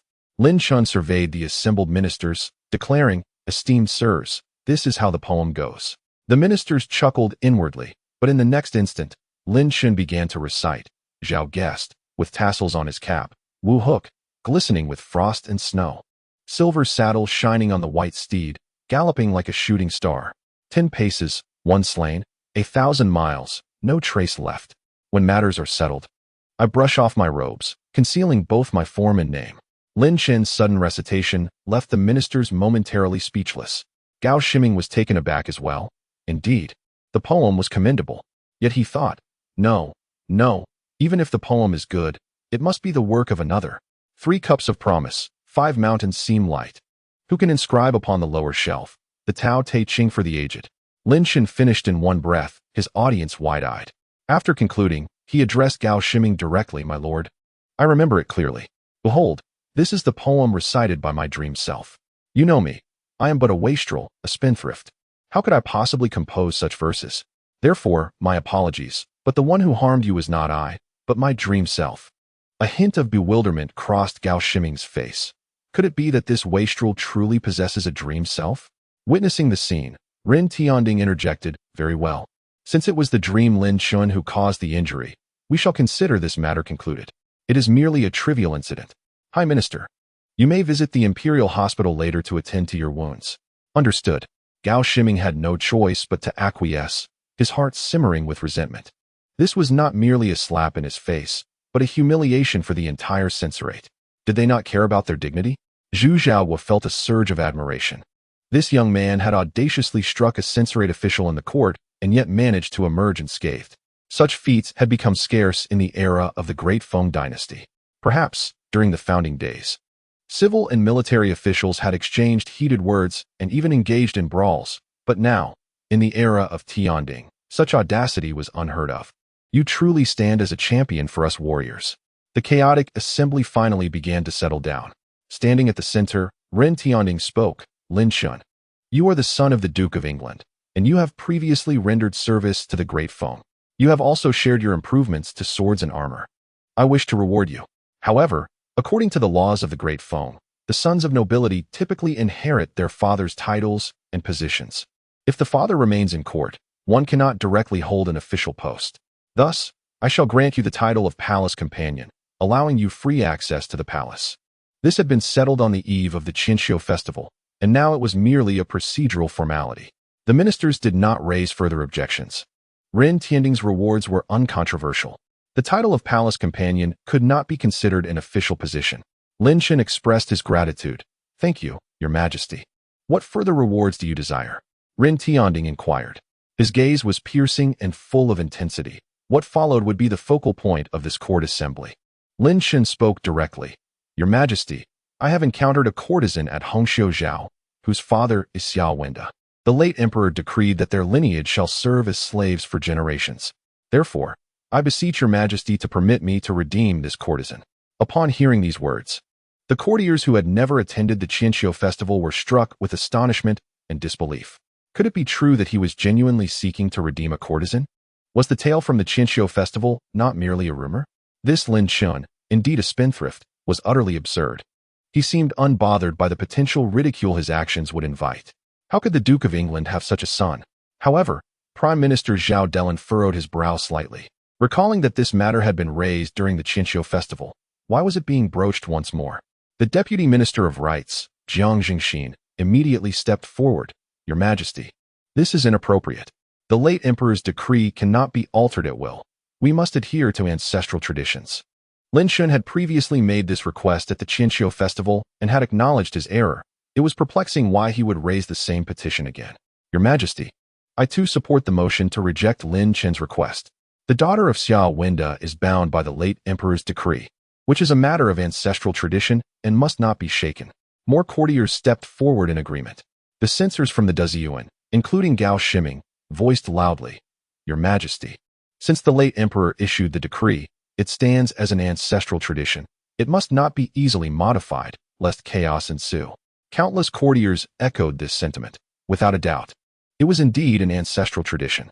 A cold smile flickered in Jiang Zhengxin's eyes as he thought, "Lin Chen, proposing this during the morning court is futile." Yet Lin Chen's expression remained calm, as if he had anticipated the reaction of the officials. "Mr. Jiang, are you invoking ancestral traditions?" Jiang Jingxin retorted, "Indeed. The late emperor's decree is the ancestral tradition, and it must be upheld." Lin Chen turned to Gao Shiming. "Mr. Gao, do you also believe that the late emperor's decree constitutes the ancestral tradition?" "Absolutely," another censor affirmed. "The late emperor's decree is immutable, especially regarding penalties for officials colluding with foreign entities. If altered, what would the populace think? Would they not presume to betray the Great Feng?" Lin Chen stood amidst the assembly, waiting for the other officials to quiet down before he spoke again. Your Majesty, I believe that Deputy Minister of Rights Jiang Jingxin and Censor Gao Shiming have articulated their points well. The decree of the late emperor is indeed the ancestral tradition, which cannot be altered. Jiang Jingxin was momentarily taken aback, pondering the implications. Gao Shiming frowned, questioning Lin Chen's sanity. Lin Chen continued, Your Majesty, since we must adhere to the ancestral traditions, I have discovered an earlier decree from the late emperor, which is also a matter of ancestral tradition. I implore Your Majesty to proclaim this sacred edict and restore our ancestral traditions. To revive the glory of the Great Feng is a duty I cannot shirk. His words left all in attendance momentarily speechless. What decree? Jiang Jingxin's mind raced, yet he found himself momentarily at a loss for words. Ren Tianding inquired in tandem, What decree? Lin Chen replied, During a time of drought in the Great Feng, the late emperor, wishing to demonstrate his sincere virtue to the heavens, mandated a fasting period for all. All civil and military officials were required to sincerely fast for 3 days and nights. Now, with calamities befalling the Great Feng, this is a warning from the heavens. Your Majesty, it is our duty to fast and pray for the welfare of the Great Feng. I have consulted the almanac, and today is indeed the most auspicious day for prayers. Chapter 93. My lord, if you choose not to pray for the Great Feng, you are being disloyal. As these words echoed, countless ministers in the grand hall widened their eyes, staring at Lin Chen in the center, almost bursting forth with a cacophony of curses. How dare you, you prodigal wretch! May you meet a woeful end. Is this truly the moment to provoke us? At such a young age, do you seek to bring about our demise? Beasts! You are truly beasts. A multitude of ministers silently condemned him. Zhu Zhao's eyes were wide with disbelief at that moment. He finally comprehended Lin Chen's intention to bind knee pads and bring extra provisions. Good heavens, this truly amounts to a severe trial. The so-called fasting is not merely a matter of abstaining from meat, but rather, it entails refraining from food and drink while kneeling on the ground, praying for the Great Feng alongside the emperor. The late emperor had engaged in such practices several times, the longest lasting 3 days, during which several ministers fainted from the ordeal. Who could endure 3 days without sustenance while kneeling in prayer? Zhu Zhao gasped. He too would not withstand such a trial. His gaze was filled with resentment. Must Lin Chen be so ruthless, even towards his own kin? Minister Jiang Jingxin of the Ministry of Rights was astonished. What a cruel scheme this is. You are unworthy of being called a son. Your Majesty, this is utterly unacceptable. Ministers from the censorate immediately leaped forth in opposition. Your Majesty, the Great Feng is nowhere near the dire straits of the late emperor's reign. The lands are flourishing. There is no need for prayers. Nonsense. If it were not they who were kneeling, if it were not they who were fasting, they would certainly remain unperturbed. Lin Chen spoke directly. My lord, during the late emperor's reign, the Great Feng suffered drought, and after prayers were offered, the heavens bestowed sweet rains. Now, while the Great Feng does not face drought, the south is plagued by floods, not to mention the northern nomads eyeing us covetously. Should we not pray? Should we not seek blessings for the fate of the Great Feng? My lord, if you refuse to pray for the Great Feng, you are indeed disloyal. With this heavy accusation, the minister was left dumbfounded, his lips quivering, unsure of how to respond. Gao Shiming interjected vehemently, Your Majesty, this is an outright act of retribution on Lin Chen's part. If we speak of prayers, why does he not pray himself? Lin Chen scoffed. Minister Gao, what do you mean by retribution? I am merely following the late emperor's decree. To comply with his wishes is to honor the ancestral traditions of the Great Feng. If you refuse to pray, you are disrespecting those traditions. What, Minister Gao, do you also wish to be disloyal to the Great Feng? Do you wish to become an enemy of the Great Feng?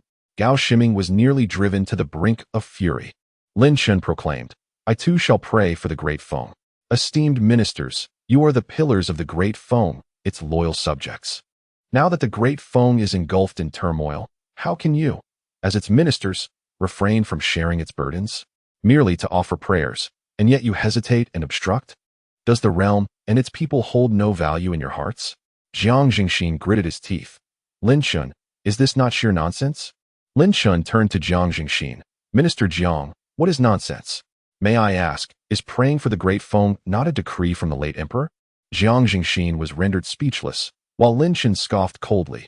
Since it is the edict of the late emperor, it is indeed a matter of ancestral law. Anyone who dares to defy the ancestral law of Defeng is an enemy of Defeng. My loyalty to His Majesty is unwavering. My fidelity to Defeng is resolute. Should anyone obstruct the prayer for blessings, I shall hold them as my eternal foe." The courtiers in the court murmured amongst themselves, their gazes fixed on Lin Chen, filled with barely concealed animosity. What a scoundrel! On the very first day of court, he has made such a bold move.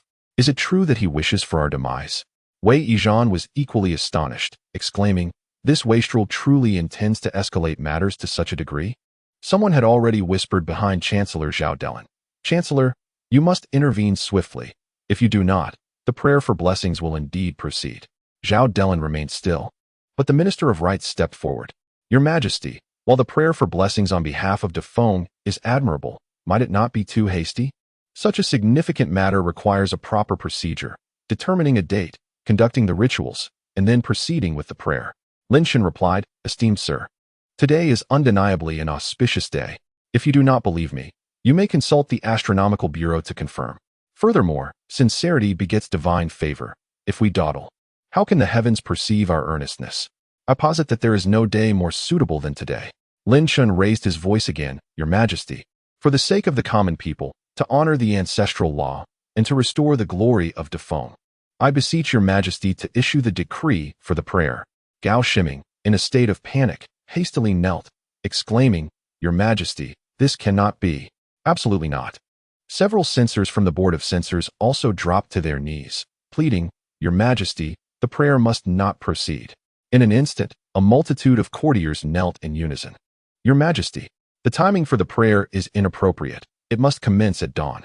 They sought to delay, and even if not, they needed adequate preparation.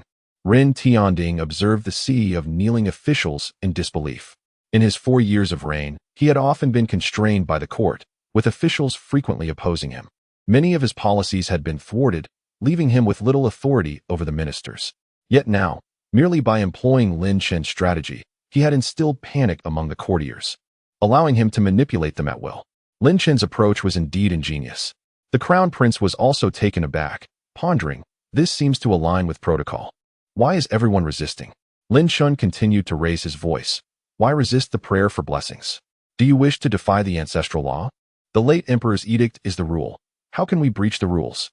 He proclaimed loudly, "Your Majesty, I am willing to take the initiative to pray for blessings on behalf of Defeng. If they are unwilling, I shall do so. If they refuse to pray for the common people, if they refuse for the sake of the nation and its people, I am willing."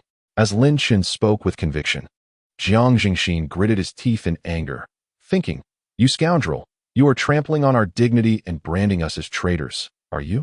Undoubtedly. All the officials in the court had been held hostage by Lin Chen's audacity. Are you not intent on upholding the ancestral customs? Have you not declared that these traditions must remain unbroken? If that is the case, let us engage in this endeavor together. This time, let us commence with a 3-day fast, abstaining from food and drink, and I shall observe who among you possesses the fortitude to endure such an ordeal. You previously spoke of maintaining the ancestral traditions. Should you now falter, it would reveal a duplicitous nature. This tactic is indeed ruthless, despite their reluctance. These ministers must reluctantly concede. "Your Majesty, we are willing to pray for the prosperity of the Great Feng." Lin Chen turned to Gao Shiming, inquiring, "Lord Gao, I do not hear your voice. Are you willing to pray for the Great Feng?" Though Gao Shiming seethed with indignation internally, he could only respond, "Your Majesty, I am willing to pray for the Great Feng." The other ministers echoed his sentiment in unison. Jiang Zheng harbored a flicker of hope, although they spoke thusly. Surely the emperor would show understanding and postpone this prayer. To his surprise, however, Ren Tianding upon the dragon throne smiled slightly and spoke. Chapter 94. How could the Duke of England produce such a wretch? Since all of you loyal ministers are so devoted, it would seem unbecoming for me to refuse. Thus, let us pray for the Great Feng, Elgin, at your command. Prepare for the prayer ceremony." "Yes." Elgin hastily departed, while Lin Chen interjected, "Your Majesty, it seems the previous prayer was not conducted within the Tai Chi Hall, but rather outside of it. I believe it would be prudent to move to the exterior of the Tai Chi Hall." Gao Shiming, kneeling, nearly gasped for breath. Such cruelty. It is nearly summer, and the midday sun is relentless. You would have so many of us kneeling outside, fasting, and exposed to the scorching sun. Are you even human? Among the ministers, many were advanced in age. Such treatment could easily result in fainting before the 3 days had elapsed. Jiangnan too felt a sense of panic. Could the emperor truly be considering this? Ren Tianding chuckled. Indeed, since we are to pray, let us adhere to the previous arrangement. Thank you, your majesty. Ren Tianding rose. Ministers, prepare yourselves. I shall also make my preparations. Ren Tianding need not kneel. He could simply remain seated in the grand hall, and as long as he was not observed by others, he could partake in sustenance. Therefore, it was only they, the ministers, who would bear the brunt of this hardship. Zhao Delan stepped forth. Your majesty, is this not a tad reckless? Ren Tianding immediately frowned. Minister Zhao, how can praying for the Great Feng be deemed reckless? I am also concerned for the realm. Does Minister Zhao not wish to partake? It is not that I do not wish to, but considering the age of many ministers, and that they have not eaten today, I fear for their health. Lin Chen promptly responded. Minister Zhao, you worry excessively. As the saying goes, though age may weigh upon them, their sincerity remains undiminished. Fasting will only serve to further prove their devotion. It will be fine. We shall endure. Endure? You young ones may find it easy to persevere, but for us elders, such endurance could lead to dire consequences. Zhao Delan was infuriated. Regrettably, the decision had been made, and the prayer was to commence. Jin summoned the eunuchs and led the ministers toward the exterior of the Tai Chi hall. Zhu Zhaohua approached Lin Chen and whispered, Nephew, why did you not inform me of this in advance? Lin Chen replied in surprise, Did I not tell you? You did not say it explicitly. Zhu Zhao's heart was tinged with a hint of resentment. You have even counted me among your schemes. Lin Chen smiled faintly. Where is that the case? Zhu Zhao sighed. Nephew, your method is akin to wounding oneself while striking the enemy. Just look at the other noble lords. Their gazes towards you have changed. Previously, I intended to find a suitable bride for you, to see which young lady remained unwed. Now, it seems, should I mention seeking a wife for you, I would likely be driven away. Lin Chen glanced at the noble lords not far away. Their eyes cold, and some even snorted derisively. When had this group of aristocrats ever endured hardship? Lin Chen withdrew his gaze. There is no choice. Some actions must be taken. Zhu Zhao said nothing more. Being middle-aged, he was prepared and could endure for 3 days. As Lin Chen stepped out of the grand hall, the cold-eyed Gao Shiming caught up to him. Lin Chen, I will remember you. Lord Gao, there is no need to remember now. The future will suffice. Lin Chen replied with a smile. Gao Shiming's face darkened with anger. Soon, the ministers of the court arrived outside the grand hall. Jiang Jingxin looked up and observed the sun hanging in the sky, its warmth far exceeding that of the hall. Jin had already summoned the sacrificial table and offerings, setting them before them, while the ministers behind began to kneel one by one. Lin Chen was also pulled to kneel at the front, with Jiang Jingxin on his left and Gao Shiming on his right. Jiang Jingxin whispered, Lin Chen, what significance does this hold for you? Lin Chen replied with a smile, Lord Jiang, to pray for the Great Feng, does it not hold significance?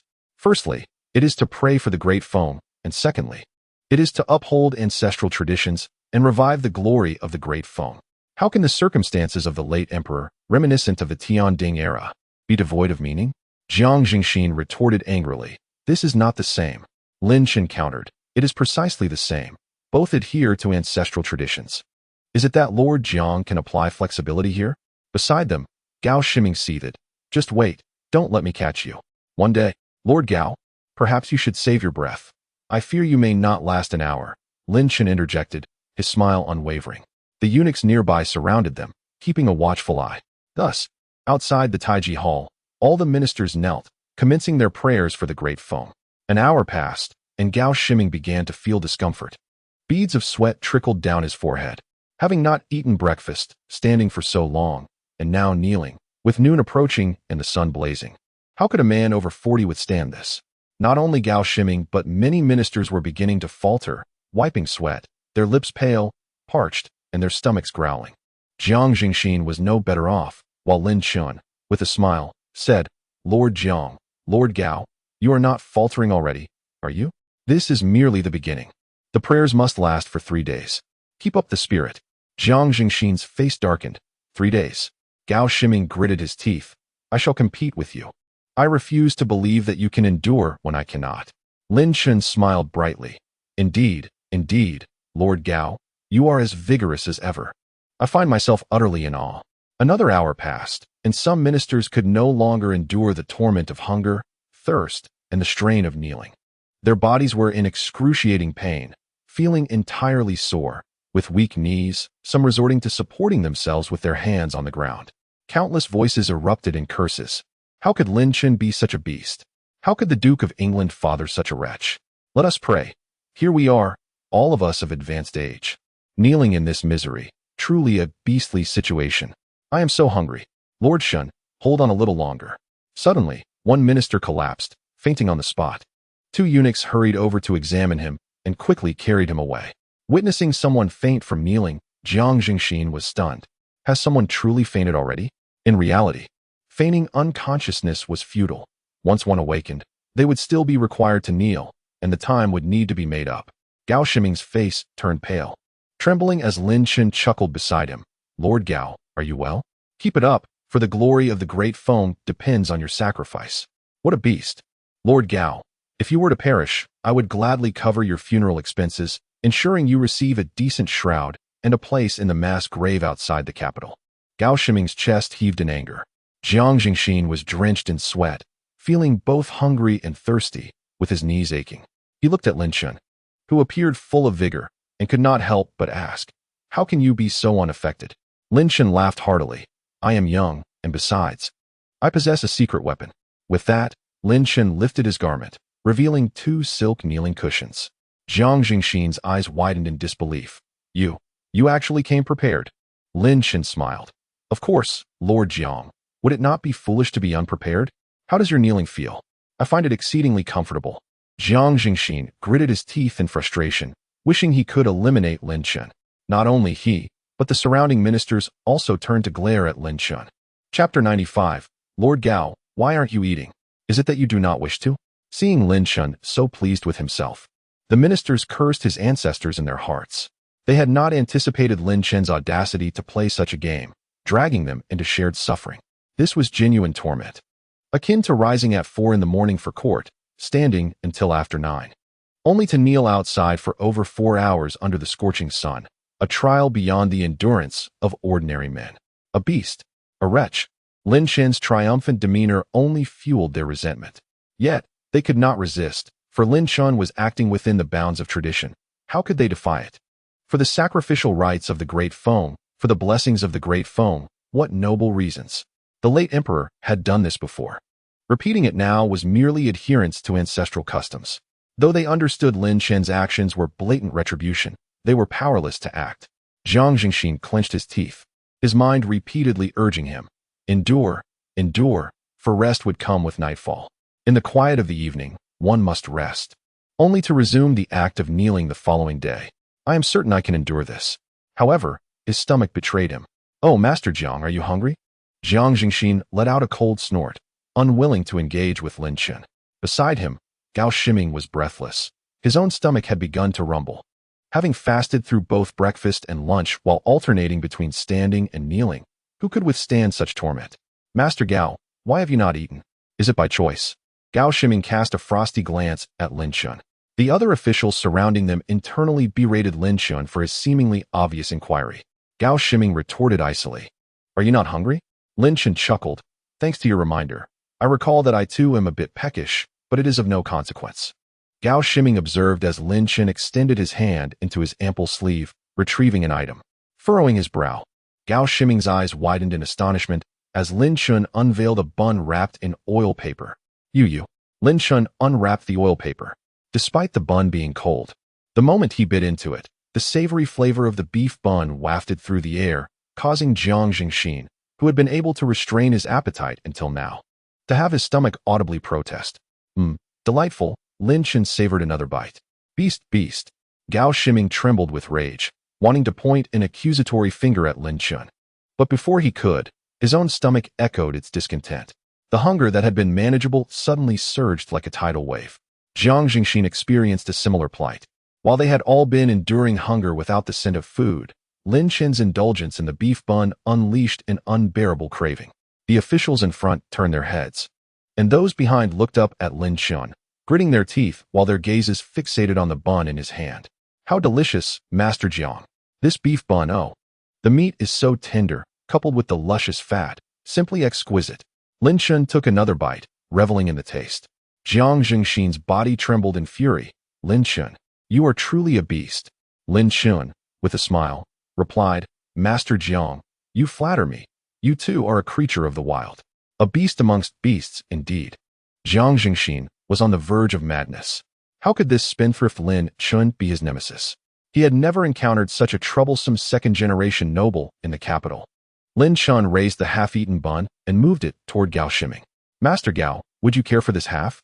Despite his ravenous hunger, Gao Shiming remained aloof, letting out a disdainful huff, unwilling to engage. The officials in front swallowed hard while those behind yearned to speak, but remained silent. To voice their desire would mean aligning with Lin Chen. None.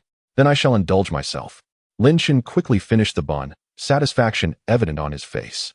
Yet, astonishingly, he produced another oil paper bundle, revealing an assortment of pancakes, and then from his waist, he unfastened a small porcelain bottle, releasing a rich aroma of wine. In that moment, the surrounding ministers could no longer endure the scene. This beast had even prepared wine? Jiang Jingxin ground his teeth in frustration, while Lin Chen smiled amiably and said, Minister Jiang, do not look at me in such a manner. This is merely being prepared for any eventuality. You see, I am not using it. I shall not offer you any. Jiang Jingxin scoffed, I would rather starve than partake in food offered by someone like you. Such resolve. Lin Chen languidly addressed the other ministers, esteemed colleagues. I have some buns and wine, along with extra kneeling pads. Is there any minister who wishes to partake? Silence ensued. Yet all gazes from the nearby ministers were fixed upon Lin Chen. They contemplated the offer, but the prevailing circumstances forbade such indulgence. Lin Chen continued nonchalantly. Should anyone desire a taste, it is quite simple. Merely draft a memorial to the emperor, stating that the edicts of the late emperor are not necessarily ancestral customs. This plea for blessings is not an ancestral custom, nor is the perpetual servitude of future generations. Which minister is willing to voice this? Jiang Jingxin coldly retorted, Lin Chen, cease your dreaming. No one shall submit a memorial. Lin Chen, with a smile, replied, should any minister find it unbearable, do not hesitate to inform me. I remain at your service. Gao Shiming swallowed hard. Your coercive methods are futile. I find them quite effective, Lin Chen remarked, sipping his wine. The fragrant aroma made Gao Shiming's mouth water, and he licked his lips, feeling the dryness of his skin. As time passed, more ministers succumbed to the pressure, fainting one after another.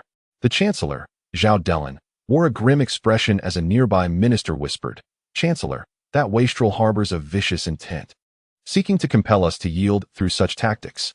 I am aware, Zhao Delin replied, but we cannot retreat. If we concede, the emperor will taste victory and it will be challenging to reign him in thereafter. Zhao Delin furrowed his brow. During the late emperor's reign, we invested over 30 years to achieve this balance. We must now maintain it. Yet as he spoke, his own stomach growled in protest. Swallowing hard, he felt an acute hunger, his mouth dry, and his knees pained. Just then, the scent of meat and wine wafted through the air. Zhao Delin's nostrils twitched as he turned to see Zhu Xiaohua indulging in meat and wine. Zhao Delin's eyes widened, while Zhu Xiaohua, noticing the stares of his fellow ministers, sheepishly smiled. Gentlemen, please, do not mind me. Enjoy yourselves. The corners of the ministers' mouths twitched. Duke you, we would gladly partake, but we have no food. Zhao Delin felt even hungrier. He feared that someone might falter and propose to the emperor that the late emperor's edicts were not ancestral customs, thereby undermining their previous assertions meant to restrain Ren Tianding. However, could they withstand this pressure much longer? Chapter 96. Minister Gao has fainted. Someone quickly revive him. Ministers continued to faint and were carried away, and as another hour passed, Jiang Jingxin felt his legs grow numb, on the verge of starvation. A minister collapsed with a thud, prompting the eunuchs nearby to hastily carry him away. Meanwhile, in the Tai Chi hall, Ren Tianding had just finished his meal and sat at the table sipping tea. Are there any ministers who wish to submit a memorial? He inquired, blowing on his tea. Beside him, Lu Jindao remarked, Your Majesty, there have been no further developments. 13 individuals have already succumbed to unconsciousness. Ren Tianding expressed his sentiments. They truly possess remarkable resilience. Inform them that this prayer shall persist throughout the night. Indeed, replied Crown Prince Renzipeng, standing nearby, his voice low. Father, is this not somewhat against protocol? Humph. What protocol? The rules are determined by me. Only what I decree constitutes protocol. These elderly ministers have repeatedly invoked the late emperor's words to constrain me. If they do not yield this time, how can I continue to govern? Should they capitulate to the late emperor's edicts, they would become obsolete. Do you understand? The crown prince responded with an "oh," though he appeared somewhat perplexed. Rin Tianding sighed. You are the crown prince. How can you be so obtuse? Have the tutors I arranged for you not made any impact? It seems necessary to find you a new instructor.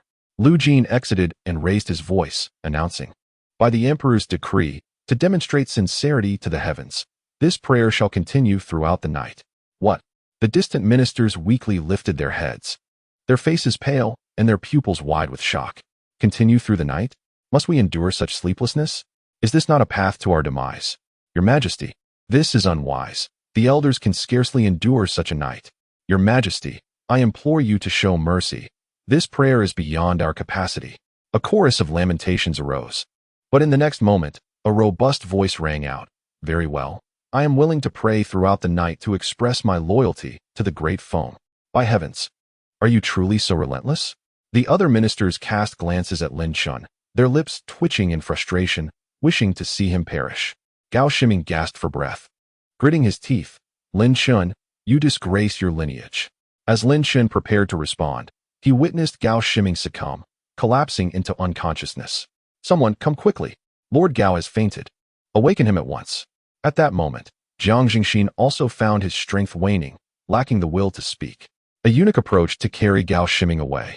While many of the previously fainted ministers were now supported by eunuchs and returned to kneel once more.